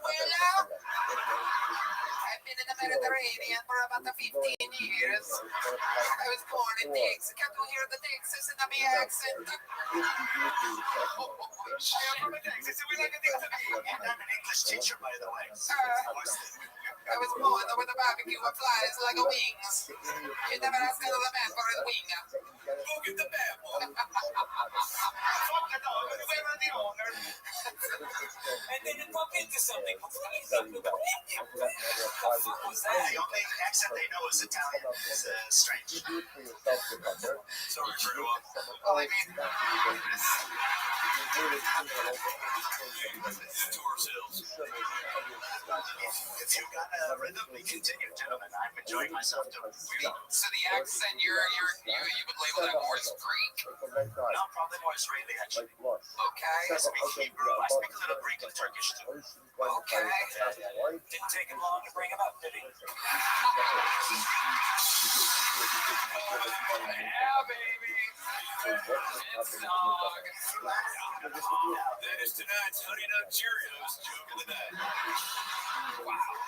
So, Scion, I gotta give you credit. Out of all the interviews out of the bucket I've had tonight, you do seem like the most interesting. You're answering questions. It seems as though you have some life experience. What have you been doing over there? What made you leave Texas and go to the Mediterranean? Well, I teach English. I focus on the adjectives more than the nouns, if that makes any sense. This is Right, okay. The person goes like that. Holy meat, But not the pronouns. In America, things are very strange pronoun-wise. Go on. Tell us about that. Tell us about that. You have global knowledge. It's good what you're saying so that Americans can hear it. Go ahead. Well, so you see, you have the he, and then you have the she. But sometimes, in certain circumstances, the she will decide he would like to try the other side. So, he looks up and down. She's making, so let's tell them, so if you're going to keep real guys, if you're not going to real guys, you're going to be chayiv on Shabbos, we'll discuss. Similarly, Hamachabi, one who sweeps his house, the rabbis, and let's say the rabbis was these third floor.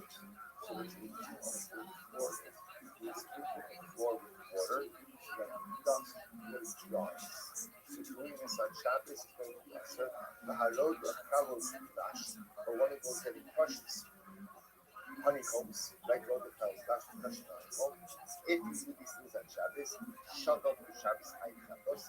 If you did any of these actions inadvertently, you will be highly so high Shabbos.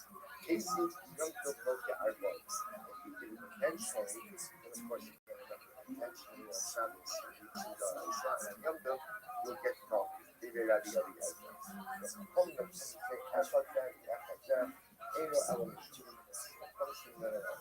mentioned over here is only necessary in the Rashba. So let's analyze this. The Rashba says, whether it's Shabbos or Yom Tov, it's only going to be in this Rashba. So now we're going to go back and analyze each of these. So many different actions are things. This is really fascinating. Particularly in our law. So Nachamaguya went to Nehardah. So what happened? So he asked him, Nachamaguya shows up in Nehardah, Stalin residence, and they say to him, no, why is it possible to milk an animal on Shabbos? Only Mishum Man. Mishum Choli. It's also because of milking the Chavis Mishum Man. And why is it problematic to go ahead and, pour the milk through a sieve of some type of cloth to separate out the liquid from the more solid pieces? Mishum Man Chayiv, Mishum Chavetz. It's Chayiv because of the Chavetz. Okay. The Gabi Mishum Man Chayiv. Tell us what that means. Right? Ultimately, again, why are you Chayiv for making cheese on Shabbos? On the land, Mishum Man Gabi. It's also because of making cheese. So what's the situation happened? They asked him, why is this also? So he said, because. Right? Why is it also to milk? Because it's also to milk. Why is it also to go ahead and pour the milk through a cloth? Because it's also to pour milk through a cloth. Why is it also to make cheese? Because it's also to make cheese. Unrelated to Rav Nachman, your Rebbe must have been a reed cutter in a swamp. I will say, that's one of those things that you much better than so apparently, that's the way, you really get stuck with someone's life. Right, you're ready, right? It's not like today you say, whatever. Right, but your ready was a reed cutter in a swamp. That's what happens. They said, that's not going to lose money. You asked me a Shaila, and you're just simply telling us what we already knew. So Amrulay, also Shalvim Midrash. So he went, right? So Rav Nachman himself, that was like, so interesting enough, the Gemara is telling us is that Rav Nachman has learned that all three of these actions are Asur on Shabbos. But apparently, he did not learn, or he was not taught why they were Asur on Shabbos. Right? He didn't teach that. So the Gemara says, also Shaul de Midrash. He went and he asked him every step. So he said, they said to him, okay, I'll tell you why. Always, Chai Mishum Mefayis. We'll say, milking an animal on Shabbos, ultimately, again, is going to be problematic because of Mefayis. The answer is Mefayis. From a Mefayis, must be Sheporik Ocham Mokom Shvizkaz, not because of Dash. Because remember again, there's an Avlokom called Dash. Dash is threshing. Dash is threshing. Threshing is the separation of the wheat from the chaff. So say for us, we better know as the malacha of Torah. So whenever you extract something from something else, ultimately again, that is the malacha of Dash. So the milk is absorbed in the animal. When you extract the milk from the animal,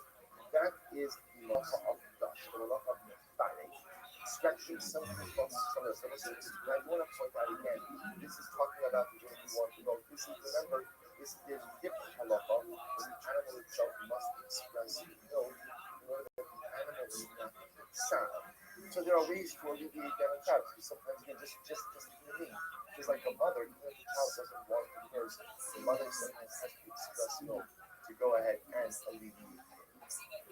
So it's similar idea by the animals. Again, the issue is milking the animal ultimately again for your benefit. There are ways for the animal to express milk to alleviate it. But again, that's not our solution. But ultimately, again, milking of the animal, the issue over here is the malacha of flesh, mechanik.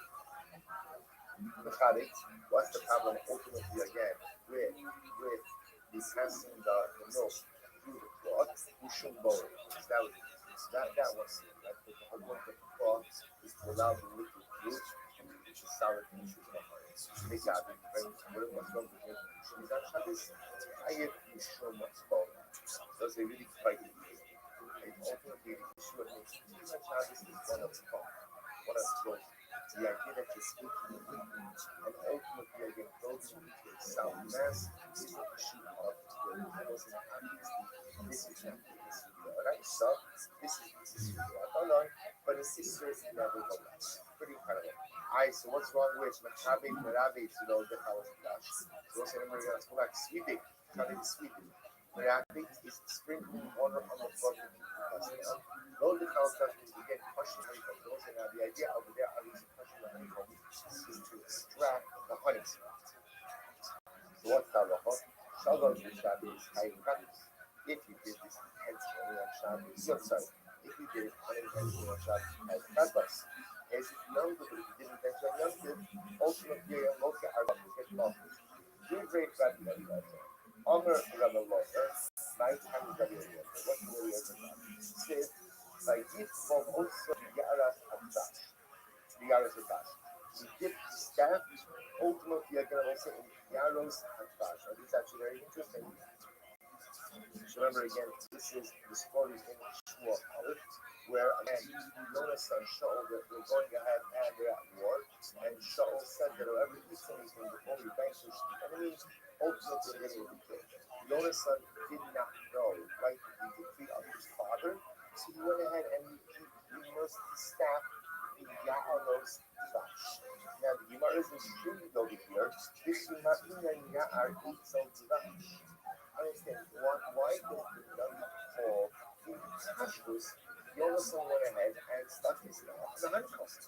Right? You know honeycomb, that's how he picked up the as I put the dash. So why is it ultimately again that the Torah that Navi is referring to Ya'aros Dash? Why did it think was that forest? So the Gemara says, as a long as the forest, my Ya'ar HaTorah Shavana B'Shabbos Hayut, just like a forest. If someone picks something from the forest, you're a Chayav on Shabbos, and also remember again, if you pick something in the forest, you're Chayav because it's in the Chokotza. Okay, Davan Yimachot Yidubo. You cannot do something on Shabbos on the first place. Shabbos Dash, Harod Yimachot Shabbos Hayut. So again, if you go ahead and take honey, on Shabbos, right from the honeycomb, ultimately again you'll be Chayav. That's Rabbi Eliezer. Neymar, so Neymar goes on, he says as follows. A Neymar Shara Zil Philippines. A Neymar allowed to drink. So we just want to point out everyone is agreeing that Halach Lamaisa, the act of touching the honeycomb in order to go ahead and get honey from it on Shabbos, ultimately again will be Asr. The Shabbos is what's the nature, right? What's the nature of the Asr? This is the Raisa. Or ultimately, again, is it a context that you have to say it's a secret advantage? So again, you have to say it's a secret advantage. And the truth is, again, the nature of that is somewhat something to speak. Perhaps we don't really check that the Eliezer position, but it's about the comparison ultimately again to forest, but it could be a potential issue of boner as well. So the one goes right there. A neighbor shares local Mufusas. Say a Neymar in the city of Israel allowed them to sprinkle water on the floor in order to keep the dust down. Why? Under Tehillim, they'll say, why is it necessary that Rabbanan do not allow both sweeping as well as sprinkling water? We'll say, here we go. What's the issue ultimately again on sprinkling water on sweeping for that matter? It was a concern that people may draw on it. And just remember again, people have third floors. In your third floors, it's not sweeping, you might as well just go ahead and just sweep a little bit more, flatten out the floor. Or throw these clean water, give you a test, and maybe just flatten it out. You must remember again, we learned before, that I love it also, the act of flattening the earth. What are you fighting for? It depends. Right? If it's in the field, then it's Zorea, it's seed, right? Originally, so if the grass is Zorea, anything that's deep already the ground, ultimately, again, the planting is covered on it. Inside the hole, it's Bona. It's building. So that was the concern. As Al said, we don't want you sweeping the floors, nor do we want you putting water, dust down because of Bona. That was it. But ultimately, I mean, I said, if I they didn't have dirt floors. They didn't have dirt floors. So because they didn't have dirt floors, therefore again, Amema said that the Xavier doesn't have that. Rabbi Tosfa, I think the Rabino become a Tami Havla. Rabbi Tosfa found Rabino was saying was suffering from dust inhalation.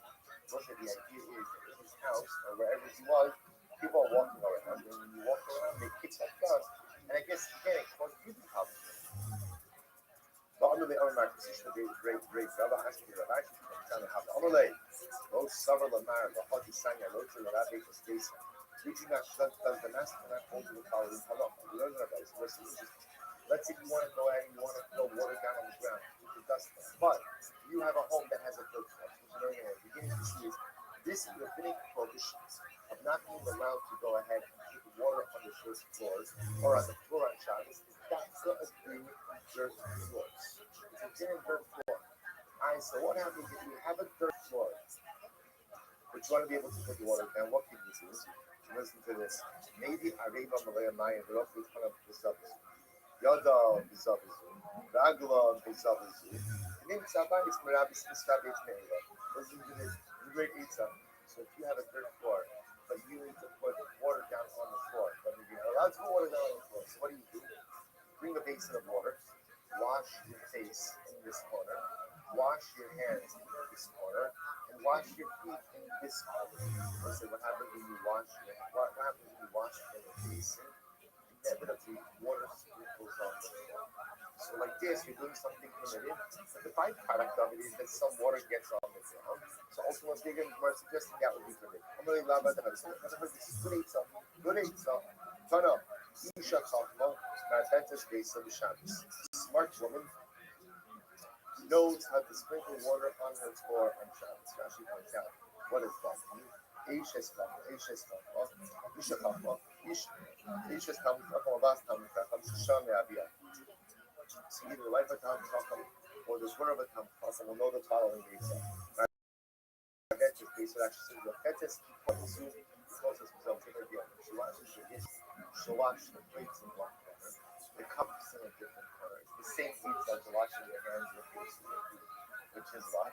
Which is that halach malai. So whenever you wash in a basin, some water is always going to sprinkle and inevitably get on the floor.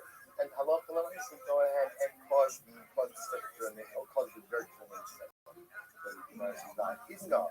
This feeling of Rabbi Shimon is now that we hold like Rabbi Shimon. Or what did Rabbi Shimon say? Rabbi Shimon says, Davar Shimon is water, but if you do something which don't come on up to the Malacha, then ultimately again it is water. Therefore, what? Shari Afilah. Practice of sprinkling water on the dirt or is what you want to do. Again, correct Rabbi Shimon. If you sprinkle water, but your intention is not to level out any floor, your intention is just to go ahead and keep the dust down. Even if some of the units or the depressors do get flattened out, because not your intention, and the machine holder, the machine is having is totally water. So we'll say, if you need this being enough, this is very halachah stuff, because many of us do sweep, and not about the sprinkling of the water, but sweeping. And you might not talk about sweeping as much. Sweeping is much more obvious in this problem. When you sweep to the dirt floor, you are changing the word, we'll call it topography, right? So are changing the topography of your household floor. And so the Aruch HaShulchan points out that this halacha no longer applies in cities where the majority of the residents don't have dirt floors. So if the majority of the residents of the cities don't have dirt floors, then halacha also won't be sweep on Shabbos, which is why we in fact sweep on Shabbos. Says the Mishnah, HaTovish min Otzis, Zapochai. The Shemino not the Reb Shimon told him as a but most of this It's not. Unsuccessful is a perforated flower. Once I remember again, this is an iron but not focused throughout the shots. It feels like an effort. I don't know, in every sector. Somehow opposites knuckle. Right, the perforated flower pot. For many of us, this perforated flower pot is following us until you shoot it.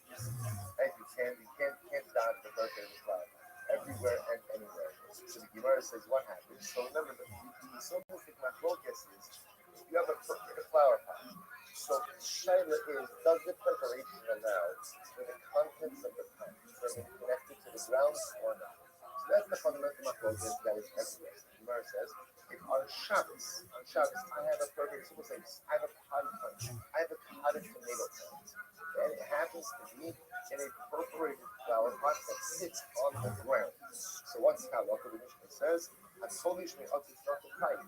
I take a tomato from my potted tomato plant, but the potted tomato plant has a hole on the bottom, and it's sitting on the earth, and chayiv for kosher. And chayiv midoraisa for an act of attaching something from the ground. So you don't know proof, but again, if it's a potted plant that is not perforated, then in a finale that is considered detached from the ground, and therefore Allah I would not be chayiv. Shimon over Shimon posted on Zeb.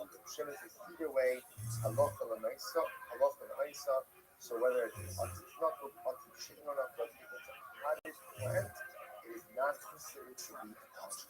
Says the Gemara, from the Rabbi Rabbi. So Rabbi is the attached to Rabbi. From the Tia Barav Turab, the Amalei that Tia Barav Turab. It's not either. The Shimon posted on Zeb was that. I agree with him. Shimon says that whatever type of potted plant, whether it's perforated or not perforated, it's certainly be detached. Alma, knuckle blood Shimon, Shimon or knuckle masculate, say for front of Shimon.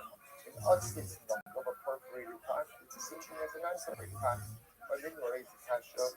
If Shimon says, aim, bane, knuckle, Shimon or knuckle, this is like a perforated pot and a non-perforated pot. Ella of the days, Ella la hakshir, zura in the Both of the only distinction between them is Haksher Zura.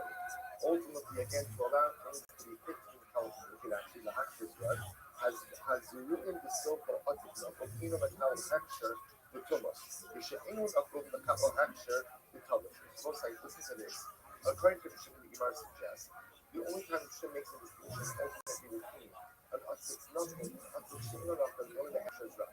Let's say very simply, an item can only be the Kabul Tumas if it comes in contact with liquid and from the ground. If an item is attached to the ground, then halal is not capable of becoming common. So ultimately, again, Shimon says as follows: if you have a plant or you have seeds that are in an otzitz knuckle, they cannot be makabel because they're considered attached to the ground. If they are in an otzitz knuckle, right, a non-perforated flower, they are considered attached, and they were halal capable of being makabel tumas. The Gemara says, "Amalei, the Mobilis of Shimon can publish not today. None of us. We must mostly see over here that Shimon doesn't see the distinction between the otzitz knuckle and the otzitz Shimon. Which was the most accurate? Amalei, before we leave, the Shimon can publish not. In reality, the Shimon holds that a potted plant is always considered to be detached. And that is true whether the flower pot, whether the pot has a hole, has a preparation, doesn't have a preparation. But this case of texture is different. The shimmy that you was never again, this is starting to look different. That Torah lives the Para eats as well. The most that Torah goes ahead and literally again rips the Para and speaks about many cases of Para by speech never of told Zera Zerua Asher Yizalea. So what's like?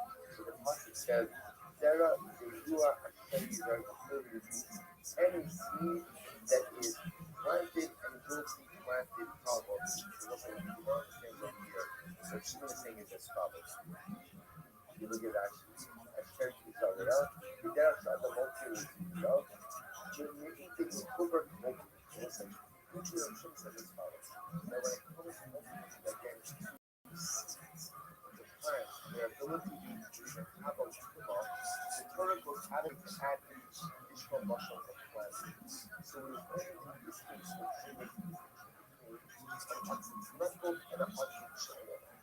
that a it's knuckle is considered to be planted in the ground because the Torah here when it comes to doing the Kabbalah adds to the extra work as it adds in additional pieces of an item that is considered to be planted in the ground. So what's an additional piece of planting that wouldn't apply in other cases? It's nothing. That if you have a plant, you have a seed and a perforated plant, ultimately again, just for the purposes of the ability to travel somehow, a perforated plant is going to be attached. But in all other cases, the machine sticks to his guns, he says, no, it's not broke, everything is considered. Going there, who's suburb is zero. Shorish negative, mali, so there was an old man who asked Rabbi the following question. So we'll say, so now what we have is as follows. Leaving aside the case of Hafshir Surah, which means the ability for a plant that was coupled to us, which should generally hold a potted plant is a potted plant, and there's no distinction whether it's knuckle or not. Despite the preparation is meaningless, a potted plant is considered to be attached to the ground. Whether it has a hole, doesn't have a hole, irrelevant. Now, there was an old man who came along and asked Rabbi the following question. According to the Shul, is there a distinction? Let's say you have a plant. So let's say, simply, I have a tomato plant. It's in a pot, in a flower pot. The flower pot has a preparation, and the roots of the tomato plant is mamish right opposite the preparation. So literally again, the pot is sitting on the ground. The root of the plant is right by the perforation, which is right opposite the actual ground. So what Rabbi Shimon say in a case like that? What Rabbi Shimon say, listen, a pot is a pot is a pot is a pot. It's considered to be detached. There's nothing more to talk about. Or is there a distinction where the root is managed right opposite the perforation and therefore right opposite the actual soil of the earth? So the Gemara says as follows: Mali Amr Shirashi says, "Min Moda the Halo Super." Would Rabbi Shimon be that in that kind of case, maybe, so you would say that the plant is considered to be attached to the actual earth, since the root is opposite the perforation, and therefore pointing directly down at the earth. So the root, so Rabbi Zera didn't say anything. He didn't say anything. Which was a term he didn't know. He didn't say anything. It was actually the Yasser I'm sorry. Another time, Ashkik the Yasser he found him saying as follows. Moderate Shimon. Moderate Shimon. Shemike the Haraso. The ultimate purpose will come of as follows. The Kalok Lumais was very look at Rashi. Nike the Haraso. What says. Rashi says over here. Shemike Ha'otis the Haraso. No, Nick had the street of divine promotes out. Let's listen to this. We're going to get into this in a little bit later. But the Gemara says as follows. We know that all cables, utensils in general, if they break enough, or become perforated enough, they lose their identity as utensils. So this actually has many ramifications. That ramification, for example, would have a tumor. So, for example, if you have a utensil that's coming, but then it develops a hole, and the hole is large enough that it loses its useful, it loses its tumor status. So Rabbi Shimon says as follows: Sheniki b'tei haraso. That if you have a utensil that has a hole that is large enough to remove the tumor status of the utensil, that ultimately what? Rabbi Shimon holds in that case, halot l'maisa. Shimon would agree that in that case, the contents of the clean are considered to be attached to the ground. Once we hear this, Rabbi Shimon says that if you have a utensil that has such a big hole, that hole would take away its utensil status. These that the tumah, that's a big enough hole to also allow the contents of the pot to be considered to be attached to the ground. So the Gemara says, Amalei, Ashka, Shoresh, Neked, Boimila. So now when I asked you about the case of what? Of food that's opposite the hole, you have no answer for me. You keep the faith halos from the wife. So we'll say ultimately again because the whole and yet you take it as a simple idea. You accept this idea that if the utensil has a large enough hole to render it tummy, there's no question. Look at Rashi. You keep the faith halos from the wife. The habilon is a Love can supposed to listen to this. So this Saba, this old man, is challenging Rabbi Zera. Just to follow the flow. The old man asks Rabbi Zera like this. Here's my shayla. Rabbi Shimon holds that a potted plant is always considered to be detached. Here's my question. What happens if the pot has a hole and the hole is opposite the root? Rabbi Zera says, I don't know. Then Rabbi Zera is giving a shear. The old man is in attendance. And Rabbi Zera says, Rabbi Shimon agrees that if the pot has such a big hole that for Hilchos Tumah purposes, that hole would cause it to lose its designation as a kli and therefore become tar, that ultimately, again, the contents of the kli are considered to be attached to the ground. So the old man says, I don't understand you. The question, you didn't know how to answer my question, but my question is even stronger. Remember, in the statement that Rabbi Zera made in front of the Shimon, you can have a pot, heavy utensil, that has such a large hole that takes away from a status. The hole could be on the side. And yet you tell me that in that case, Rabbi Shimon would agree that since the hole is so large, the contents of the pot have to be attached. Well, if that case works, then certainly the case that I asked you, where the hole is mamish on the bottom, opposite the root, should certainly allow the plant to be attached to the ground as well. Rabbi, you eat my lahot Rabbi Zera, lahot Rabbi Zera. Rabbi is in the truth. Once we're talking about Israeli chapter is the Mold Rabbi Shimon, Shemi gave Manata Mirovius. So we'll say he's among the qualified statement.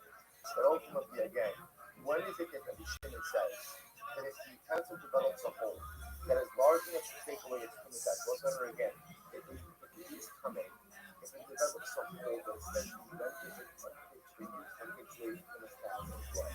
He wants to for Rabbi Shimon has another application. Once the key loses its status as a key for purposes, the contents of the key are considered to be attached to the ground. Abai qualifies that and says, when is that true? That's only if the hole is on the bottom of the utensil. So far down at the bottom of the utensil, that's what? That the utensil itself would not be able to retain a liquidus of liquids. It's in that case that Rabbi Shimon says that if the utensil develops a hole that is so big enough to take away from all, it loses its designation as a key, that the contents are considered to be attached to the ground. That's only managed if the hole is where all the way on the bottom. Okay, so Amar Rava. Rava said as follows. Chamish Nidos K'Klitas. That's very interesting. There are 5 different categories when it comes to a K'Klitas. When it comes to an earthenware utensil. So we'll say 5 different categories. Those actually, we'll stop over here. We'll pick up an Eretz Hashem with Amar Rava tomorrow. 5 different categories of utensils. Kaya, so tomorrow, actually, we're getting to all the different categories. All right. So again, for those of you who are joining us from the shul parking lot communion, we're going to end this study.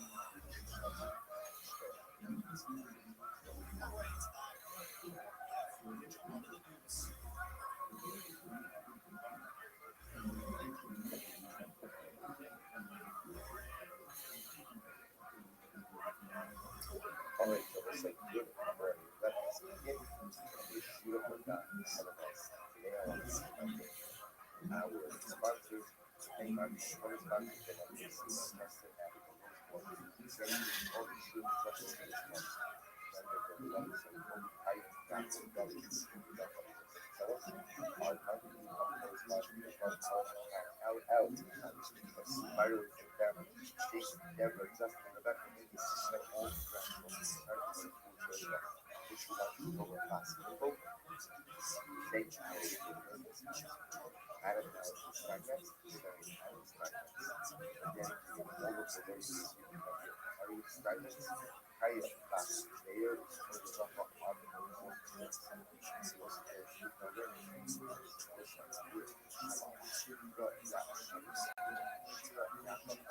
Bible, Jesus, Baptist,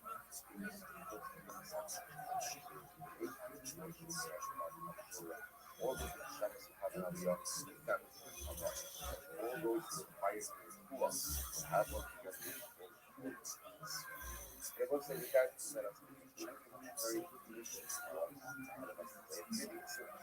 just points out we're now going to get to understand this was in the club.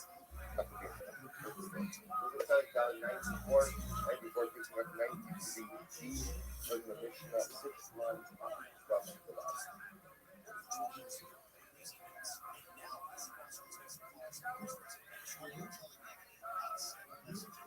Let us begin.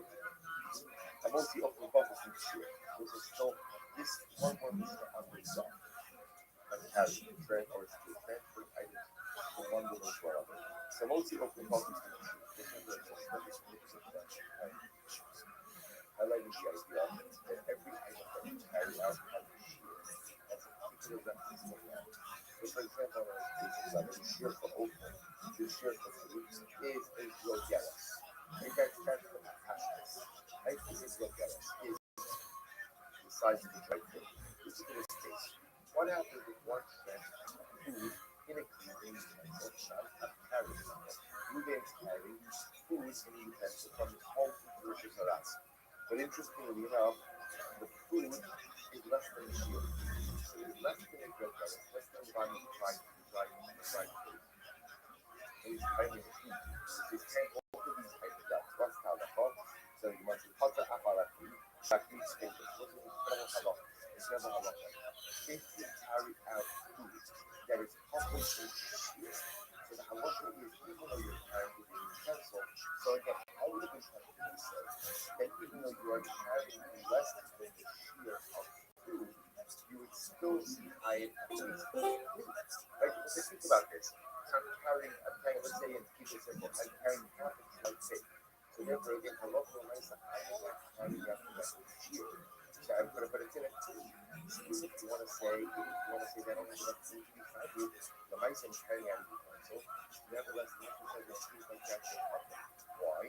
Because shaklik killed. Looks like you remember, in this case, the key is also to the food. The food is the primary item, the key is the secondary item, and therefore the key is both to the food. And therefore, in general, we'll say food that is being carried does not have to that with the shear, not only a high on food, but also not high on the food. Pretty incredible.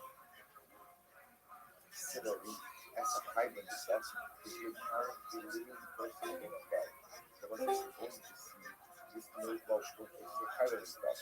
If you're carrying a living person in a bed, same idea. Hadra achaladika, you are hadra for carrying the bed, shavita to be alive.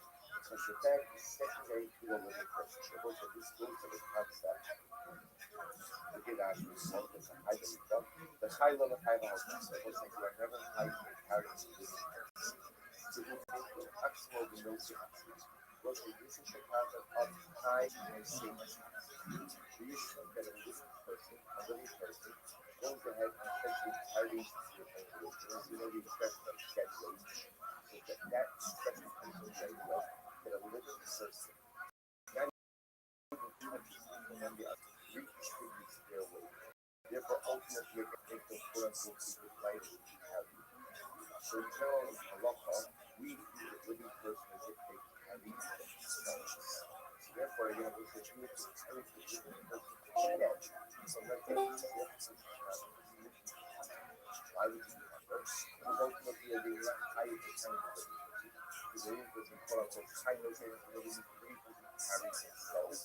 And the bed is possible to the person. So let's say, by the way, this halacha is very important. Anyone who's knows this halacha, because if you ever find yourself in a situation out in the field, and your child suddenly has a meltdown, and does not walk and walk, so what's the halacha? Because of child, your so the nice again, there's a concept kind of says that. But ultimately, again, a living person will child, plus they carry themselves. So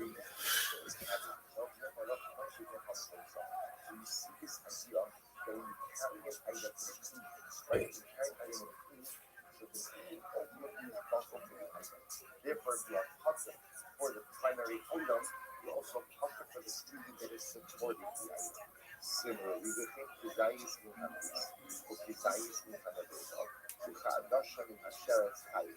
So we'll say similar again, the Mishnah says, I'm sorry, the Gemara says, as Hamis will need to hide. Now, your dead person in the bed, if you have a person in the bed, lying in the bed, you you carry that bed out on Shabbos, since you are hired to carry the race, you're also hired to carry the bed.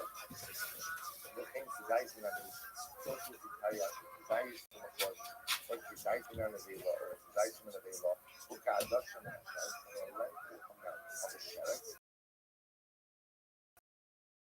Hi, also you can go high. You will say that. I remember again, something to tell you over here is kidai is a significant shield. Why that's it? That's being out there. Certainly kidai is not a way and adoption for the sheriff. All of these represent significant Rabbi Shimon tells us, I will say interestingly enough, Rabbi Shimon says in these cases we are about to now enter into something dramatically amazing with Rabbi Shimon. Rabbi Shimon told them, Asidu b'neis Shabbat. This is Rabbi Shimon is going to hold that you're going to be punished with carrying twice. For example, moving passes away in the house, Shimon carries parts out from the house to around the house. Right? Moving dies into the house. Carries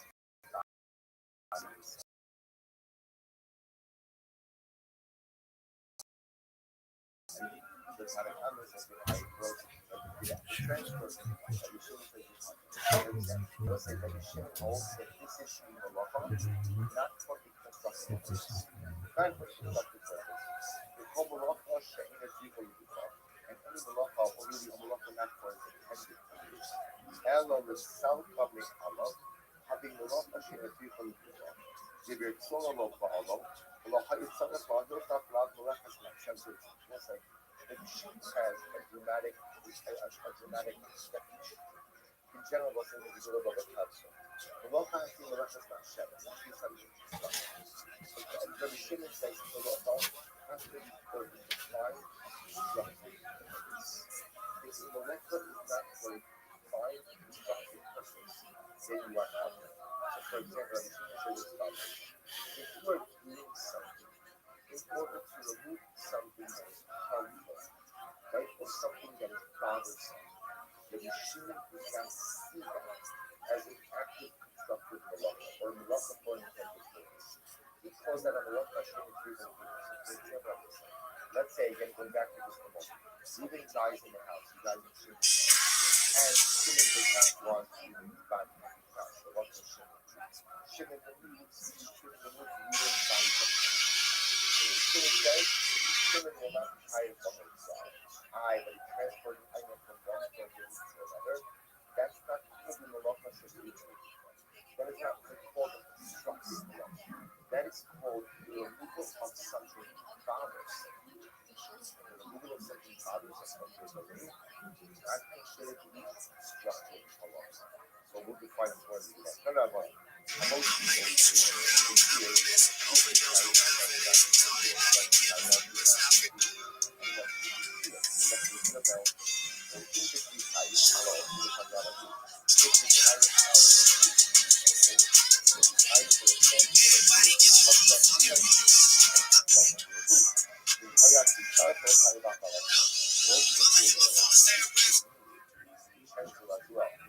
in carrying out food in utensil, and I need also to sensitivity so that and what?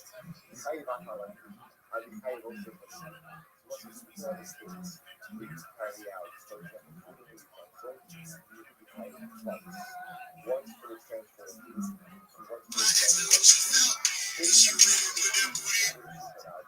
with some additional purpose other than just a foreseeable substantial house. Also, basically, they look for Helena. But Einstein, this is kind of a two physics of the twice. Twice. Two acts in the seven. For example, most of these cases carrying out what's called dry digging utensil. I want to keep the digging rather than I also use utensil to scoop out water. Therefore, again, Christ is set up I twice. Once he transferred to because he transferred immediately from that matter. So you see from here, twice.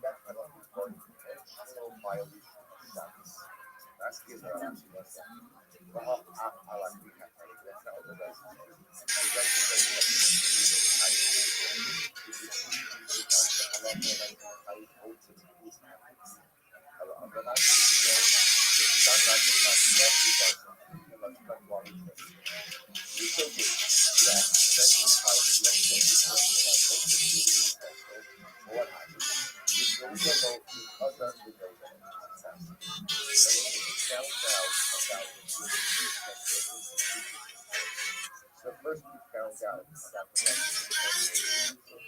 and then we found out about the fact that we transferred to Judah. If it looked us, we have your person,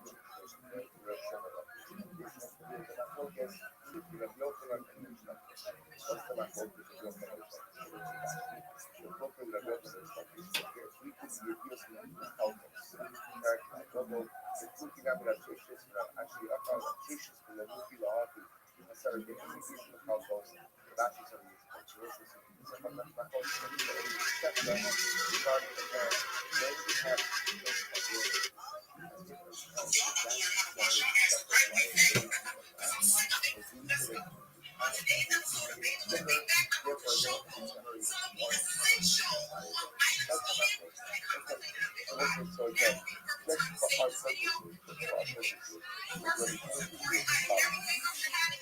purposes, I'm not going to like that. Pretty much.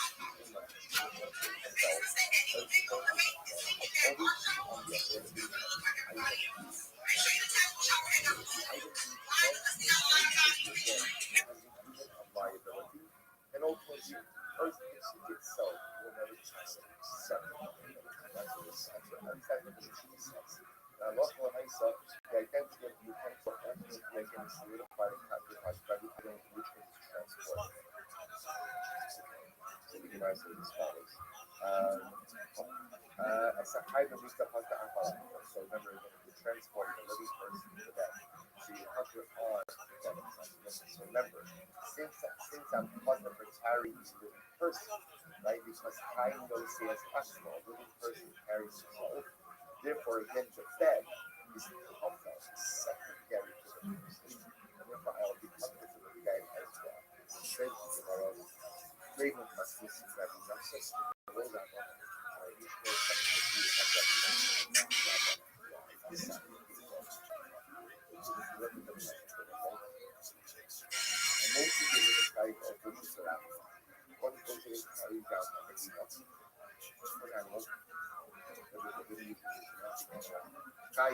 Wild animals, not just and birds.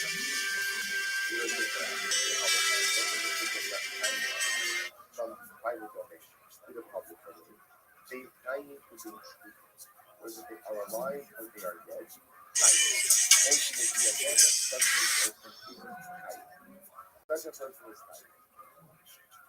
Says Rabbi Rothschild says, our teacher is prohibited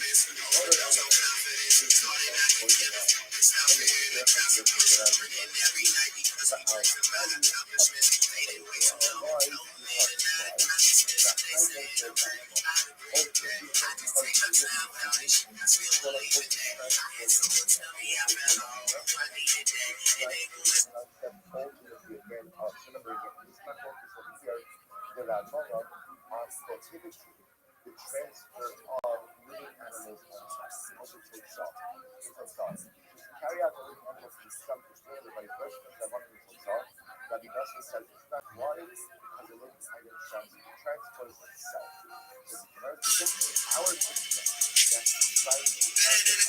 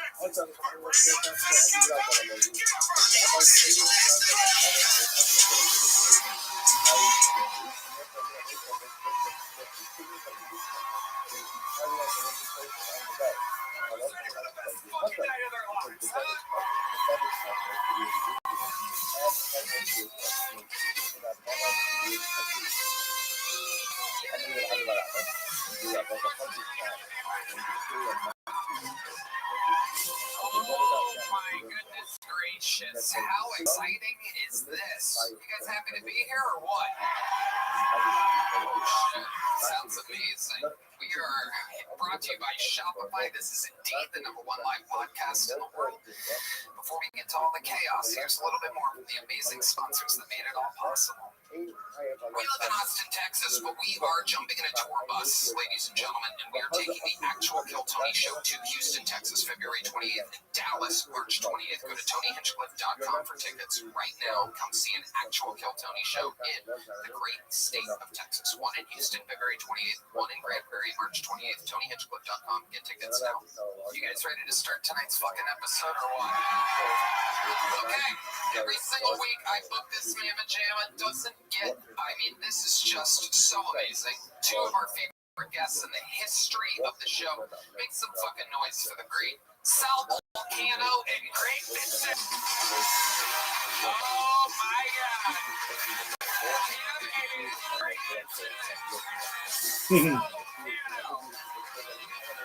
Oh my god. Very exciting stuff, ladies and gentlemen. Sal Volcano is on tour. SalVolcanoComedy.com. He's doing the Ryman Theater in Nashville. He's got a brand new season of The Impractical Jokers coming out on TBS Thursdays. On TBS, and his podcast, Manoosh, is available everywhere. Great Fitzsimmons, one of the greatest guests in the show's history, is touring FitzTalk.com. He's in Philly, Lexington, and Houston.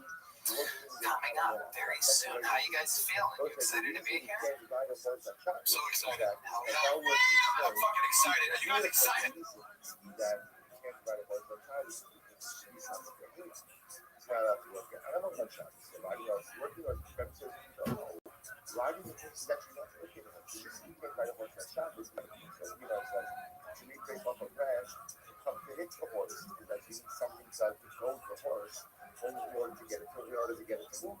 That's the concern. But that's the case. Interestingly enough, even though we say you shouldn't sell large animals to a doctor, lest you come to rent them from them, and you will come to work for them. So Florida does do, right? That's heaven's way. Well, it'll get you a little older. It'll suck the juice out of you. I read a book that Malcolm Gladwell wrote that said when you mention the words Florida, orange juice, and raisin, well, it'll get you a little older. It'll suck the juice out of you. Yes, really, the fighter of the kid. What's up, pal? Buddy, it's been a while. Been in Florida. You're looking a little tan. Oh, yeah. A little older, too. That's what Florida does to you, right? That's heaven's way. Well, it'll get you a little older. It'll suck the juice out of you.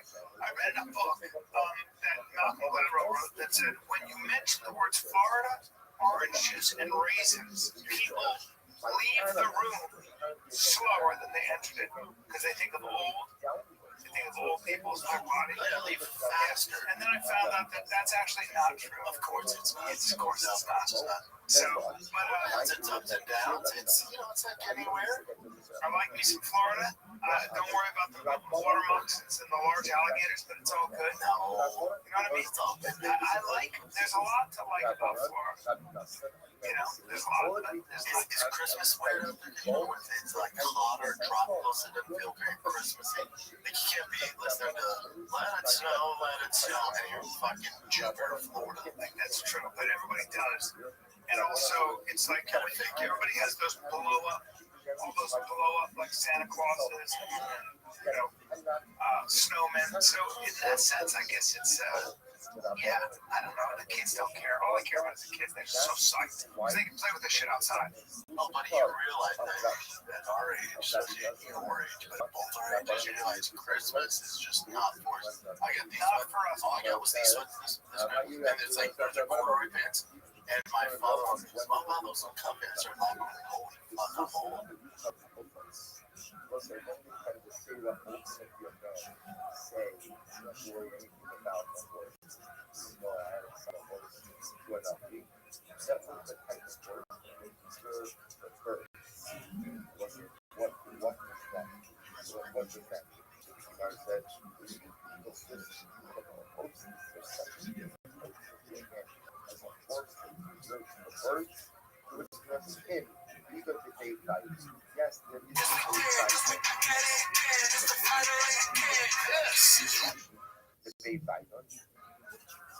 Sheltaia de ovos, chegando elas os ovos de Sheltaia, os nossos char ovos, pelo chave de cachalo, pelo chile, na hashtag não se exato, this is hot, I'm going to see the rest of the record, this is incredible. Don't say, it's not as if it's apparently people, it's the birds, other birds. I guess you get like a bird of nature, like you get other birds to play. And what you would do is you would go ahead and use those birds, hunt other birds. So those are what happens. You want to transport, watch this. You want to transport the hunting birds so they're from the spot of the hunt. But you don't want to fire them out in the picture. So what would you do? They would purchase these birds from the horse, and they would transport the birds of prey, the hunting birds, to the location on the back of the horse. It's incredible. So sending or that you're going to send that's the type of horse. And also in that case, you're obviously those birds are kind of shots. Like they quote unquote carry their own weight. Remember, you open up said that ultimately again you could go ahead and sell a horse to a company. So kind of we're suggesting a very limited category of horses. Is with that type of horse that was used for the transport on food to trade. Because the use of that horse is such that I love what makes all over you transport birds, right? And those birds, of course, did in fact carry their own. Okay, I'm not real. This is the point. Most of us not going to come.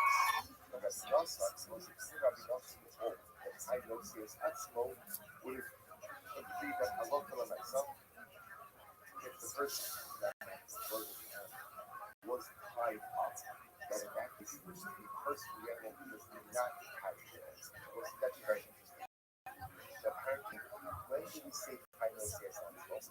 When do we say that a person is able to go ahead and carry their own actually redistribute their own weight when they're free to move? Which makes some sense, right? When you shift your weight, is make that consciously. But if you're tied up, then obviously it was a person is tied up to carry weight. So therefore, again, I love for myself, that would be carrying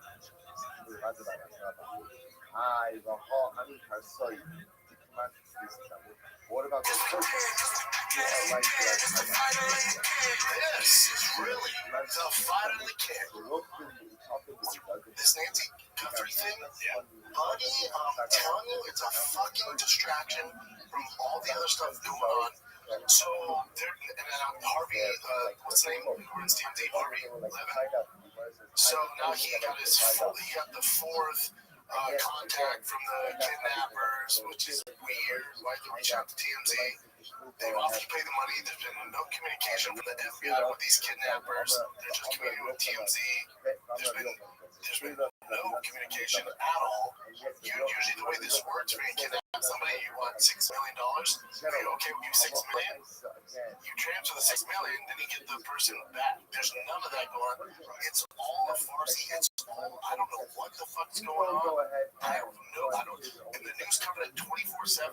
Nobody said another monitor so I can stream my security camera. Oh, baller. Yeah, I'm buying a new one. I've been like when I go to, I watch like live security cameras of like the city, hear like the city noise and whatnot. But yeah, I want to put one on the side of the building because they gave me permission.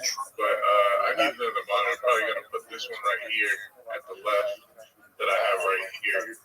Put it up in each stream like the entire apartment building on the side. Amazing, dude. Yeah. Very cool. Thank you for sharing. You've got your own little production studio. Yeah, yeah.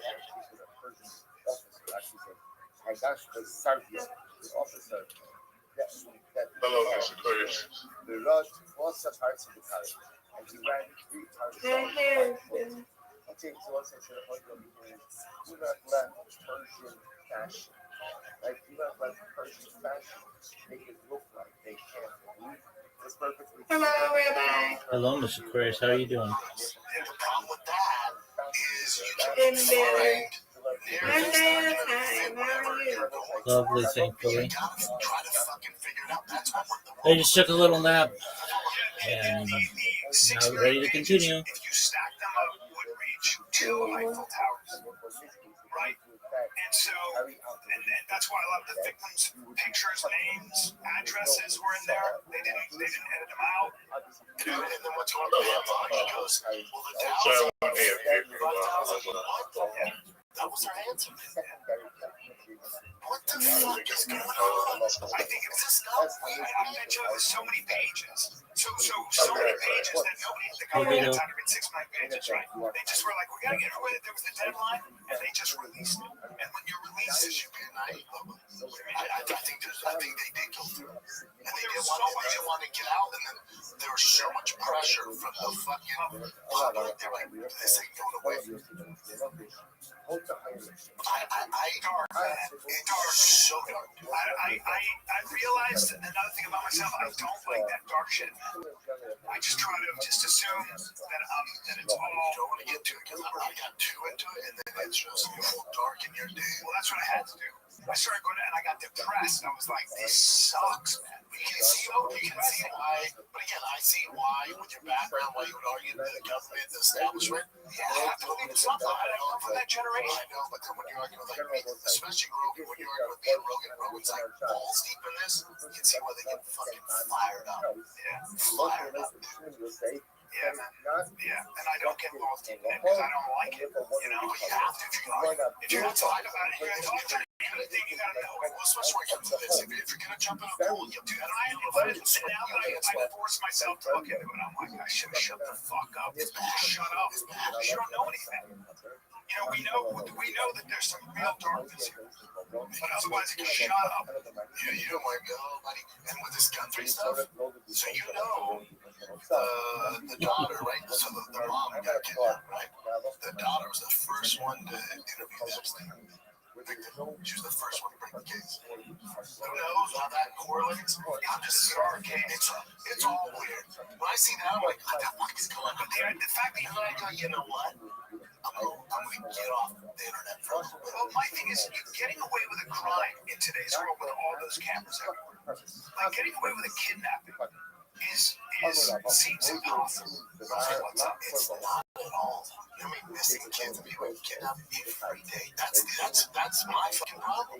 There's kids that go missing every single day. There's not the report. Their cameras can't they follow the camera? People get away with it. That's what's fucking weird. And then there's no upcry, there's nothing. Kids go missing every fucking day. Jesus. This 84-year-old goes missing 24/7 now. God. The fuck is So I haven't slept. Well, it's been like long. But it's been 3 weeks. There's no shit she's calling. Really? No. 3 weeks. And if it was just about ransom, if it was just about money, that'd be, this is over. There's no dialogue with that at all. What the fuck is going on? And now they're looking for the Bluetooth because she had a heart, defibrillator or whatever. So they're looking for the it's giving off a ping, so they're trying to search that. So that helicopter like circling around looking for that ping. Damn, what's that? 3 weeks. I lost my wallet. I had one of those trackers in it. It doesn't work. Yeah, I had a fucking tracker. That wrist tracker. I don't know. But I'm like, hey. And it's good. Nothing worse than losing your wallet. Nothing worse. Just a real headache. Yeah. Anyway, it's been dark, man. Yeah, I wonder if this is good for us. All this internet shit. You know, people get upset. The good thing is it's revealing a lot of truth on how corrupt things are. Yeah. So it's good that people are revealing how powerful are not questioning. Well, there are a couple things. It's revealing how powerful are not accountable, and how it seems to me also a lot of people that are really wealthy in the upper echelons don't play by the same rules. They just, I'm not even talking about the sex stuff, I'm talking about finance stuff and everything else. Like, you're like, how did you make $1 billion like that quickly? You know, Tucker Carlson was talking about that. He's like, I got friends that just became fabulously wealthy, where everybody else I know is a paycheck away from it. Like, for the most part, if you're just a regular person, you're a paycheck away from basically being broke. You know, so what's going on? So this is more than that. Like, this whole Epstein thing is the frustration of people in general going, the powerful are not held to account. And what is going on? What is going on? What is this question? Everything is too. It's like, all right, Trump got rid of 50,000 illegals. Well, with that lower inflation, I think inflation is lower. I think the news is coming, jobs reports up. So the economy is doing better. Economy's doing better. What I think is, would the housing market be lower too? I don't know. I think these things. I think that's a question of interest rates, right? I don't know. I'm not going to get into interest rates. I'm not going to start talking about that. I got enough trouble raising kids. And you know, I'll tell you what you don't hear peep about this. Like, I was on my phone Saturday or Sunday. I was at Tiger had his first scrimmage. I got there at noon. I didn't get home to 8:30 at night. The parents at home bring up Epstein like, what? They just got son watching kids. It's all day. They doing that. I'm the nobody. Oh, no, they're not. That's right. I mean, I call a lot of people that you guys would know who are in this deep in the rabbit hole. I had conversations with them. And I have friends if you call them Tripoli, it starts off good. And you're like Babylonians, and it starts off good. There's lizards involved. Yeah. That's why I'm like, all right, you know, Tripoli called me up after all this internet, and he was like this. Just checking on me. He sent us that group chat. It was like, Zion, how's it feel to you? He goes, hey, Brian, maybe just get on and say, Sam and Eddie were right about everything, and I need to. He was just like, did you check that we posted 10 years ago? Yeah. Well, I was reading what everybody else was reading. 10 years, right? But I was reading what everybody else was reading about it. I was like, this big hoax, and I was like, and I heard it, and I was like trying to defend the pizza guy who I don't know. Pizza guy, you know what I mean? I was like, yeah.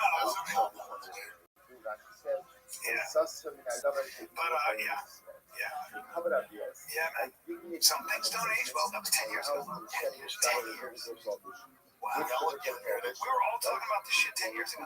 Yeah. No, but not Epstein, right? No, Eddie was. And Eddie was talking about Epstein, and then fucking Alex Jones, 15 years ago. Was talking about Epstein, the island. Wow, that's right. People go there and all that shit. Yeah, and I would have dismissed it. I would have been like, no, nobody gets away with it. My whole thing, maybe it's my generation, is that you're not. How are you gonna get away with that? And also, I have to admit, the naivete is that I believe, and I'm starting to change, but I genuinely always believe that people, for the most part, are good. And I want to live that world better. Like, I should know better, but I'd rather live in that world. Yeah, I mean, I'm sorry, but so is it bad that I don't? That it should be shocking that there's a world out there that's that dark, right? You shouldn't be used to that. You should be like, what? Don't you think? Like, I don't know. It's all so fucking dark. Take a little break, kids. This episode of the Fighter is brought to you by O'Reilly Auto Parts. They're in the business of keeping your car on the road. I love these guys. I'm there every freaking week. O'Reilly Auto Parts offers friendly, helpful service and parts knowledge you need for all your maintenance and repairs. They got everything. Thousands of parts online, in the store. It's all over. So if you're in the jam, they got you covered, man. So whether you're a car expert or a rookie account, you'll find the employees at O'Reilly Auto Parts are your one-stop shop for everything you need. Professional parts people at O'Reilly Auto Parts are your one-stop shop for all things auto yourself. You can find them in-store, online. Stop by O'Reilly Auto Parts today. Visit them at O'ReillyAuto.com/fighter.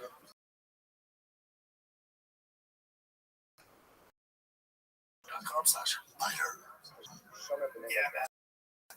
I told you. My buddy said, you dollars. He said, you are the last asshole in the room. 5 minutes, it takes you 10 years. And that's been my biggest liability. And I've paid a price for a lot of ways. You could say that that's been my biggest deal. Yeah. Yeah. And, hey, at least I'm learning. At 60, literally the never, whatever. I don't really know what to say about it. Just take the pain. Take the pain. What is this? What's going on with you, buddy? JoJo's back in the hospital. She had a certain Wednesday night, it's just been shit. She's mom cancer. She's going for surgery. They won't know how bad it's till they get in there. And she's having surgery first week of March. And then JoJo, she thought she had strep throat. She couldn't talk. She goes into the doctor, what the fuck's it called? Urgent care. Now I can't strep, they give her antibiotics and morphine for pain because she couldn't talk. She's like, I'm all better, but that's just like morphine talking. And the next day she wakes up and has a huge growth on her neck. So she goes to a real hospital. It's her tonsils are infected. She has her lower tonsils. But she usually has a kid get that shit done. I guess with a talk. I guess with adults it's way worse. They have to remove your tonsils. For a kid it ain't shit. I guess that's an adult. My friend had that. Really? He's okay. Well, she's in the hospital right now. She woke up with this fucking growth on her neck. I'm like, you gotta get that fixed. You know what's funny is that we didn't have a podcast, you would never tell me about this. In a way, it's like guys don't really know. I'm just talking about how we suffer alone like this. I'm not calling any of my friends because they can't help it. Well, call my dad, or if you know a doctor, I'll call you. But what are you gonna do? I don't know a lot about tonsils. I don't need your advice. You know, it's not like, if like your wife had it or you had it, you can give them big. You're not a doctor. Like even I was telling Joe, I'm like, Things I don't know about tonsil extraction is it's a game. Yeah, Epstein Island. But like I was giving Joe advice for it, I'm like, you know what? Ask the doctor. I don't fucking know. I don't know. I can look it up on the I don't know. Let's see what they say. So hopefully they give her antibiotics that work, because Tiger has a big football tournament this weekend. Hopefully it fucking works out, man. I don't know. What are you gonna do? I don't know. That's what's tough about life. There's a lot of shit that happens, and you just have to pray on it. There's nothing you can do. You're just like, the fuck do I do? You don't pray. You just gotta get to work. You get through it. Yeah, what else you gonna do? Don't stop. Don't stop doing what you're doing. No matter what's going on. Don't give in to despair. This ref at this Tigers game was great. They deal with that all the time. They deal with that. Oh, they're shouting at them. And this kid, not Tiger, some kid slid into the hole, and it was close, but I thought the kid was safe. I go, oh, come on, Mom. And then the other dad said something, and then the other dad said something, this was great. But they were saying stuff to the I was like, come on. And he goes, dad eyes, blue eyes. Dad eyes, blue eyes are usually right. I was like, dude, I love this guy. Because he's right. Dad eyes, yeah, because like, last time my kid, it goes, doesn't matter. That was blue eyes because he has blue eyes. Or moms are blue. No, yeah, blue eyes, dad eyes. And he started laughing. He goes, dad eyes, blue eyes are usually right. I started laughing. I love this guy. Because he's just taking shit. It's great. He's right. It's like, calm down, guys. Like, let's say my kid doesn't matter. You still have dad eyes. And that kid's on your team. You still got the dad eyes. Because I'm the dog in the fight. So I'm fair. Blue eyes, Switzerland, dad eyes. I was like, I love this guy. It's great. I fucked up on him because Joe didn't go. She's been sick, so I had the kids by myself. I don't, when she comes, their mom comes, they bring like chairs and snacks and shit. And I'm the same way, dude. I forget all I do. I got there, and there's a rain delay. I was there from 12 to 8:30 at night on my feet the entire time. Water, no water. Bossy gets home, and I didn't pack any snacks with us, so Bossy just played his friends for literally 8 hours. We get home and Joe's like, did he eat? I'm like, Bossy, what'd you eat today? He goes, 2 bags of Funyuns and 3 suckers. I was like, oh, fuck, That's that shit right there. That's like we go on vacation and we're on the beach and my kids are pink, right? My first 2 kids, and they're all pink, and they're out there, on the Tahiti. It's like the sun, I'm hanging, bro. And my ex and I, she comes out and we have to fight. She comes out, she goes, they weren't they've been out there for like an hour and a half. I'm such an idiot. I'm just like, hey, we got the water. Okay, I'm not thinking fun. And I was like, she was like, she goes, hard for the course. My kids are like, oh, dear. But I'm just like, I'm just enjoying hanging out. I'm not thinking, that's, moms have to think about 1,000 things. Yeah, Jen, what would you say you did this weekend, man? Jen did find us a new studio. Really? Yeah, Jen found even all of the really. There's no noise. We have it all to ourselves. Great. There's more parking than we'll ever need. There's so much parking. Yeah. It's right by the language studios and the shop. It's really. It's a little bit of a fixer upper though. 10 times the size of this. Yeah, I'll take it maybe more. Yeah. It's a bit of a fixer upper, but that's what studios are. You make a set. We'll make it cool. Yeah, let's go. Great. Close there. Closer that way. So it's short. You come this way. I come this way. Yeah. Maybe another 2 minutes that way. Yeah, Jim found it. Love it. It's a big one. It's a big one. Yeah. So what would you say you did this weekend? A lot of stuff didn't work. Opened a lot of boxes. Yeah. I got another TV. I have a friend here telling me, hey, I thought I could do it on my own, but it's an 85-incher and stuff. But the cheap smart TVs are like $600 and you have the brackets on the wall, and then I didn't. Yeah, so I did it down through there, but I was just like, I don't want to fuck with this, and I smashed it on my toe, so now my toes is fucked up. Okay. So TV's alright? TV's fine now. Because I know my toe thing for me. I started limping. Yeah, I want to brace on it. I figured it's so much pain right now, but I'm like, I looked up online and I had broken fingers on my finger action. You don't really get surgery. Just like, back and toes, finger action. Yeah. There's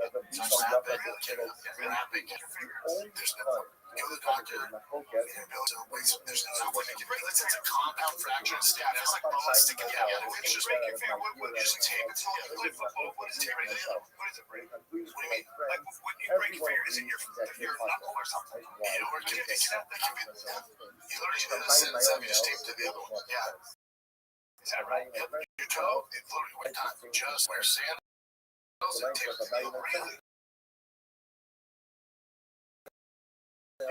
but isn't the joint out of socket? If bent, Brian, Yeah.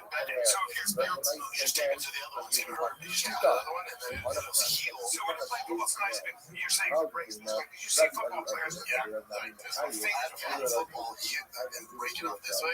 Damn, They just take it like this. You see my fingers are burnt? Yeah, it's not something. But don't they have to reset it? Is what I'm saying. You can do it yourself, is what I'm saying. You should bend it and then take it. It hurts. Just take some Advil.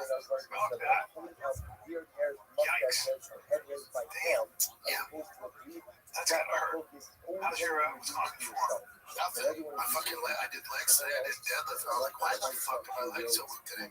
Oh, that's because I didn't sit for 2 days. I was on my feet, pacing like one of those tigers playing basketball. Yeah. For 8 hours on Saturday and 4 on That's impressive that you can stand up. I stand there and I'm in the sun. Like, your back's fine. It's just my think it's just fatigue. Like today I was deadlifting. I'm like, why the fuck am I so tired? Yeah. Like just my legs are And somebody said they put on, this guy was like, you can put on 15 pounds. All he does is overhead press, deadlift, and squat. 15,000 muscle. Yeah, well, so he does bench. Like bench, deadlift, squat. Yeah. But do you need, so if you did bench, deadlift, squat, Oh yeah. and you don't need much more than that. Especially if you're doing enough reps. Not all this functional, they say a lot of this functional fitness is like kind of horseshit. It's time. I don't fucking like it. In football they do. It's just snatch and clean. Power play. Snatch clean dangerous. Power play is just to hit up. Snatch is like this. I don't want to do Yeah, it's crazy. So just yeah, I'm squatting my knees. Hey, Brian, I have a question for you. yeah. How long have you been driving that Tesla for? I've been driving a Tesla now almost 9 years. 9 years. Yeah, I mean different ones. And do you have a charger at home or do you charge it on? At home. Yeah, and when I have to charge, I put it in. I go to a charging station. And is that much of a hassle? No, man. It's easy. Why do I get a Tesla? I'm thinking about getting electric. I know you're gonna love it, yeah. You still like Sequoias and Land Cruisers and shit? I test drove. What happened? I just test drove a Sequoia. I was so bummed out, dude. With you. The newest one. You didn't like it? Okay, Too much of a truck. first of all, I know I'm tall, so I like to have my people that I take in my car to also feel comfortable. I was hitting my head on the top of the back seat. How is that possible? Or the LA Lakers? But then who's driving with you? And then I was hitting my head on the front seat, but then they have that thing where you can put the thing lower. And when I was driving, I was like, this doesn't feel that great. And then the more I'm looking into electric vehicles, EVs, but not a car, I'd get a truck. So that's what I'm looking at right now. Drive the Tesla 3. Don't drive it so far. It's nothing, dude. It's just too small. The Tesla is too small. He's too big. Really? Yeah, I mean, if you want to tuck your dick in your leg. I knew you said no. You were driving me nuts. Try the Land Cruiser. The new Land Cruiser? Yeah. They're just too expensive, dude. Yeah, that's expensive. Yeah, new Sequoia. So I was test driving because I was getting a used one. I wanted to test drive it first. But did you test drive a Tesla 3? No, that's why the next one Test drive it because don't do it. I don't want to put it on. Fuck your day or two. I would not get a 3. Anything. dude, it's fast. Anything's fast these days. No, but this is not a car. It's a tank. It's not. There's actually a lot more space in the Tesla than people think. Yeah, but I would get a 3. If I got a car, I would get the Y. It's bigger. Yeah, you could. It's the problem with it. You have to change the wheels more because it's really heavy. And so the axles break and stuff. It can be a problem. And the 3 apparently just is the best. Just get a little bit. You drive a Prius right now. I know. Mine's a hybrid at least because there's some gas. Yeah, dude, I've been doing a lot of research. Trust me. I've been like, So what electric cars do you have? just trucks, and obviously the Tesla truck is the one that sticks out the most to me. Oh, that's expensive. No, cheaper than a used one. Especially used. Really? Yeah, I'd do one used. Of course, I would not go there. They're cheap. If I got one brand new, I would have to just they're so easy to get. They're so cheap to get. Really? There's nothing worse. Bring up how much I get for Cybertruck? Yeah, if I use Cybertruck. Really? Why? Because they suck. No, dude, they're pretty badass. I like them. Well, the this one says 72, that's all brand new. Used 75, 75. But those aren't brand new. Those are low. 7K. What is it? For 7K, it's brand new. Yeah, but I mean, they barely came out. That's 2K, so 80 grand. That's actually way cheaper than I thought, actually.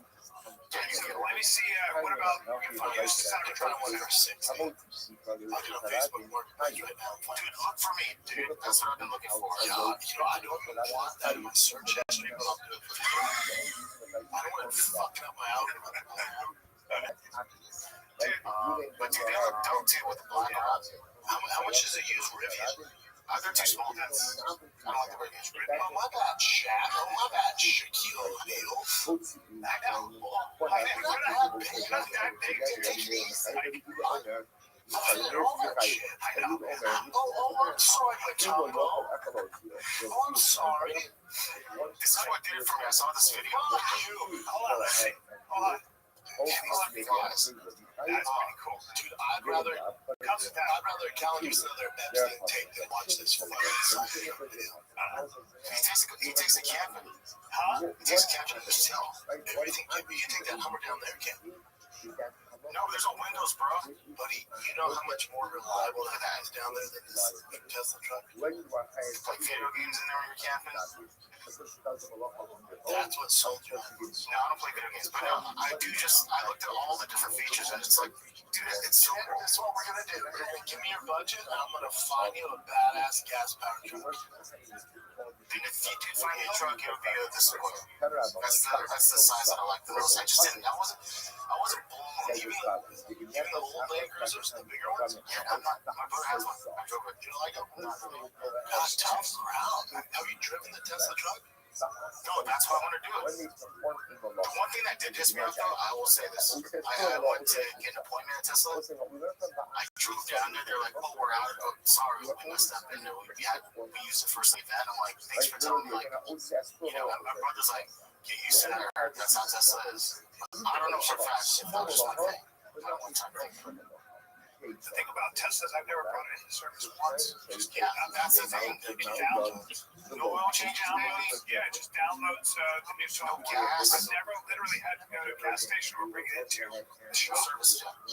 Unless it's a limit. So yeah, that's what I use with my charging port. This is the first time, so I had to take that. It just, Chin, you should test drive the Rivian. I hate electric, but my buddy let me drive his Rivian truck.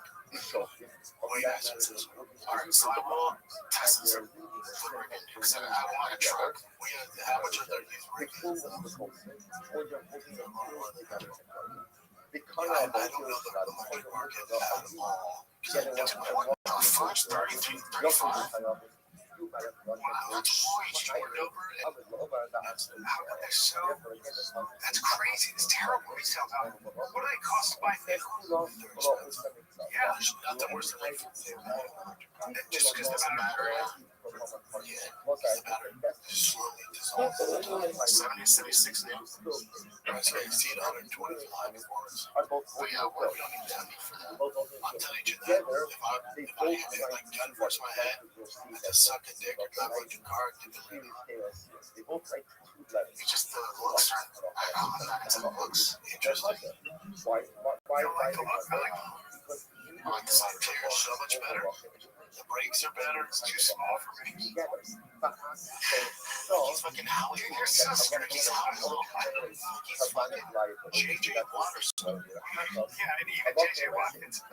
Yes, I'm telling you, I drove this for a week. And were you feeling like you feeling like a sardine? Yeah, Because you're a lot bigger than Jay. yeah, this has more room than my 350. So when I make my size, obviously for me to fit, but just the actual wheelbase, I like the look of a bigger truck. You know, that's why I like the Sequoia over the Ford. Oh, you like just a bigger Truck, yeah. Let's get you a 6.7 diesel super duty. They last. What if I want a truck, but they keep spending money constantly on gas? What if, yeah, that's true. That's right. I don't want to do that. You know, once I got this hybrid, dude, I was blown away by the freaking how much I don't need gas. It's expensive. Let me ask you something. What truck does what I get? There's nothing. I want a Texas truck. I want to be a Texan. There's nothing. They're trying to pass a law where they give tickets to modified cars in Austin. What? The liberals are fucking kind. Yeah. Let's take a little break here, babe. Yeah, let's talk about socks. Okay. Here's the thing about socks. I don't know. They break down. Either way. Dude, have you ever seen Forrest Gump? What's the most important thing when you're going through Vietnam? Socks, dude. Socks. Socks. If you're hiking, if you're hunting, your feet are hammered meat and everything else. All right. You gotta spend time on your socks. Alpaca socks. What? Yeah, alpaca socks. Built for the field. These are performance grade socks made from ultra soft baby alpaca fibers, engineered for rugged conditions, designed to keep your feet dry, warm, and comfortable no matter where the day takes you. They are the only socks that will keep your feet warm below freezing. Dude, and also they're made in the U.S. of A. Yes. Over 2 million pairs sold. Once you wear hollow, you'll never go back to wearing that cotton again. I bet you the heels and toes don't wear out. They always have holes in them. Not an alpaca socks. When you're hiking, when you're camping, when you're hunting, whatever you're doing, you cannot have your cut socks break down. You want them soft. Dude, they got everyday socks, compression socks, hunting socks, trade socks. No matter what your day looks like, we got you covered with hollow socks, baby. The limited time Hollow Socks is having a buy 3 get 3 free sale.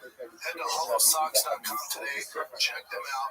That's hollowsocks.com for up to 50% off your order.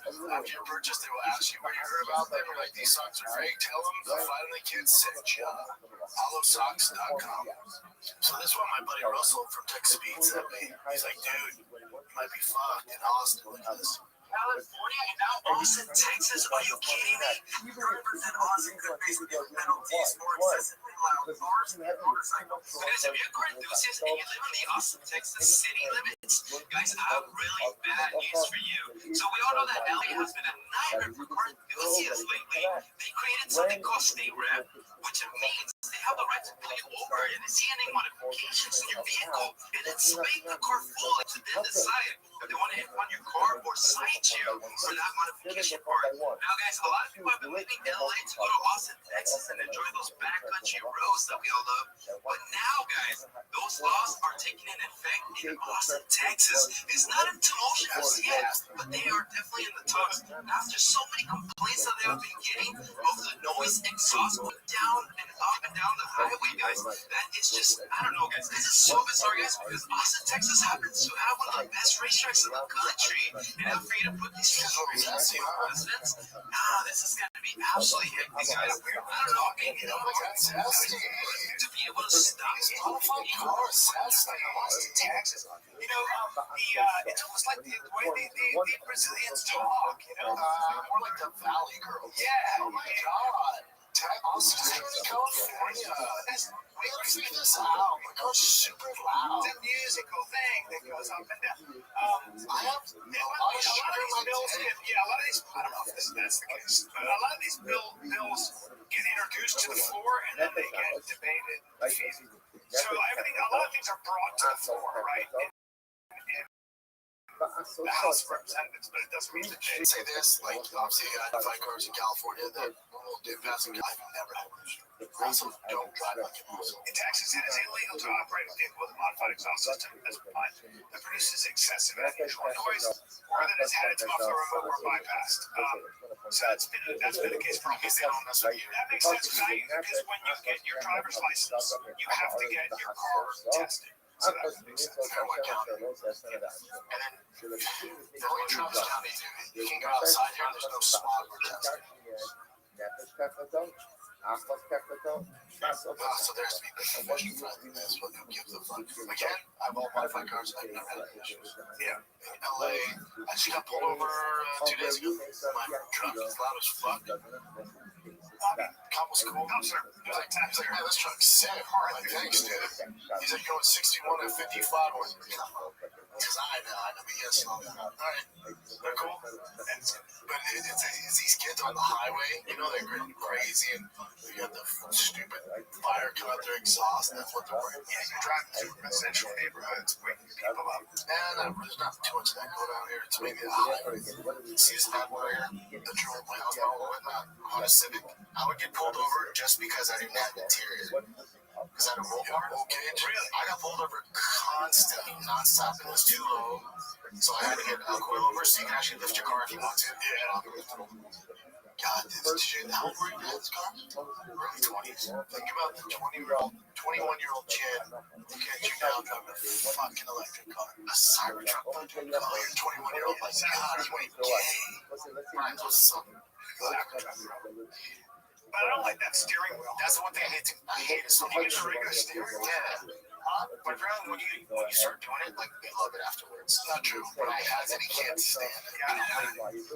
Yeah, I'm used to doing this. what's he have? A platter. She has a Tesla platter. He's like, I just don't like. Yeah, Like, this is stupid. Take an F1 steering wheel. is that what it is? Chill out. Yeah. That's what the F1. That's what that's kind of cool. But if you're a race car, If you're driving to fucking AGB, chill out, dude. chill out. God, telling my dad, I just don't know if I can fit. What? That's my dad. In any new car, I don't know if I'd fit in that thing. Certain, I'm bigger than you. I don't know why this is the thing. He's a big boy. Yeah. My dad, What car's for? What cars don't you fit? Lamborghinis, certain Lamborghinis, and big Lamborghinis. Yeah. Like the real small sports cars. I fit in like a BMW M2. My brother has one. I fit in that fine. Yeah. Most Mercedes I fit in. German Mercedes, any Porsche, almost all Ferraris, just certain Lamborghinis. The Aventador I can fit in, but all Ferraris I fit in, even the Californias. But certain McLaren's just not even an option for me, unfortunately. No. That's right, damn it. Shaquille O'Neal, look at that. If he can get in there. No, he has to modify his stance. Dude, I had a tall basketball coach in high school. He drove a Volkswagen Bug. He took out the front. He was huge. He was like 6'8", 6'9". He took out the front seat and just drive from the back. Look at Shaquille. He gets all his cars modified. He's so active. I've seen. Acts like that. You see him in Bergen's acting like him. Yeah. That's how I feel. He's so big, like it's crazy. His head's the size of a basketball. Like it's crazy how big he is. Yeah. Like you think you know big. It's not. He walks around well over 400 pounds. What'd you say, Miss Aquarius? Should I tell you? Give me a budget, join out there, and I'll do some research with you. Yeah. Gas. Wait, did you say Jesse Jackson? Yeah.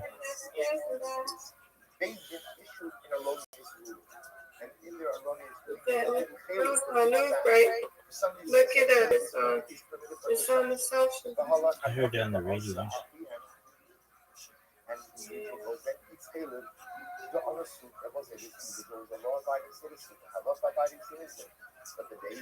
got it on the radio? You got the radio? You listen to the radio too? 24/7, Miss Aquarius. Oh, nice. Yeah.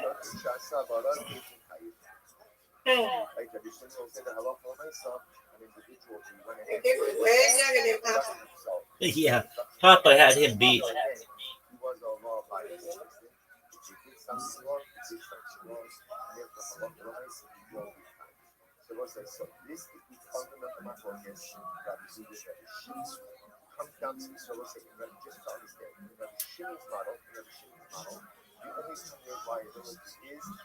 One person does the entire halacha from beginning to end. The moment that there's more than one person involved, we don't care why the second person is involved. It's because the first person could do it on his own, could do it on his own. It's irrelevant. The moment you have a second person involved, halacha l'maisa, again, there is no more liability. Rabbi Yehuda says that's not true. If the first person could have done the halacha on his own, but nevertheless involved the second person, then enough economic there's no liability. But if halacha l'maisa, the second person gets involved because the first person is only a halacha that could have been done by two people, and we will say in that case there is joint liability. Because Here's the third speaker. Rabbi Meir, Dixit Nefesh Tefeta, Asa Tefeta, Basosa Tefeta. Rabbi Meir says, you guys are making them cautious. The Pasuk doesn't have those phrases. The Pasuk doesn't have those phrases. The Gemara says, Sheni Udixi. In fact, even people say if you're honest with the text of the Pasuk, there are only two exclusionary phrases in the Pasuk. And therefore, what do they come to exclude? One is just exclude a case of where one person does not fear another person does not have a liability. And the second, ultimately, again, is to go ahead and exclude a person who performs the mitzvah, but does so ultimately with what? Does so ultimately with the permission of the state. So it's like, this is Rabbi Shimon, right? Excuse me, Rabbi Meir. Rabbi Meir is the most not, right? Rabbi Meir holds that you're going to be tired of all the things. So we're going to leave Rabbi Meir on the side for now, and we're going to focus ultimately again on the treatment of Rabbi Shimon. So now we see a fundamental focus. There's a Hispanic there, Rabbi? Can you please repeat that? No, I don't. I just listen to Los Angeles radio. I mean, I have listened to Spotify, but I like. You must have to. That time you got one of them boomboxes back in the day. I used to do it on the computer. Yeah. And I just keep it tuned 24/7 and just leave it on, and it gives me all the news. And then there are some programs that I really like to listen to at night. And then when people watch my stream, not only can they watch me, but they can know what's going on in world events going back for the last 4 years, which I think is really cool. So Ruvain is a strong guy, right? Strong guy. He carried himself. Shimon is a good carver. Ruvain is about to carry the board on Shabbos. They both on this Shabbos going to do the show. So Ruvain is about to carry the board. He can do this on his own. The Shimon comes on, sees carver about to carry the board. So Shimon helps him carry the board. And I'm not saying Ruvain could have done this. Yeah, I need to get on my. I need to do this too. He could not have done this on his own. But Shimon is So my radio station. Yes, what's my station? KFI. It's That's your station, right? I need to listen to my radio station here. oh, okay, yeah. It's free. It's one of the last free things in the world is radio. All I gotta do is go on the site, yeah. Like, why would Shimon be hired? Shimon really didn't see anything all that substance. I remember Ruvain could have carried it on his own. Could have carried it on his own. Shimon, at the end of the day, carried it on his own. So what did Shimon do? As Ruvain is going to be hired, I'm going to, I'm going to say about it, but let's see what Shimon is helping. Shimon is helping us. At the end of the day, are Shimon's efforts meaningful? Sure. Although Ruvain could have gone and carried it on his own. 324 trillion pounds at 7 feet tall. The fact that Shimon is having next to say, he's talking about that. Big cat. Yeah. When you see the blue chips, if you ever want to see like what a real freaking athlete, that just his ability to just move down the court was crazy. Is that his real body? I mean, come on. It's fake. But there's a kid on the older team, the Tiger, we played him. His dad was the backup center to Shaq for like 8 years. His son's 11. He's a third baseman. He's 6'1". He's 11. He's 11. It's huge. He's huge. Skinny, his dad's so skinny, but just one moment. Another 10-year-old. What did you say? You banned on Cap Oh, You yeah. banned on there? Absolutely. I've been banned on there for 5 years. I have no idea what I did wrong. Right. Right. Okay. I don't want to ask that question when you go down. Oh, man. I forgot to say this banned. Yeah, I never even really got a good chance to stream on there.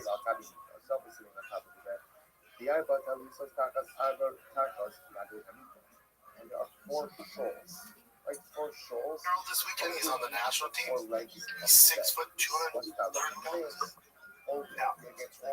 He's 10. What? He's on the national team. What? He hit the ball so far. That's so insane. This guy's 13, you know about him? Now again, he might be peaking young. That's what I told him. You don't want to be the best 10-year-old. Right? This is the pinnacle of that kid. It's all downhill. Yeah. I was telling her, I didn't tell her, if you're in the peak, you want to be getting 15, 16, 17, 18. This year, you're getting chicks. You're going to hurl. Yeah, or maybe college. Great. That'd be great. So these are getting chicks. 9, 10, okay. So your boys, you play PlayStation, I think you're awesome. Yeah, you're just a giant kid.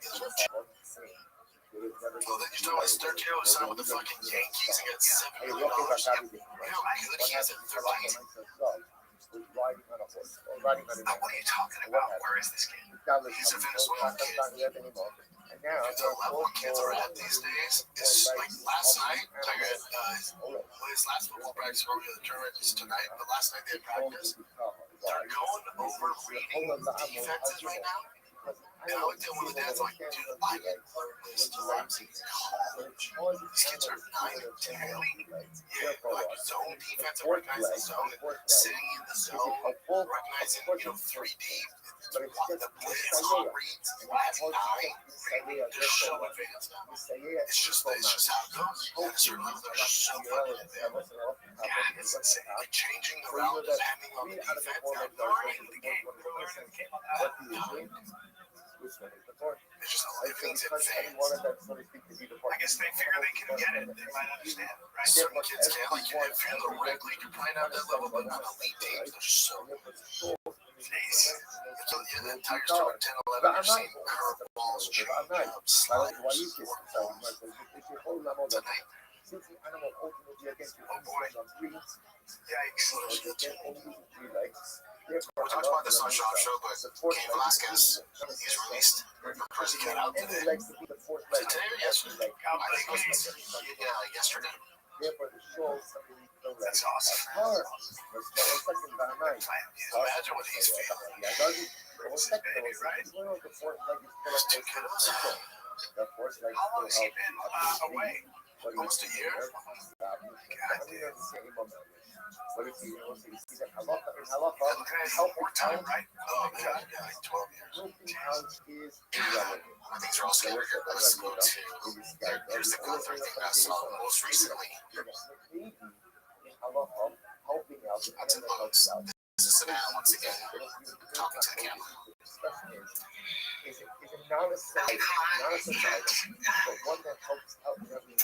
It's been 2 weeks since our mom was taken, and I just wanted to come on and say that we still have hope. I still believe. And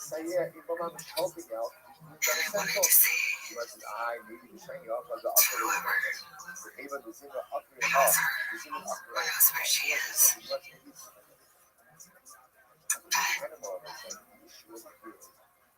it's never too late. And you're not lost or alone. And it is never too late to do the right thing. But we are here. Nightmare, which is going to be great. Nightmare. I believe in the essential goodness of every human being. It's never too late. What else can you say? What else can you do? You've heard about the gloves that they found? Yeah, They found a backpack. which is also strange. Like, all of it's actually all it's They just found it after day.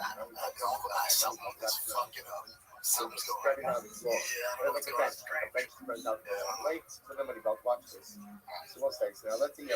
your kids made Netflix stock in 2 years. Let's take a little break here. Listen, you don't need to overhaul your life to start investing. Just automate it with Stash. Your New Year money goals can quietly run in the background while you focus on everything else. Guys, you'd be so amazed at how much money you can save and make if you just save a little bit every month. Stash isn't just another investing app, Brian. It's a registered investment advisor that combines automated investing with expert personalized guidance, so you don't have to worry about gambling or figuring out on your own. They got you covered with Stash. Right. Don't let your money sit around, okay? Put it to work with Stash. Go to get.stash.com/fighter. I'm going to say that again. Yes. Go to get.stash.com/fighter. See how you can go towards your first stock purchase and a few important disclosures, okay? That's get.stash.com/fighter. Get.stash.com/fighter. All right? Paid not client endorsement, not a guarantee nor representative of all clients. Smart portfolios are discretionary managed accounts and subject to additional fees. See the advisory agreement and deposit account agreement for details. Investment advisory services offered by Stash Investments LLC, SEC registered investment advisor. Investing involves risk. At Pluto TV, we're celebrating Black History Month with our free curated collection of Black entertainment, gifts, and what's about. Catch award-winning films like Dream Girls, Foster's Ball, and Selma. Iconic hits like School Days and Savage.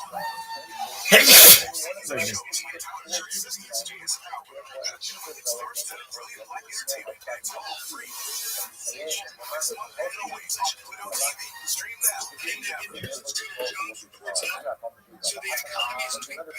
So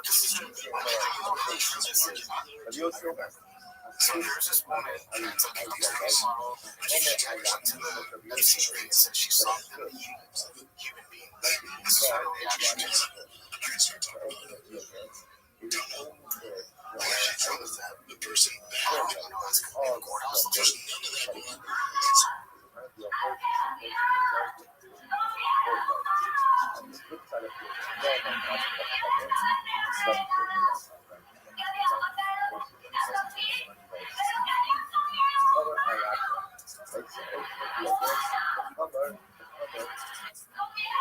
So wait, so can you just check? So one of the things that the cartels were doing was making people so awful.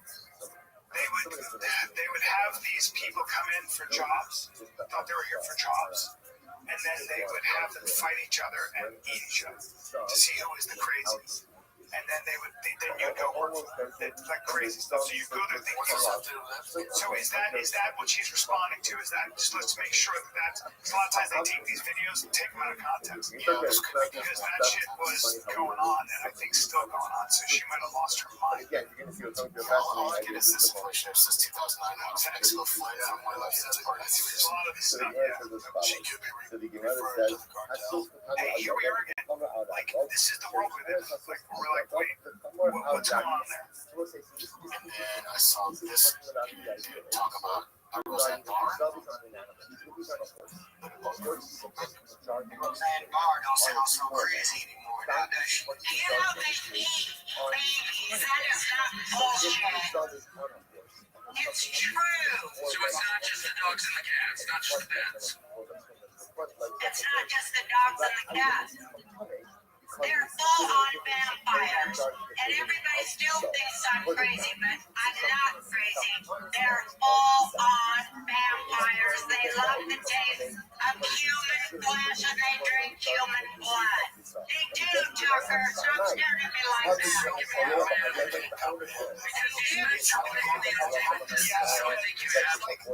I'm not going live in darkness. By the way, there are people who do that. Okay, Yeah, but I'm not even going to go. Here's what I think. I'm not say Roseanne's crazy. She's full of shit. She needs to be in a psych ward. I don't fucking know. I have no clue. I can't comprehend. There are people that do that. We know that, right? We know that there are. I remember Sam brought it up. Sam Tripley would bring it up on conspiracy. So she's like the upper elite it's the highest of the highest power. That's the kind of things they do. It's crazy. What's weird too is I've seen that painting of like times where they eat babies. Have you seen that painting? Yeah, it started with Bethesda. Oh, it's funny. His heart. See, again, sorry, but that's dark shit, man. I don't think dark is. I don't like living in that. So dark. Yeah. Like, you know. Especially when you got kids. What do you think of this? ESPN ranked every sports based on how difficult it is to play at a pro level. Yeah. And then this is DraftKings posting about it. This is all the news box number one.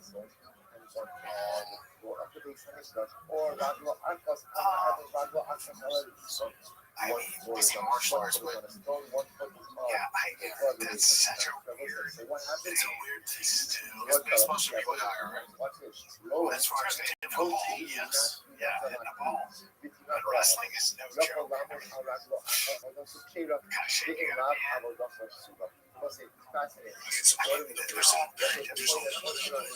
It's boxing probably make the case that when you fail, it's pretty painful, pretty devastating, right? You get knocked out, you get, I don't know what martial arts, there's mixed martial arts, there's nothing harder than hitting a curveball in sports. Yeah, that would be the hardest thing in professional sports. Yeah, 100 mile an hour.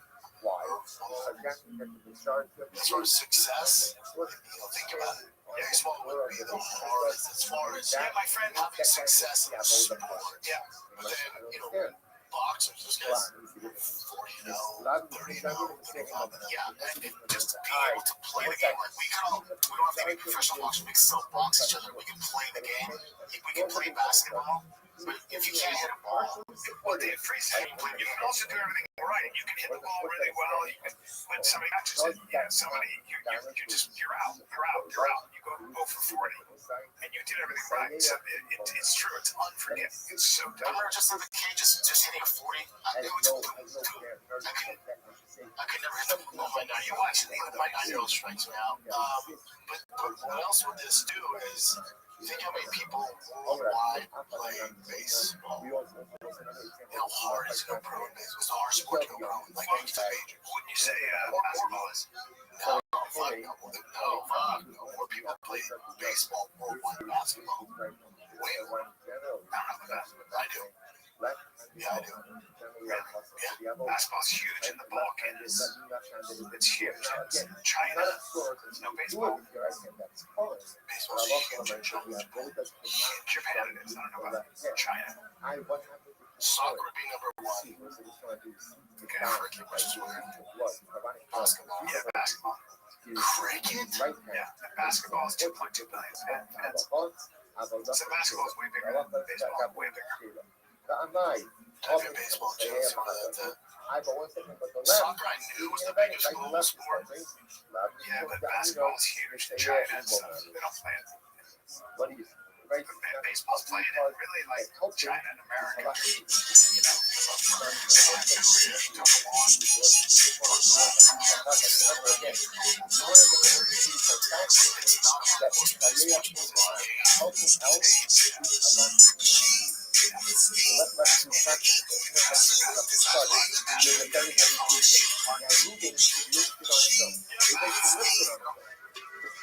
Basketball is tricky because if you're 5'6", it doesn't matter.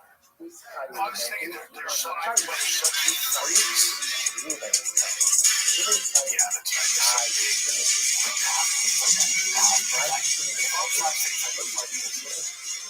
yeah, that's I can play soccer, right?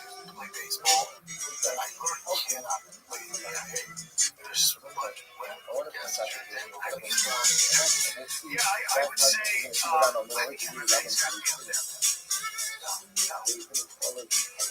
that's what it's supposed to do. Yeah. In terms of like just the whole thing, that's what we're talking about. The whole wrestling, boxing, successful, to make it into professionals in the LFA, PFL, like it's just like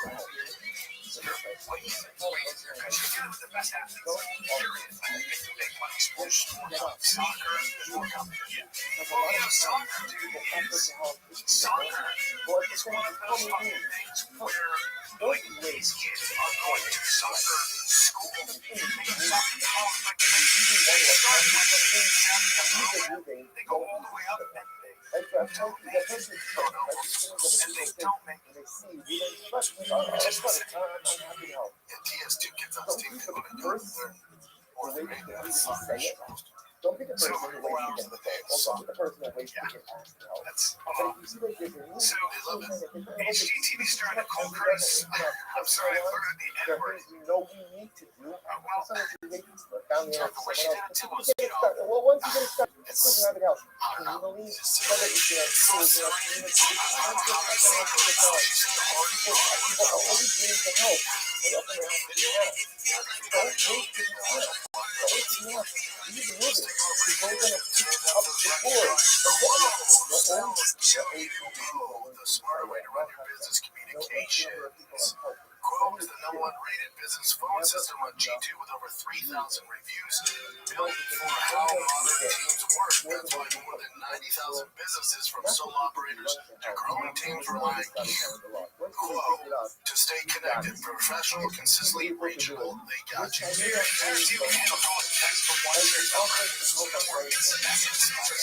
Conversations, everyone sees people threats. Make replies faster. Close into the phone system into the smart system. AI, after hours, insurance, finally offline. Contact details all live in one clean view. And that's how you make sure you don't let customers avoid free plus 20% for the first 6 months when you go to quote.com/fighter. That's QUO.com/fighter.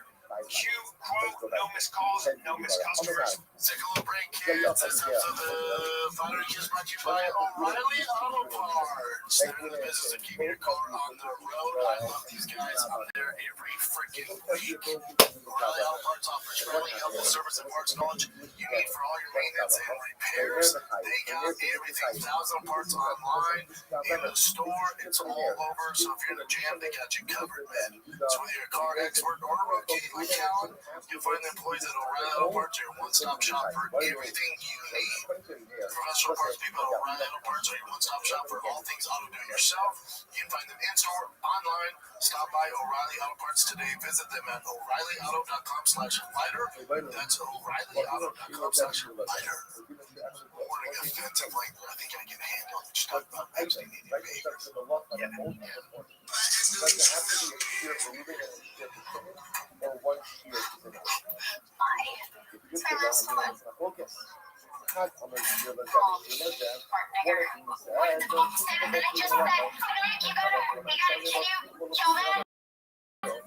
has to be a sheer base liability. It's not the sheer equilibrium. There's no one sheer cancel for that. But it's such a weird, yeah, it's all weird, but also she's on it as well. And I try to get racially, like, that's why I try to figure out how to even get out. What a piece of shit. What a piece of shit. Someone stole it. Sold it to, a tabloid. And then it came out. She's been on the show forever. And then just because of our show. I've never heard those two words. I know. I've never heard so random. It's very random. Like, where the hell did that come from? She said, where the hell did that come from?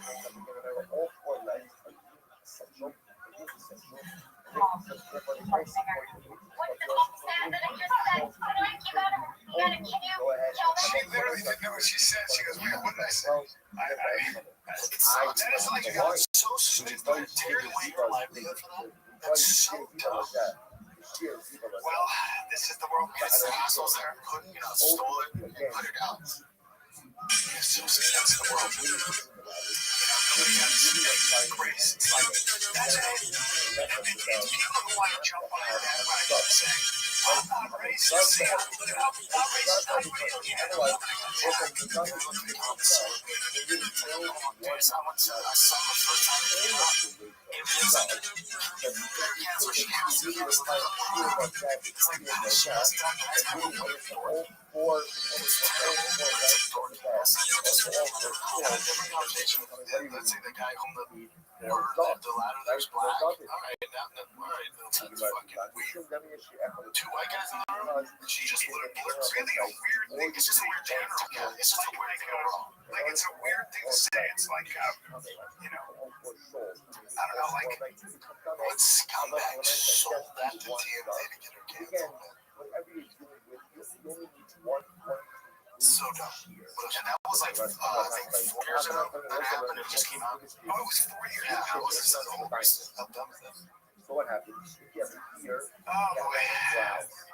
no. I mean, I think the question to ask people is like, you have to ask them is, are you making the world less racist by being, like, deciding, all right, she's got to go? Fuck, for the people that cancel her, have you never said that if we record everything you've ever said, have you never said don't regret it? Exactly. I mean, if you have a text thread with your friends, you're always saying crazy stuff to make each other laugh. And some of it's, you know, Why are you showing us this dude like this? 9 years old? He just posted it. that's 9 years old. He looks good there. He's not on the old Ozempic or something. Wait, says not looking bad. 37. That's not always the same. 2016. He's supposed to be recently.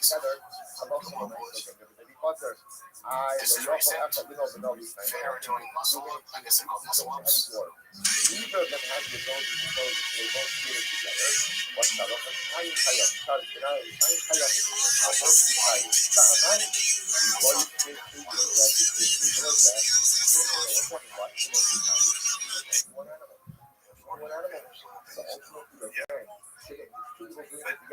Like, again, like, is there anybody who has more in a lot of ways of a dad bod? Yeah, he's a complete badass. You know what I mean? If you saw him at a baseball game, softball game, you'd be like, man, guys, looks like, you know. Legend. He'll have to have a slither of his fucking CD. That we know. Yeah, I don't think doesn't seem to be. What is this stuff? This is Michael Jordan pulling a kid's shirt down in a NASCAR race. But then has he won the Daytona? Yeah. And he's sitting on his lights. Clearly he knows his kid. I think it's the driver medic. So he's like messing with pictures, but everybody calm down. Yeah, I couldn't get it. He was so upset. How dare you touch that kid with his? What the fuck are you talking about? This is where things get crazy. This is where things get crazy. Oh, is it Michael Jordan? Yeah, you're not making the world safe. What do you think he knows the kid and they're celebrating fucking one of his pitches spots? He's not even pitching his butt. He's not doing this. Grabbing his shirt. Tickling his leg. So stupid. This is such a bummer to me, man.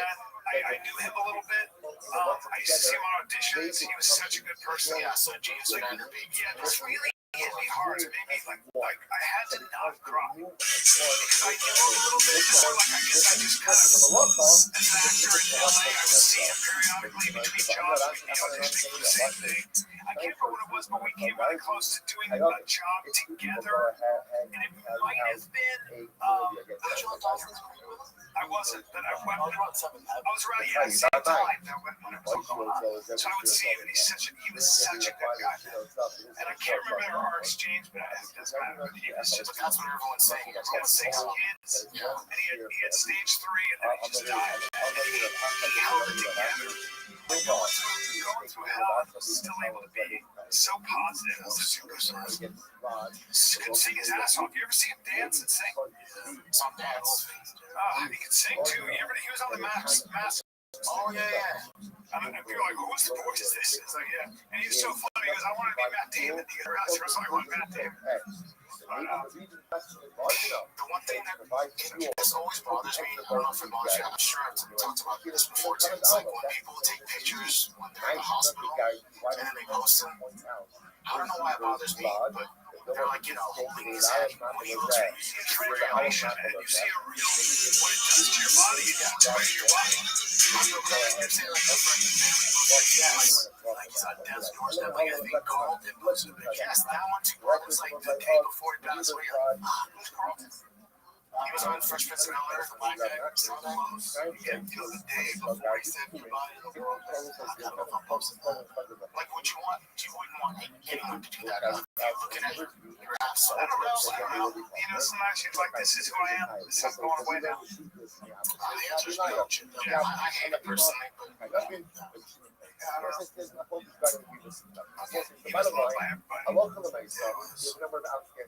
Anything else, Jennifer? We ended on that. That's it. That's it. All right, guys. We're gonna be Number one, I will be. I got a gig down in the Bahamas, and then I have. what happens in where? And then I got. I've got the Sonic Theater in Florida. I'll be in Rothschild. Looking forward to that. And then I got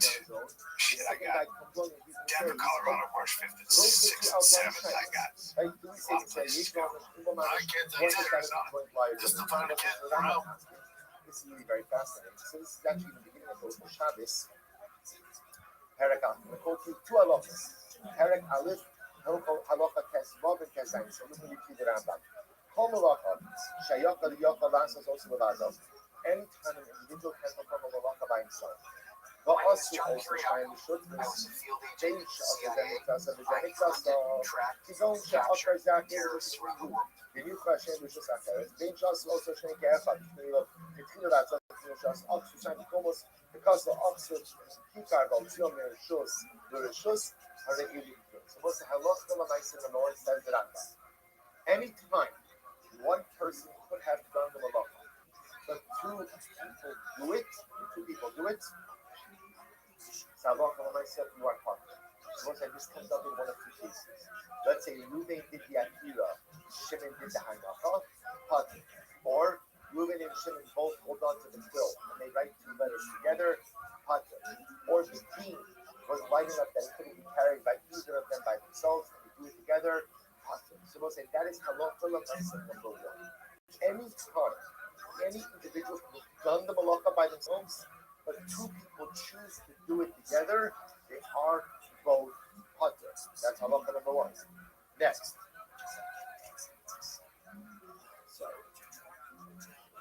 That's Zayin. Then Enoch יכול לעשות לבדו עד שיצטרפו כגון שניים שעשו תורה והוציאו שרדים.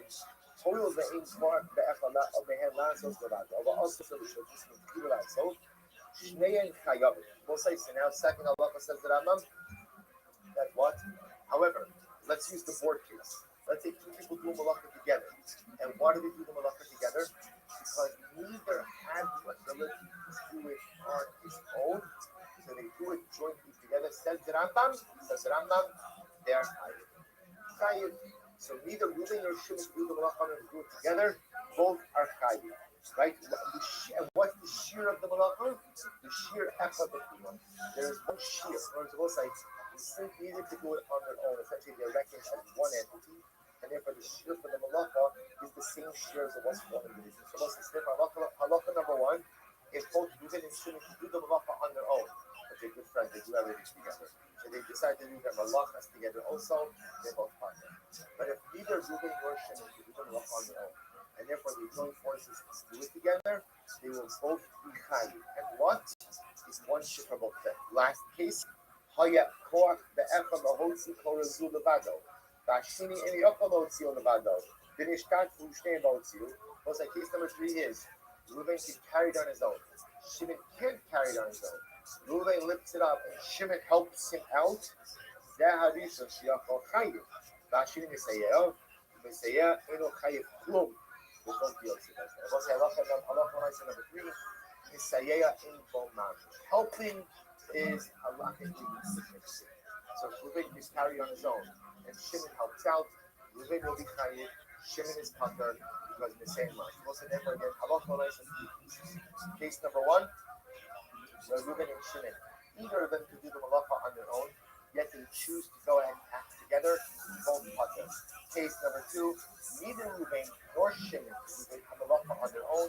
They join forces, they do the halacha together, both chayiv. And the shear again is as if one person did the halacha. Case number 3, Ruvain could do it on his own, but Shimon is a nice guy, wants to help out. Ruvain will be chayiv, Shimon will be pater, because halacha l'maisa in Shabbos and in light, Sayeya in both. Stop over here for today. We will admit that Hashem take up after Mishnah tomorrow. Regular schedule for tomorrow. 6 o'clock, 5 to 5. Got me at 5 to 5.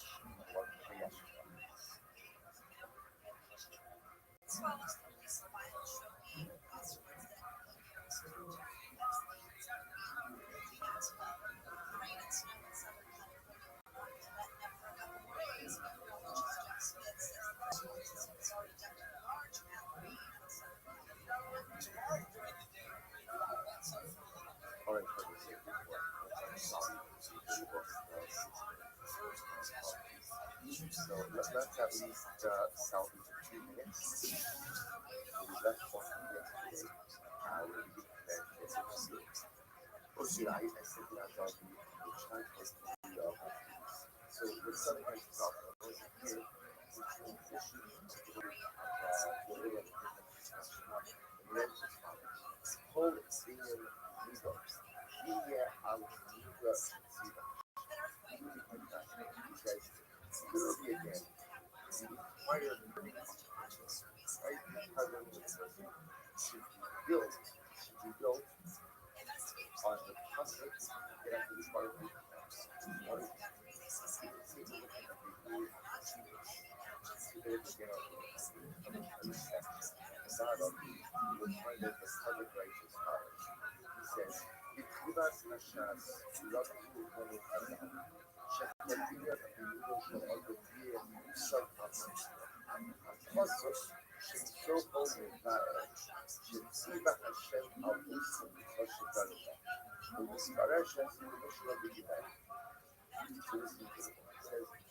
when a person goes ahead, doesn't so that gives so this is but when a person goes ahead and is learning something, they can do those for others, whether a person is learning or a person is learning. Person is coming to himself. And the moment that he's learning about his learning, all things be against him, have in mind us words that serve as the foundation for what it is that we do.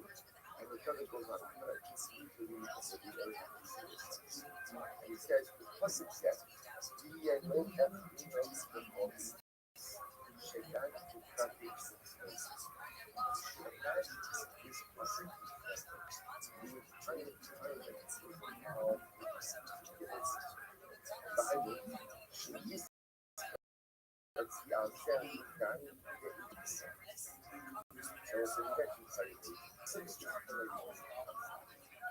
when I'm learning, when I'm studying that is generated out in front of my eyes. That I should go ahead and literally match in front of me. So the person ultimately again should be able to go ahead and see what it is that he is doing right in front of his eyes. This is the Alzad who will see the Alzad Ramas that you cannot see the Russian is the Alzad, the Russian because that I'm trying to explain. So actually, what we do is not what we are for today, or only decided to do that for involved. As you know, but just because it's those problems. But the subject is connected to the subject, which is that a lot of times it's very focused on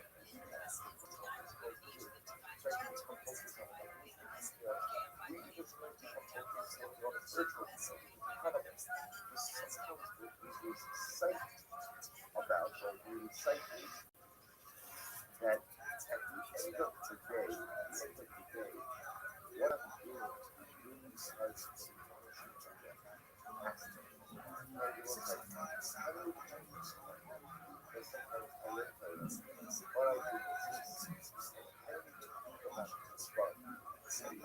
sounds great. There's also that, but yet it happens all the time. There's essentially that I do because part of my habit, part of my schedule, and I do it. And I mean, there's efficient in it, but I don't necessarily do it about one of the things about it says themselves that when you go ahead and you do this, when you go ahead and you learn, make sure to visualize as part of the process that is generating the result, the process that is generating then think about the process. Where does that process come from? That process comes from the Torah. Where does the Torah come from? Just on the one foot, you have to that generates the applications that the concept that I'm learning about is generating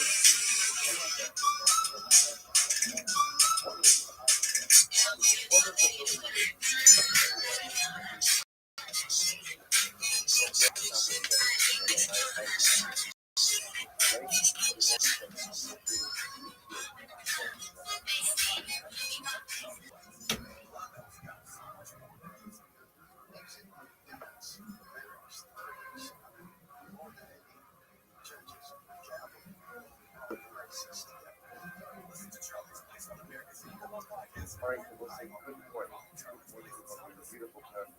Great person. Right? One of the responses that I share, the response is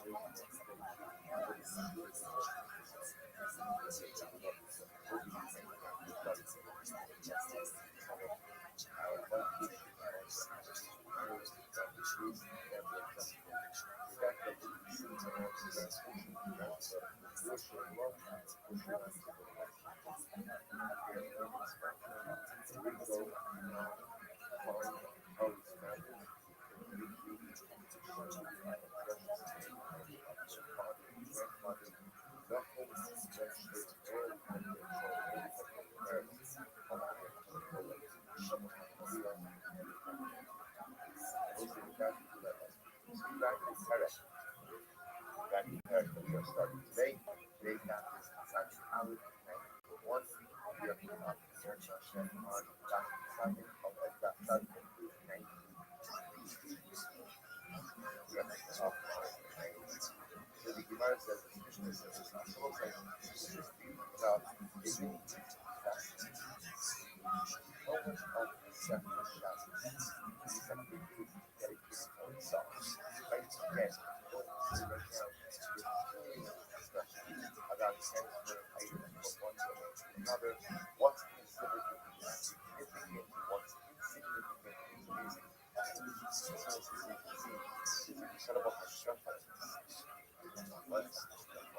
Why so much stuff? People will say so much stuff. They're not getting from point A to so much of life getting from your to advancing yourself from one point to the next. That was all of life. They go back to get that to look for some of the little stuff that so we go like this. I'm not never there, so look at somebody continue. We actually see this mission quoted in different contexts of this here. Samasia Uzera. Which is so somebody goes ahead and puts away a certain amount of trash, puts out that it's cultural. A person goes ahead and puts away even a minute amount of seeds for the point of Ulubisari, for the point of planting it. That's Samasia Uzera. Or Ulutuma, just as Shutuma, remember again. Refers to the fact that a person puts away a small amount of herbs in order to go ahead and let's see behind the small amount of fabric.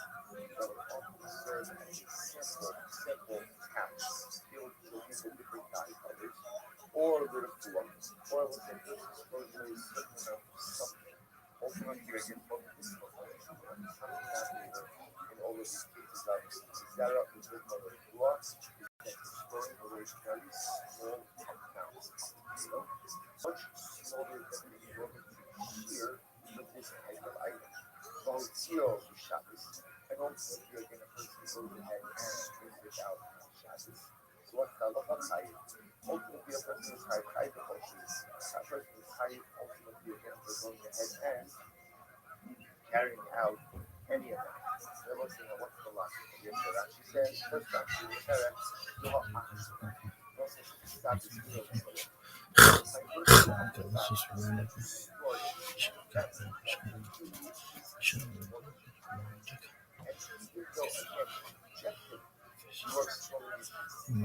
So,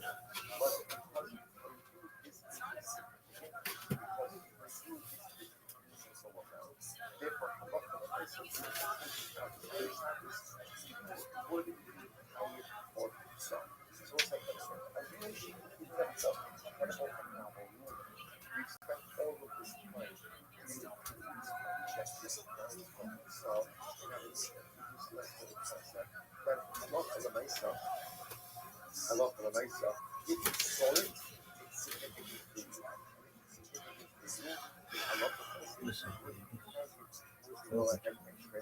30 Shabbat, 5786, Tuesday, February 17th. Really, yeah. Dog, I got something worked up for. I got something in a hopper. What's a hopper? Is that the fucking thing that they spin? The NBA draft. Anyway, like a bingo hall. Hopper. I got something fucking ready for Israel. You're gonna shoot yourselves, fuckers. In Haifa, they're gonna be squirting like fucking water bottles in fucking Tel Aviv. Those bitches are gonna be sat beer and then fucking goulash. Bitches in Dimona, nobody even knows you fucking exist, girls. You're gonna be re-irrigating the desert. Really? Oh, dog, this shit is so sick. Is it? It's tight, I think. It's a lot of fucking content. Alright. Re-irrigating the desert or irrigating the desert? Fuck. At some point. Alright. Come on, you gotta read through all this bullshit. Really? I was thinking about it. I'm like, do I really like doing this? These are starting to get later and later. I'm not as excited to do it. But I shouldn't say that. I like doing them. I just had to fucking make this fucking shotgun effect of fucking music. Like, once these bitches are fucking programmed, it's over, baby. No one really knows for sure. Elu, Divrei, Elohim, Chaim. But this is the Mazor we live by. I've been answering questions with people in the Jewish Guild too. Really? Yeah. On Zoom soon. Really? Yeah. That's cool. Somebody's even writing a paper on it. Really? Yeah. That's all sick of. Serendipity, baby. Alright, well, hey, Serendipity, why don't you fucking use those thumbs to fucking read that shit? Alright, here we go. Zurich, 99 Zurich, seen by bitch A1. Chilla Zone, Murex, Chunkless. Murex reminds me of Mucinex, which is that the little guy with the, is that Dicker? The toenail guy with the fucking, who lifts up people's toenails like car hoods? Like trunks? Opposite of a trunk? What is it? No, that is, Digger is not Mucinex, just for your like snorting cold. No, it's for like your fucking nose and throat. No, it's like for your fucking nasal passages. What's the Digger guy? He's something else. We've got to look that up. That's really fucking important. Why? Because he has a different name in the UK. I know that.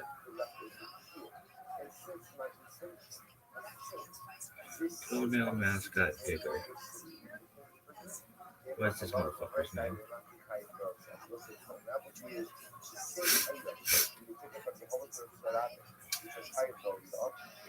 Digger the dermatophyte. Lamisil.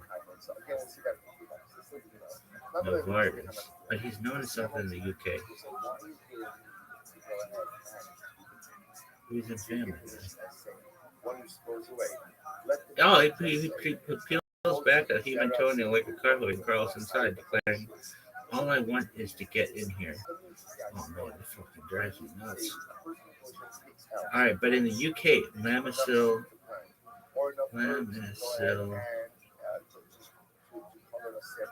what is it? Mascot in the UK. He's got a different fucking, I mean, that's how deep this fucking shit. Freddy the Fungus in the UK. Yeah, fuck that. His name is Digger. Alright. Well, Murex is not Lamisil. Murex needs a fucking guy. Somebody goes up your fucking nose and is like, "I'm making a home in here." Anyway, Murex trunkless. That shit sounds like a Pokemon, but that's that blue snail. Perhaps. Golus refers to the Jewish diaspora in exile, particularly the state of living outside the land of Israel. Chachma Bina Da'at. Wisdom, understanding, knowledge. That's Chabad, baby. Gay, Kakin, often young, Lek, Tizdayan. I gotta do that bullshit. May Hashem bless you and guard you. May Hashem shine his face upon you and be gracious to you. May Hashem lift his face to you and grant you peace. Really? Yeah. Akin ani medaber ivri, bekar ivri, mekra'it shef, befoal, anaknu, amurim, medaber, Yiddish, o, light, arami, shegam, otan ani yakol, medaber, bamida, mesu, yemet, aval ani ma'adif, angli. Lakin bo'u, medaber, angli. Zenishma tov leka. Indeed, I speak Hebrew. Although in practice, we are supposed to speak Yiddish or perhaps Aramaic, which I can also speak the common time when I'm in English. I'm not speaking English. Does that sound good to you? Alright, that was a really cool story, Rabbi. Really? Yo, nobody gives a fuck.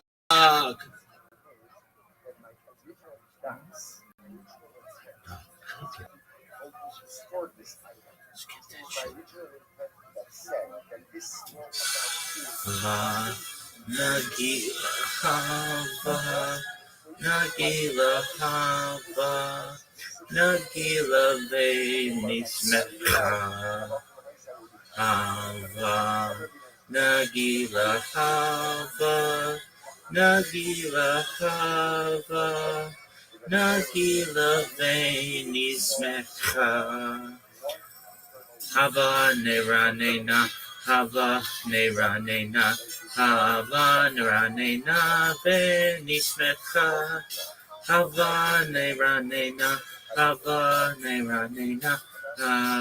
Neranena Venismecha Urachim Belev Sameach Urachim Belev Sameach Urachim Belev Sameach Hey Hava Nagila Venismecha Hava Nagila Venismecha Hava Neranena Venismecha Hava Neranena Venismecha Urachim Belev Sameach Urachim Belev Sameach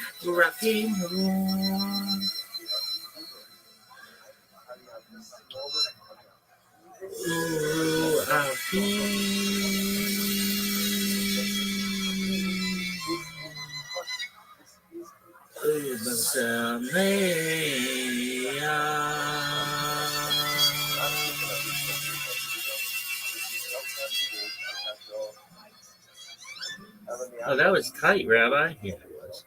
I'm getting better at it. Really? Oh, I'm the best at it ever.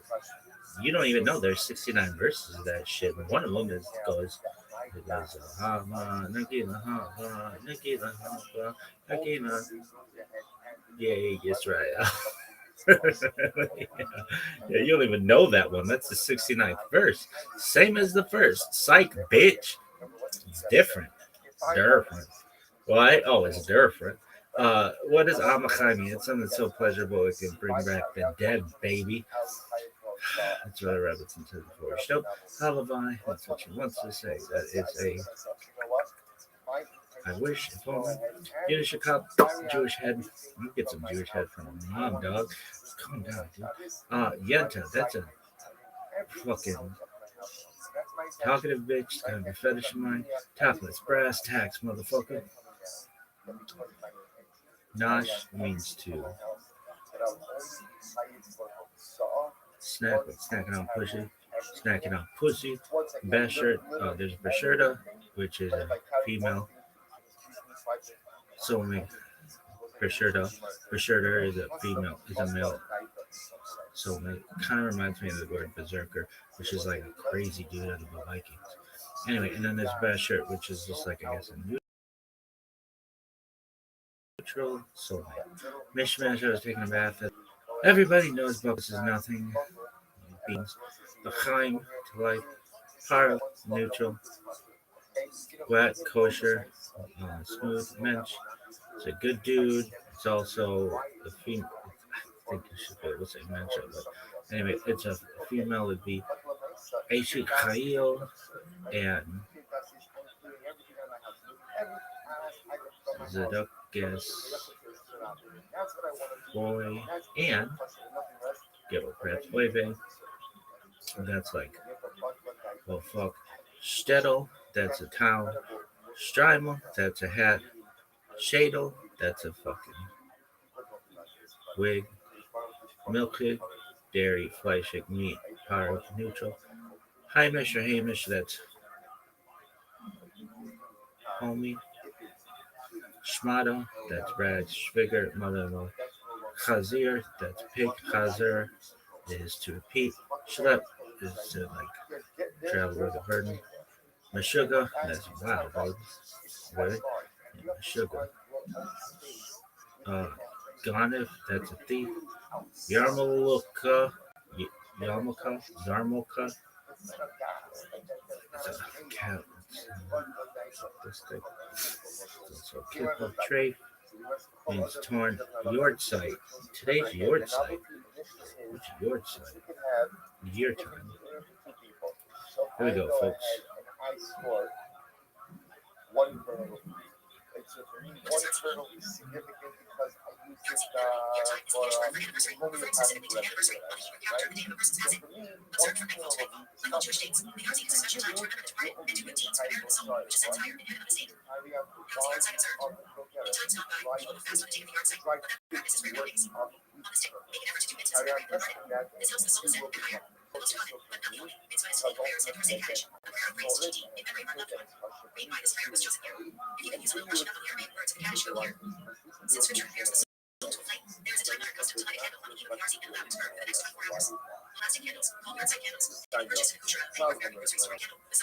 Stories?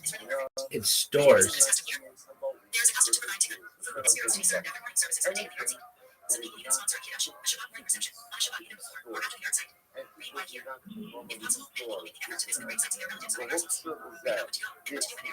But again, moving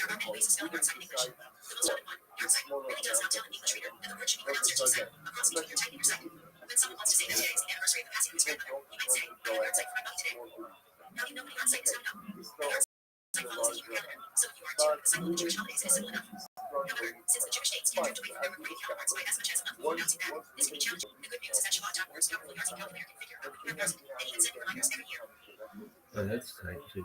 Shabbat shit's amazing. Really? Yeah. Doug, how much more shit do we have? Actually, not that much more. So that's tight. Okay, now we gotta watch those fucking cartoons. I mean, dude, it could be way worse, but these cartoons are awful. Really? They're so bad. All right, Slow-mo, let's get your shit together. Are you proud of? Yeah, fuck yeah, I'm proud of wearing shit. Oh, the NFL. Alan Weingarten, Slow-mo. I played for the Green Bay Packers and I played for the Dallas Cowboys. We won a Super Bowl ring. Over the years, I'd get together with my dad for weekly lunches, and he'd always tell me how proud he was of me when I played for the Packers, and how proud he was of me when I played for the Dallas Cowboys. Where's your kippo? Once one of our lunches when he reached over and he said to me, I was so proud of you when you wore a Green Bay Packer helmet. I was so proud of you when you wore a Dallas Cowboy helmet. But I've never been more proud of you than what you're wearing on your head today. Oh, he's got one. I know, you can't even fucking see it.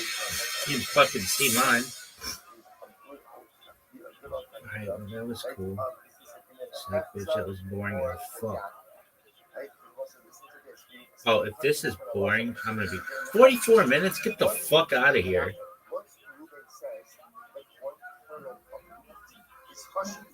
And again, he doesn't just say it,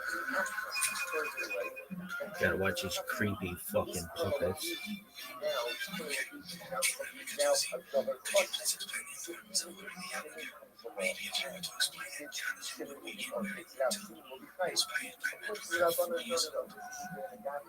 You should know that the way that Jonathan does what I keep on sometimes.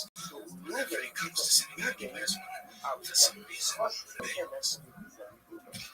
As for the importance of learning, I wanted to tell you personal for him because a few weeks back, I recently made about some kosher breakfast, and I don't think that he will keep it script. He showed it to you. Trying out fantastic kosher salads with cereal.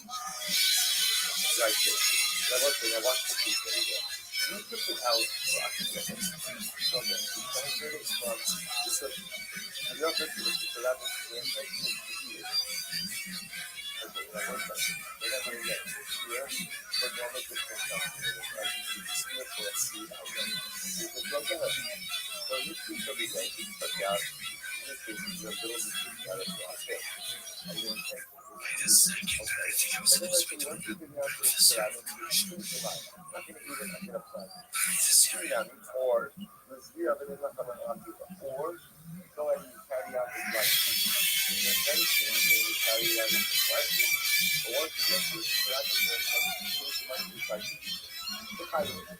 Their content is garbage. Like, dog, you wanna. Hey, why you breathe through your fucking mouth? Because I have a disease. So whether you have Yeah. And I've had it before. I had it fixed. They did a really good job fixing it. I remember when I fucking did it and I woke breathe. She's like, yeah, you know, shit in there. But like, you know, anyway, calm down there.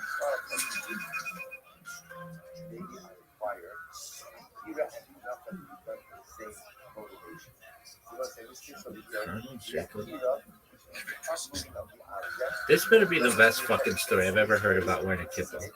And then the Hanoch and Srab is referred with the intention to fight it, or vice versa. So I read a thought that when Akira and Hanoch maybe it's no longer a unified act of itself, Wednesday, and also that to a certain degree, we don't really care, we don't really look at the intention. What we really look at is the object. Does the object have the requisite here? And are you in fact transferring yourself from one domain to another? But if your mindset, I think it's more security, I think it's found that is the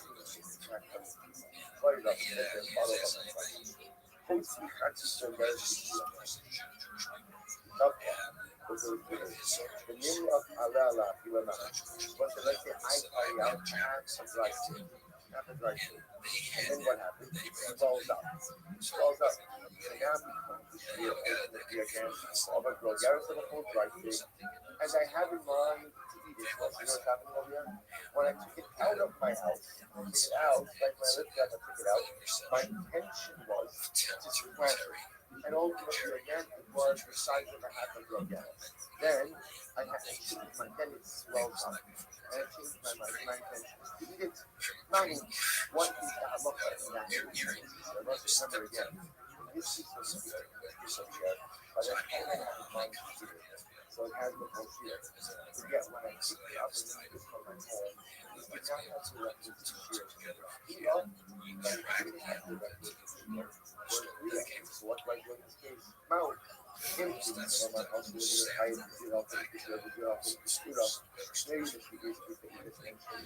Even though you change your intention, something for vice versa. You really didn't have to ask why. I didn't always have to let me see that's how you try it.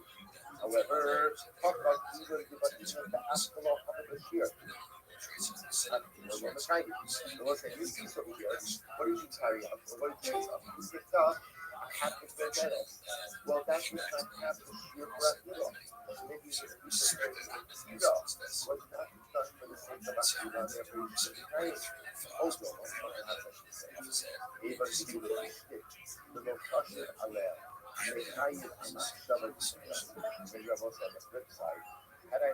Why didn't you show it?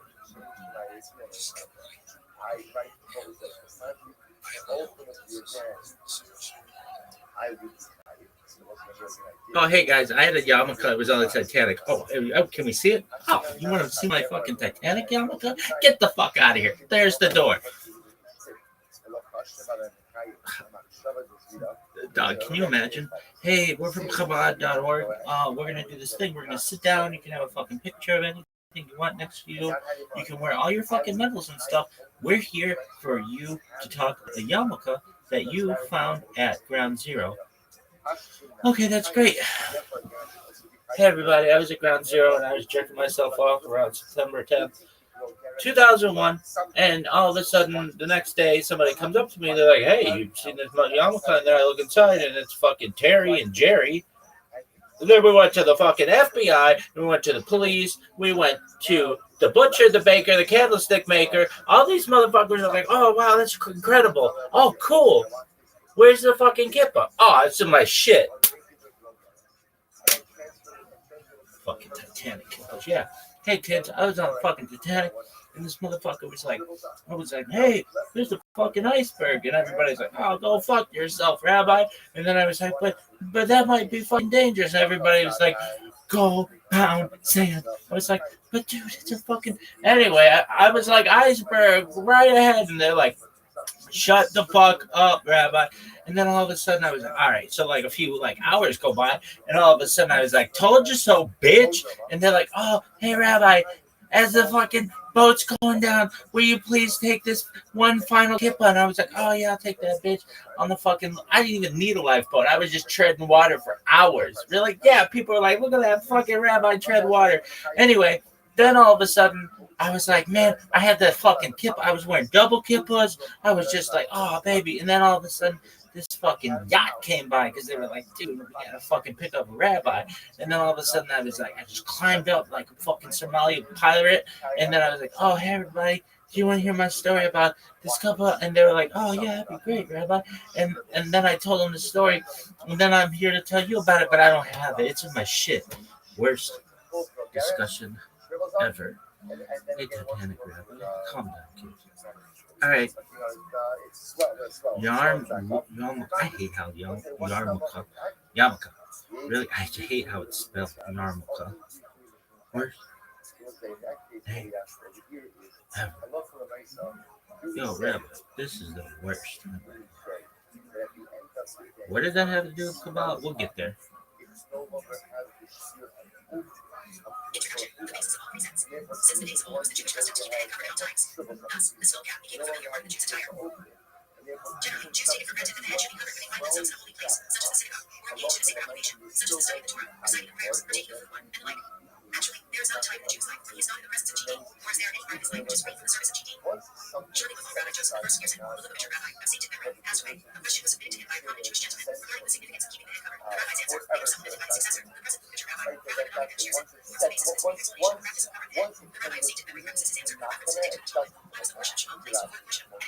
Sitting diligently working, etc.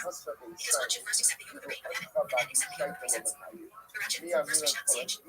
The words of Rothschild appear that a Jew submission to Chinese rate and its acceptance of precepts must be an manner and condition of a yoke. Meaning fundamentally no intellectual explanation, only acknowledgement that this is the decree of Chinese will. To be sure, Jewish scholars, sages, and philosophers have written volumes on meaning and significance of various concepts. But whatever intellectual precepts may be advanced to explain any particular mitzvah, they are really immaterial, and by no means do they represent all the real significance of the mitzvah. The mitzvah is essentially a divine decree which is above reason. In practice, we see that those who observe the precepts, because they are GT's commands, decree God's will, fulfill it faithfully at all times and in all places, but those who would be guided by explanation often fall into error, where the human intellect is limited. While the precepts are given by GT, whose wisdom is infinite.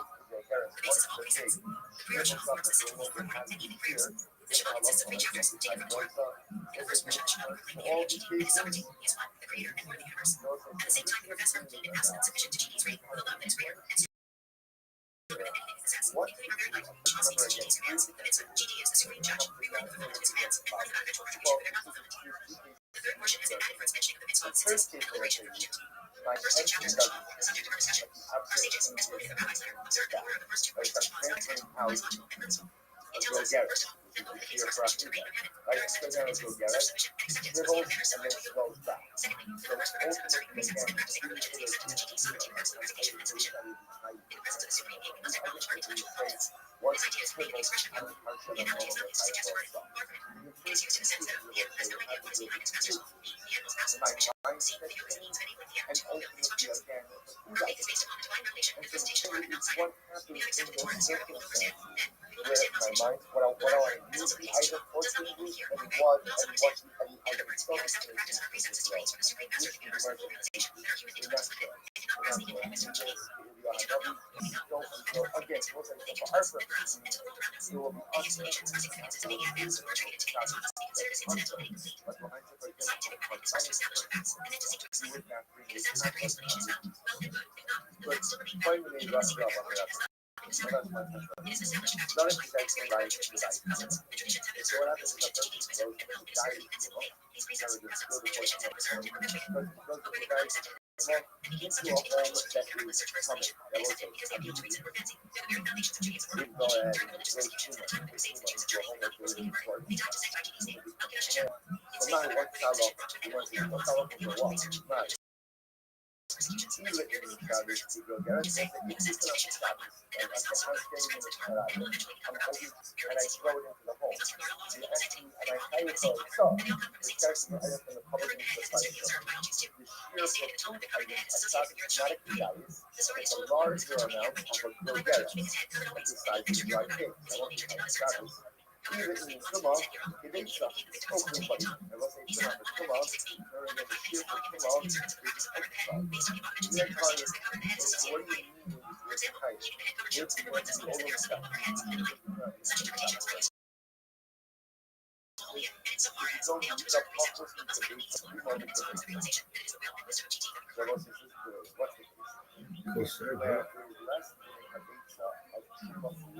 Inside of the home. And I wrote in this tshuva, a very good read, and the The tshuva that philosophical I example. Figure is hard advanced general attire. It would be helpful first to consider the origin and significance of human attire in general before discussing the question of covering the head. According to the opinion of many scientists, human attire is considered to have originated for 2 reasons: as a protection against climatic conditions, cold, rain, etc., and subsequently also B, for covering one's sin. Heat certification, however, holds even the scientific view is highly questionable. Inasmuch as the removal of human presence in a place where climatic conditions are ideal, it blows warm in these early days. However, attire does not hold good. According to the Torah, clothes have quite a different origin. We are informed by the Torah, Genesis chapter 3, that when the first human beings, Adam and Eve, were created, they did not require any clothes and were not ashamed, but after their sin in the tree of knowledge, they knew that they were naked and prepared themselves clothes to cover their bodies. The title change, however, for the first human beings is explained by Rabbi Ch. His explanation is quoted in the Bible literature, which throws further light on the subject. Briefly, it is this: man was created without evil inclination. He had no evil inclinations, nor did he know any temptation for physical pleasure. Consequently, all organs and parts of the body were equal to him, each one having its place for carrying out man's divine missions. The theory of light, the theory of shapes and parts of him. Just as there would be no reason for shame in teaching the Torah to someone, and after someone to begetting a child spiritually, so there would be no reason for shame in begetting a child physically. Man was also filled with the divine commandment. In both cases, indulgence in physical pleasure was allowed, there being no evil consideration. According to the divine commandment, after the sin of the tree of knowledge, there was born a man conscious of physical pleasure, which he was not aware before, spiritually so. Consequently, man was no longer limited by his anatomy and brain. He saw that certain parts of the body were directly associated with the sense of physical pleasure. The exposition of those parts of the body now alone would have shame, which accounts, first of all, because these parts of the body, under the human being, are cold and into the proper balance. And secondly, because they were close to temptation. For these reasons, man felt ashamed of his Sabe, deeds, and they se shared eles their não records querem, with se não é those who verdade, knew. It would be a mas universal fact that the aí, machine certainly not black today. The seat of the intellect, a the highest pessoa, possession of né, human being, que ela is the pursuit começa of a species fazer balance. progresso, For it's not the intellect porque that se is the entire esquela, creation. Indeed, the man who thinks that there is something higher in the universe than his intellect, consider a contradiction to others. The seat of his intellect is right, the highest possession. However, man believes that she has a different conception of man's status. We know that despite man's intellectual prowess, he is apparently weak. We realize that the intellect, unfortunately, getting us part of the higher temptation, often is itself influenced by and but has that its desire. sounds like he's An saying, enemy who does not know how that to Allah understand for the life will myself, allow his experience to shape by reason of the insignificance of even the intellect. Allah for the myself, Not so all witnesses of man's I fall, think so, even the man, let's perchance is the intellect, and perhaps more so. like, I say more so, because the failure of the intellect is man's greatest failure. The more mature child may not be wholly responsible for his actions. The mature person is responsible. So is it not to transfer all things? The failure of the highest is the greatest failure.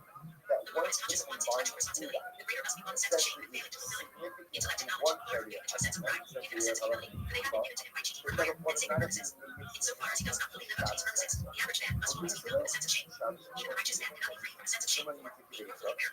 Each intellectual step brings him closer to the realization of how mean and insignificant is his intellect in the presence of the infinite. For the culmination of knowledge and the knowledge of cheating is to realize that we do not know. Thus, our conduct in always is a demonstration of our awareness that there is something which is infinitely above our intellect, and symbolizes virtually the sense of shame in the presence of cheating. Here it's shocking. All right, you want to hear a story? It has nothing to do with this. All right. First thing, I don't use the phrase in as much, right? Not much. Secondly, I think so it's talking about like what issues breathing and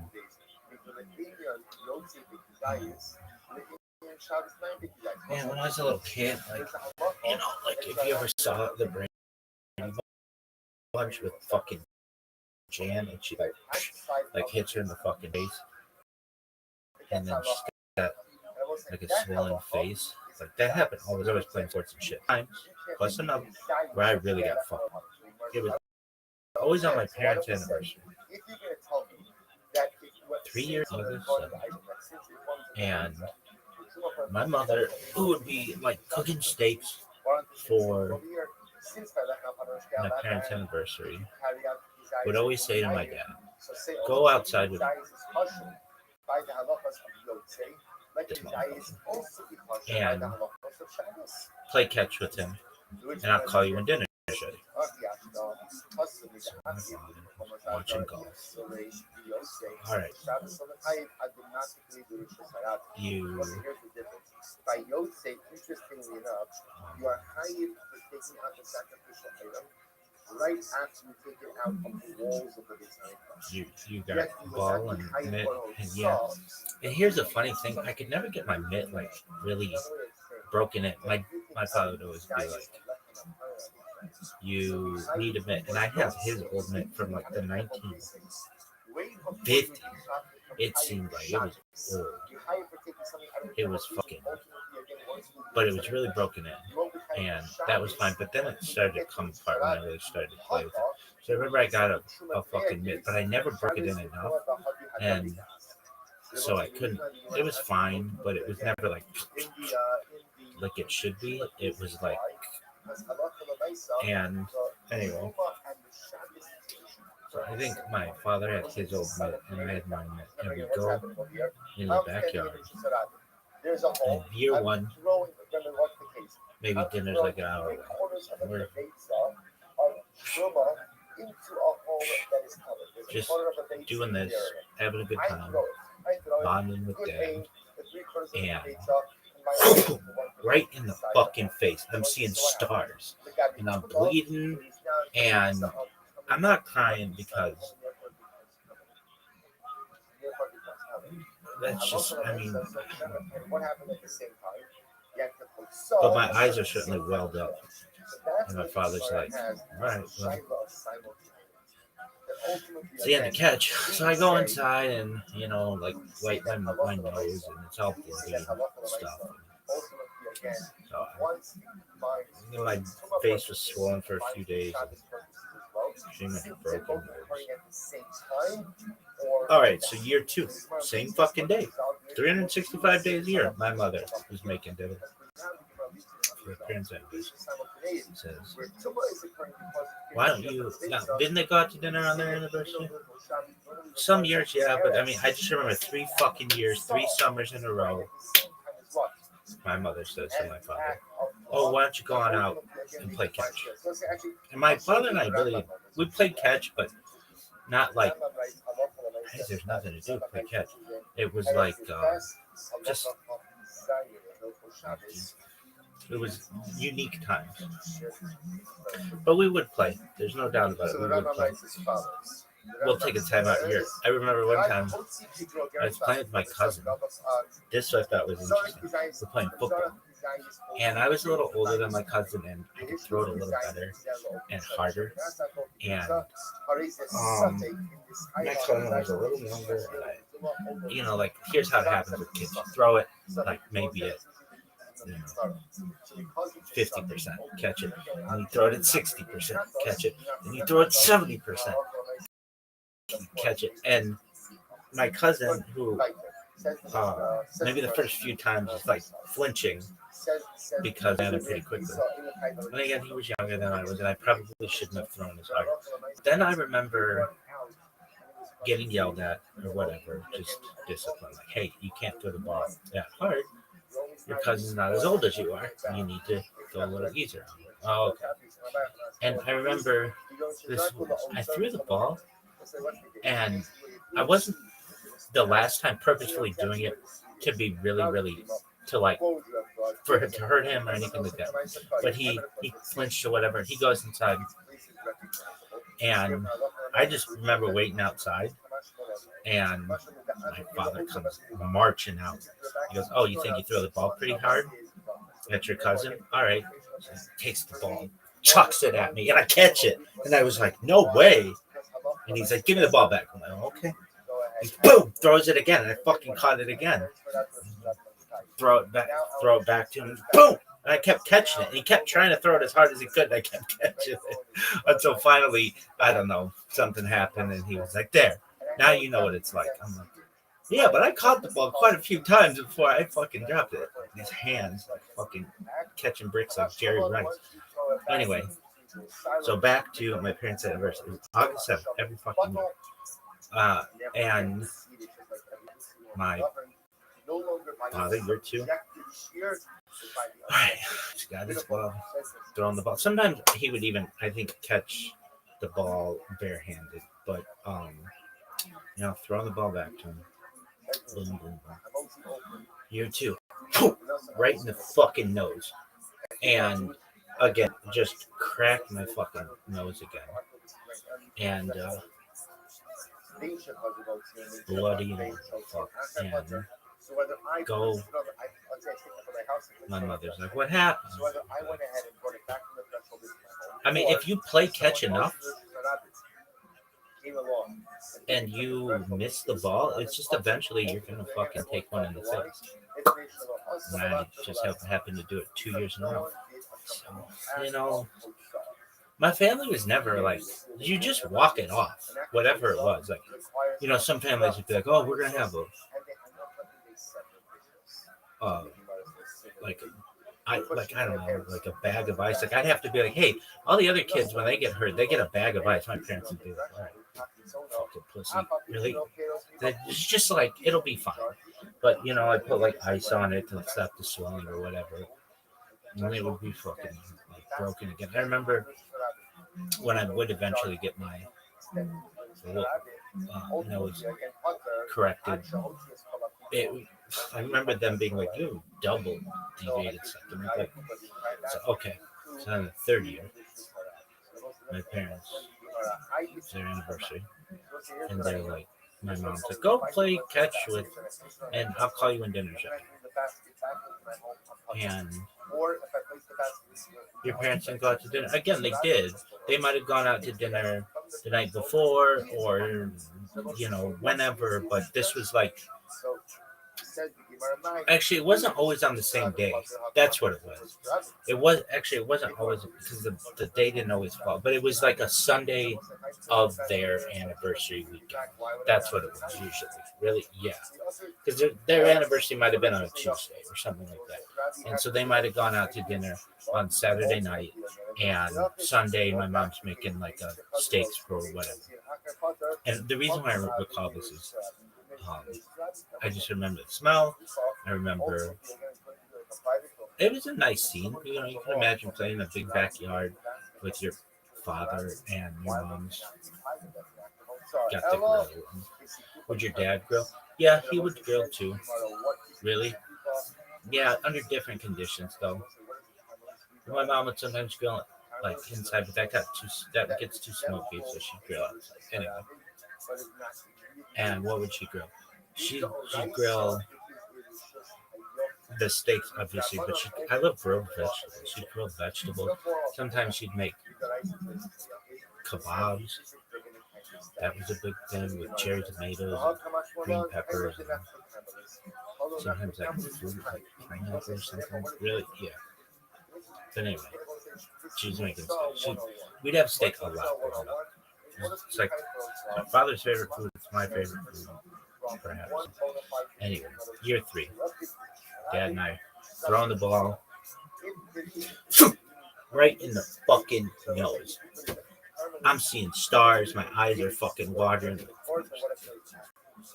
And he wasn't throwing it hard or like trying to do it. It just so happened that if you play catch for enough time and you're catching the ball right in front of your face, that's how it is. So I kind of learned to like not catch it right in front of my face, but like kind of like on my head.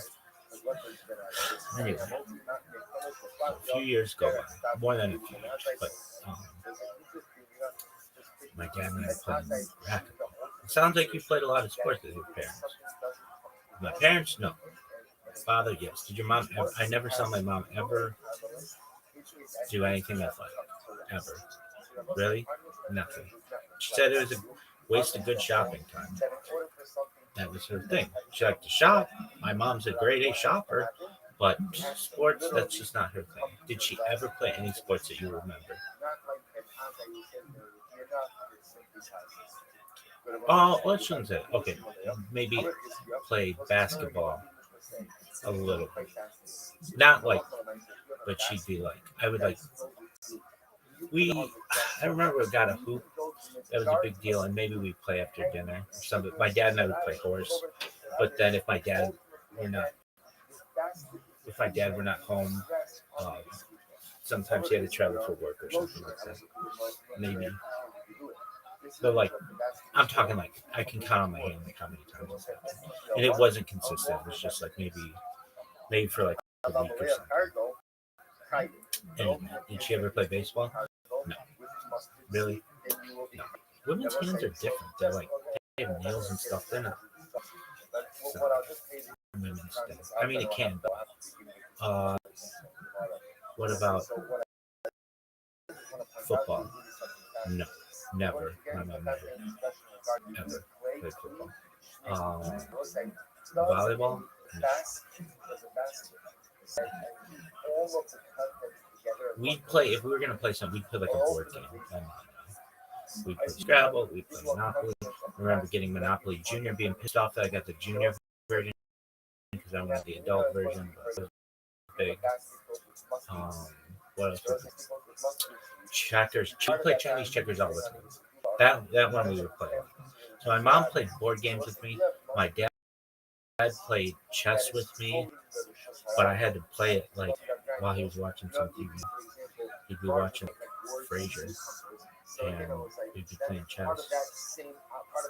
That was the other thing too. My parents had stuff, but they couldn't find it or whatever. They'd be like, I'd be like, Dad, I need a baseball glove. Can we get a baseball glove? Oh, I've got a baseball glove. We'll get you one. I remember I needed baseball shoes that. He got them, but like cleats. I remember learning how to clean them out with like tongue depressors. And like, not tongue depressor, but what is it?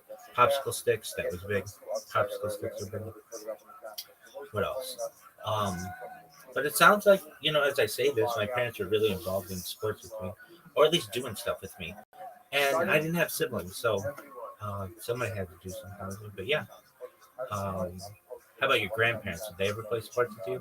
Yeah, my grandfather and I played this game, and it was so much fun. Okay, so I didn't have a lot of. I say it like in comparison to some kids I knew, didn't have that many toys, but these kids had I would see kids with tons of toys and things like that. I did not have that.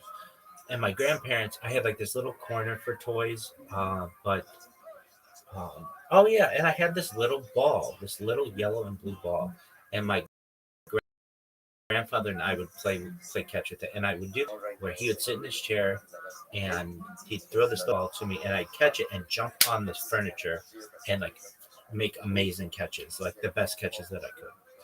And sometimes I would forget the ball or take it home or something, and I wouldn't have the ball there anymore. And so we would come up with like we wouldn't have anything. So he would take a rag and put a plastic bag around it and then put rubber bands around it. And then I would catch that. And it got me to be really good at catching things. Not, I would say far better than most people at catching stuff. Like Jerry Rice catching bricks, baby. Anyway, so if you have good hand-eye coordination as a kid, you usually think you could avoid getting 3 broken noses annually when you're playing catch around your parents' anniversary. But anyway, so my dad and I were playing racquetball. And my dad played a lot of racquetball growing up. Not every day, but he'd play weekly, on and off whenever he could find people. And we were members of the racket club, and I always wanted to play tennis, but that was like, no, we don't play tennis, we play racquetball. It's faster. My dad would say it's faster, and it's a better workout, and it is. But there are like 2 kinds of like, tennis people are extremely wealthy people generally. They're doing their own thing. Racquetball players usually like not tennis people, but still the racket club. Anyway, so my dad and I were playing racquetball, and for as much as I played racquetball in my life, I never got to be as good as I wanted to be. I would get good against average people, and then I would play someone who was really good, and it was like, this isn't even the same fucking game. They were so good. They hit this fucking ball right in the corner. What the fuck? I didn't get a chance. Anyway, Dad and I were playing, and I was about 18 years old or so, maybe 19. And we're playing, and my dad would always beat me until I got to a certain point where I learned how to hit this shot. It was this sky shot that he could not get to because he could never run really well. He had bad knees. Though he ran in like 5Ks and stuff, like when he was a younger man, and would play football and run in that. As he got older, he just wasn't able to run that well. He always said, I'm not fast, but I'm quick. And that's true. He was really quick. That's why he liked racquetball, because if you have to run long distances, you're not going to be as good as if you just have to run short distances. And that's why he preferred racquetball than tennis. So he played tennis too. He was on his tennis team in high school. Anyway, that was another thing. I would say, Dad, I need a tennis racket. I want to go play with my friends in tennis. He gave me this old fucking tennis racket that was like wooden. Like, you want me to play with a fucking wooden tennis, like golf? I had wooden club. I didn't even have clubs.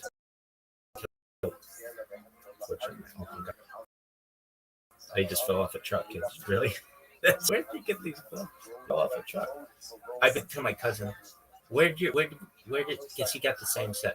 My uncle, I love this man so much. He was really my dad's cousin, but he was my uncle.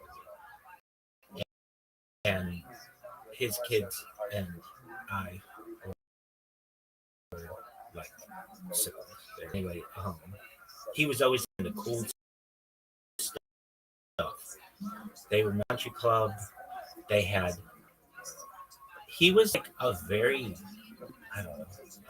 They had Cadillacs and Thunderbird, all kinds of really cool cars. They had this van that was like a house. It was like so fancy. It had television that was so big. It had lighting. Like, he was on the cutting edge of so much shit. He had a fucking chair that was like a massage chair that had a cooler in it. They had HBO. They had just cutting edge.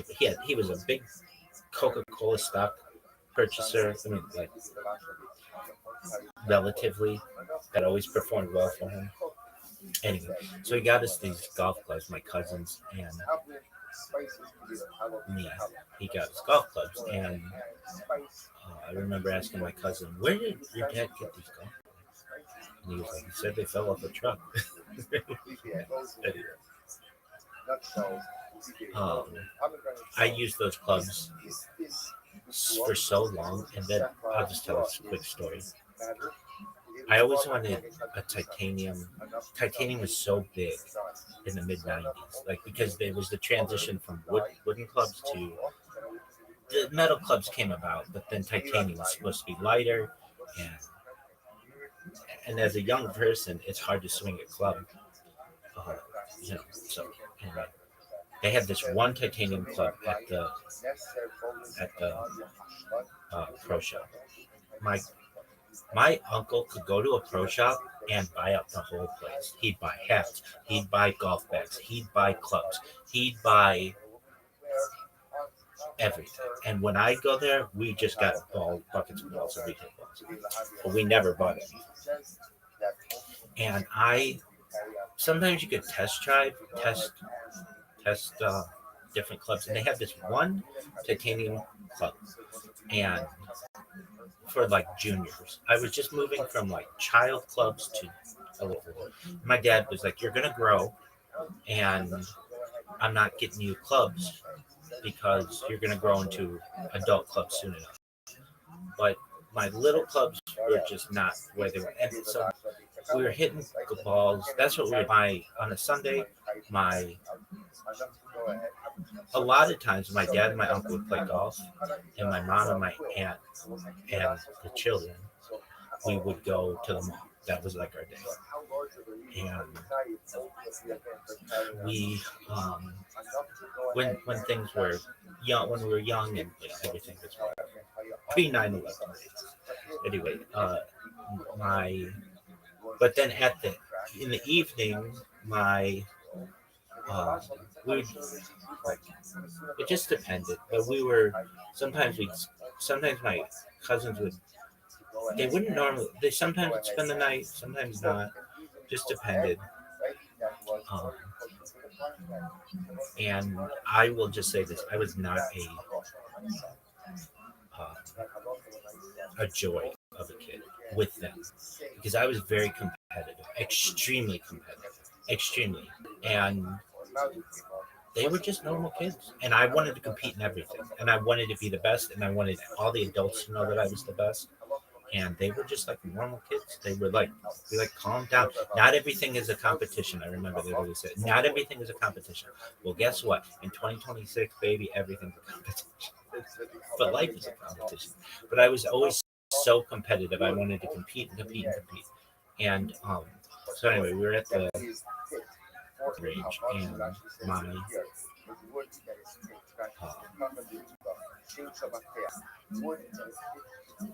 my dad and my uncle were hitting golf balls, and my cousin was looking at this titanium club, and it was a little too big for him,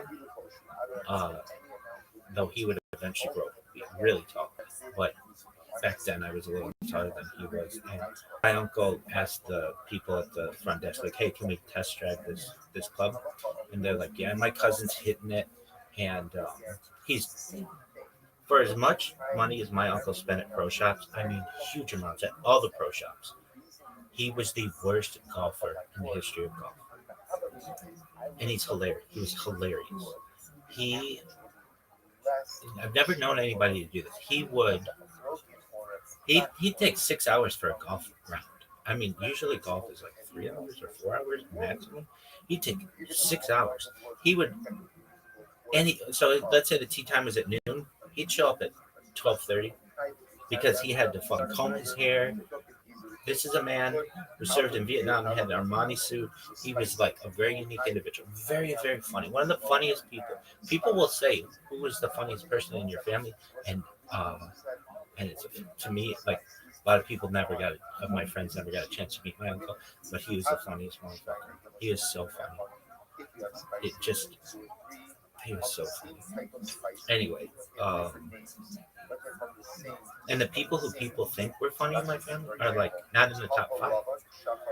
This motherfucker was so funny. Really? Yeah.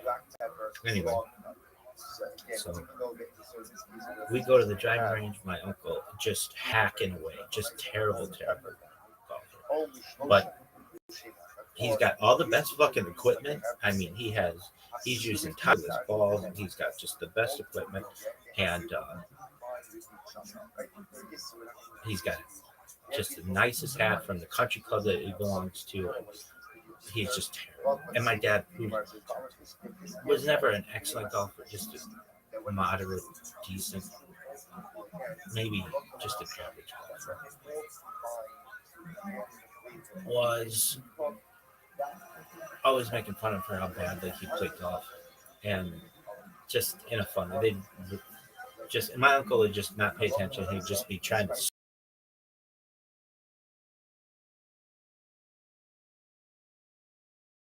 he'd get this torsion and boom.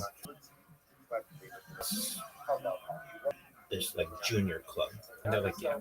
So my cousin was trying to hit it, and he took after that. Never really good golfer. And then I was like, can I try it? And my uncle said, yeah, go ahead. And I fucking nailed this thing, and I hit it really well. And my uncle's saying to my dad, get him that club. Come on, it's not that. I remember it was like $50 or something like that. And my uncle said, get him that club. My dad's like, no, he's going to just grow out of it. And I was hitting it really, really well. And I was like, I never want to take this club out of my hands. And eventually the night or the evening would come, like we would play golf until the sun came down, and at the driving range. And that was always our thing. Going to the driving range was just a huge deal. And my uncle,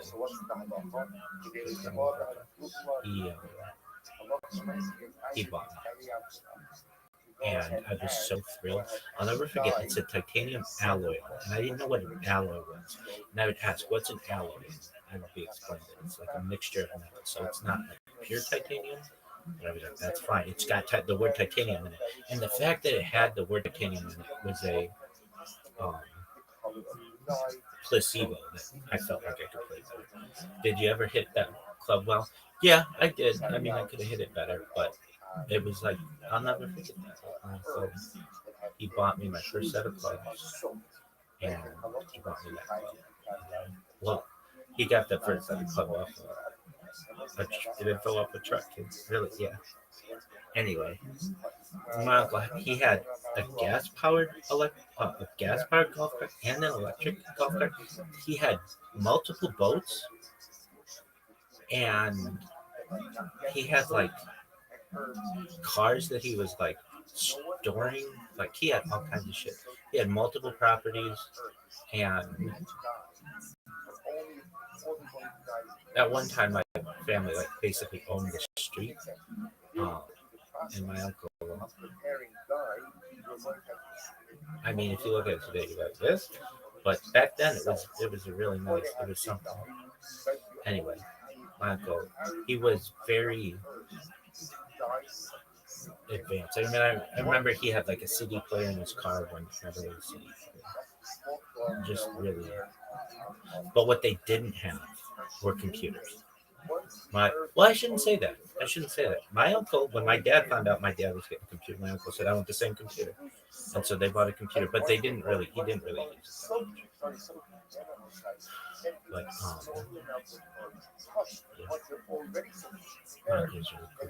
anyway, getting back to racquetball. So my dad and I were playing racquetball, and I'd have this sky shot, and he couldn't get to it. And he would tell me, you can't do that shot. I'm like, why not? He's like, because I can't get to it. It's no fun if I can't play. I'm like, then get good, dog. Anyway, we were playing and I hit this shot and my dad went to go get it and I turned around to see and wham! Right on the bridge of my nose, my dad hit me with a fucking racket, and I'm bloodier than fuck. And he broke my nose. And I remember like having they like clean up the like racket. Like I just remember, and I had a dance going on that weekend. And fortunately, I was able to clean it up, so it had like a little scar on my nose, a little bit. But I remember my date was like, "You broke your nose right before the song." I know. Anyway, the first time though that I had any issue there, we were in Las Vegas visiting different aunt and uncle, and we were going to Disneyland. And was that when? No, actually, no, it was a different time. We were just at their house, and they had a table, and it was just like a. I just didn't know the area really well, and I hit my right here, and I had a scar there for the rest. I still have a scar there, and I needed stitches. And when my grandparents found out about it, they were really like, "Why did they have a table like that?" It's like they had a table. I was a little kid. It happened, but. Anyway, so what does that have to do with Rennica? I don't know. They showed that football player. Who knows? Anyway, that's a good story.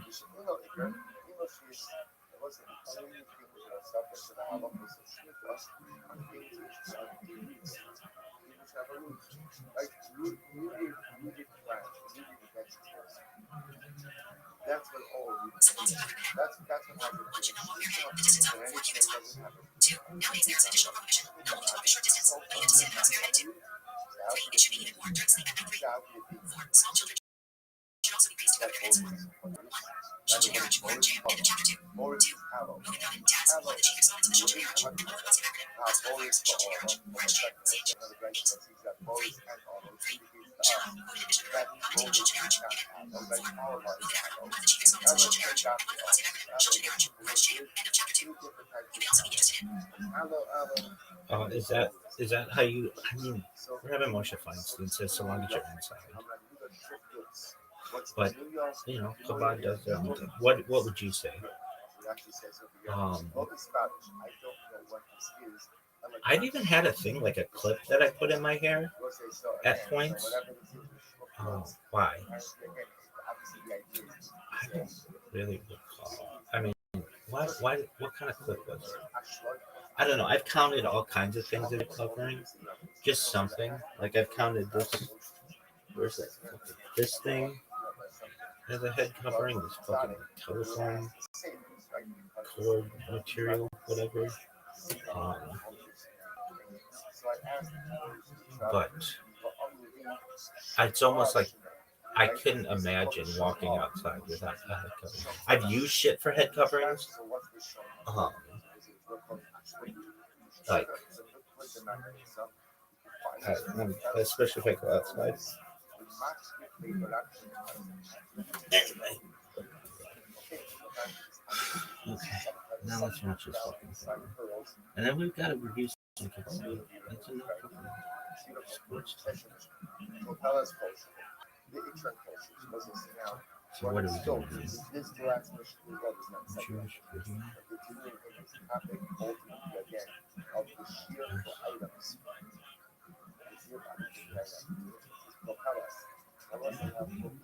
Sounds like pepper. So that's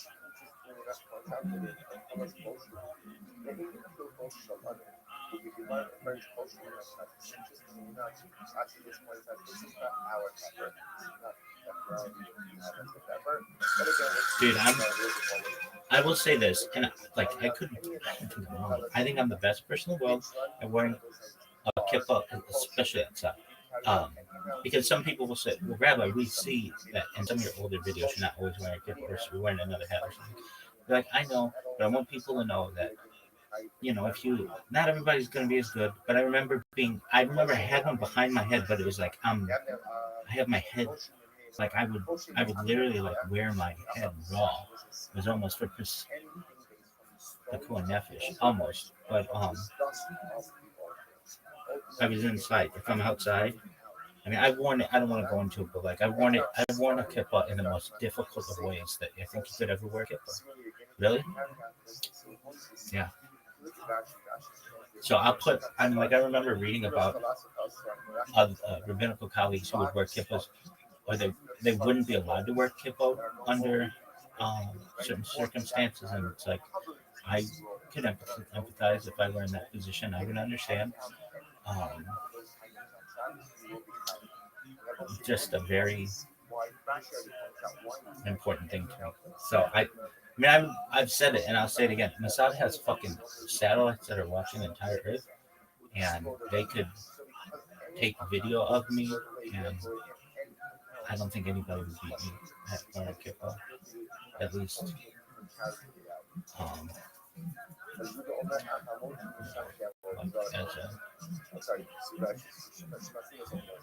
as a knowledgeable person. I really like. I would put myself. If you could like volunteer, who wears a kippah the best in the world? I would say not only do I do it to the point where I do it better than any rabbi in the county, but or in the state of California, or but in the world,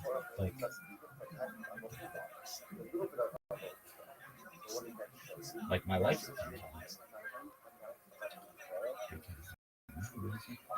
Really? Anyway, but mezuzahs. I'm so good at kissing a mezuzah. Now, people will say, "We've seen you miss a mezuzah." Are you sure that that's like the legitimate mezuzah for the doorway? And I mean, perhaps like I've gone into a place like, for instance, the Milky Way has a mezuzah, and you may not recognize it right when you go in. Like maybe you've got your mind on something else, but like I can tell you that mezuzah, or hats, or certainly of a shul though. But then I've been in shuls or things that represent shuls without mezuzah. Because they're like temporary. But I can tell you, like I've lived in places where mezuzah, they had to like make an exception to the mezuzah, like to allow me to have it on the outside of my door frame. And they've told me that it's really not that big of a deal. They're like, yeah, but we want everybody's area to look the same, and we had to make an exception for you. And I remember them saying that we treated it like if you had a disability. Oh, okay, thanks. But anyway, and my mezuzah, I'm at least like you don't necessarily see. I kiss that fucking thing 40 times a day. Really? Yeah, you're supposed to do it when you're going in, but I do it. I'm super big. Really? Yeah. And then the mechitza. I even remind rabbinical colleagues about the mechitza. I'm really big on those three things. Kippah, mezuzim, and mechitzim.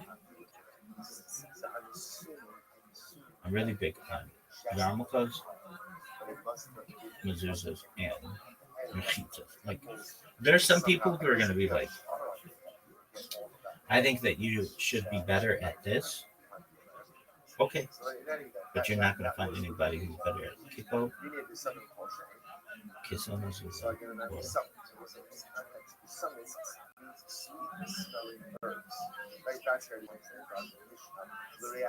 or the mechitza.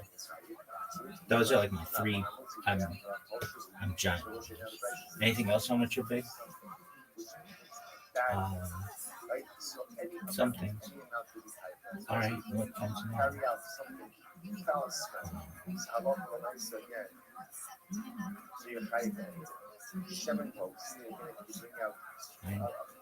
Not much, but some other stuff. I've been really big. Have you been perfect?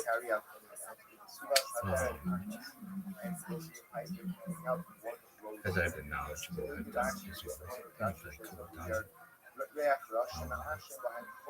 What about when Tsitsi? I mean, like, that's a big one. I've got Tsitsi on the front of this thing. But I'm not wearing a four-corner garment, but when I do, I'll wear. I'm bigger than that. There are some people like probably bigger. But no one's bigger than Benfica,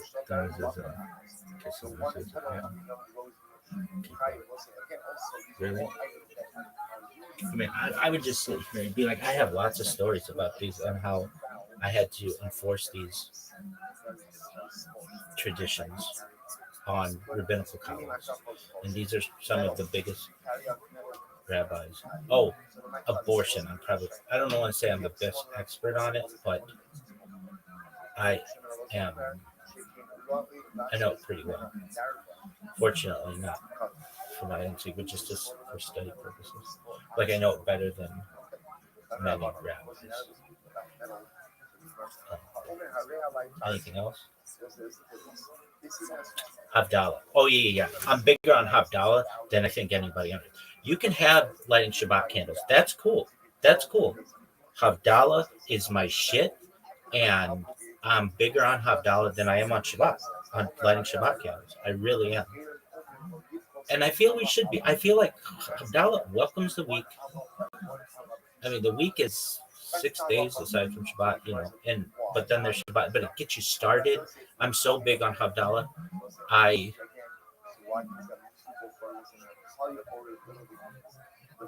Ever since I've ever known that seeing people do Havdalah, I don't want to. Really?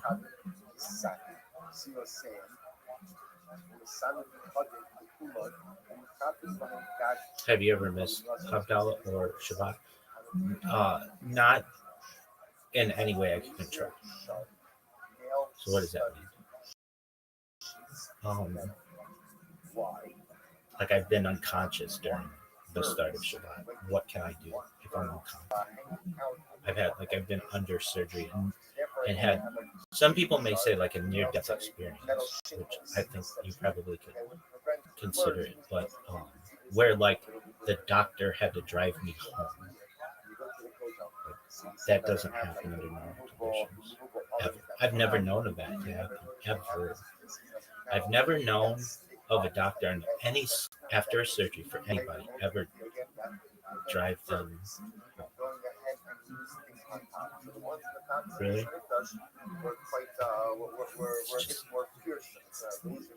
I've never known that. That's not like a thing. Anyway, so, like, I can't control that, or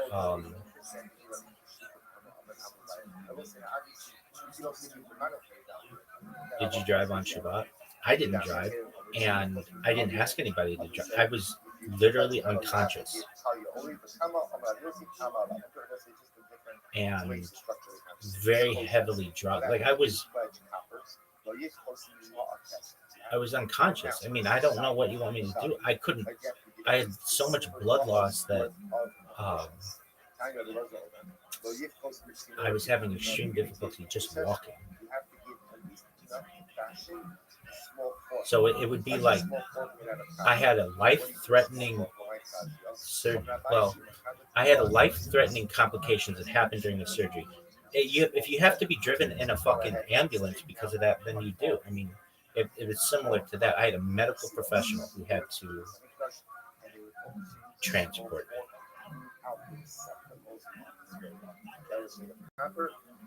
But I didn't use fucking electricity. Really? Everything was on timer. Anyway. But for how as extreme as that is, I'm still better at Havdalah. Really? Yeah, and I mean, I've been through under normal conditions. My Havdalah setup is sick. Braided candle. I've got fucking Ashkenazi.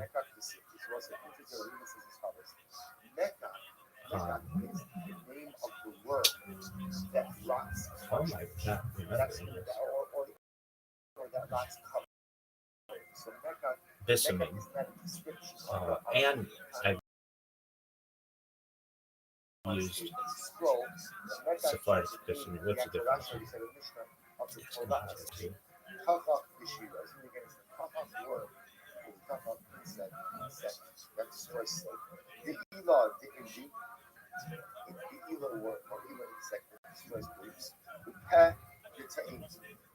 Hell worms that destroys pigs.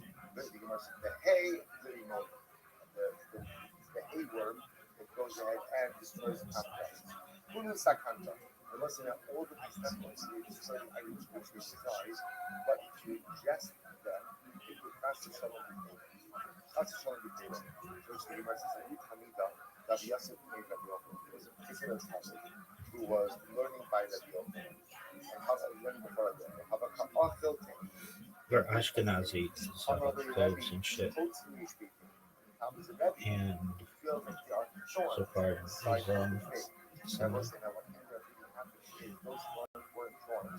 those thorns ultimately again was the pet grapes that he was Amalei, which Rabbi Yochanan said him, calculate have a big eye, has killed easy.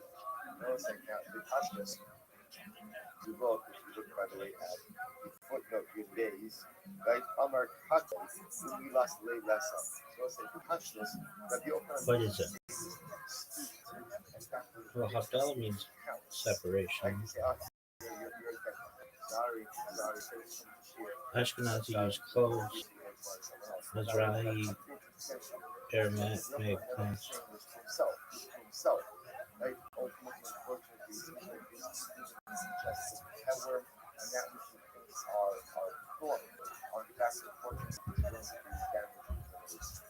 Mishnah. I'm also keep us open. I'm appreciate for me having a kind of a so the person takes out a spice box. I was like, spicy peppers. So what would it be? Spicy peppers would have a big box, and inside of the box, they have all smaller compartments. Those smaller boxes with different types of spices. If it's carried out in spicy pepper box Shabbos, you are only trying once. Only trying once. Or I'm at a thought maybe I'm trying for each every smaller individual box. No, I'm only trying once. I wouldn't say Ashkenazi. I've just seen cinnamon at points. Really, yeah, but I think it was just in homes that didn't have other things. So Ashkenazi, cinnamon and cloves. The choice is flexible, and any pleasant-smelling aromatic substance is acceptable. Sephardic is cinnamon, cloves, or other aromatic herbs. But they also have myrtle branches. I've used both. Throughout this, you'll see I've used just cinnamon, or maybe cinnamon in combination with bissamine. I think it's fine to have both. It's just supposed to be aromatic. Anyway, I'm really big on fucking Havdalah. Like, to the Rebetza note, I've been talking, I'm really big on mezuzos, Havdalah, kippot.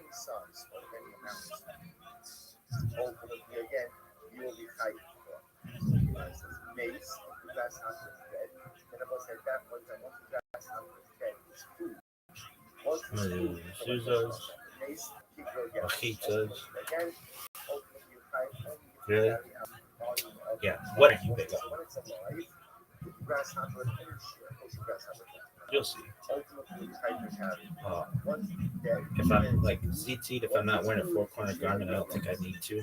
And I think there's an argument that says that I can wear it on my belt. Like that's a big thing. What else?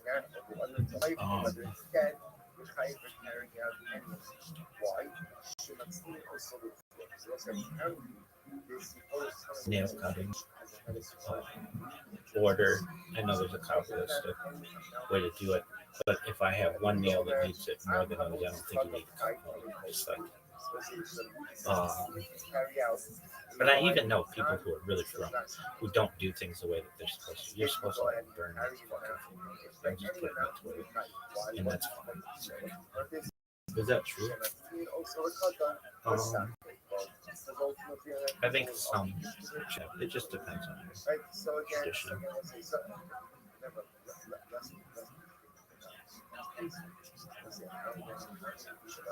As Judaism burn your fingernails? Is that true?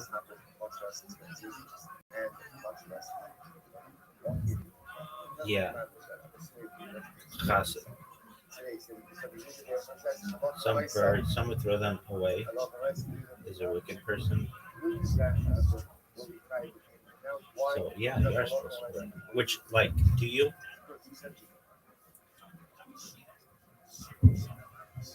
Barely. But perhaps. Don't you chew them? I've gone through periods of time where I don't. I get manicures and things like that. But you'll see when this comes out, this is like survival. If I'm not in survival mode, I'm fucking as perfect as I can be. In traditional Jewish practice, yes, many people are careful about how they dispose of fingernail clippings, and one common custom is to burn them. The source of in the Talmud Bavli, Moed Katan 18:8, which says, "One who burns nail clippings is called a chassid, a pious person. One who buries them is called a tzaddik, righteous person. One who throws them away is called a rasha, a wicked person." Why? Because of the concern that a pregnant woman might step on them, and it is believed this could cause harm, a kind of spiritual segula concern. So do Jews have to burn it? Not strictly halakha, Jewish law. Halakhically, Jewish law, the main concern is that they should not be left somewhere people walk today. Many authorities say wrapping them and throwing them in the garbage is fine. Flushing them is also common, as most people will do that. Burning is considered an extra level of piety, not an obligation.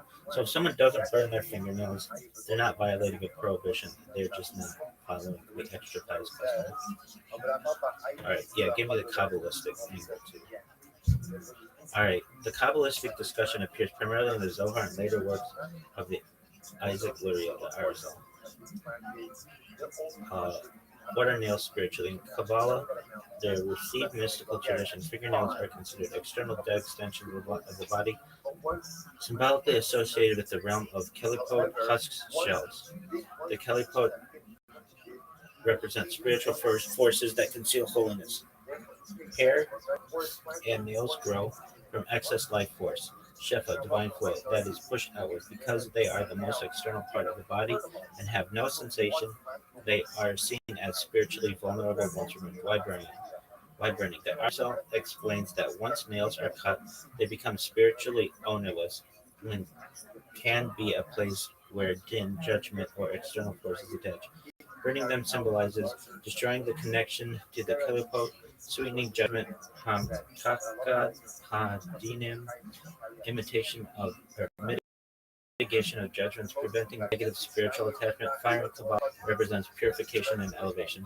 Why the pregnant women issue? Pregnancy represents heightened life force and vulnerability. Kabbalistic tradition says that removed nails carry a trace of life energy that has fallen into the realm of separation. A pregnant woman stepping on them symbolically connects new life with discarded life force, which is considered spiritually dangerous. This is less about physical biology and more about metaphysical symbolism. Why burial is also good. Burial returns something to the earth, like restoring imbalance. Burning total nullification, burial, containment, and rectification. Both prevent exposure. Modern practice. Most halakhic authorities today say the main issue is not leaving them exposed. Throwing them in a wrapped bag is sufficient. Burning is considered midat chassidut, an act of extra piety, not obligation. Rashi says you're a big color. Rashi says, Rashi points out that we have Otsu Gargina, Gargina Tam. So it's funny on this. Even though the master over here is Derek Shul, ultimately against two companies, Rashi understands that the discussion over here is actually talking about date cities. Date cities. Okay, details. So the Gemara says that if you're carrying out to go ahead and start a fire, Right. that's going to be enough. So that's a cool story. Really? Yeah, these things aren't supposed to be up here. Alright, so you're really big on hot dog. Not so big on burning meals. If I'm firing on all cylinders, and we're burning.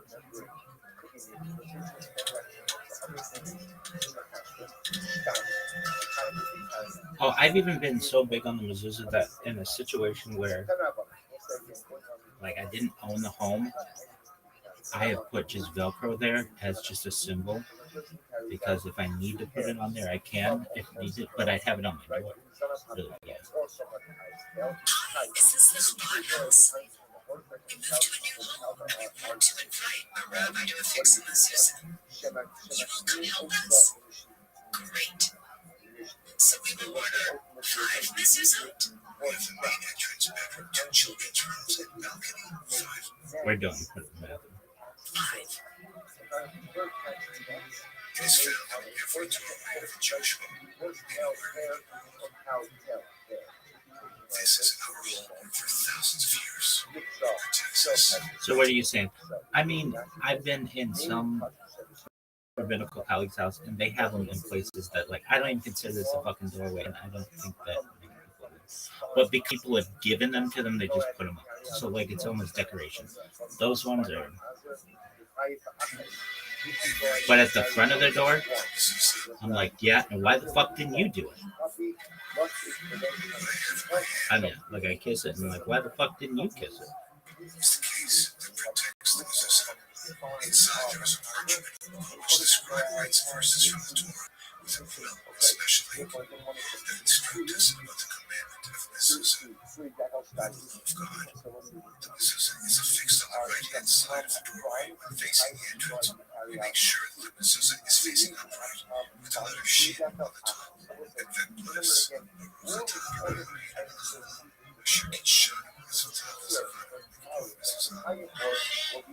I thought the rabbi was supposed to do it. Come to Chabad house. Then this dude does it.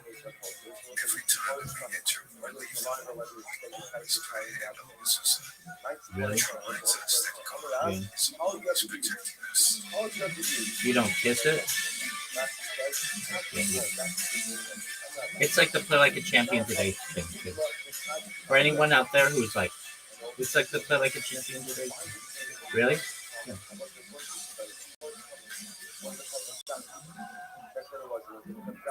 It's extremely.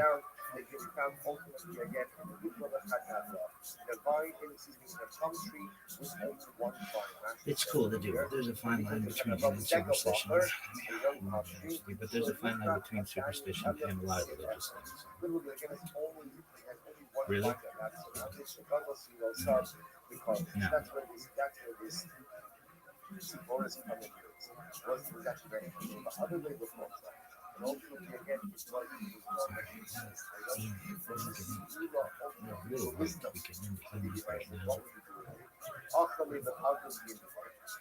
Let's just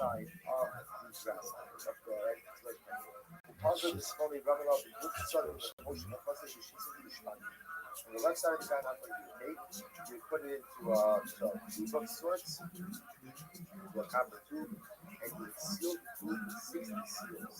You tell it if it is one, you would go and hang it on your left arm. You see one of the late talk on the believe to see this small.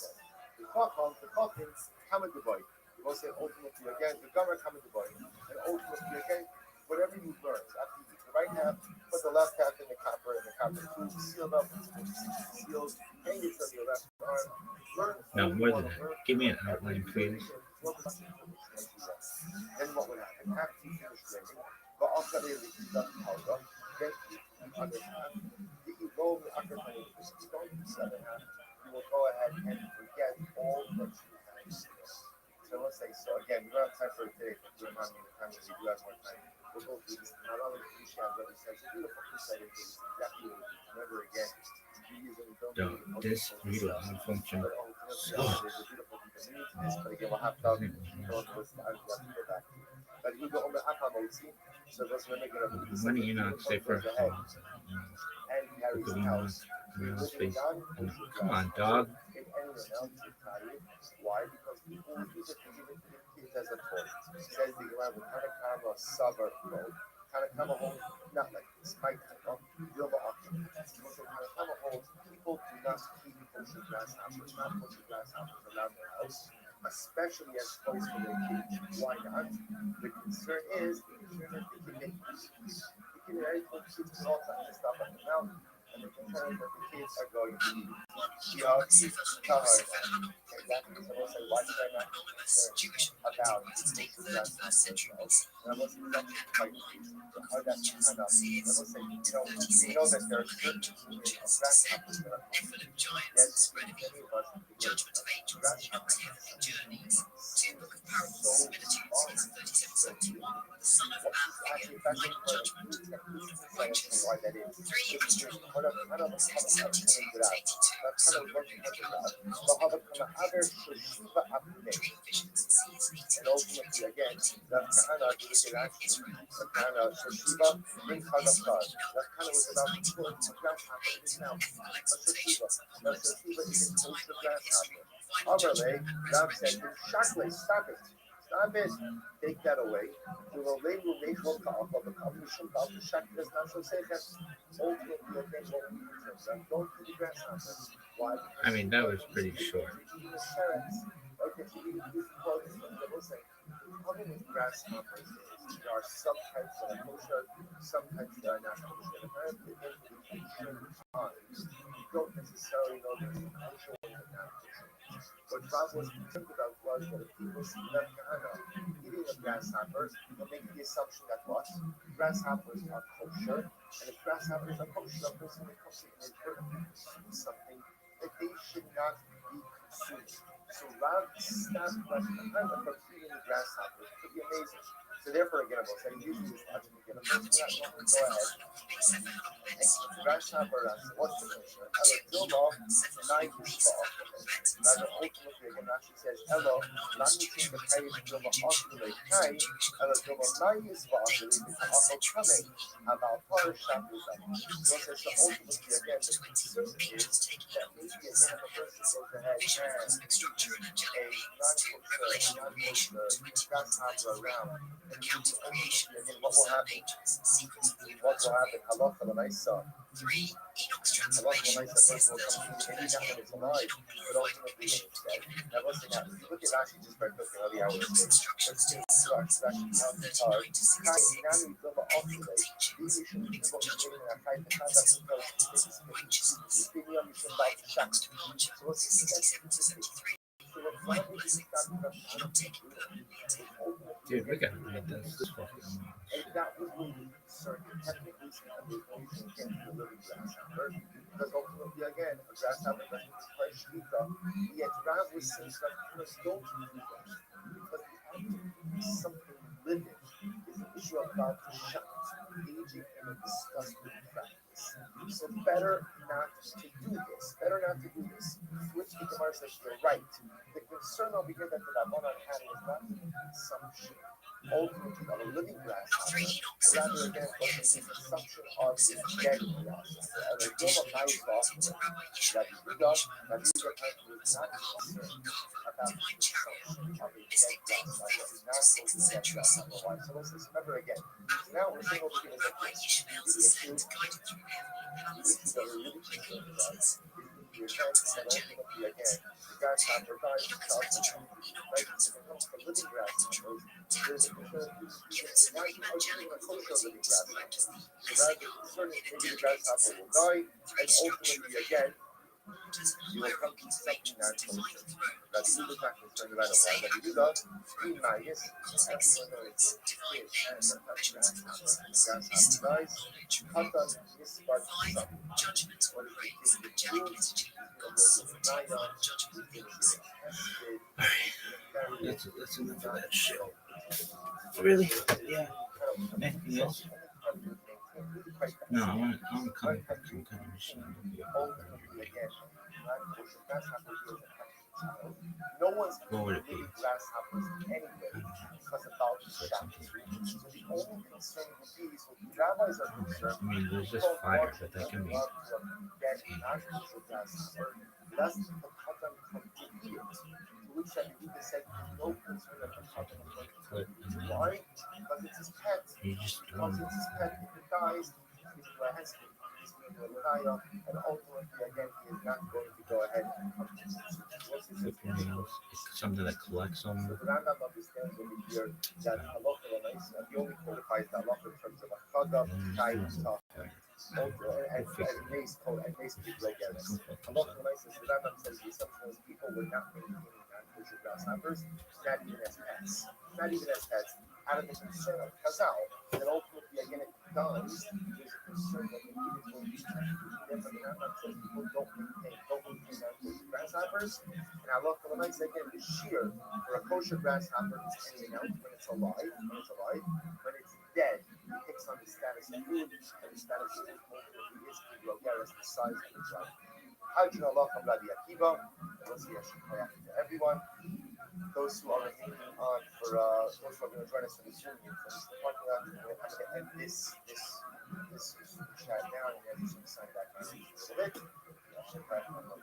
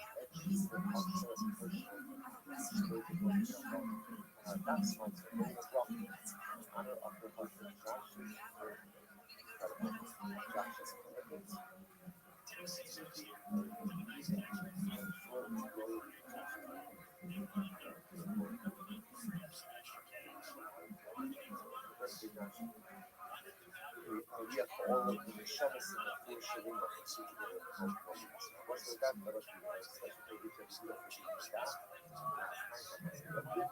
Today, we use incredible Sukkot. So it's very bad. 156. Now we have to have this website. You're not going to believe this. Not if you can't watch. We are coming today to the Sukkot of it's incredible. The Sukkot of Muslim Torah begins today's chapter. It's fire. The fact that it's going to the city of Muslim Torah, not just still the city is an hour, just a few days late. Because remember,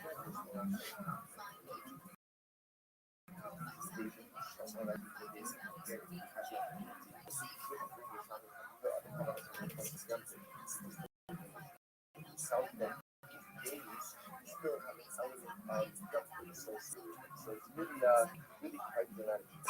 That's the problem. The political system has already been a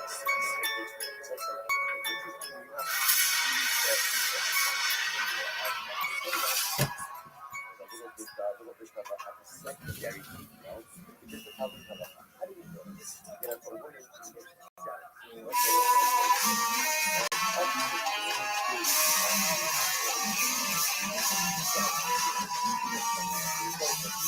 get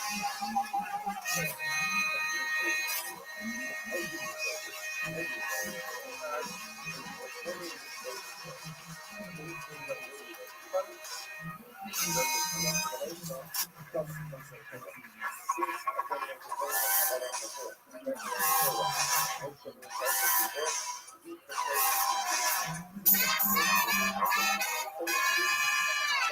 is Rabbi coming live from the Comedy Mothership here in Austin, Texas. For a brand new episode of Kill Tony, get over, Tony, it's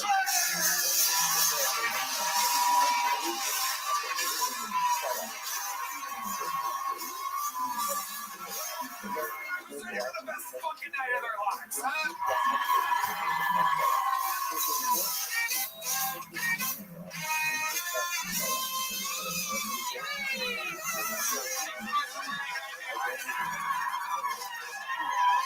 Oh my goodness gracious. How exciting is this? You guys happy to be here or what? Shit, sounds amazing. We are brought to you by Shopify. This is indeed the #1 live podcast in the world. Before we get to all the chaos, here's a little bit more from the amazing sponsors that made it all possible. We live in Austin, Texas, but we are jumping in a tour bus, ladies and gentlemen, and we are taking the actual Kill Tony show to Houston, Texas, February 28th, and Dallas, March 28th. Go to TonyHinchcliffe.com for tickets right now. Come see an actual Kill Tony show in the great state of Texas. One in Houston, February 28th, one in Grand Prairie, March 28th. TonyHinchcliffe.com. Get tickets now. You guys ready to start tonight's fucking episode or what? Okay, every single week I book this mamma jamma. Doesn't get, this is just so amazing. Two of our favorite guests in the history of the show. Make some fucking noise for the great Sal Volcano and Great Fitzsimmons. Oh my God. Yeah, baby. Sal Volcano. Oh my God. Very exciting stuff, ladies and gentlemen. Sal Volcano is on tour. SalVolcanoComedy.com. He's doing the Ryman Theater in Nashville. He's got a brand new season of The Impractical Jokers coming out on TBS Thursdays. On TBS, and his podcast Minoosh is available everywhere. Great Fitzsimmons, one of the greatest guests in the ship's touring. FitzDog.com. He's in Philly, Lexington, and Houston. Coming up very soon. How you guys feeling? Excited to be here? I'm so excited. Hell yeah. I'm fucking excited. Are you guys excited? Hell yeah. You guys excited or what? These sick Latinas love The Impractical Jokers. Ladies screaming Sal's name over and over again. Little fucking, the tortas love you, Sal. You guys know how the show works. 300 plus comedians are stacked on top of each other in a bar right next door. And if I pull one of their names out of this bucket, our trusty assistant goes, grabs them. They get 60 seconds uninterrupted